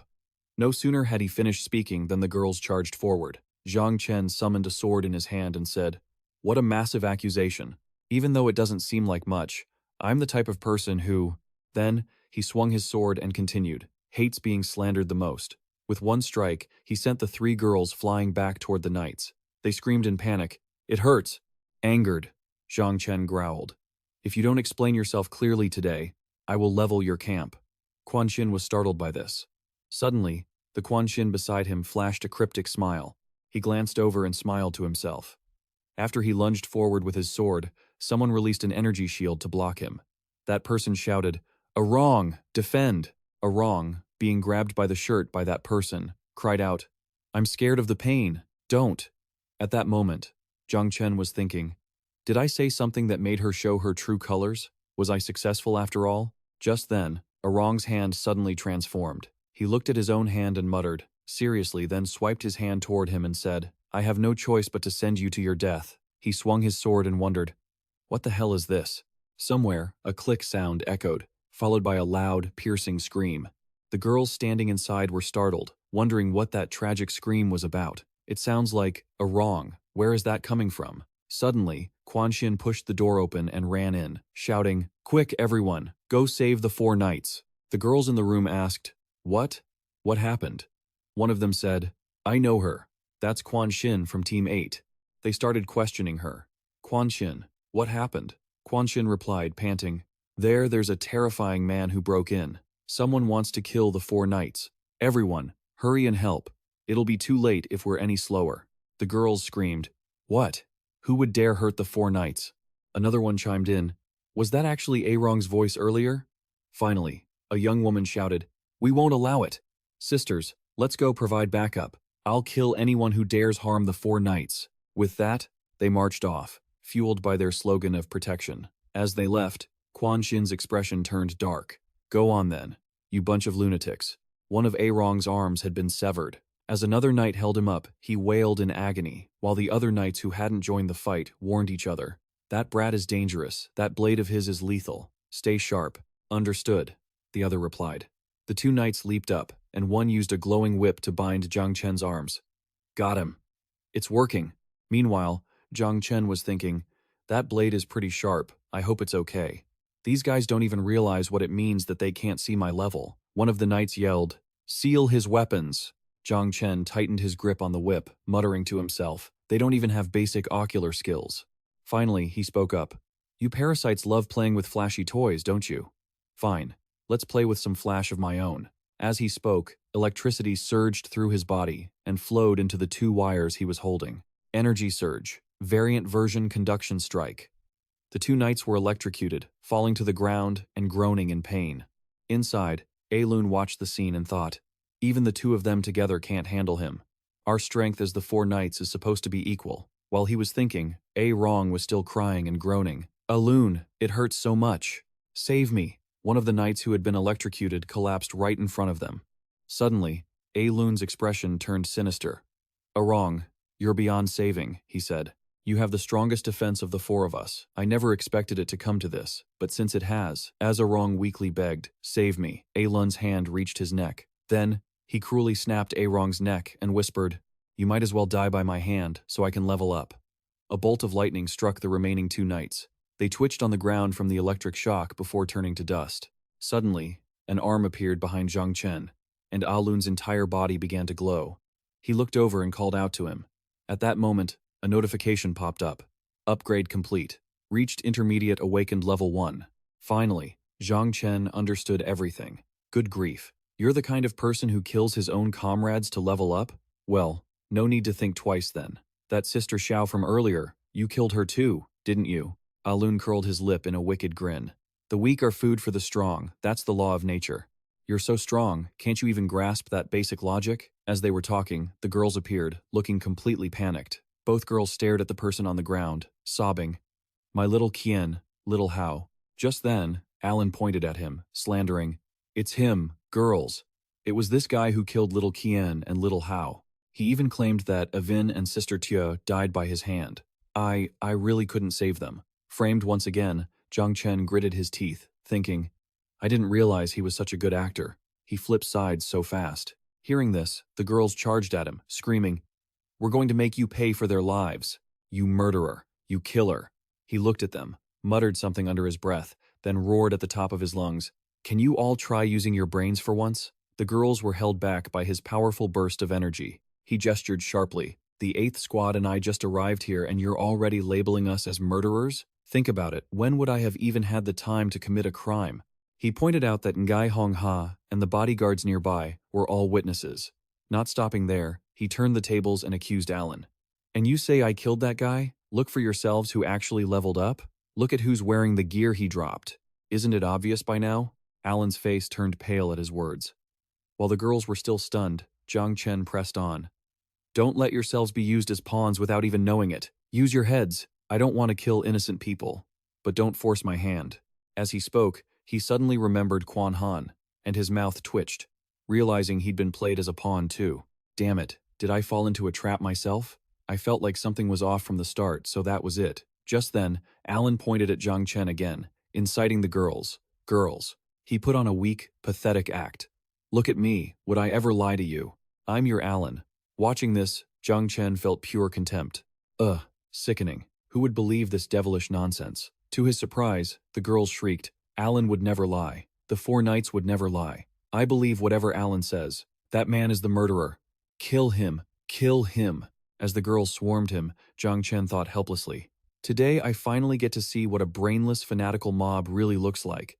He turned around and warned them, Get lost. Don't think for a second that I'm easy to bully. No content to translate. Skipped due to original error. His answer was the girls constantly lunging at him, wailing, Die, die, die. While he was surrounded, Alan pretended to help the other knights aside. No one could see the sinister grin hidden beneath his mask. Alan casually threw the dead knights over his shoulders and stood up. As he tried to slip away, Zhang Chen reached out. He growled in anger. You bastard, you're not going anywhere. Using a bunch of women as your shield? What kind of man are you? The girls clung to him tightly. Suddenly, out of nowhere, Hongha grabbed a knife, stabbed him in the stomach, and screamed, I won't let you bully my Alan. He looked at her coldly, shoved her away, and snapped, Are you insane? He pulled the blade from his stomach and scanned his surroundings. He was surrounded by girls clutching various weapons. They kept chanting, He wanted to hurt Alan. Don't let him leave. That's right, don't let him get away. Anyone who hurts Alan must die. They all have to die. Zhang Chen was speechless, thinking, Are these women out of their minds? No self-respect, no logic, no judgment. How are they any different from mindless zombies? Suddenly, the system panel appeared, reminding him that the core resonance could affect humans, though it was less effective than on zombies. As they prepared to charge, he made a decision. People like this, left in this world, would only be used as tools, or end up dead anyway. Why should he hold back? He activated his resonance skill, causing the girls' heads to be severed from their necks. By now, Alan had taken the other two outside. It turned out they were only knocked unconscious by the electricity. One knight coughed. "Thanks, bro. I didn't think you'd save us in a life-or-death situation." Another knight added, "I feel like that guy didn't really want to kill anyone. We just pushed him too far. If he had actually used his full power, we'd be dead already." Suddenly, Alan manifested two blades and said to them, "Maybe. But what if he thought, I don't want to die yet. His level and power are just too high. Even now, as a mid-level awakened, I can't guarantee I could escape him." He pressed a blade against a knight's throat and continued, "So, do me a favor, bro." He slashed both their throats and muttered, "Help me out." As the two faded away, Alan stood tall and declared, "I didn't bring you guys out here to save you. I just needed a place without any witnesses. Once that guy is gone, I'll still be the one ruling this base." Just then, the notification panel appeared. "Level up to mid-level awakened, stage 3. From behind him, a voice suddenly echoed. Actually, the voice made him jump. Behind him stood Zhang Chen, arms crossed, saying, "I only wanted the radiation gear. I had no interest in getting involved in your dirty mess. But your shamelessness has officially changed my mind." Zhang Chen clenched his fist and charged at him, shouting, "Just go die already." The moment he lunged, Alan saw his true level, gritting his teeth in fear. "I see his level now. What the hell? He's a high-level awakened? Does someone like that actually exist in this world?" Alan saw Zhang Chen rushing in and waved his hands frantically. "Wait, let's talk about this. You just want the supplies, right? I'll give them all to you." Zhang Chen didn't stop, delivering a heavy blow straight down. The impact on the ground created a massive trench. Luckily, Alan dodged it in time. Zhang Chen attacked repeatedly. Alan tried to fight back, but it was useless. He screamed in despair, "This guy's a maniac!" At this point, he knew he couldn't win, but with his current power, surely he could manage to escape. Behind him were exploding projectiles, and in front of him was a wall. Zhang Chen kept closing in. Alan channeled energy into the wall, blasting the door open, and retreated, shouting. Zhang Chen noticed something. Inside the large crates Alan had broken open, there were swarms of zombies. He used his core resonance skill, effortlessly wiping out the horde. Alan ran while looking back in shock, frantically smashing open other shipping containers. Another massive wave of zombies poured out. He thought while running, "This is a mess. But with this many zombies, if I can just hold that monster back for even a second." Suddenly, Zhang Chen's eyes sharpened. He blew up a zombie's head, swung his sword, and kicked Alan in the back. As Alan collapsed, Zhang Chen leaped over him. Alan looked back in terror, stammering, "What are you doing?" Zhang Chen fixed him with a cold, piercing glare. "Shut up. You answer only what I ask." Alan screamed, "What is this? You freak! You monster!" Zhang Chen drove his sword into the ground inches from Alan's face, stepped on his back, and demanded, "Even after leveling up, you're still completely useless. You're a total loser with a high level but zero combat ability. The story about you guys going to the border to stop the radiation monsters is a lie, right?" Alun answered with a sneer. "Those stupid women, they believe whatever we say. Why risk our lives fighting? Just give them a little sugar. We don't need to waste any energy to get rich resources. And leveling up is super easy. What do you say? Want to team up with me? Let's call ourselves the legendary duo. We could live like we're in the modern world here, maybe even better." Right then, Zhang Chen was thinking, if that's the case, they aren't fighting monsters, but the radiation monsters at the border are real. He drew his sword and asked, "What about the radiation gear then? If you guys aren't at the border, why is it missing?" "I don't know about that. It's not that important." Alun ignored the question and asked, "So, what do you think about my legendary duo idea?" Zhang Chen didn't answer. He swung his sword down.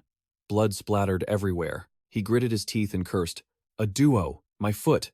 Didn't I tell you to go die? You animal!" Suddenly, the system panel flashed with stat notifications. He turned his head to look at the massive horde of zombies, then froze as he looked in one direction. In that direction, there was a giant zombie wearing chains, and smaller ones wearing masks. A massive guy wrapped in chains, his eyes glowing a terrifying red as he growled. Zhang Chen thought it was interesting. "A stray one, huh? Let me help you along." He was about to grab his knife to finish off the giant when he was suddenly interrupted. "Don't, please, don't hurt him." A long-haired girl ran out to shield the giant, hurriedly calling out to him. "Sir," she said anxiously, "the radiation suits you need. I'll give them to you. I just beg you, if you want to kill someone, kill both of us." Zhang Chen looked annoyed. He swung his sword forward, scaring her so much she fell to the ground. Zhang Chen groaned. "Stop putting on an act. You really think I wouldn't kill you? He added. You used the radiation suits to lure me here step by step. What's your game? The poor girl sobbed as she reminisced. My goal? To send everyone here to hell, of course. From the moment I first saw you, I knew you could help me. On a brilliantly lit stage, 4 people were performing, with a beam of blue light shining down on where everyone was standing. The long-haired girl and her lover were confused by everything. It was just a performance by the 4 knights. My boyfriend and I were suddenly dragged into this mess. But eventually, we both started to become happy. After adapting to the initial period, we started to accept reality, feeling like as long as we were together, there was nothing to worry about. But that's when things started to change. The 4 knights began presenting themselves as saviors to everyone, and under the guise of fighting radiation monsters, they organized their fan base to scavenge for supplies. Those were the same 4 men performing on stage earlier. But slowly, I noticed there were fewer and fewer men in the camp. My boyfriend and I decided to escape. The boyfriend led the girl as they tried to flee. Then, my boyfriend just vanished. Suddenly, I was left all alone in the camp, and I was pushed toward those 4. The gossip behind her back from the 4 knights was, "It's a blessing she's with us." What was her boyfriend anyway? A useless man. Isn't it normal that he disappeared? Loyalty to the 4 knights is our mission. Except for the 4 knights, all men deserve to die. The girl looked back at the man she loved, who had now taken on a bizarre form. To stay alive and be reunited with him, I stayed in the camp. But I finally found him. He had turned into that. She slammed her hand against the ground in anger. It was the 4 knights who turned him into this, and everyone else in the camp is an accomplice, including Wei Honghe. What's even more shameless is that those 4 used girls to help them level up. She collapsed on the ground in agony, but they never actually went to the border to fight radiation monsters. Dirty liars. Zhang Chen finally understood. So you were using me to kill everyone here? The long-haired girl suddenly ran over, apologizing.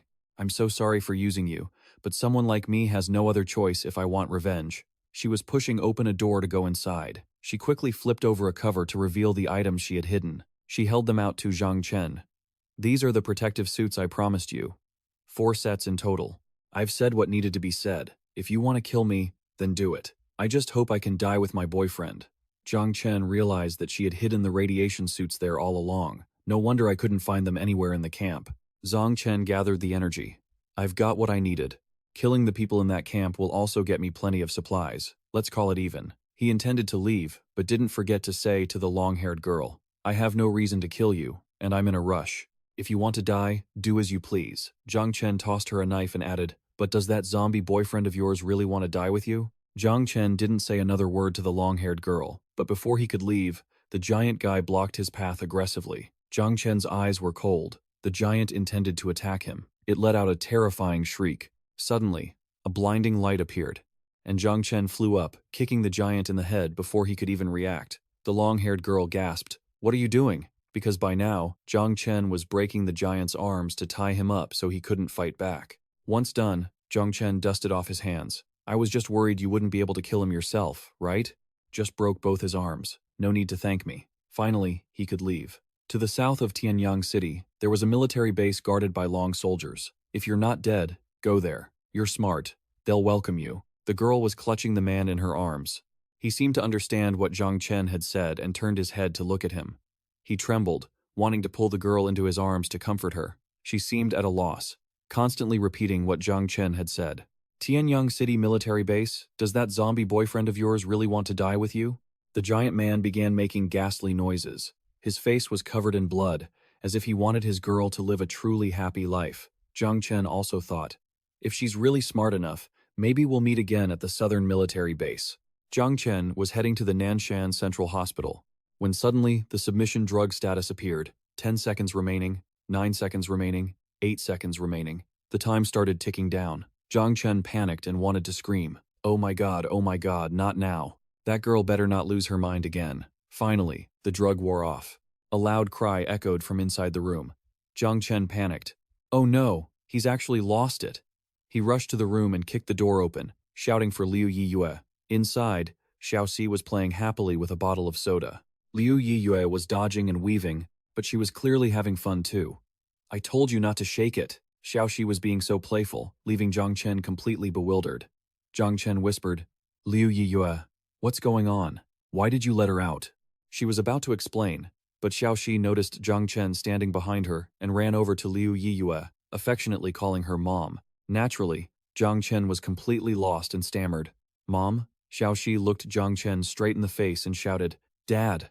Zhang Chen looked disgusted. Liu Yiyue didn't explain further, simply whispering, just play along for now. Zhang Chen stared at her. What is going on here? Xiaoxi was happily eating large bites of food, appearing to have quite an appetite. Zhang Chen sat there, thinking, she woke up like this? She doesn't remember anything. Her appetite is bigger than before, and she calls her mom. Liu Yiyue huddled next to him and replied, after she fainted and woke up, it seems like some kind of imprinted effect was activated. She recalled that moment. Luckily, it's just this. You weren't here. And I let her out on a whim. It was really reckless. Liu Yiyue slowly leaned into Zhang Chen. I'm sorry. She just looked at me so pitifully, I really couldn't bring myself to say no. She went to coax Xiaoxi, but thankfully, Xiaoxi was still Xiaoxi. Even if she didn't remember anything, she was still Liu Yiyue beamed. Whatever she doesn't know, and whatever she's forgotten, we'll just teach her little by little. So, for the next 2 days, Zhang Chen began teaching Xiaoxi again, wanting her to get reacquainted with the world, starting with Peppa Pig. Xiaoxi acted like a diligent student. Zhang Chen added a reminder. Don't just learn how to snort like a pig. Xiaoxi fired her gun at the zombies, laughing loudly. Xiaoxi waved at Zhang Chen, showing off her results. Dad! Dad, look! Zhang Chen clapped in approval. Great job. Really great. Your skills in killing zombies haven't regressed at all. But stop calling me Dad, call me Boss. Xiaoxi playfully corrected herself. Boss Dad. Zhang Chen was truly at a loss. Liu Yiyue happily recounted. Xiaoxi is recovering very fast. It would be great if she could remember the past. Zhang Chen replied, things like memories shouldn't be forced. She's doing very well right now. So in Xiaoxi's current state, we should continue toward the crystal pit. The display panel flickered. The current total energy crystal count is 21,000, and the total energy gathering crystals are 4. Zhang Chen called to Xiaoxi. Little one, stop playing. We have to head out after lunch. It seemed Xiaoxi had no intention of listening to Zhang Chen. She moved a piece, which caught Zhang Chen off guard. Why did you run off? Zhang Chen used his hand to clear away something green and called out to Zhao Shiyue. Seriously, I have to go after her. He added, Shiyue, you adjust the aircraft. Zhao Shiyue quickly agreed. Got it. In the hospital hallway, Zhang Chen kept calling out, Mouse, Xiaoxi, stop messing around. We have to go now. Suddenly, there were loud sounds of laughter mixed with moaning. Zhang Chen was startled and looked over. Hearing the sound, he immediately rushed down the stairs. He kept calling, Xiaoxi, what are you doing? Wang Jian was being blocked by Xiaoxi. It was a sobbing person. Xiaoxi, come here quickly. I didn't notice there was something else in the building. He muttered about hidden bad luck and slow information. Xiaoxi stammered, It's different. Xiaoxi defended herself. It's beautiful. I groomed it. It's mine. If we're leaving, I have to take it with me. Shuyena just sat there emitting those moaning sounds. Zhang Chen was shocked. She is Shuyena. Why did she end up like this? Shuyena just pointed at the empty syringe needles nearby, unable to answer. Zhang Chen gulped in astonishment. They hadn't met in days, and it turned out she had been secretly injecting herself. Even though he didn't know if she was still human, she looked better now. He wondered how her mental state was recovering. Zhang Chen quickly crouched down, making Xiaoxi think he was going to hurt Su Yena. Big boss, no, you aren't allowed to hurt her. Zhang Chen examined Xu Yena's condition while continuously calling out to her. Xu Yena, we're heading to the crash site now to find the crystal core. Little Hai hugged him from the side. Zhang Chen turned to Xu Yena and asked, Do you want to come with me? A loud wailing echoed through the helicopter. It was Little Hai, screaming non-stop. My beautiful zombie doll. Zhao Shiyue couldn't even calm her down. Zhang Chen's face was dark. His mood was completely different from when they had arrived. Zhao Shiyue had to console her.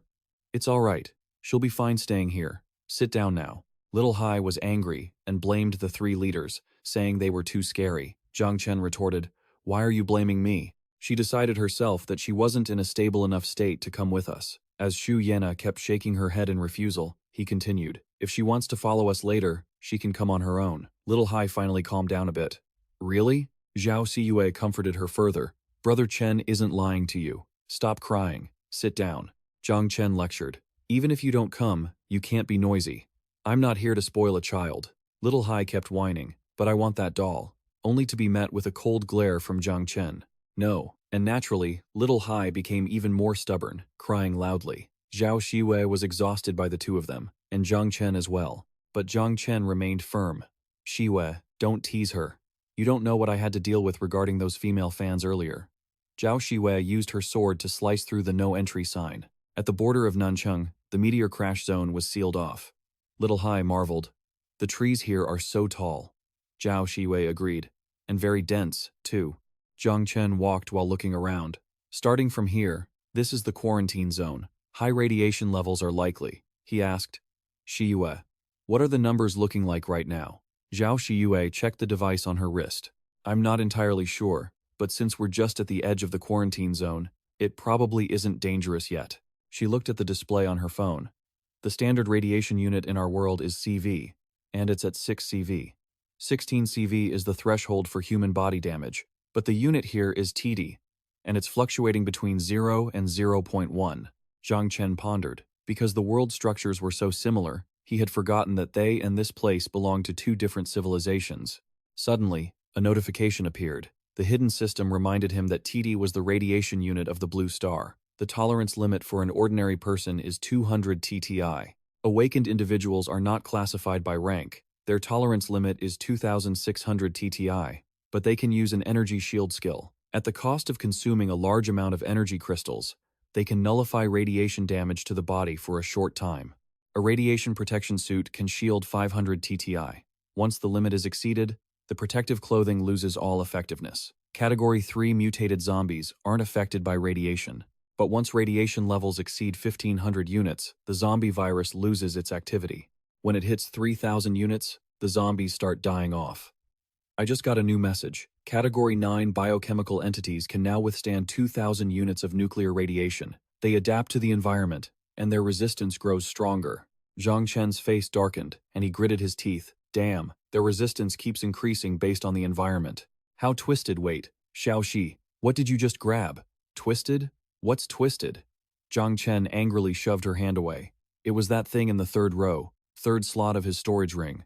Units are the radiation measurement for this world, and the limit for a normal person is 200 units. To stay safe, we should wear our radiation protective gear.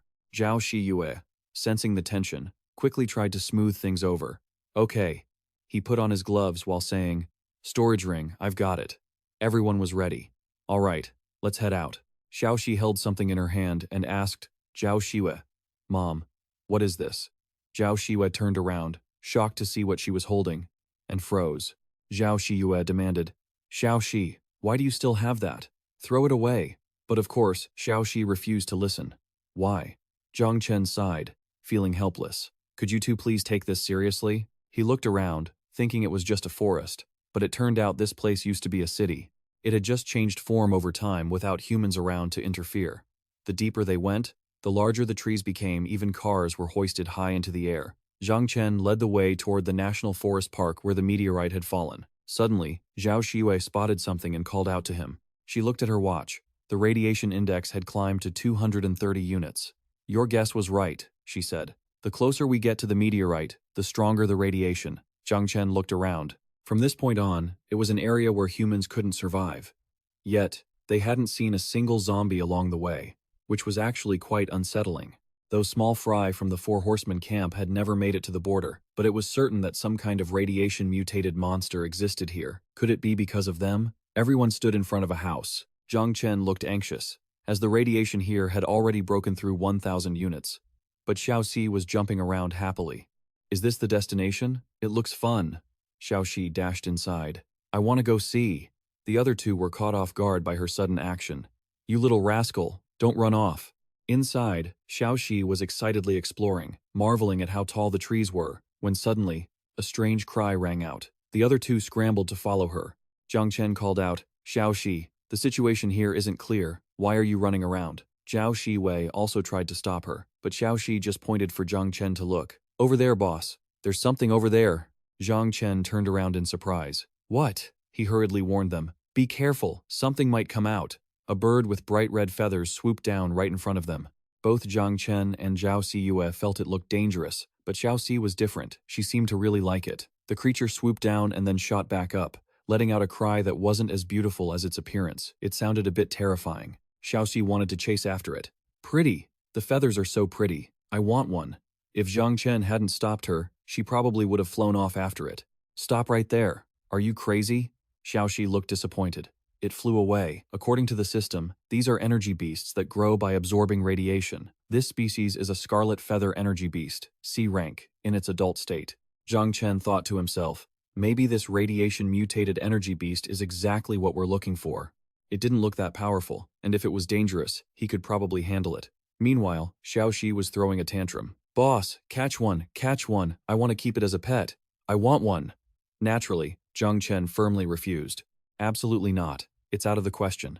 Of course, it was because he wasn't a pet owner type, definitely not because he wasn't sure he could beat it. On the other side, Zhao Xiwe was laughing so hard she was practically in pain, watching the changes in the situation. 1,500 units, 2,000, 2,100, 2,200, 2,300. Zhang Chen asked worriedly, Xiyue, how do you feel? You don't look so good. Zhao Xiyue spoke up so he wouldn't worry. I'm fine. It's probably just psychological. I just feel a bit tired. Zhang Chen noted that from this point on, every few steps they took, the radiation index increased by 100 units. It seemed they were getting closer to the meteorite crater. Xiaoxi was also quite exhausted. I'm tired too, I want to sleep. Zhang Chen looked at the reading on his watch, 2,400 units. Even with their protective gear, they were reaching the limit of what an awakened could withstand. The rate of increase was getting higher. If it spiked suddenly, Xiyue's level wouldn't be enough to block the radiation, and Xiaoxi's resistance seemed to be growing at the cost of her stamina. Zhang Chen turned to instruct them. From now on, I'm going forward, alone. You two fall back to the safe zone and wait for me. Zhao Xiwei looked puzzled. Huh? But Xiaoxi wouldn't have it. I want to go too. Zhang Chen instructed Xiaoxi to protect her mom. I'll be back soon. If you can catch an energy beast that isn't aggressive, I'll let you keep it. How about that? Only then did Xiaoxi cheer up. It's a deal. If I catch one, I get to keep it. But Zhang Chen had to add a condition. You must let mom check it first. Only if mom says it's okay, can you catch it. Xiaoxi quickly agreed. Deal. Zhao Xiyue blushed furiously. Zhang Chen was acting like a parent, but a figure was lurking in the shadows behind them. It turned out Shu Ruina had been following them the whole time. A white mist enveloped Zhang Chen, and he didn't even know what to say. 4,950 units. Zhang Chen stared at his watch. Even if he took one more small step, his protective gear would completely lose its effect. This is insane. The radiation was becoming visible, flowing like liquid. The closer he got to the crater, the thicker the white mist became. The meteorite was right in front of him. He knew it was dangerous, but Zhang Chen had to take the risk. 5,000 units. He pushed himself to the limit as he stepped inside. His protective suit started to tear away. Zhang Chen realized his gear couldn't hold. Finally, his protective suit was ripped to shreds. Zhang Chen decided to activate his energy barrier. Encased in his barrier, he crawled forward, shielded from the white radiation swirling around him. He moved toward that spot and hovered in midair, right where the white mists were emitting from. Zhang Chen blurted out, "Found it." He frowned as he spoke, reaching out to touch the crystal shard embedded deep in the rock surface. This is the core crystal, the most powerful energy in this world. His energy barrier enveloped the crystal as he reached for it. Zhang Chen grimaced and gritted his teeth in deep thought. Although it was very small, the intensity suggested this thing weighed at least 10 kilograms. Shu Ruina's lab rat experiment back then only used 110 milligrams of crystal fragment energy, and it had turned a small mouse into that demonic creature. He remembered that monstrous, mutated mouse with the hideous body and blood-red eyes in the cabinet when she first found it. Zhang Chen froze and gasped. He worried that he didn't even have any protective gear on him. If he touched it, the falling crystals might kick up crystal dust that could alter the ecology of the entire world and destroy a civilization. Red flames rained down, exploding and continuously burning into the apocalyptic sky. Below, there was nowhere without zombies.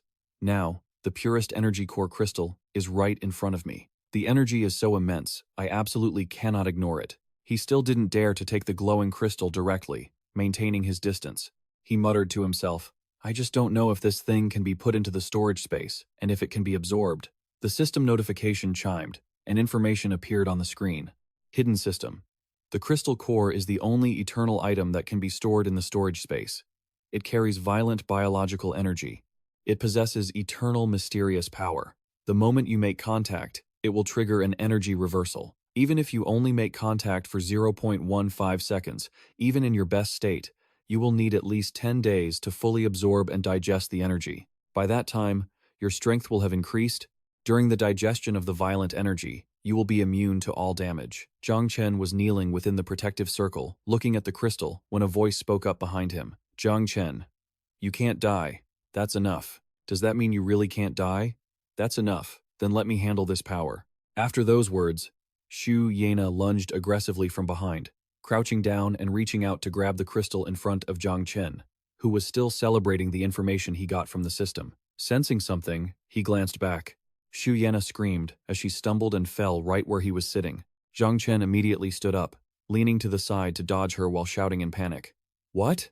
He stood to the side, looking at her in distress. Xu Yana didn't seem to hear him. She was crawling on the ground. Her expression was a mix of joy and anxiety as she whispered, reaching out with her left hand to touch the crystal core.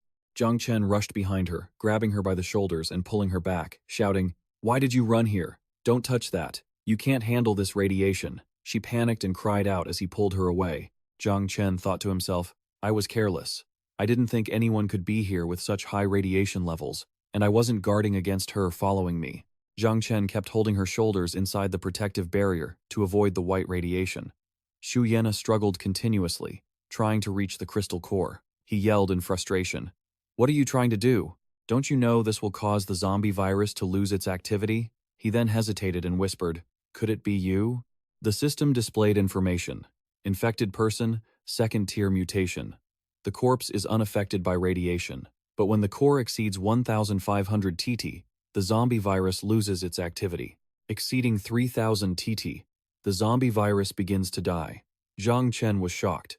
He inferred that Xu Yana must have discovered that radiation could temporarily suppress the zombie virus in her body, allowing her to control it. He imagined her holding the crystal with blue eyes, surrounded by blue light radiating like the edges of a snowflake. He continued thinking, so, she wants to use the crystal core to kill the zombie virus inside her body, but that's impossible. Zhang Chen looked at her anxiously and shouted, "You're crazy. Your body is a corpse. It only lives because of the zombie virus. If the virus dies, you will die too." She sobbed and struggled, screaming with her eyes shut tight, trying to break free, but she couldn't because he was holding her shoulders so firmly. He thought, if I hadn't said anything, she would have been exposed to the high radiation without any protection. Now, suddenly, Xu Yana stiffened. Her eyes went wide, and she coughed a few times. Then she collapsed, losing all her strength. He caught her by the shoulders from behind, calling out, "Hey, Xu Yana," he continued. So, she really reached her limit? They say there's only one step between a genius and a madman. This woman is definitely leaning more toward a madman. Just a madman? Xu Yana sat limply on the ground, dazed. Zhang Chen supported her arms from behind, then looked uncomfortably at the crystal core emitting the radiation. Zhang Chen gritted his teeth, enduring this headache. He sighed helplessly, walking away. Leaving her here for now was fine. At least there wouldn't be a second lunatic to deal with. He heaved her over his shoulder, his expression sour. As he turned to leave, he grumbled, "Seriously, this person, if she stays here any longer, she's beyond saving." Lost in thought, he reinforced his energy barrier. He narrowed his eyes, focused ahead, and activated his flash ability, carrying her on his shoulder and moving as fast as possible to save time. He only cared about getting her out of the radiation zone quickly. A clear, melodic voice called out for Xiaoxi, while a strange orange nest sat perched atop a tall tree. It turned out to be Xiaoxi Yue, pacing beneath the canopy. She called out loudly, "Xiaoxi, where are you?" No matter how much she called, Xiaoxi didn't care. She was too captivated by the giant chicks sitting in the nest high above. She giggled with delight. "Little birds, come home with me," Xiaoxi chirped happily. Suddenly, Zhang Chen emerged from behind her, frowning as he spoke up. "Little brat, what did you say you wanted to bring home?" Xiaoxi jumped, turning around to look at him flustered. "Boss Dad, why are you back so soon?" He glared at her, retorting, "Didn't I tell you that thing was off limits?" Then came the sound of loud thuds, though it was unclear who was getting hit. Hearing the noise, Zhao Xiyue turned around, worried. "Brother Chen? Xiaoxi?" Seeing him grab Xiaoxi by the collar and drop her from the tree, she rushed over, sighing in relief. "Thank goodness, I finally found you." Xiaoxi, nursing 3 bumps on her head from him, started crying and tattling. "Mom Xiyue, boss dad hit me." Zhang Chen was fuming and barked at her. "Getting hit is letting you off easy. If you don't listen to me, I'm going to tie you up." She covered her face, turned away, and replied slowly. Letting me off easy? What is this? Violence. She caught sight of something and wondered. A beautiful zombie doll? Curious. She ran over to where Shu Ruina was lying. Zhao Shiyue looked confused. Zhang Chen brought her back earlier, but why is Shu Ruina here? When did she follow us? How did she end up like this? Zhao Shiyue leaned over, hands on her knees, observing her. Zhang Chen looked down at her and replied, She sneaked after me, trying to use the radiation crystal to kill the zombie virus in her body. I'm not sure if she can be saved in this state. Xiao Shi crouched down, intently sniffing the air around her. Then, she stuck out her tongue and said with a tone of disgust, She only smells like a corpse now. It's so gross. She's not even a zombie anymore. He stood behind her with his hands in his pockets. Shiyue watched Shu Ruina in silence.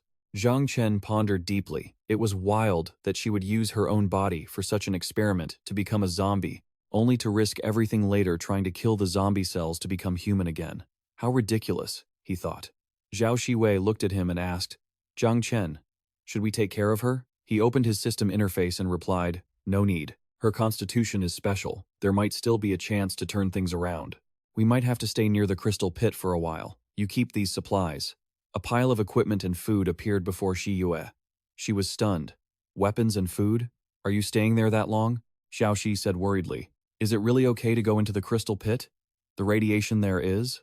Zhang Chen put on his protective gear and replied, Don't worry. I can handle it. Shi Yue, take care of yourself. Wait for me to come back. I'm heading out. Xiao Shi listened to Shi Yue, but her mind was elsewhere. You really need to be careful this time. As he ran off, he left those words behind. Xiao Shi just let out a surprised cry, while Shi Yue watched him go and shouted, Zhang Chen, you must be careful. Meanwhile, Zhang Chen was running toward the passage to the crystal pit, surrounded by radiation. He grunted in discomfort. Getting closer to this place is still just as unbearable. Finally, he reached the crystal pit. He figured that once he entered the high-concentration radiation zone in the pit, his protective suit would lose its effectiveness. The white radiation grew stronger. All right, let's do this. Zhang Chen jumped into the pit. The resistance of the radiation was incredibly uncomfortable. Finally, his protective gear dissolved. At that moment, he immediately activated his Tier 5 soul combustion to protect himself. He was engulfed in blue light.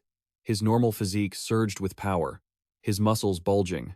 This was berserk. Zhang Chen's skin turned fiery red, with green veins popping out on his neck and face.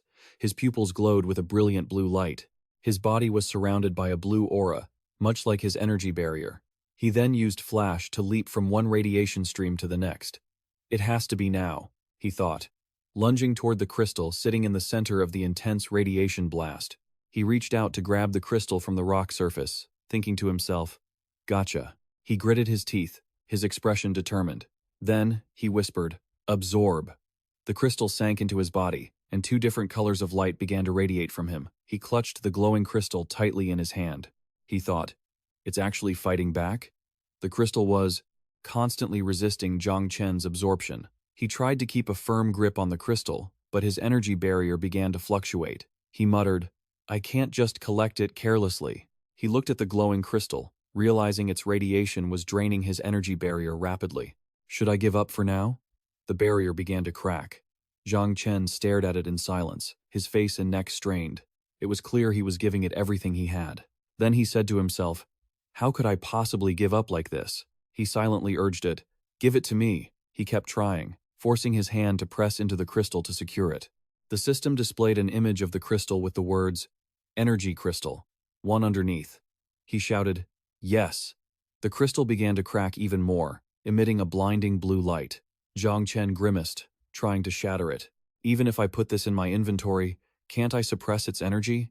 The crystal hadn't been absorbed yet. It seemed to be drawing blue energy into itself. He unexpectedly gritted his teeth, watching the crystal suck in the blue force as it spun in his palm.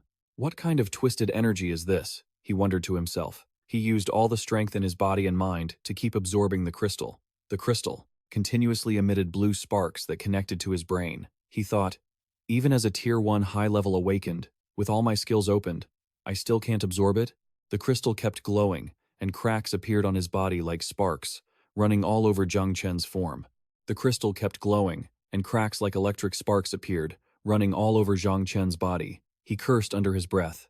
Damn it. My body feels like it's starting to fade away. He shouldn't have tempted fate like that. No sooner had he thought it than an explosion echoed out. Zhang Chen seemed to be lying sprawled in the crystal crater, with radiation and crystals constantly spewing into the sky. Deep in the forest, faint sunlight filtered down to the ground through the canopy. Xiaoxi was silent, her expression listless as she stared into the distance. Shi Yue, who was carrying fruit, saw her like that and froze, looking at her in confusion. She had been thinking that for the past few days, Xiaoxi wasn't tired or sleepy anymore, as if she had fully adapted to the current environment. But she would often stare blankly into the forest. What on earth was she looking at? Then she spoke up. Xiaoxi, stop staring. Come over and eat. But Xiaoxi still turned toward the forest and replied, that let's talk about it later. Seeing this, Shi Yue didn't call her to the table again. Xiaoxi said, Mom, Shi Yue, I have to go find Big Brother Zhang first. Wait for me here, okay? She muttered this to Zhao Shi Yue, wandering off, and then Zhao Xi ran in the direction Zhang Chen had gone. Shi Yue was startled and screamed in panic. Hey, what? Xiao Xi. No matter how much she called out, Xiao Xi was determined to leave. Afterward, she whispered to herself, it was all the smell of radiation, with radiation constantly spreading outward. Zhao Xi was making her way through the forest, cutting through the faint mist of radiation, wondering aloud, there isn't any good food here. What has Big Brother Zhang been doing in there for the past few days? Now, even the scent of radiation was getting fainter. Just as she finished speaking, Xiaoxi saw she had reached the crystal crater, the radiation pouring out from within. She stopped at the edge of the pit, looking down and muttering, the radiation smell is coming from this pit. Oh, Xiaoxi exclaimed happily. Found you, Big Brother Zhang. She slid down to the edge of the pit, raised her hand, and shouted, Big Brother Zhang, why are you sleeping here? She ran over to the pitch-black Zhang Chen, who was lying face down on the ground, and said, Mom Shi Yue has cooked dinner, let's go home. But when Zhang Chen turned over, he was nothing but a dried-up corpse. Xiaoxi was shocked and froze when she saw that sight. Then she let out a loud, wailing cry that echoed to the heavens, loud enough to startle the birds perched on the towering cliffs. Panic-stricken, Xiaoxi hoisted the dried corpse onto her back and ran while crying out, Mom! Mom Shi Yue! Hearing the call, Shi Yue turned around anxiously and blurted out, Xiaoxi. She ran over to Xiaoxi and said, Where did you go? I was just about to go look for you. Carrying Zhang Chen on her back, Xiaoxi grimaced and said, I went to find Big Brother Zhang. Then, Xiaoxi sadly laid Zhang Chen down on the ground. Horrified at the sight of the pitch-black corpse, Shi Yue screamed, Zhang Chen! Zhang Chen! She then collapsed to her knees beside Zhang Chen, crying and blaming him in fear. Why? Why is it like this? Didn't you say there was no danger? You liar. Xiaoxi breathed heavily and said, Mom, Shi Yue, don't cry. Big Brother Zhang is fine. Tears falling, Shi Yue didn't believe her words. You say he's fine? But he was in such a state that he had no breath and no heartbeat left. She touched the pitch-black corpse lying on the ground as she said that. Then Xiaoxi sighed in frustration and said, It doesn't matter anyway. Big Brother Zhang is just fast asleep. Mom Zhao Si Yue? You really don't need to worry. She remained silent, not answering. Si Yue frowned, deep in thought. Xiaoxi's words sounded very absurd, but she seemed to have a strange feeling about it. It was, after all, Xiaoxi who had brought Zhang Chen back. I also don't believe that someone as strong as Zhang Chen could die so easily. She continued to think. So now that Zhang Chen has become like this, and Xiaoxi has such a simple mind, I have to take action. I have to look after everyone in his place. A while later, Zhao Xiyue walked over to the helicopter parked on the ground. Xiaoxi held a cup of water, looking at her with a blank expression. Oh, Mom Zhao Xiyue. So Big Brother Zhang left the helicopter for you. Are we getting ready to fly into the sky again? She turned her head to look at her, smiling with eyes crinkled, and said, Wait until you're done eating, then we'll go. Inside the neighborhood, a plume of smoke was rising from over there. Some crawling creatures were kneeling on the ground doing something. A voice spoke up. There are 3 of them. We should be able to handle them. 2 people were hiding by a window on the house, looking down at the small crawling creatures and whispering to each other. The survivor captain of the settlement, Lai Hu, Dong Ti Jun said with a stern face. I'll go deal with the straggler first. You guys go behind the structure and draw the attention of the other 2. Until I finish this one off, don't let them come over here. The 2 people behind him answered in unison. Understood. Then he turned his head and shouted, All right, start the operation now. But the soldiers behind him turned to carry out their mission. Dong Ti Jun just manifested 2 large axes and thought, While it's not paying attention to this side, this is it. He placed one foot on the windowsill, and just as he was about to jump down, he was startled to hear a sharp cry. The girl with pink hair turned back and said anxiously, "You haven't even targeted the position yet, and you're making such a loud noise." That shout was from the guy who was scared because that metal pipe had fallen. The girl next to him steadied his arm, and he said fearfully, Sorry, I was just too nervous and tripped." Then the pink-haired girl ran anxiously to the window to ask Dong Ti-jun, "Captain, what's the situation?" He gritted his teeth, looking extremely tense, leaning his back straight against the wall. The crawling creature turned its head and saw them through the window, its red eyes glaring at them fiercely. Dong Ti-jun frowned, gripped his weapon, and leaped from the window while shouting, "No other choice, let's go." The pink-haired girl at the window exclaimed, "Captain!" Then, as he swung the two axes down, creating sparks against the ground, the crawling creature quickly jumped up to dodge the blow. Seeing this, he was startled and shouted, "We're done for! This is trouble now." He turned his head and gave a foolish smile when he saw a crowd of crawling creatures surrounding him. Dong Ti-jun held his weapon tightly with a grim expression and shouted, "Damn it, come on." He just needed to take down one first. After thinking that, he leaped and charged straight toward the crawling creature on the ground. Then, grimacing, he swung his axe with all his might to hack at its head. Just as he was hacking at the creature's shoulder, two others jumped up, intending to attack him from behind. He tensed up, raised the axe in his right hand to protect his head, and accidentally struck the crawling creature. Then, the last remaining one unleashed a strange, spinning black move toward him. Caught off guard by the attack, Dong Ti-jun screamed in panic. He was hit and flew toward a rock, his back slamming hard against it. The pink-haired girl and the other person at the window saw him being attacked and immediately used their guns to shoot at the creatures. She screamed, "Captain!" The other one urgently said, Li, provide cover for our teammate. Run while you can." He kept firing at the creatures while shouting at him to run. But he gave a cold laugh and said, "Run? Is that my style?" Then he shakily lifted the rock and said, "Besides, I've already run." Then he used all his strength to hurl the rock toward the creatures, shouting, "Do you think you can just eat me here?" The creatures screeched and unleashed a move, shattering the large rock. As the boulder was shattered, Dong Tich-kwan suddenly appeared from behind it, brandishing his weapon and letting out a roar. A blue light radiated around him. The two giant monsters were caught off guard by his sudden appearance. He then swung his axe repeatedly with a charged strike, creating a deafening screeching sound. Afterward, only his heavy panting could be heard as sweat poured down his face. Li Loi and his team rushed out. "Captain!" He forced a smile and gestured, saying, "Your captain is pretty impressive, right? Killed several of them at once. Hurry and help me up. I'm a bit wiped out." Li Loi's face darkened, and he squeezed his eyes shut and shouted, "Captain, behind you." Hearing this, he turned his head and froze. Behind him was a massive horde of zombies slowly closing in. Dong Tich-kwan stood paralyzed, his body trembling uncontrollably. Back to Zhao Xiyue's group, Little Hai pouted and cried out, "Mom Zhao Xiyue, I'm hungry, I want chocolate." She replied, "I'm sorry, Little Hai, we only have bread left for supplies. Can we wait until we reach Thien Duong City?" The two of them were in a helicopter moving toward the city. Little Hai angrily puffed her cheeks and poked the cheek of Zhang Chen, who was dead asleep with his head on her lap. "Boss Dad is really something. Why didn't he pack more good food? I'm so hungry, I want something delicious." Zhao Xiyue sat in front doing something, her face showing resignation as she thought to herself, "We actually had plenty of food, but Little Hai, you're just too picky, only wanting snacks and chocolate. Is this the spoiling the child flaw that Zhang Chen was talking about?" Suddenly someone's voice rang out, "Captain, we can't hold them off any longer. What should we do? Everyone, come over here." Zhao Xiyue looked out the window in confusion. She saw Dong Tich-kwan conjuring his weapon and saying, "I'll find a way to hold them off. You guys get out of here. You hear me?" Li Loi spoke up while firing his gun. "No way. How can we just leave you behind?" Another person added, "Captain, why are you taking out the explosives?" They were struggling to shoot at the zombie horde. Dong Tich-kwan's voice rang out, "Go." "That's an order." Little Hai saw a pile of chocolate at his feet and her eyes lit up. "Chocolate?" Zhao Xiyue asked. "What was that?" As he pulled the pin on the explosive, he shouted with a stern face, "Go to hell!"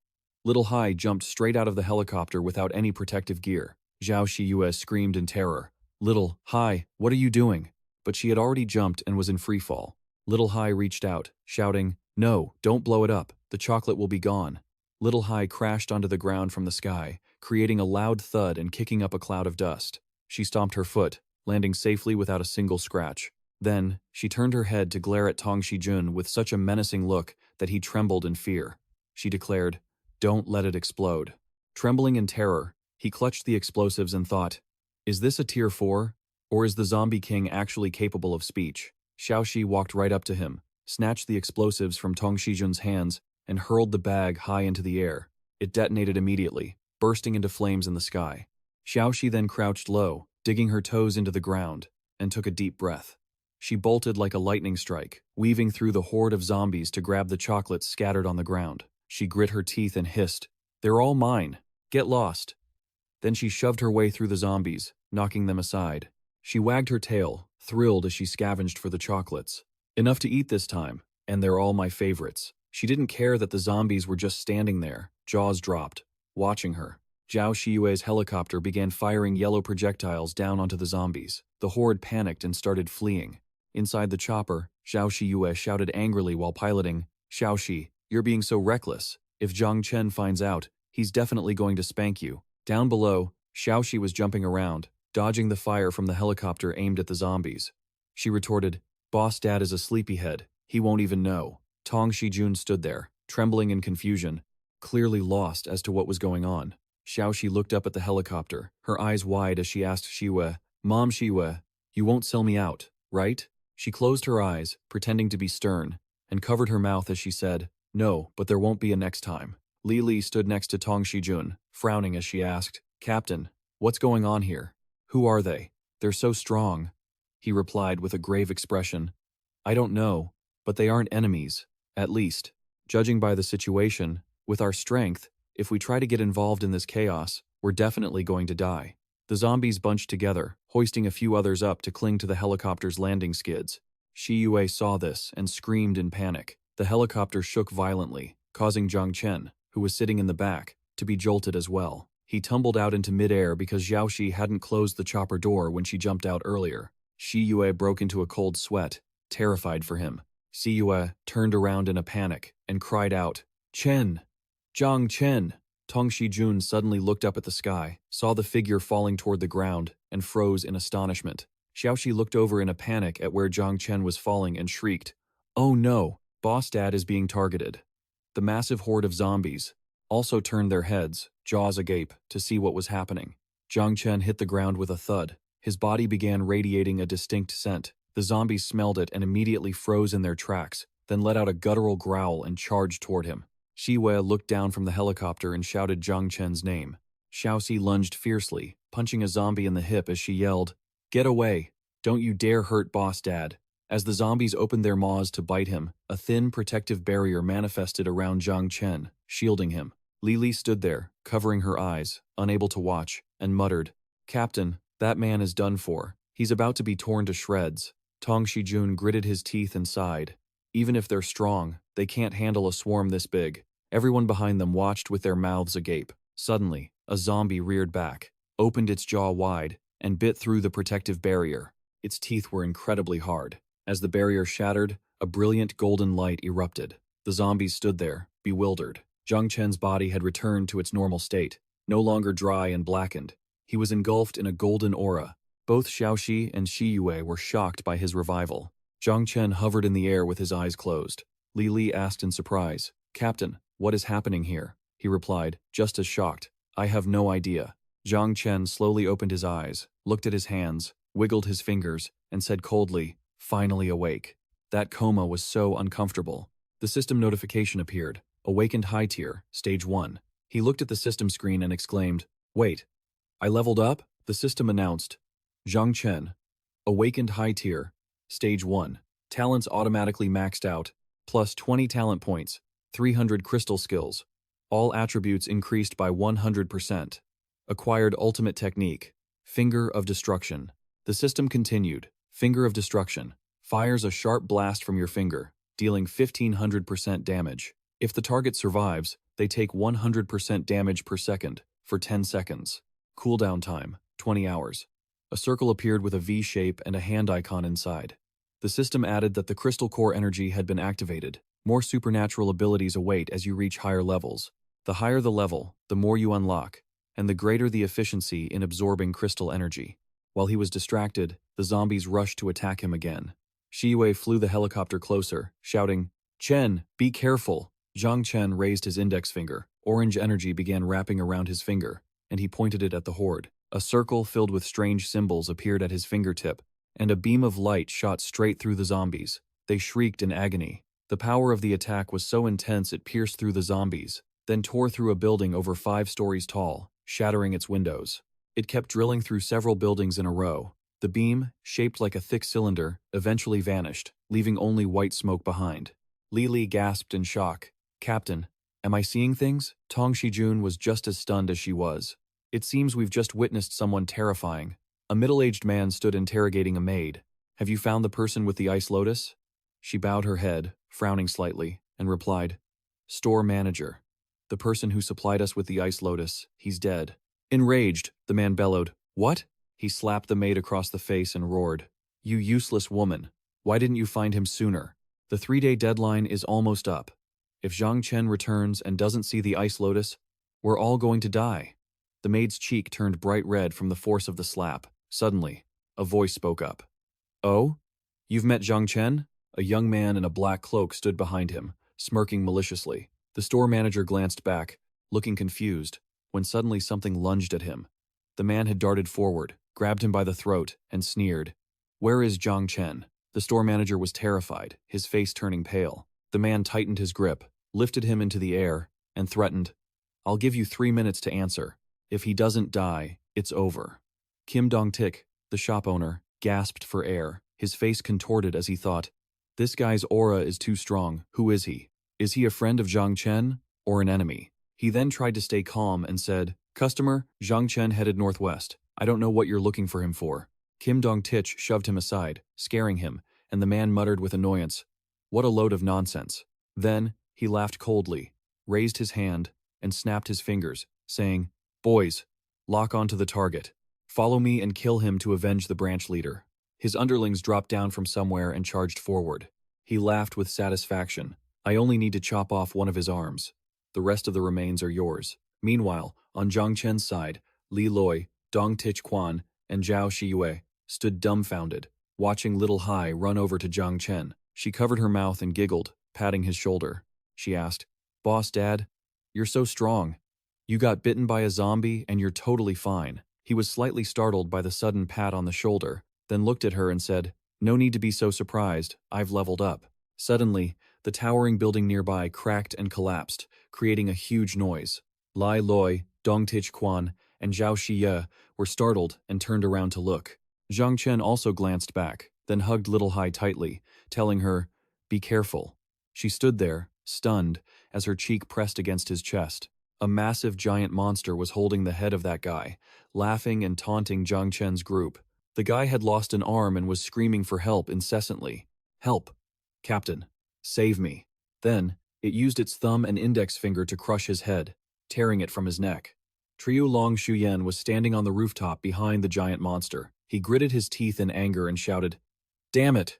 Little Tin is dead." Tuong Thanthan was terrified and raised her hands to shield her face. She squeezed her eyes shut and gritted her teeth, saying, "Captain, let's run. There isn't just one giant monster around here." Suddenly, Triu Long Shuyen jumped down from the rooftop, shouting, "I'll draw its attention. You guys get out of here." He gripped his sword with both hands, aiming to strike the giant monster from behind its shoulder. Seeing him be so reckless, Zhao Xue panicked and screamed, "Brother!" Suddenly, the giant monster swung its hand, hitting the left shoulder where Triu Long Shuyen was. He was caught off guard by the blow and lost his balance, falling backward. Then, Triu Long Shuyen fell to the ground, mouth agape and motionless. As he hit the ground, he groaned in pain as his back slammed against the earth. Zhao Xie hurried over to him. He scrambled to his knees, looking at her in shock. "Zhao Xie? Why are you here?" She supported his arm, worried. "Brother, you're hurt!" The giant monster's footsteps grew closer to them. In no time, it was right in front of them, leaping up and raising both arms to crush them. Long Shuyen and Zhao Shiwei were both frozen, unable to react. Suddenly, he threw himself over Zhao Shiwei, shielding her beneath his body. Oh no! A powerful golden beam of light surged forward, instantly piercing the giant monster's chest before it could react. Triu Long Suyen knelt there, holding a terrified Zhao Siyue in his arms. He looked up in both horror and confusion. Then, the monster's blood sprayed everywhere as it collapsed backward, shaking the ground. Dust and rubble filled the air. Long Shuyan immediately grabbed his sister and jumped forward, shouting, "Hurry, get out of the way." It turned out to be a move Zhang Chen had just used. Smoke was still rising from his fingertips. Little Hai, behind his back, popped her head up with wide eyes and said, "Boss Dad, you almost hit Mom Zhao Xie." Zhang Chen gave a wry smile. "It was an emergency. I couldn't control my power." Then, the two of them looked toward the group. Zhang Chen reached out and asked, "Zhao Xie, is Captain Trio hurt?" Zhao Xie saw him and called out, "Zhang Chen." She continued, "We're okay. Thank you for saving me and my brother." Triyu Long Shuyan looked at him, puzzled. Zhang Chen, he thought to himself. Was it him who attacked just now? That's impossible. Tuang Thanthan stood there, shocked, and said, "That kid, he killed a giant monster with one strike." The person to her left said, "I knew I wasn't wrong about him. Even heavy weaponry has trouble dealing with these giant monsters. Yet, he killed it in an instant." The person on the right commented, "He wasn't this strong the last time we met." After that, he and Xiao Shi jumped down from the rooftop of the building. Just as he landed, Zhao Longchuan looked at him and spoke up. "Zhang Chen, thank you for earlier." He smiled and replied, "Don't be so formal, Captain Zhao. Weren't you supposed to be on the other side searching for supplies? Why did you come all the way here?" Longchuan sighed and said, "It's embarrassing to say, but my team and I were investigating foreign forces nearby, but we got surrounded by a giant horde and lost quite a few men." Zhang Chen called out to him anxiously from behind. "Captain, you're hurt. Hurry back to headquarters to get treated." He turned around and answered her, "Our mission isn't finished yet. If we go back now." I'm afraid Zhang Chen smiled broadly and said, "Keep looking. Your body can't take it. Health is the foundation of everything." Longchuan stared at him, stunned. Zhang Chenghui looked at Zhang Chen with a smile, then blushed slightly and continued, "Besides, I also want to go to the base to reorganize with you." As for Xiao Shi, her stomach seemed to be growling from hunger, and she was drooling. Shi Yue's voice rang out. "Xiao Shi, are you hungry again?" Longchuan smiled and replied, "If that's the case, let's head back now." Zhang Chen told Xiao Shi, "All right, Xiao Shi, you take Shu Ruina with you." She answered happily, "Got it, Boss Dad." Where the giant horde is lying, there's a dark gray dog wandering around, looking for something. Another voice spoke up. "How is it?" The dog turned its head to the right and let out a bark. Kim Dong-sik had his hands in his pockets, glanced at the dog, and said, "Heading in that direction?" Then he gave a sinister laugh.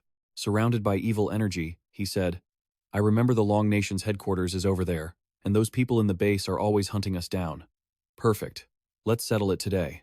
After speaking, he and the gray dog leaped away. Two mercenaries were guarding the entrance of a building. The man on the right suddenly jumped in shock when he saw something. A black figure was rushing toward him.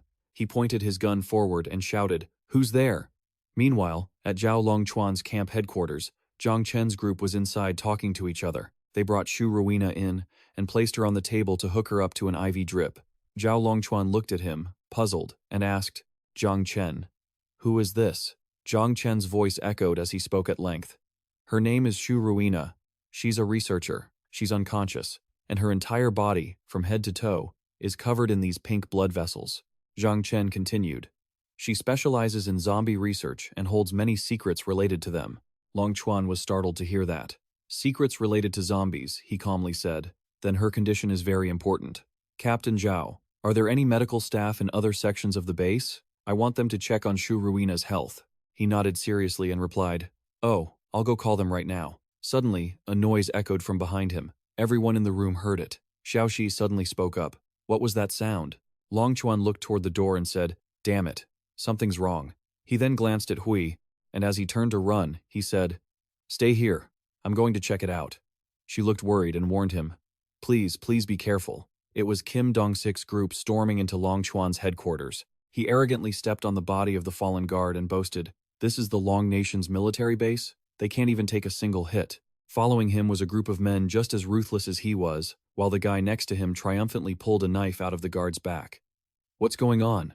Who's there?" Longchuan's group was heard rushing out with weapons. When Kim Dong-sik saw them running out, he mocked them. "They've got quite a few women there, don't they?" The blue-haired man stepped forward, licking his lips with a lecherous expression. "So, boss, are we following the same old rules?" Kim Dong-sik smirked like a thug and replied, "Obviously. Kill the men, Rape the women, don't let anyone move. Zhang Chen and Long Chuan's group aimed their guns at them in warning. Zhao Longchuan gripped his gun and shouted irritably, "Who are you guys? Why are you barging into the base like this?" One of Kim Dong-sik's men spoke up. "Oh, this guy's a pretty boy. I hate pretty boys the most. Leave him to me. Watch me hack him to pieces." Kim Hadong said arrogantly, "Hey, you two stay here with me. The rest of you split up and find Zhang Chen for me." The two men standing next to him wore wicked smiles. Zhao Longchuan gritted his teeth and thought. He said Zhang Chen. Then, Kim Hadong's men excitedly charged at Longchuan's defense. The brown-haired man next to him laughed and said, "Hey, you guys, don't hit the women in the face." Kim Hadong laughed heartily. "Opponents as weak as shrimp, it's hard to control my strength, isn't it?" Zhao Longchuan kept firing forward, shouting, "Damn it, they're ignoring us. Open fire." Zhang Chen and the others stood behind him, providing cover fire.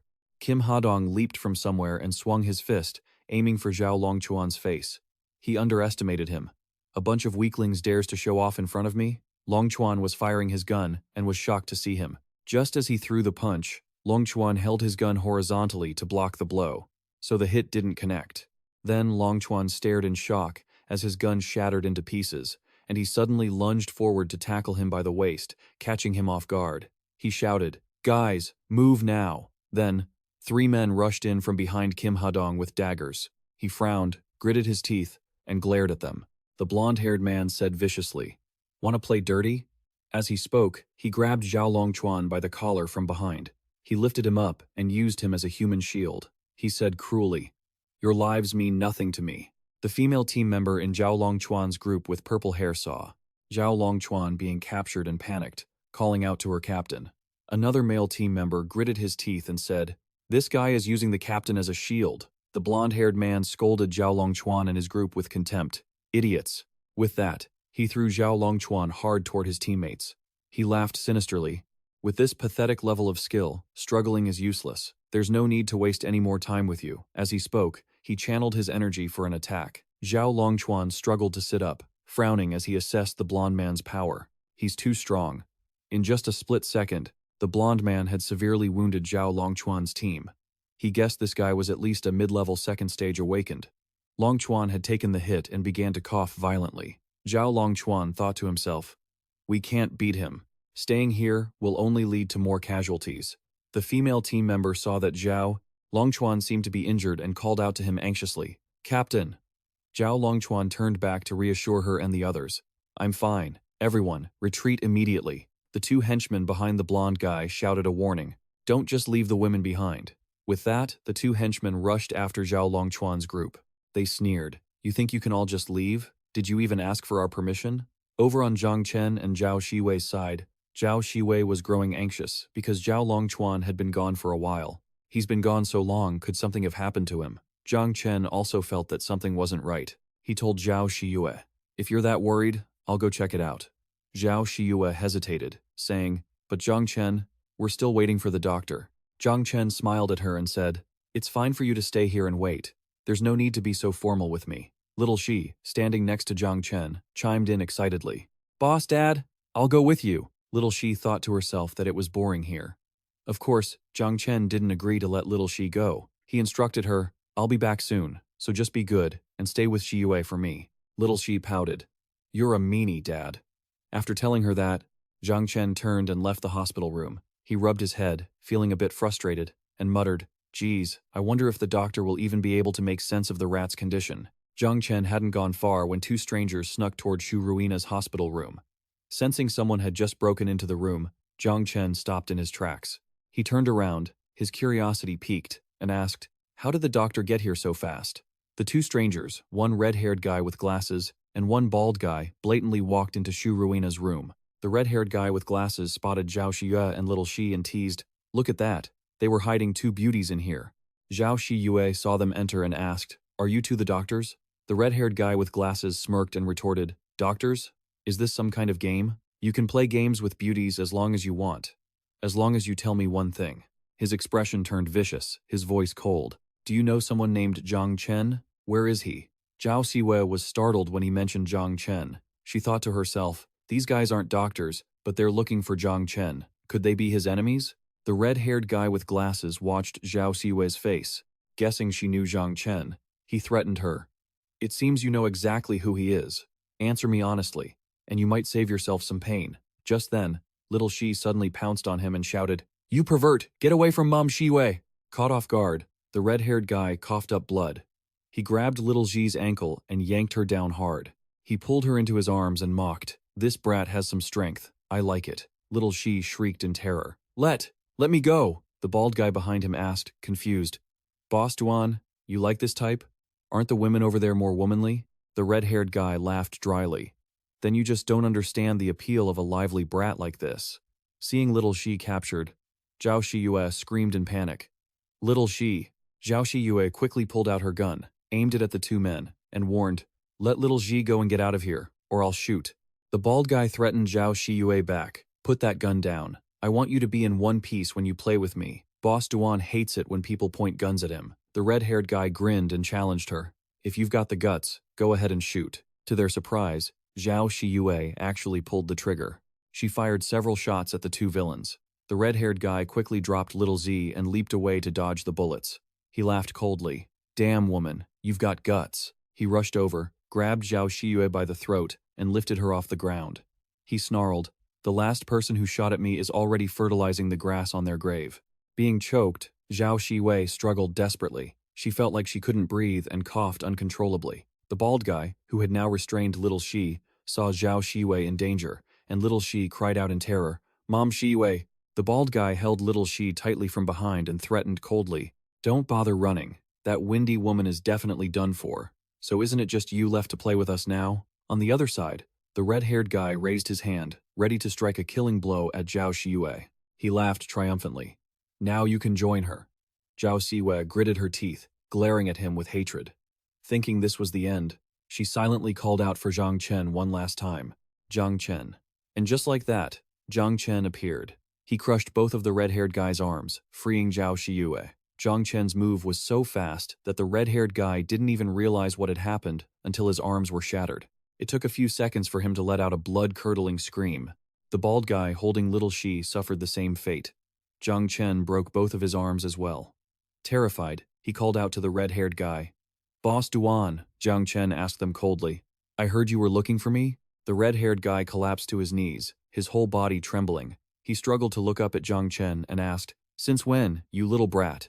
Zhang Chen calmly introduced himself. "I am Zhang Chen." Zhao Shiyue was overjoyed to see him back. Chen, the red-haired guy, his arms almost ripped off by Zhang Chen, flew into a rage. "You little brat! You dared to sneak attack me while I wasn't looking. I'm going to take your life," Zhang Chen said with disdain. "You think you can turn the tables just because you caught someone off guard?" Zhao Shiyue said to Zhang Chen, clearly worried. "Zhang Chen, be careful, he's incredibly fast." Zhang Chen spoke gently to reassure her. "Don't worry." No sooner had he finished speaking than he easily restrained the red-haired guy. Zhang Chen drew his sword and mocked him.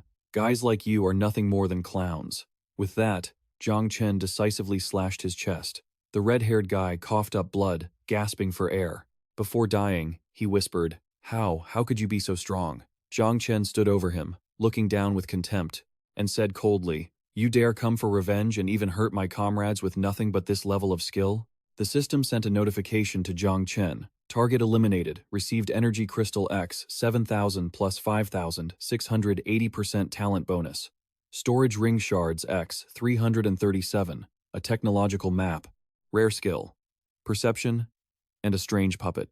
After reading the notifications on the screen, Zhang Chen frowned slightly, holding a tiny figurine in his hand. Zhang Chen asked curiously, "A puppet? What kind of strange thing is this?" Little Shi stood to the side and cheered excitedly. "Boss Dad!" The bald guy in the corner had witnessed the whole thing. Seeing how Zhang Chen had dealt with the red-haired guy, he thought in terror, What just happened?" Shaking uncontrollably, he wondered. Boss Duan was a level 2 intermediate awakened, and yet he was killed by this brat in an instant. At that moment, Zhang Chen began walking toward the bald guy, his sword in hand, his expression cold. His gaze was sharp, and his voice exuded killing intent. "Big brother, you're already heading to hell. Aren't you going to keep him company?" The bald man trembled violently, pleading weakly, Don't come over here." A flash of blue light struck, and the bald man screamed in agony. As he spun around, Zhang Chen leaped forward, swung his sword toward him, and shouted, "If you dare to mess with the woman by my side, None of you will walk away alive." The bald man's shrill scream rang out, followed by the cold light of Zhang Chen's blade passing through him. In an instant, Zhang Chen had finished off the bald man. He looked at the corpse with contempt as the man died with his eyes wide open. Suddenly, a noise echoed, grabbing Zhang Chen's attention. Immediately after, a shocking explosion occurred right in front of him, forcing him to cover his face with his hands. Through the smoke and dust, Zhao Longquan suddenly spat out blood, his whole body covered in wounds as he struggled and fell backward. Zhang Chen shouted in a panic, "Captain Zhao!" Zhao Shiyue saw Zhao Longquan covered in blood and ran over in a panic, calling out to him loudly. Zhao Shiyue gently tried to lift Zhao Longquan up. Tears streamed down her cheeks, and she sobbed, "Brother, what happened to you? Don't scare me." Xiaoxi turned to ask Zhang Chen, "Big boss, what's wrong with him?" Zhang Chen frowned and replied, "I don't know, but something definitely happened outside." Outside, Zhao Longquan's teammates were trying to hold back the blonde man's group. A brown-haired girl fired continuously at the enemies while giving orders to the other team members. "Hurry, hold them back. Don't let them get close to the captain." The blonde man and his cohorts were completely unfazed by the hail of bullets. He even mocked them. Bang! Bang! With one wave of his hand, the blonde man easily defeated all the members of Zhao Longquan's group. He laughed coldly. "A bunch of trash wants to stop me?" The team members' screams of agony echoed as the blonde man ruthlessly burned everything to the ground. He smirked and said condescendingly, "You don't know the immensity of heaven and earth." Before long, the blonde man stormed into Xu Yena's hospital room. He raised his hand to use an energy-gathering strike, intending to kill both Zhao Siwei and Zhao Longquan. He shouted, "The Long Kingdom headquarters is nothing more than this. Let me kill to my heart's content." Facing the blonde man's aggressive attack, Zhao Xiyue could only helplessly hug the unconscious Zhao Longquan tightly to her chest. Just as their lives were threatened, Zhang Chen reached out and grabbed Zhao Xiyue's shoulder from behind. He used his teleportation skill. In the blink of an eye, Zhang Chen successfully moved both Zhao Xiyue and Zhao Longquan away, narrowly escaping the blonde man's lethal attack. Seeing Zhang Chen's terrifying speed, the blonde man's face instantly turned pale. Zhang Chen shot him a cold, piercing glare, and said in a low, sharp voice, "Damn you! You've tried to mess with the people around me one too many times." Zhang Chen swung his sword, lunging toward the blonde man as he roared, "You're all begging for death." Zhang Chen's blade grazed the blonde man, who scoffed at him in disdain. "Do you even know who I am? How dare you be so arrogant in front of me?" Kicking off the wall to gain momentum, Zhang Chen launched himself back into the air, turning to strike at him again. Zhang Chen's voice resonated with power. Even if the Heavenly King himself showed up, I, Zhang Chen, wouldn't be afraid. Upon hearing his name, the blonde man froze. "You're Zhang Chen?" Ignoring him, Zhang Chen immediately activated the core resonance skill to force the blonde man back. Staggering, the blonde man almost fell backward. He quickly leaped high into the air to evade Zhang Chen's fierce onslaught. He narrowed his eyes with a sinister smirk. "Zhang Chen, I've finally got you." In an instant, a cloud of white smoke erupted. The blonde man's body flickered and began to fade into the mist. He laughed coldly, taunting Zhang Chen. "Let me show you the true power of Super 13. Zhao Shiwei watched the battle from the sidelines, gripped by anxiety. "Brother leader, be careful," she shouted to Zhang Chen. "He's invisible." Zhang Chen's lips curled, and he retorted, "Invisible my foot, I can see him just fine." With that, he delivered a solid, precise punch straight to the blonde man's face. The man stumbled, stunned. How is this possible? Giving him no time to think, Zhang Chen landed a flurry of heavy blows, knocking his head from left to right. "Is that all the Super 13 has to offer?" he mocked. "Show me something worth seeing." The blonde man could only shriek in pain. Enraged by the beating, he shouted, "Burn! Don't look down on me. I am a leader of Super 13. I won't let trash like you slap me around. Go to hell." Flames suddenly erupted over his entire body. He had activated the level 17 soul burn technique to take Zhang Chen down. Seeing the blonde man charging at him engulfed in flames, Zhang Chen pivoted and leaped into the air. A blue energy barrier instantly materialized around him, shielding him from the searing heat. Not only did the blonde man fail to harm Zhang Chen, he ended up coughing up blood, severely injured. He cried out in panic, "Impossible! How can you have no trouble resisting a high-level awakener like me?" Zhang Chen gripped his sword tightly and said nonchalantly, "So what if you're a high-level awakener? I've killed plenty of your kind." He swung his sword down in a clean arc. As the blade glowed with cold light, the blonde man realized he had nowhere left to run. Panic-stricken, he begged, "Zhang Chen, I admit you're strong, But my Xuanwu shield is impenetrable, you can't break it.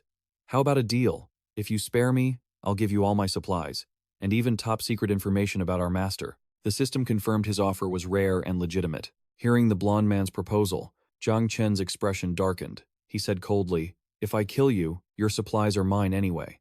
As for the secret, I can find that out myself." Deal rejected. The blonde man gritted his teeth in fury. "You!" he roared. "If you won't agree, then let's go down together. None of us are leaving here alive." Suddenly, dozens of his subordinates appeared behind him, all charging at Zhang Chen at once. Zhang Chen remained calm, sword in hand, facing the swarm of enemies. He swept his gaze across them as a massive explosion echoed through the air. One of the subordinates rushed toward Zhang Chen, screaming, "Die!" Suddenly, Zhang Chen appeared directly behind him, his voice radiating killing intent. "A bunch of nobodies like, you want to kill me? In your dreams," Zhang Chen muttered, decapitating the man in one strike. The others panicked, shouting, "How? He's not dead? When did he move? He's too fast." Raising his sword, Zhang Chen unleashed the level 3 soul burn technique. Wherever his blade swept, the miserable screams of his enemies followed. The blonde man panicked and cursed.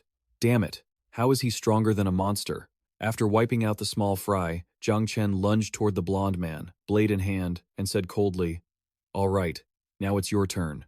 The sword flashed with a lethal chill. Zhang Chen's overwhelming power caused the surroundings to shatter. The blonde man bluffed. "Don't waste your energy. My Xuanwu shield is unbreakable." Zhang Chen scoffed.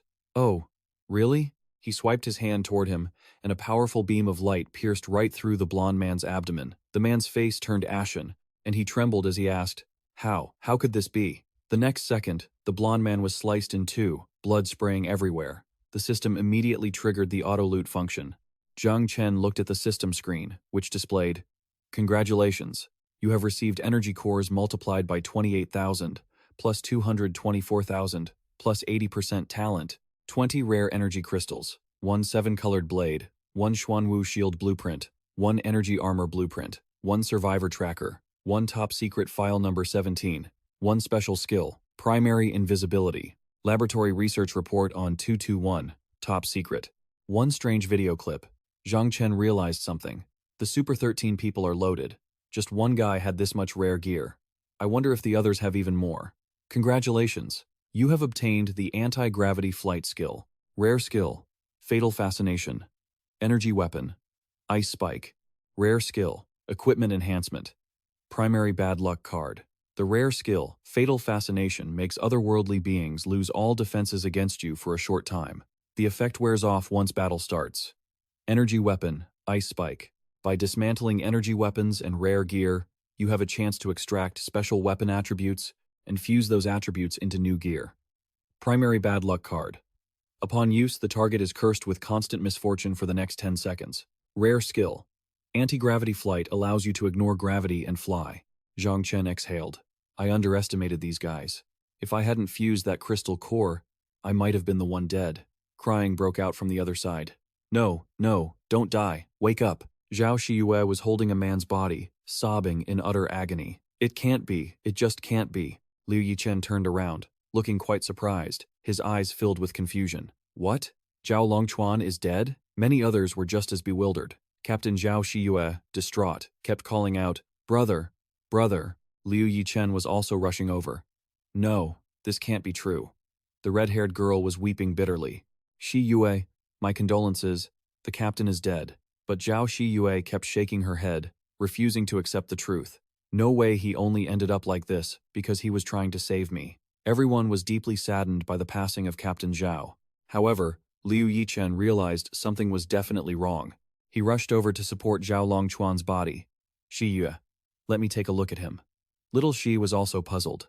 "Big brother, what are you doing?" Liu Yichen touched the ring on his finger, looking for clues. Using his appraisal eye, he confirmed his suspicions there was definitely something fishy. He touched the ring, revealing a puppet figure. This puppet again. Liu Yichen was trying to figure it out. It's taking up a slot in a Tier 3 storage ring, putting a useless item in here. Taking up space like this makes no sense. But the strangest thing was that the captain's ring seemed way too empty. Liu Yichen began to question it. Aside from these puppets, there's nothing else in here. Zhao Shiyue was still sobbing. "Big brother Chen, will he really not wake up?" Her voice was full of tears. We can surely save him, right? The man was also crying. Shiyue. Accept reality, the red-haired girl said, bowing her head as tears fell. No matter how painful it is, if we don't accept our comrade's death, we can't keep moving forward. These were the captain's own words to us before. She seemed to get angry. Even if the captain is gone, we must strictly follow the rules he set. I'm going to collect his remains now. But Liu Yichen quickly stopped her. Wait, don't rush, Liu Yichen said to everyone. Everyone, calm down. Captain Zhao might not be dead yet. Everyone was stunned by Liu Yichen's words. What? The red-haired girl asked back. Is that true, Liu Yichen? Little Shi even reached out to pat Liu Yichen on the head. Big brother, I know you're heartbroken over his death, but the dead cannot be revived. Liu Yichen was quite annoyed at having his head patted. He pushed the kid's hand away. It's not that he's going to be revived, it's that maybe he was never dead to begin with. Liu Yichen held the puppet up in front of everyone. This has to do with the strange puppet I found in Captain Zhao's storage ring earlier. The red-haired girl was very surprised. The captain's? A man chimed in after Liu Yichen. If I had to guess, this thing is called a substitute puppet. Everyone was shocked. What? They stuttered. It's our beloved Captain Zhao Longchuan. Everyone was overjoyed. Captain! Zhao Shiyue called out. The red-haired girl was also delighted. Captain Zhao Shiyue quickly ran to Zhao Longchuan's side. What's going on? Zhao Longchuan smiled brightly. Everyone. Sorry to have worried you. As you can see, I'm alive and well.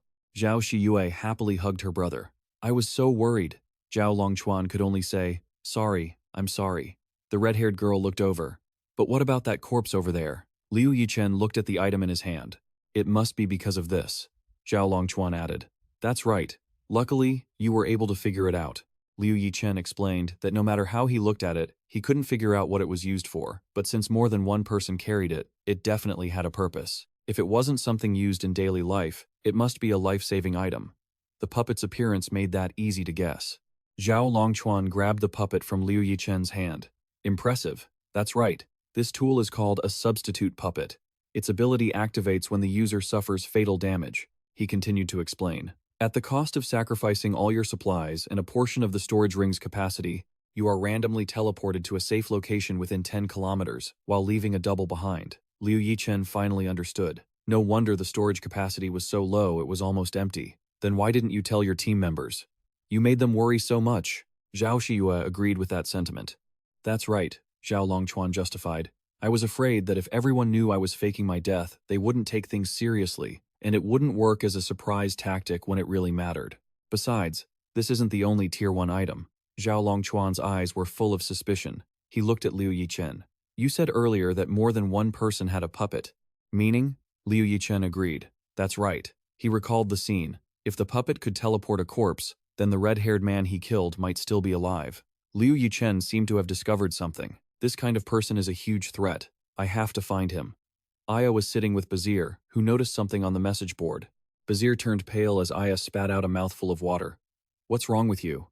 On the message board, Liu Yichen's message appeared. Stop looking for Bing Ninghua. Go find the red-haired man from Super 13. Aya read the message to him. Liu Yichen is still alive? He's telling me to find someone from Sil 13? Bazir screamed angrily at the sky. Are we never going to escape the clutches of that brat? Aya was also exhausted. Forget it. If he's still alive, it's better to offend his enemies than to offend him. He dragged Bazir along. Follow me. We need to notify all the vendors to search with everything they've got for the red-haired man from Super 13. Zheng Hao was looking for something over here. The supply list, contribution, and distribution for this week. He was startled when a message arrived, and someone rushed in to report something bad. Emissary Zheng Hao. The man asked, Why the panic? The man said, Someone is causing trouble among the new survivors. Please go check it out immediately. Zheng Hao suddenly tensed up. Again? How is that possible? I'll go take a look. The man quickly agreed. Yes, sir. A crowd of thugs was surrounding a pink-haired girl who was clutching something in her hands. A thug in a black tank top shouted, cursing, Damn it! Why do you get different food than we do? Another man chimed in. That's right. We're all in the same camp. Why the discrimination? The pink-haired girl was startled, terrified. The thug didn't stop there, continuing, Is it because our religion is different from yours that you're discriminating against us and oppressing us? She answered, her voice trembling. No, no, no. It's not like that. Outside the door, Zheng Hao slowly approached the gloomy room. The commotion inside didn't stop. A loud voice rang out. Then why don't you hand over what's in your hands? I found it myself. The girl spoke in a timid voice. Immediately, he kicked the door wide open, his face twisted with murderous intent as he glared at the man who had been bullying her. He relentlessly threatened the girl. Do you want to get beaten up? Terrified, the girl collapsed to the ground, trying to protect herself. The crowd was completely stunned the moment they saw him. They all called out in unison, Zhang Hao. He stepped inside and said firmly, Everyone, you are right, I respect your beliefs. At the same time, he commanded the pink-haired girl, You head out first, I'll handle things here. As if a drowning person grabbing a lifeline, she hurriedly obeyed. Yes, divine messenger. She then ran toward the door, successfully escaping the crowd of thugs. One of the men, who seemed to be in charge of the base, spoke up. You say you're a divine messenger? There are others who have dared to claim that title. A series of insults followed. Your gods are all fakes, Zhang Hao calmly replied. Everyone, our God is very tolerant. If you have any requests, you can tell me. The man in the black tank top continued to yell at him aggressively. Our requests are simple. All the good stuff must be shared with us. Otherwise, it's discrimination. Without a hint of fear, he replied, I understand. Just now, you said our God is a false god. So I assume your God must be the true one, right? Nearby, 2 women in their 40s heard this and answered him proudly. Of course, you should abandon your false god and believe in our Lord. He will grant you salvation. Suddenly, his expression shifted. His eyes turned ice cold, as if he wanted to destroy everything in front of him. Very well. I clearly understand your needs now. If you believe your God can save you, I'll give you 10 seconds to pray for your God to appear and prove their existence. The content of the prayer is simple. They just need to save one of your lives. He began to count down slowly. 10, 9, 8, 7, 6, 5, 4. The man interrupted him. What do you mean, save our lives? The atmosphere became stifling and tense. A strangely terrifying blue light began to emanate from his body. One of the 2 women stammered, The divine will not appear in a way humans can understand. Don't you dare use this method to bully our Lord. As he continued counting, the numbers grew smaller. 3, 2, 1. Now, let's see whose divine blessing is superior. His power was unleashed. He took down each member of the crowd quickly and neatly, and not a single one could stop him. They collapsed helplessly, all over the place after being punched without missing a single hit. Zhang Hao moved like lightning. His left hand reached out, ready to grab the head of the guy in the black tank top. My God makes me this strong, he said. Your God couldn't even answer your prayers. He swiftly grabbed the man's head, causing him to writhe in constant pain. The rest of the group watched the scene in shock and horror. Once he finished, he remarked, So, in the end, whose God is the fake one? The man, beaten and battered by him, started crying out, Save me, please, spare me. It sounded quite pathetic. After dealing with them, all that remained was a pool of blood spreading across the floor along with the unconscious thugs. Because his beatdown was somewhat brutal, even his shoes were stained with blood, leaving 2 rows of crimson footprints on the floor. Wasted too much time. I haven't even organized the new list yet. Right, it seems there was a private message earlier that I haven't read yet. He talked to himself while opening the system to check the message, his face turning extremely panicked. Oh, it's a message from Zhang Chen. I should have checked it sooner. Suddenly, he felt that something was wrong. He wondered about the message he had just received, which told him to hurry up and find the red-haired man, Super 13.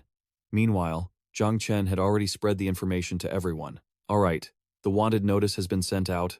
I hope we can find that person quickly. He used the system's blue screen with ease. As the item icons appeared on the screen, he felt a bit confused. I should organize my supplies too. Zhang Chen reviewed the items he had accumulated in the system. I've collected so many supplies lately. I should use what I can. When he tapped the icon on the system with his finger, it made a ding sound. A notification popped up. You have lost 11,500 storage ring fragments and 25,000 energy cores. The storage ring has successfully been upgraded to level 9, he exclaimed excitedly. Very good. The level 9 storage ring is about to open. The manner on his person seemed surprised upon hearing this. He immediately asked the manner system, and a blue light appeared before him, forming various shapes.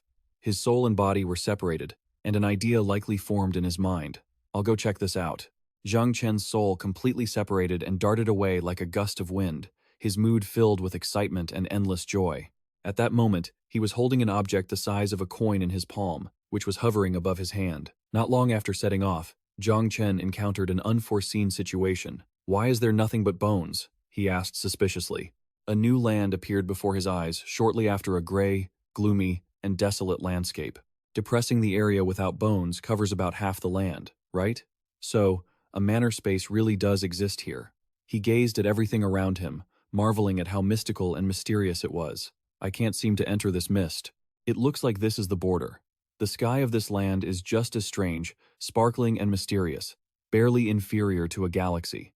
Then he continued to explore the ground. As soon as he stepped down, he could feel the quality of the soil there. He said, "The soil is very fertile. It looks like I can grow produce here." In his hand was a small, cute packet of seeds. To test it, he sprinkled a few seeds into the soil to try growing something. Then, he synthesized it with quick fertilizer.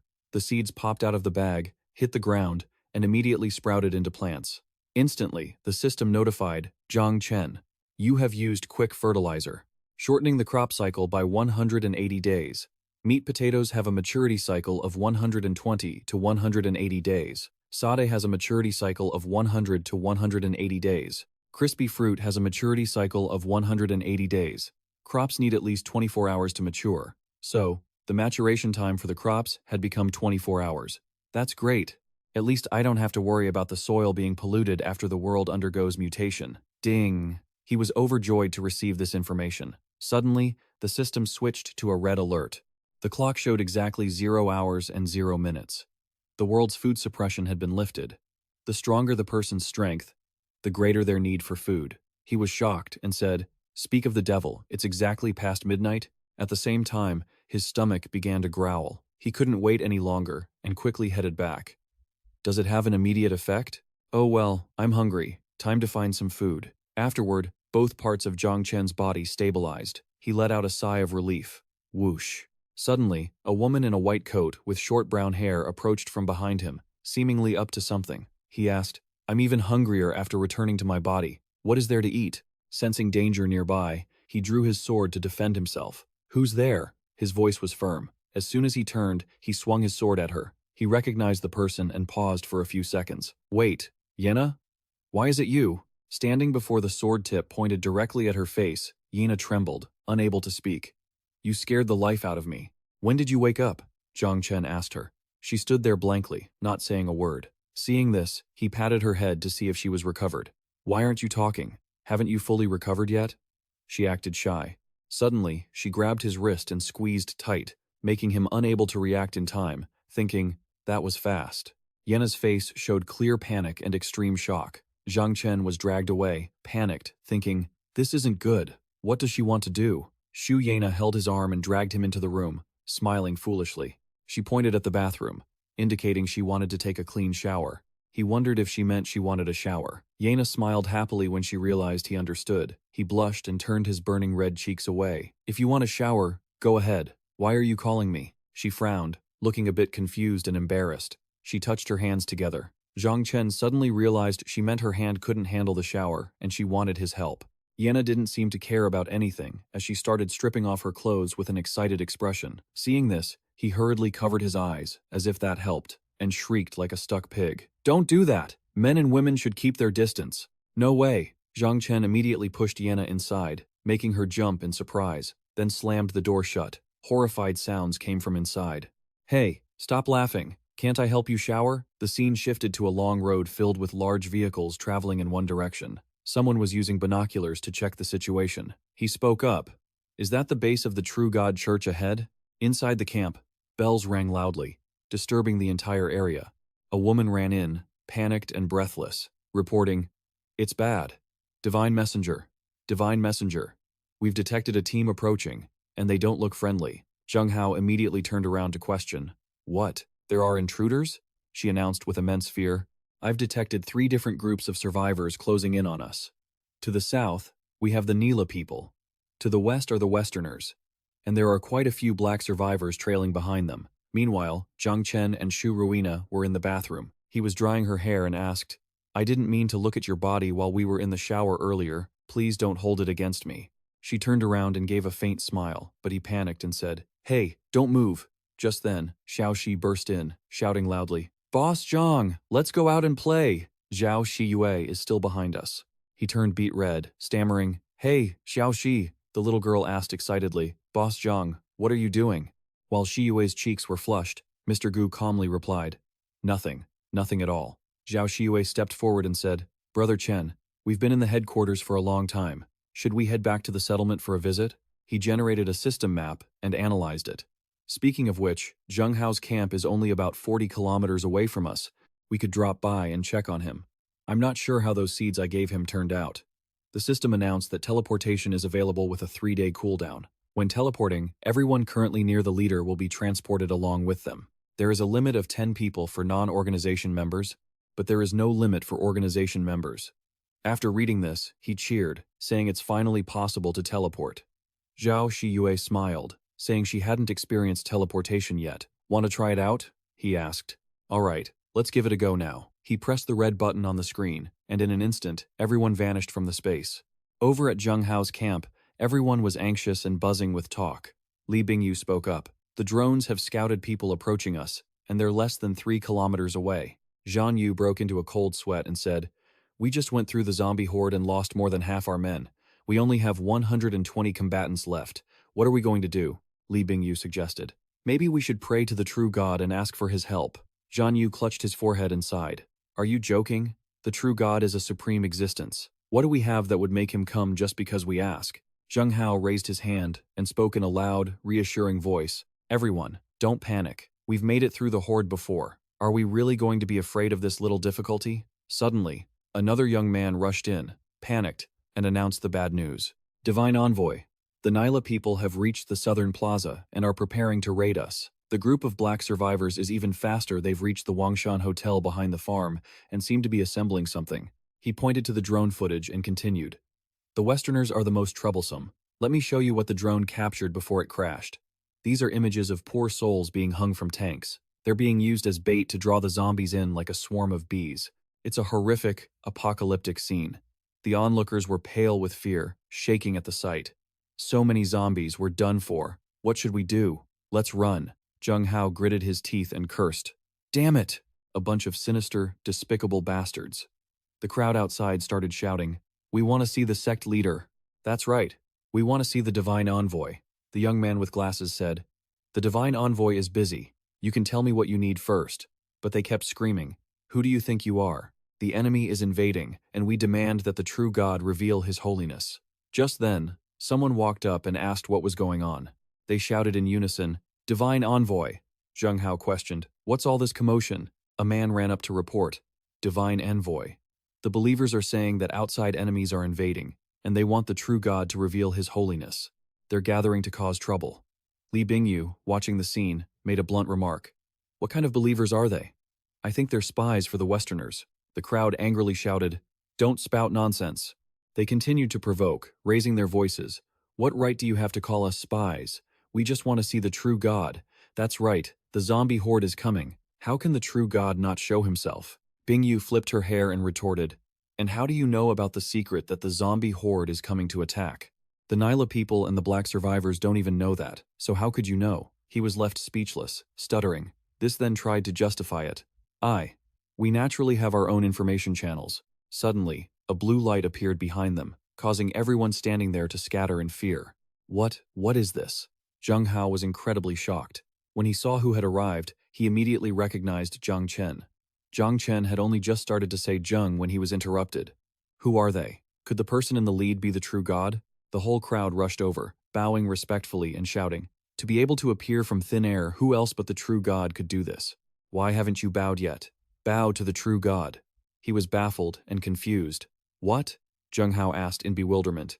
What is going on here? Zhan Yu didn't know what to do either, so he asked, Zheng Hao, should we go and help them? Zheng Hao suddenly smiled and said, That's right, you're right. So, he stepped forward and said warmly, True God, it's so good that you have revealed yourself. Actually, our settlement is in grave danger, and we were hoping you could lend us a hand. Zhang Chen was even more confused the more he heard. Huh? He asked. What danger? Zheng Hao replied seriously. Yes, we heard a zombie horde is heading toward the settlement. Zhang Chen looked up at the sky and said, Is that so? Let me go and check. He used gravity to fly, launching himself straight into the sky before everyone's eyes. They were all shocked and started causing a ruckus. What did I just see? The true God is flying. My God. The true god really is extraordinary. Zhang Hao watched, thinking to himself, he's gotten stronger again? Does Zhang Chen have no limits? He was getting more and more excited, but this timing was perfect. From above, Zhang Chen looked down at the situation. A whole forest of zombies was moving inside. He was stunned. Are you kidding me? These guys intentionally lured the zombie horde here. As soon as he landed, Zhang Hao asked anxiously, True God, how does it look? He replied, Someone intentionally lured the horde here. It's a team of 3 survivors, and at their strongest, they're only mid-level awakened. Nothing to worry about. By the way, what did you call me earlier? Zhang Chen continued. We can joke around later. Let's go deal with those guys first.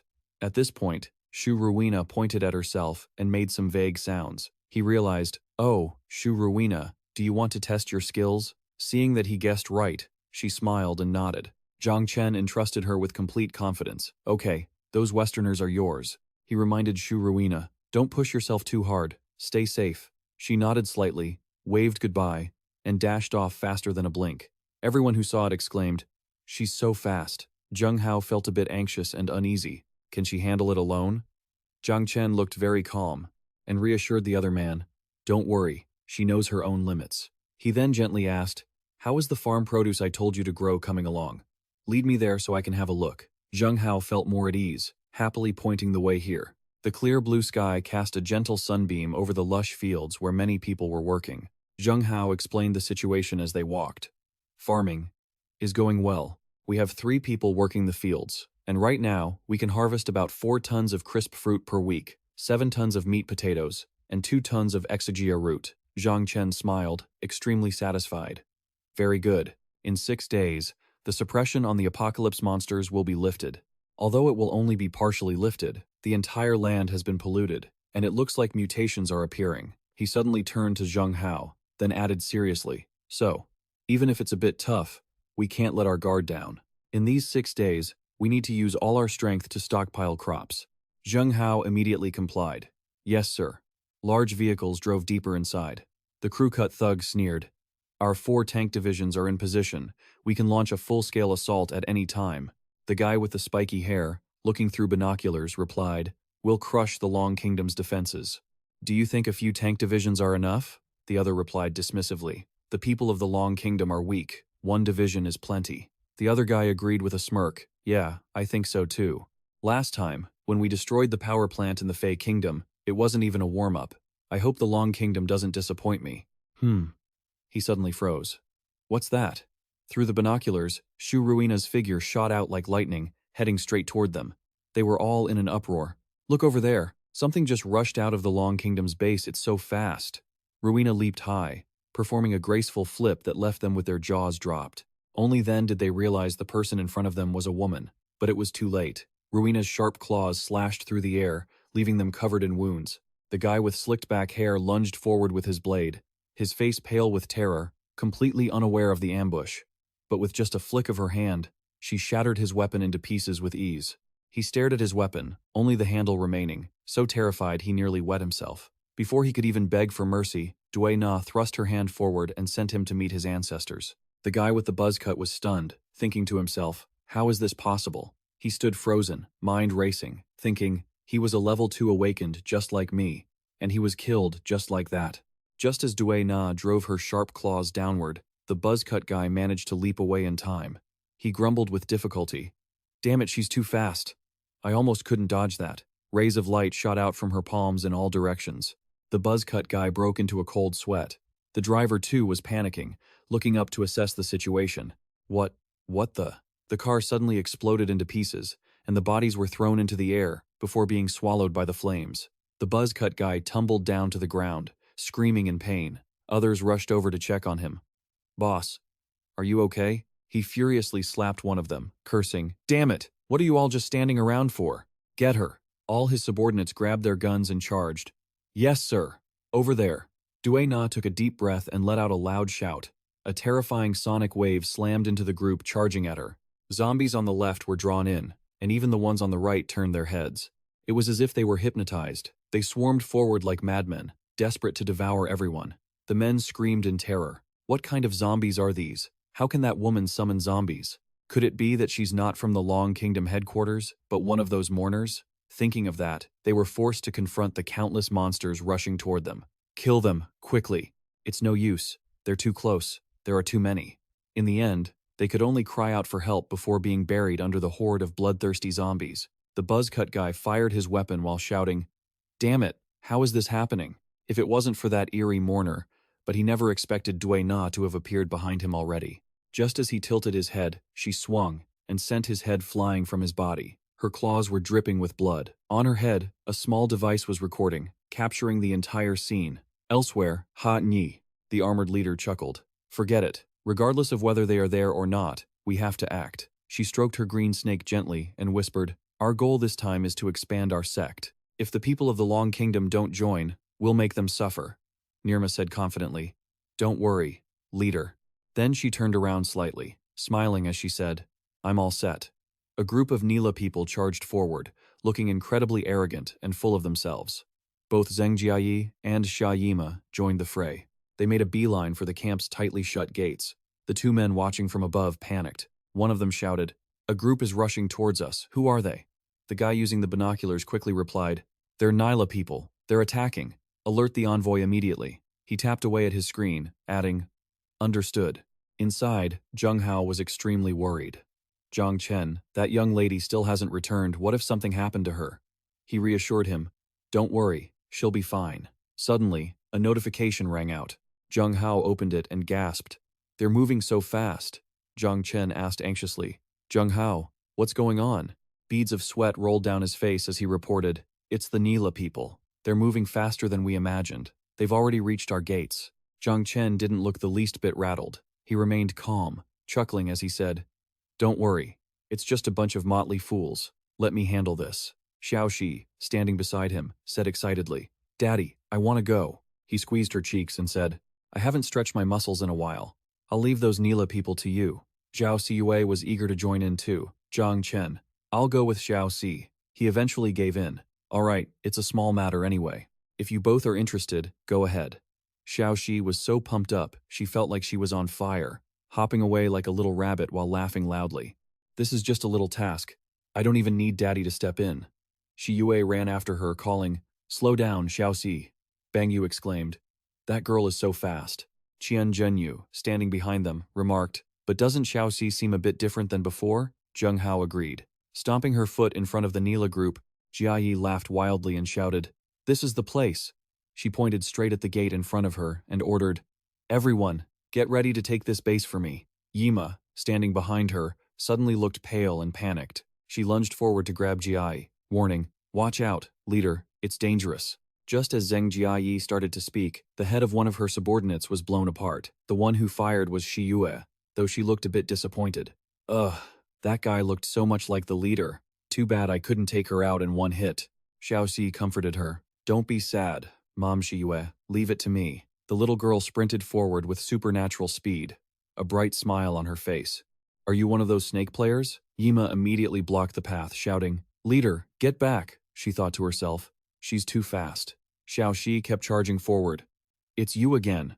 The little girl threw a punch forward and said, "Hi there, invader." Xiao Yima raised her own fist to counter, but she ended up being sent flying backward, spitting out a mouthful of dark red blood before crashing down in pain. Jiayi rushed over to catch her, yelling, "Xia Yima." Yima lay motionless, blood spilling from her mouth. She struggled to speak. "I'm sorry, leader, I'm so useless." Jiayi cried out, "Damn you! How dare you hurt her this badly?" She then released the snake from around her neck. She screamed in fury, "I will never forgive you." The giant snake opened its massive jaws, revealing 4 sharp fangs. Shi Yue yelled out a warning, "Xiao Shi, dodge." But the snake had already bitten the girl in half. Jiayi spotted Shi Yue hiding in the corner and shouted, "There's an accomplice! Catch her for me right now." Her minions obeyed. Yes. The snake swallowed Xiao Shi whole, but suddenly it started writhing on the ground. Jiayi's face went pale with terror. What was happening? The snake's belly began to bulge, and the flesh started tearing open. Xiao Shi burst out from inside the snake, blood splattering everywhere. The little girl landed and charged straight at the Nyla group, knocking a bunch of them down with a single punch. "Your little snake is too weak. That wasn't fun at all." Jiayi was now so terrified she couldn't even stand. How is this possible? She's not dead, and she killed my pet snake? She drew a sword from the ground, shouting, "Damn you!" She swung it high, still cursing, "Give Xiao Qing back to me." But just as Jia Yi swung down, Xiao Shi teleported behind her. The little girl reached out and mocked, "You're too slow," then landed a direct palm strike to her back, making her spit out a mouthful of blood. Zhang Jiayi collapsed onto the ground, leaving her subordinates terrified. Xiao Si stood proudly and sneered, "Is that all the Nila people have?" Xia Yima lay on the ground, covered in blood, thinking, "Damn it, how does a monster like this exist here?" In an instant, the will to survive brought Zhang Jiayi back to her feet. As she sprinted away, she looked back and boasted, "A wise person doesn't fight when at a disadvantage. I'll fight you another day." Xiao Si crouched low and shouted, "Hey, I'm not done playing yet. Where do you think you're going?" Shi Yue lay on the ground, aiming her gun forward. "This isn't a place where you can just come and go as you please." She aimed straight at Xiayima's head and fired a powerful shot. As the bullet flew toward her, Jiayi panicked, her face turning deathly pale as she screamed, "No, don't." The bullet hit, tearing through her skin in an instant. Xiao Shi cheered excitedly. "Wow, Mom is so good." Xiao Shiyue smiled.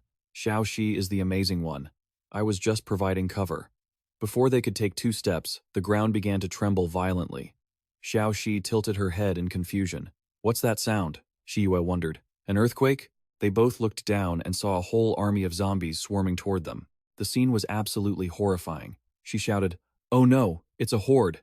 She grabbed Xiao Shi's hand and pulled her away. "Let's go, quickly." Duruina returned in a difficult situation as the zombies multiplied like ants. The Nila people trembled in despair. "Why is this happening? What are we supposed to do?" They knelt on the ground in misery. "Damn it, we can't escape." The screaming and roaring grew louder, sounding like something out of a dark hell. Duruina leapt into the distance, then lunged forward, doing everything she could to hold the zombies back. The men up above watched in horror. "This is bad. The horde is here." They scrambled to shut the gates. Zhang Chen and Zheng Hao rushed out, both looking confused. "What's going on? Wasn't the horde already dealt with?" Zhang Chen froze as they both looked down at the sea of monsters covering the ground. The zombies looked terrifying, with bloodshot, ghastly eyes. The people above were paralyzed by fear, not even daring to fire their guns. As the monster army picked up speed, they finally snapped out of it and screamed, "Attack! Hurry!" Zhang Chen rubbed his chin, thinking, "How should I put this?" Although Duruina could summon zombies, he looked down at her, struggling to take them out one by one. He continued to think, but the fact that she can't fully control them is a problem. Summoning them just to fight them herself is pretty ridiculous. Zheng Hao looked anxious. "Isn't the true god going to make a move yet?" The man holding a gun nearby shouted in a panic. "No, this isn't good. The zombies are about to break through." Just as he blurted out, "Let's run for it," Zheng Hao slapped him and said firmly, "We're in such a critical moment. How can you say something so defeatist?" Zheng Hao tried to calm them down. "With the true god here, what is there to be afraid of?" The guy said, clutching his face while sitting on the ground. "But that's a zombie horde. Can even a true god fight off a tide like that?" He screamed in despair. "If we don't run, we're all going to die." Zheng Hao thought to himself, feeling incredibly conflicted. To Zhang Chen, a zombie horde was nothing, but he couldn't control the timing of when the man would choose to strike. "Is it not over yet?" Zhang Chen thought. Just then, Zhao Shiwei ran over to report. "God brother, the zombies are about to break through." He only gave a grunt. She asked, "What should we do now?" "I think Zheng Hao must be getting impatient." Zhang Chen then leaped high into the air and declared, "The big guys in the back are gathering too. Fine. You all stay here. I'll go take care of them." His entire body erupted in a brilliant green light. He unleashed his death storm, moving as fast as the wind toward the front. Although the odds weren't high, he wondered if they would drop any energy cores. Everyone watching from the tower was stunned, completely dumbfounded. Is that the true god? Can a true god really solo a zombie horde? It's like a meat grinder. He's not even breaking a sweat. Zhang Chen turned and slashed through the air. The crowd saw the massive muscular zombies and shrieked, "Oh no, it's the Titan type." They lowered their guns, trembling. "There are 3 of them already. Can the true god really win?" "No way. You idiot. Their combat power isn't a problem." Suddenly, Zheng Hao appeared. He shouted, "The divine envoy said it's no problem. I've seen it with my own eyes." He recalled a scene where one man fought a T-Tangent-class monster alone, right as the beast slammed its fist down.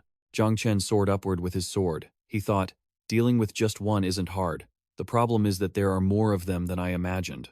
Plus the cores. Zhang Chen cursed in frustration. This is so damn annoying.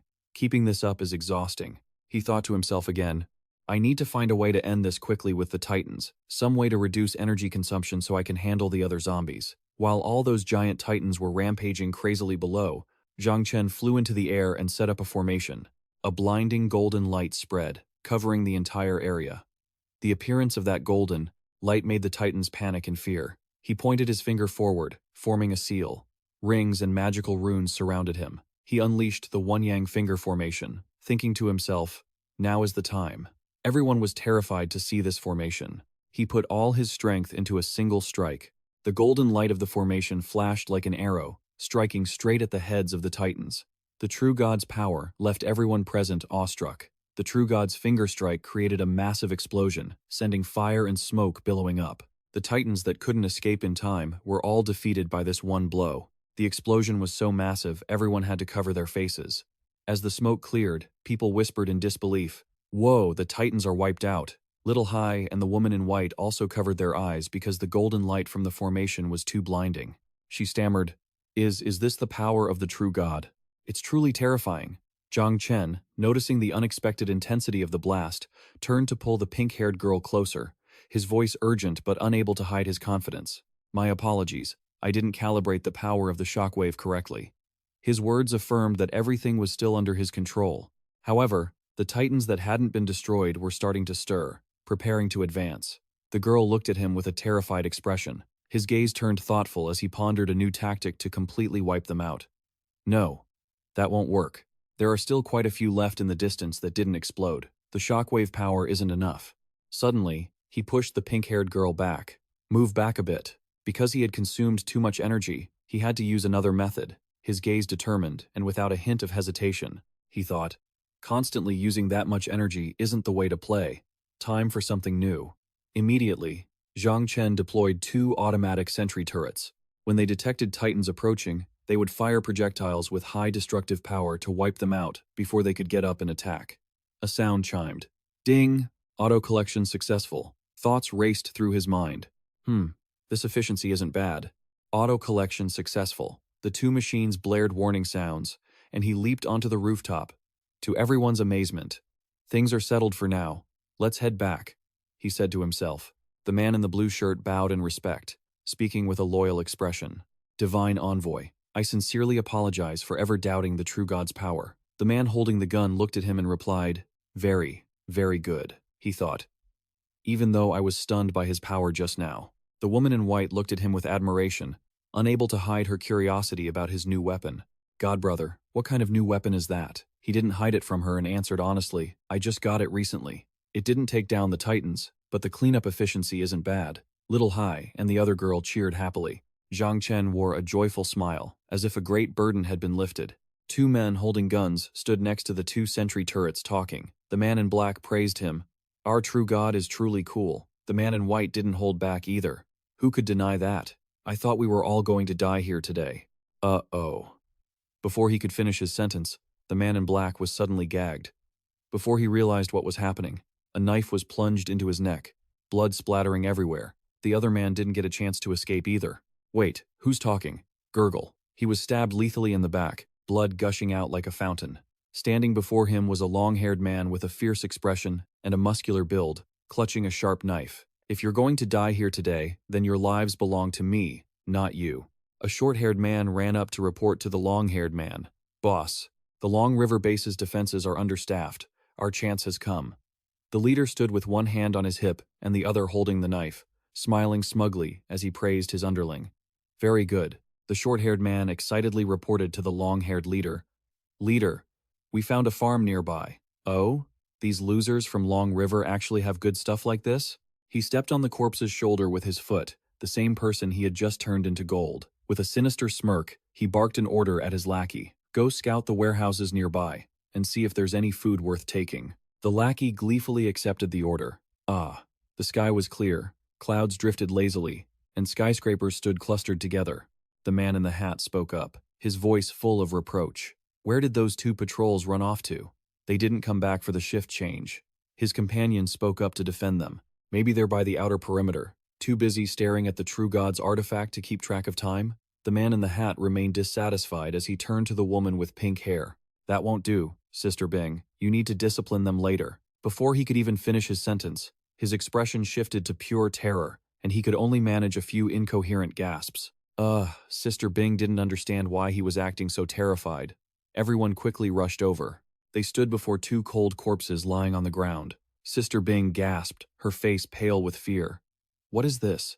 Did a zombie break in? The man in the coat suddenly spotted something about the bodies.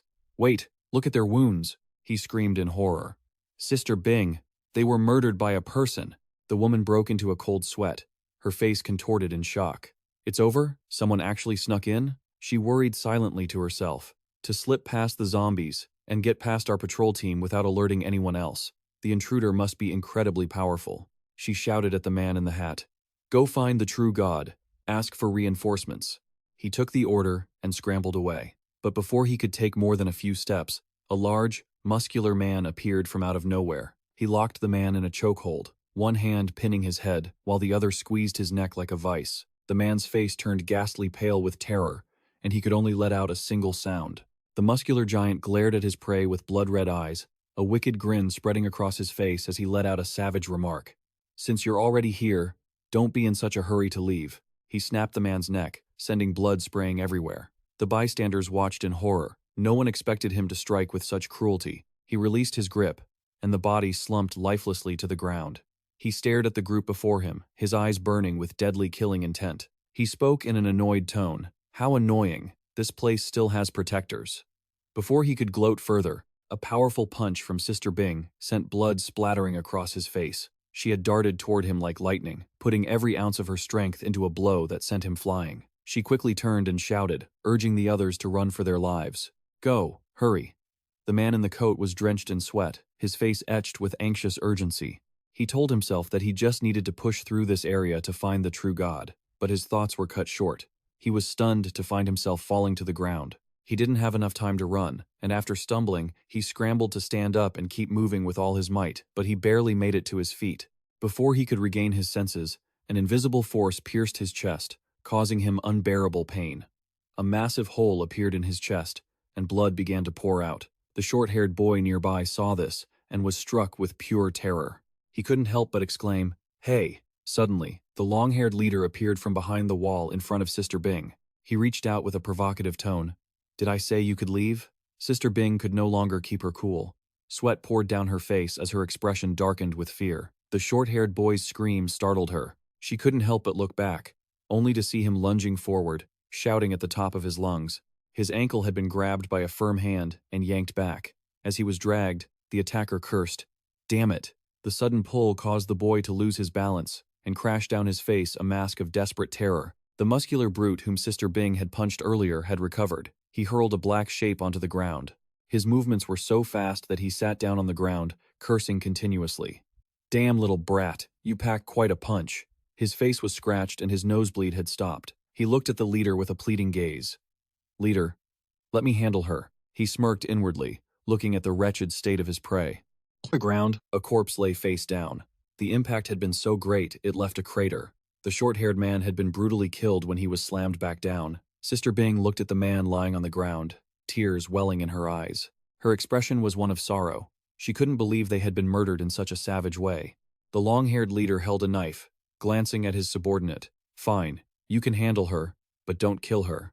The lackey waited for nothing more. His eyes turned blood-red, his face full of malice. He threw a punch with all his might, releasing a powerful burst of light that surged toward the girl. He let out a twisted smile and swung his blade, intending to strike her down. She couldn't dodge in time and could only clench her fists, her eyes wide with shock. He leaped up and swung the blade down. Helpless, she could only raise her hands to shield her face.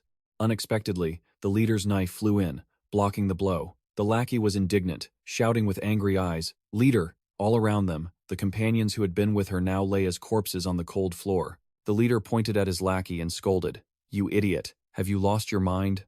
I told you not to take her life. Didn't you hear me?" The man seemed to remember, scratching his head with an innocent look, hesitating. Sorry. He still harbored killing intent, looking at the girl with resentment, thinking, but this woman is from the Long Kingdom's palace. Why show mercy? The leader frowned and explained it to him. These people from the Long Kingdom hide their food very well. We lack a guide, and she is perfect for the job. Upon hearing this, the man grabbed her hair and jerked her head back, while his other hand clamped onto her arm like a vice. His face was twisted with fury at his inability to do what he wanted with her. "Oh, you hear that?" he said, pulling her hard with all his might. She let out a cry of pure agony. "Ah!" She shook from the pain. The leader played with the knife in his hand, looking at her with a warning. "If you don't want to die, then be a good girl, and lead us to the warehouse to turn over the food." He glanced at her with the knife, speaking in a vile tone. "If you refuse, then you'll just be target practice for me, and we'll find another guide after that." The lackey's killing intent flared up again. He pressed her head down, grinning. "Leader, just let me snap her neck." The girl was terrified, her face trembling with fear as she realized she was about to become target practice. She quickly shouted, "Wait, I agree. I know where the warehouse is." Hearing that, the underling finally let her go, letting out a tsh. The ringleader looked at the girl triumphantly. "That's right. Walk." She gripped her arm, which was sore from his tight grip. Still trembling, her heart filled with fear. "Damn it, there are 2 patrol squads on this side. Nobody will come to check until the shift change." Glancing at the underling, she thought she had to keep them occupied first, before finding a way to alert the others. She spoke to the short-haired guy. Go this way." Following her were the leader and a group of muscular underlings. He warned, "You'd better not try anything funny, or I won't mind making you suffer the consequences." She led them to a large closed door. She pointed at it and told the leader, "This is the storage room." That guy was extremely cunning. He ordered her to open the door. As she reached out to open it, some of the underlings started flattering the long-haired leader. "You're a true leader. Finding a guide really paid off. All right, let's go in and see." The door began to creak open, and the underlings were amazed. "Oh, wow, look at this." The leader's face showed clear satisfaction. There were quite a lot of supplies. They poured into the warehouse, which was filled with many crates of goods. They cheered, and the long-haired guy commanded, "Clean it all out." A blonde underling ripped open a bag and reported happily, "Leader, I found a lot of seeds." The scar-faced guy next to him also tore open a bag full of stuff, turned around, and said, "There are sweet potatoes here too." Hearing this, the leader grabbed the items they had just found with both hands, one hand full of seeds, the other holding sweet potatoes. He couldn't help but laugh out loud. Great! This trip was definitely worth it. He gave further orders to his men. "Brothers, take all of this. Put it into your storage rings. We might be able to take even more." The short-haired guy stood stunned when he heard that, then shouted anxiously, Hey, you guys, don't forget about me." The girl didn't understand what was happening with them. She quickly turned and ran outside, thinking to herself that while these people were distracted by the food, it was the perfect chance to escape. Bing Yu nimbly dashed out and slammed the entry door shut. Panicked and frantic, she tried to stay calm and lock the door tightly, keeping the people inside from getting out. The muscular thugs inside heard the noise and were startled, immediately turning their attention toward the direction she had just escaped from. The long-haired leader with the beard was just as panicked. Seeing that, he jumped down, lunging like an arrow in pursuit of her. "What are you doing? You couldn't even watch one person?" His subordinate replied in confusion. I'm sorry, leader. I didn't think the woman would run," he shouted. "She has legs. Of course she can run." The leader's anger had reached its limit. He raised his powerful fist, preparing to deliver a massive blow. "Later, when we catch her, make sure not to break her legs." He put all his rage into a powerful punch against the door. He was furious that such easy prey had escaped him. He was a leader for a reason. His internal energy-infused punches were powerful enough to pierce right through the massive iron door. Even she, standing outside, was terrified by the sheer force of it, thrown back by the shockwave. Just imagine if someone took a direct hit from him, they would definitely be sent straight to the afterlife. Finally, he smashed through the door and caught sight of his prey, Bing Yu, outside. As soon as she saw the leader's eyes staring out, she turned pale as a sheet, unable to react, frozen stiff in place. Zhang Chen. In this desperate situation, she immediately thought of Zhang Chen to save her. "Help! Help!" On top of a building, the 4 of them were standing there, waiting for news from everyone. Suddenly, Zhang Chen felt something. "I think I hear something." Rowena, standing right next to him, pointed in her direction, confused. He asked her, "Shu Rowena, you heard it too?" The sound came from that way, and she reflexively pointed west to signal him. Shi Yue didn't understand what was happening and asked, "Brother Chen, what's wrong?" "Zhao, Shi Yue, it seems like you and Shu Rowena heard a cry for help from over there. Do you remember what's in that direction?" But the gunfire was too loud. He couldn't be sure. She said with a start, "Over there, Isn't that the agricultural zone? The food warehouse is over there, isn't it? He turned sharply and replied, then it's possible someone really snuck in for the food. Shi Yue, let's go check it out. Shi Yue said firmly. Brother Chen, I want to go too. Meanwhile, Bing Yu was still playing a game of cat and mouse with that terrifying leader. She ran back and forth, screaming desperately, help me, someone help. Just then, luckily, a knife flew from the opposite direction and sank straight into his calloused hand. Bright red blood spurted out continuously, splattering everywhere. One of his underlings shouted, Boss! After being hit like that, not only does he not scream in pain, but he's actually standing there admiring his hand. Damn woman, so you ran over here to find reinforcements, huh? Zheng Hao arrived right in the nick of time and shouted, Who are you people? Why are you barging into our base? Hearing that, she stammered, trembling.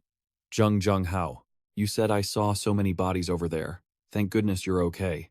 At that moment, her eyes were welling up, and tears streamed down the pretty girl's cheeks. Even more terrifying, that gang leader was still bloodthirsty, trying to drive them away. Don't worry, you dared to mess with me, and you think you're going to be okay? It seems they really poked a hornet's nest this time. He lunged toward them like a whirlwind. With a murderous aura, he sneered. You bunch of weaklings, sitting on the most fertile base around here? You ask what we're here for? In the next second, Zhang Chen appeared on the scene, grabbing the sharp tip of the knife to shield him, leaving him completely stunned. Zheng Hao said awkwardly, Oh, robbers, huh? Zhang Chen. She was overjoyed, as if she'd found gold, and shouted his name, Zhang Chen. The leader yelled angrily. You little brat, who are you? She whispered. Zhang Chen. I'm sure they're the third group trying to raid our base. These guys are really strong, please be careful. He replied, Don't worry, it's just a bunch of bandits. There's nothing to be afraid of. Hearing Zhang Chen say that, the leader scoffed, saying he had quite the big mouth.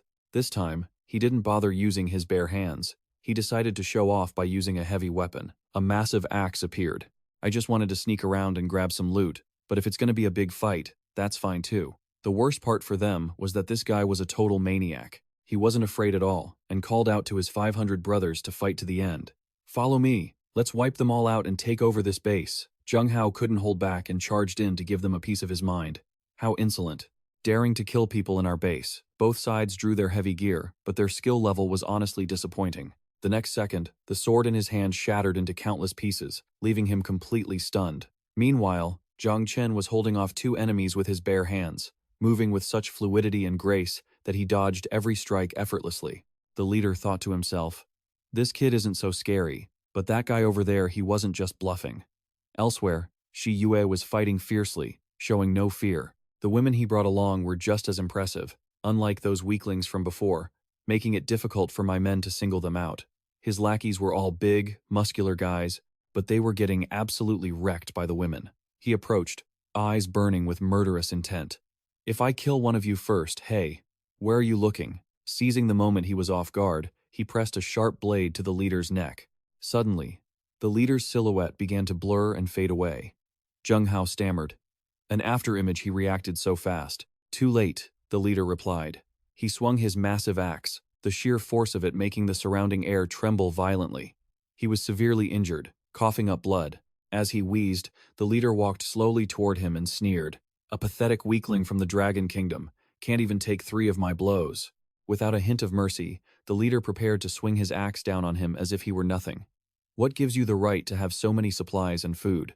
Bing Yu saw this and cried out, True God! Zheng Hao. Yeah, he replied quickly. Realizing the gravity of the situation, he made quick work of the blonde lackey and dashed toward the leader and Zheng Hao. With a single throw, he sent both burly men crashing into each other in agony. The force so great it smashed a nearby wall. Nothing could stand in his way. Not only that, he twisted the leader's arm, forcing it back. You're just a common thug, yet you dare try to kill my team members? The leader's face turned pale and ghostly, his wrist feeling like it was being crushed, bones cracking like debris, yet he still had the strength to dodge. Damn you! You caught me off guard. What? Zhang Chen decided not to go easy on this piece of trash, so he swung his sword straight at him. You think I need to catch you off guard to kill someone like you? The leader gritted his teeth in a panic, using his axe to block Zhang Chen's wrist, preventing the sword from piercing him. Then he shoved the axe to the left and growled. You only succeeded before because you used a sneak attack. He remained calm and didn't answer. The sound of metal grinding against metal filled the air. The leader screamed, Don't think I'm afraid of you. As they struggled, a flash of red appeared in Zhang Chen's eyes. He spoke, intentionally provoking him. Infuriated, the leader lunged. I love it when people like you don't know when to quit, he said, gathering energy in his left hand to unleash a technique. A golden glow radiated from his palm, leaving the leader looking rattled. Zhang Chen pointed his index finger at him.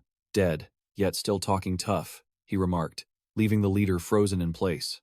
The blast pierced the leader's forehead. His eyes rolled back, and he collapsed to the ground, screaming in pain. His henchmen rushed over, yelling, Leader, are you okay? The leader fell, rolling a few times before stopping in front of his subordinate.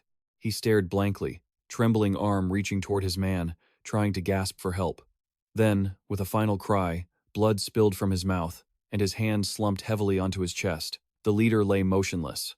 His remaining men stood around, whispering to one another.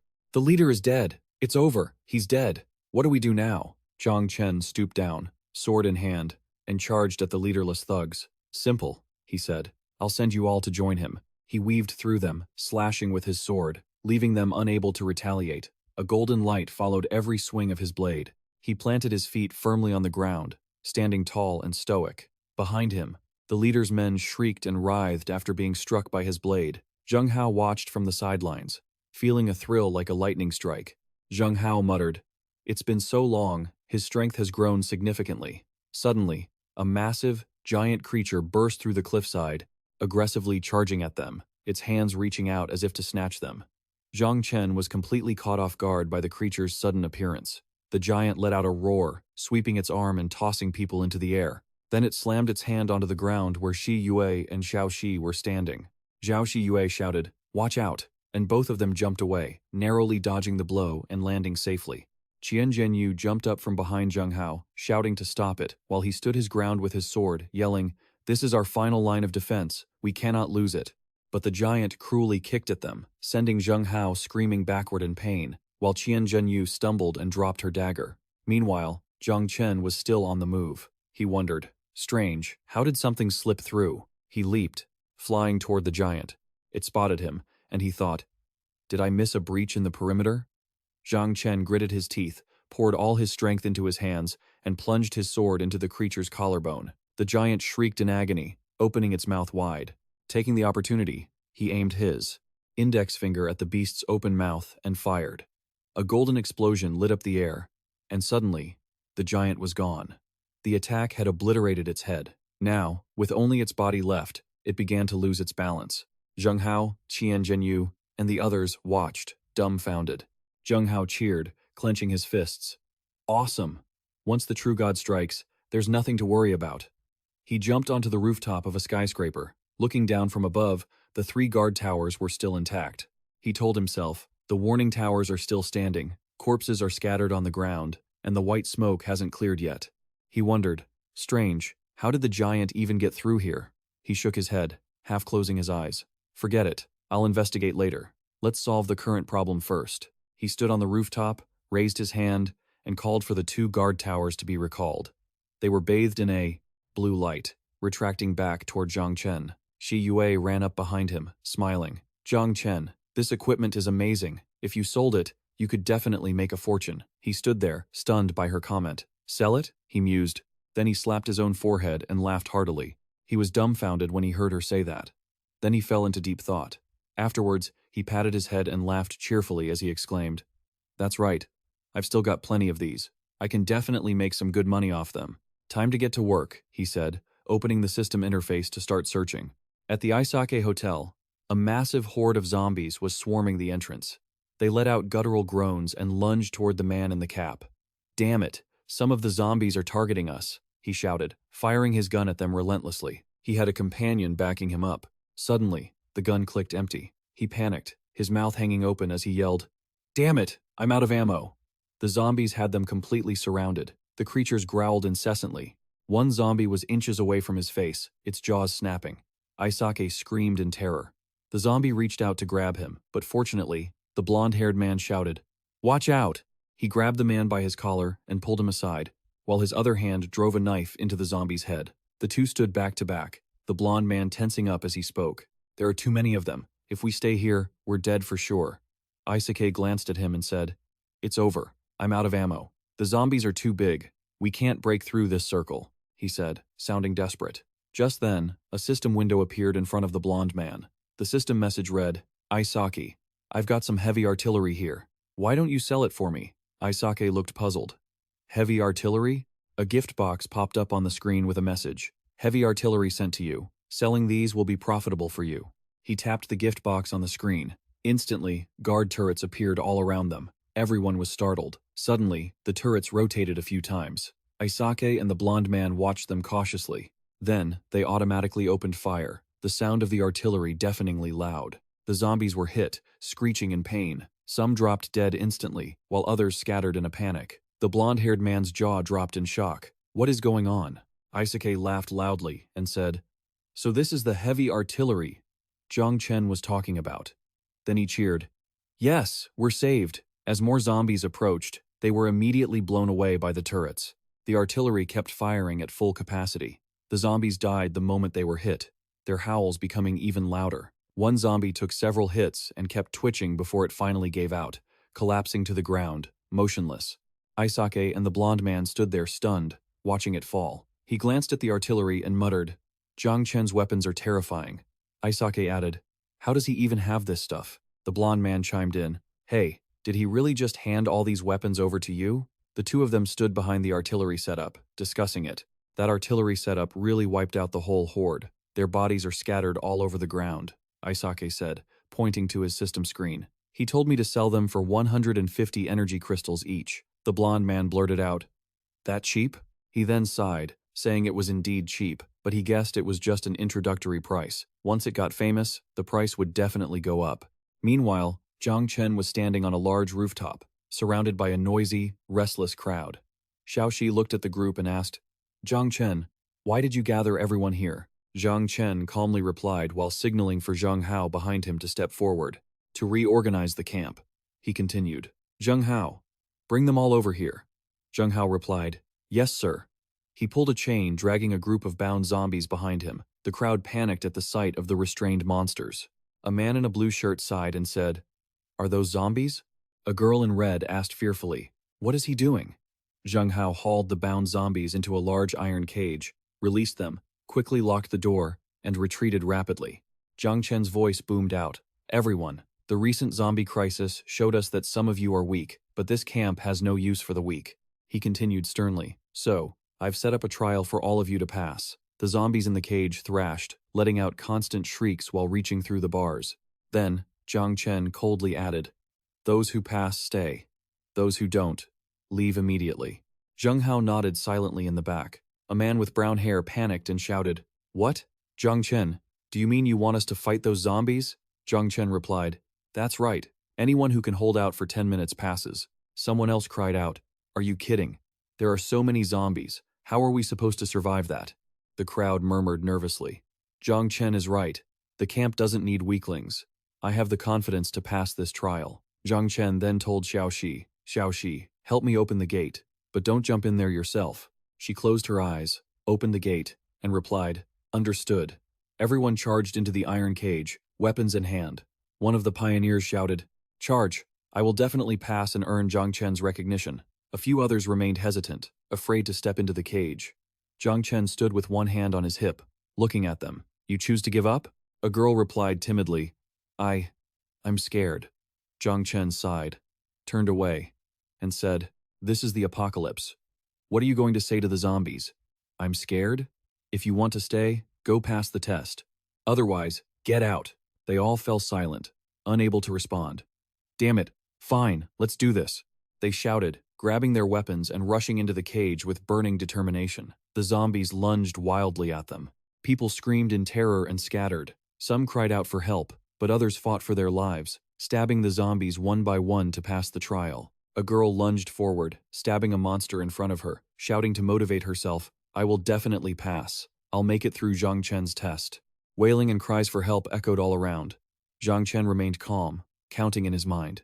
8, 7, 6. He summoned his sword and counted quietly. 5. The man in the cap slashed at a zombie and cursed, Damn you, die! But it didn't die. Instead, it lunged and grabbed him by the throat. It opened its jaws full of razor-sharp teeth. The man bowed his head, accepting his fate, thinking, No. I've reached my limit. Just as he accepted that there was no way out, a sword flash sliced the zombie's head in two. The crowd cheered loudly. Zhang Chen. He looked down at the crowd sternly and announced, 10 minutes have passed. Congratulations. You've passed the test. The man thanked him profusely. Thank you, sir. Thank you so much. Zhang Chen began to issue orders. Xiao Shi, help me get the survivors out. Zheng Hao, find people to take the wounded to be treated. The girl happily replied, got it. Zheng Hao nodded and followed the orders. Zhang Chen firmly stated that those who couldn't hold out for 10 minutes would be sent away after receiving treatment. Zheng Hao clearly hesitated, responding in a stutter. Understood. Understood. Xiao Shi whispered nearby, Boss, do you really want to kick them out? He replied, yes, because the apocalypse has only just begun. He glanced to the left and continued, the danger will only increase from here on out. Sooner or later, we won't be able to protect everyone. He asked seriously. He approved. Did Zheng Hao clearly communicate that a group of people needs to leave? She heard this and hesitated, saying, even though he looks a bit sad. This is the apocalypse. The apocalypse has its own rules. Relying on others to survive doesn't make sense. After she finished speaking, her expression turned a bit sour. Zhang Chen spoke up. As the person in charge of the base, he should understand this. The weak will only drag the whole base down. He looked at the people lying motionless on the ground. It's easy to show others a little sympathy, he said, before adding, but carrying so many lives on your own? One day, you'll be crushed under the weight, Zhang Chen said with complete seriousness. Because of that, I want them to be able to live well even more. She and Xiao Si felt the same, and so did Zheng Hao. Suddenly, Zheng Hao appeared behind them and asked, what about me? He called for Zheng Hao. The man reported the situation. The wounded have all been taken care of. Do you have any further instructions? Zhang Chen replied, we should reorganize the base's defenses. Don't leave any security gaps like before. He agreed and immediately followed orders, saying, right, I'll go right now. And so, all three of them turned around and left. Zhang Chen spoke up. All right, I think it's time for us to go get some rest. Xiao Shi shouted excitedly. Okay, yeah.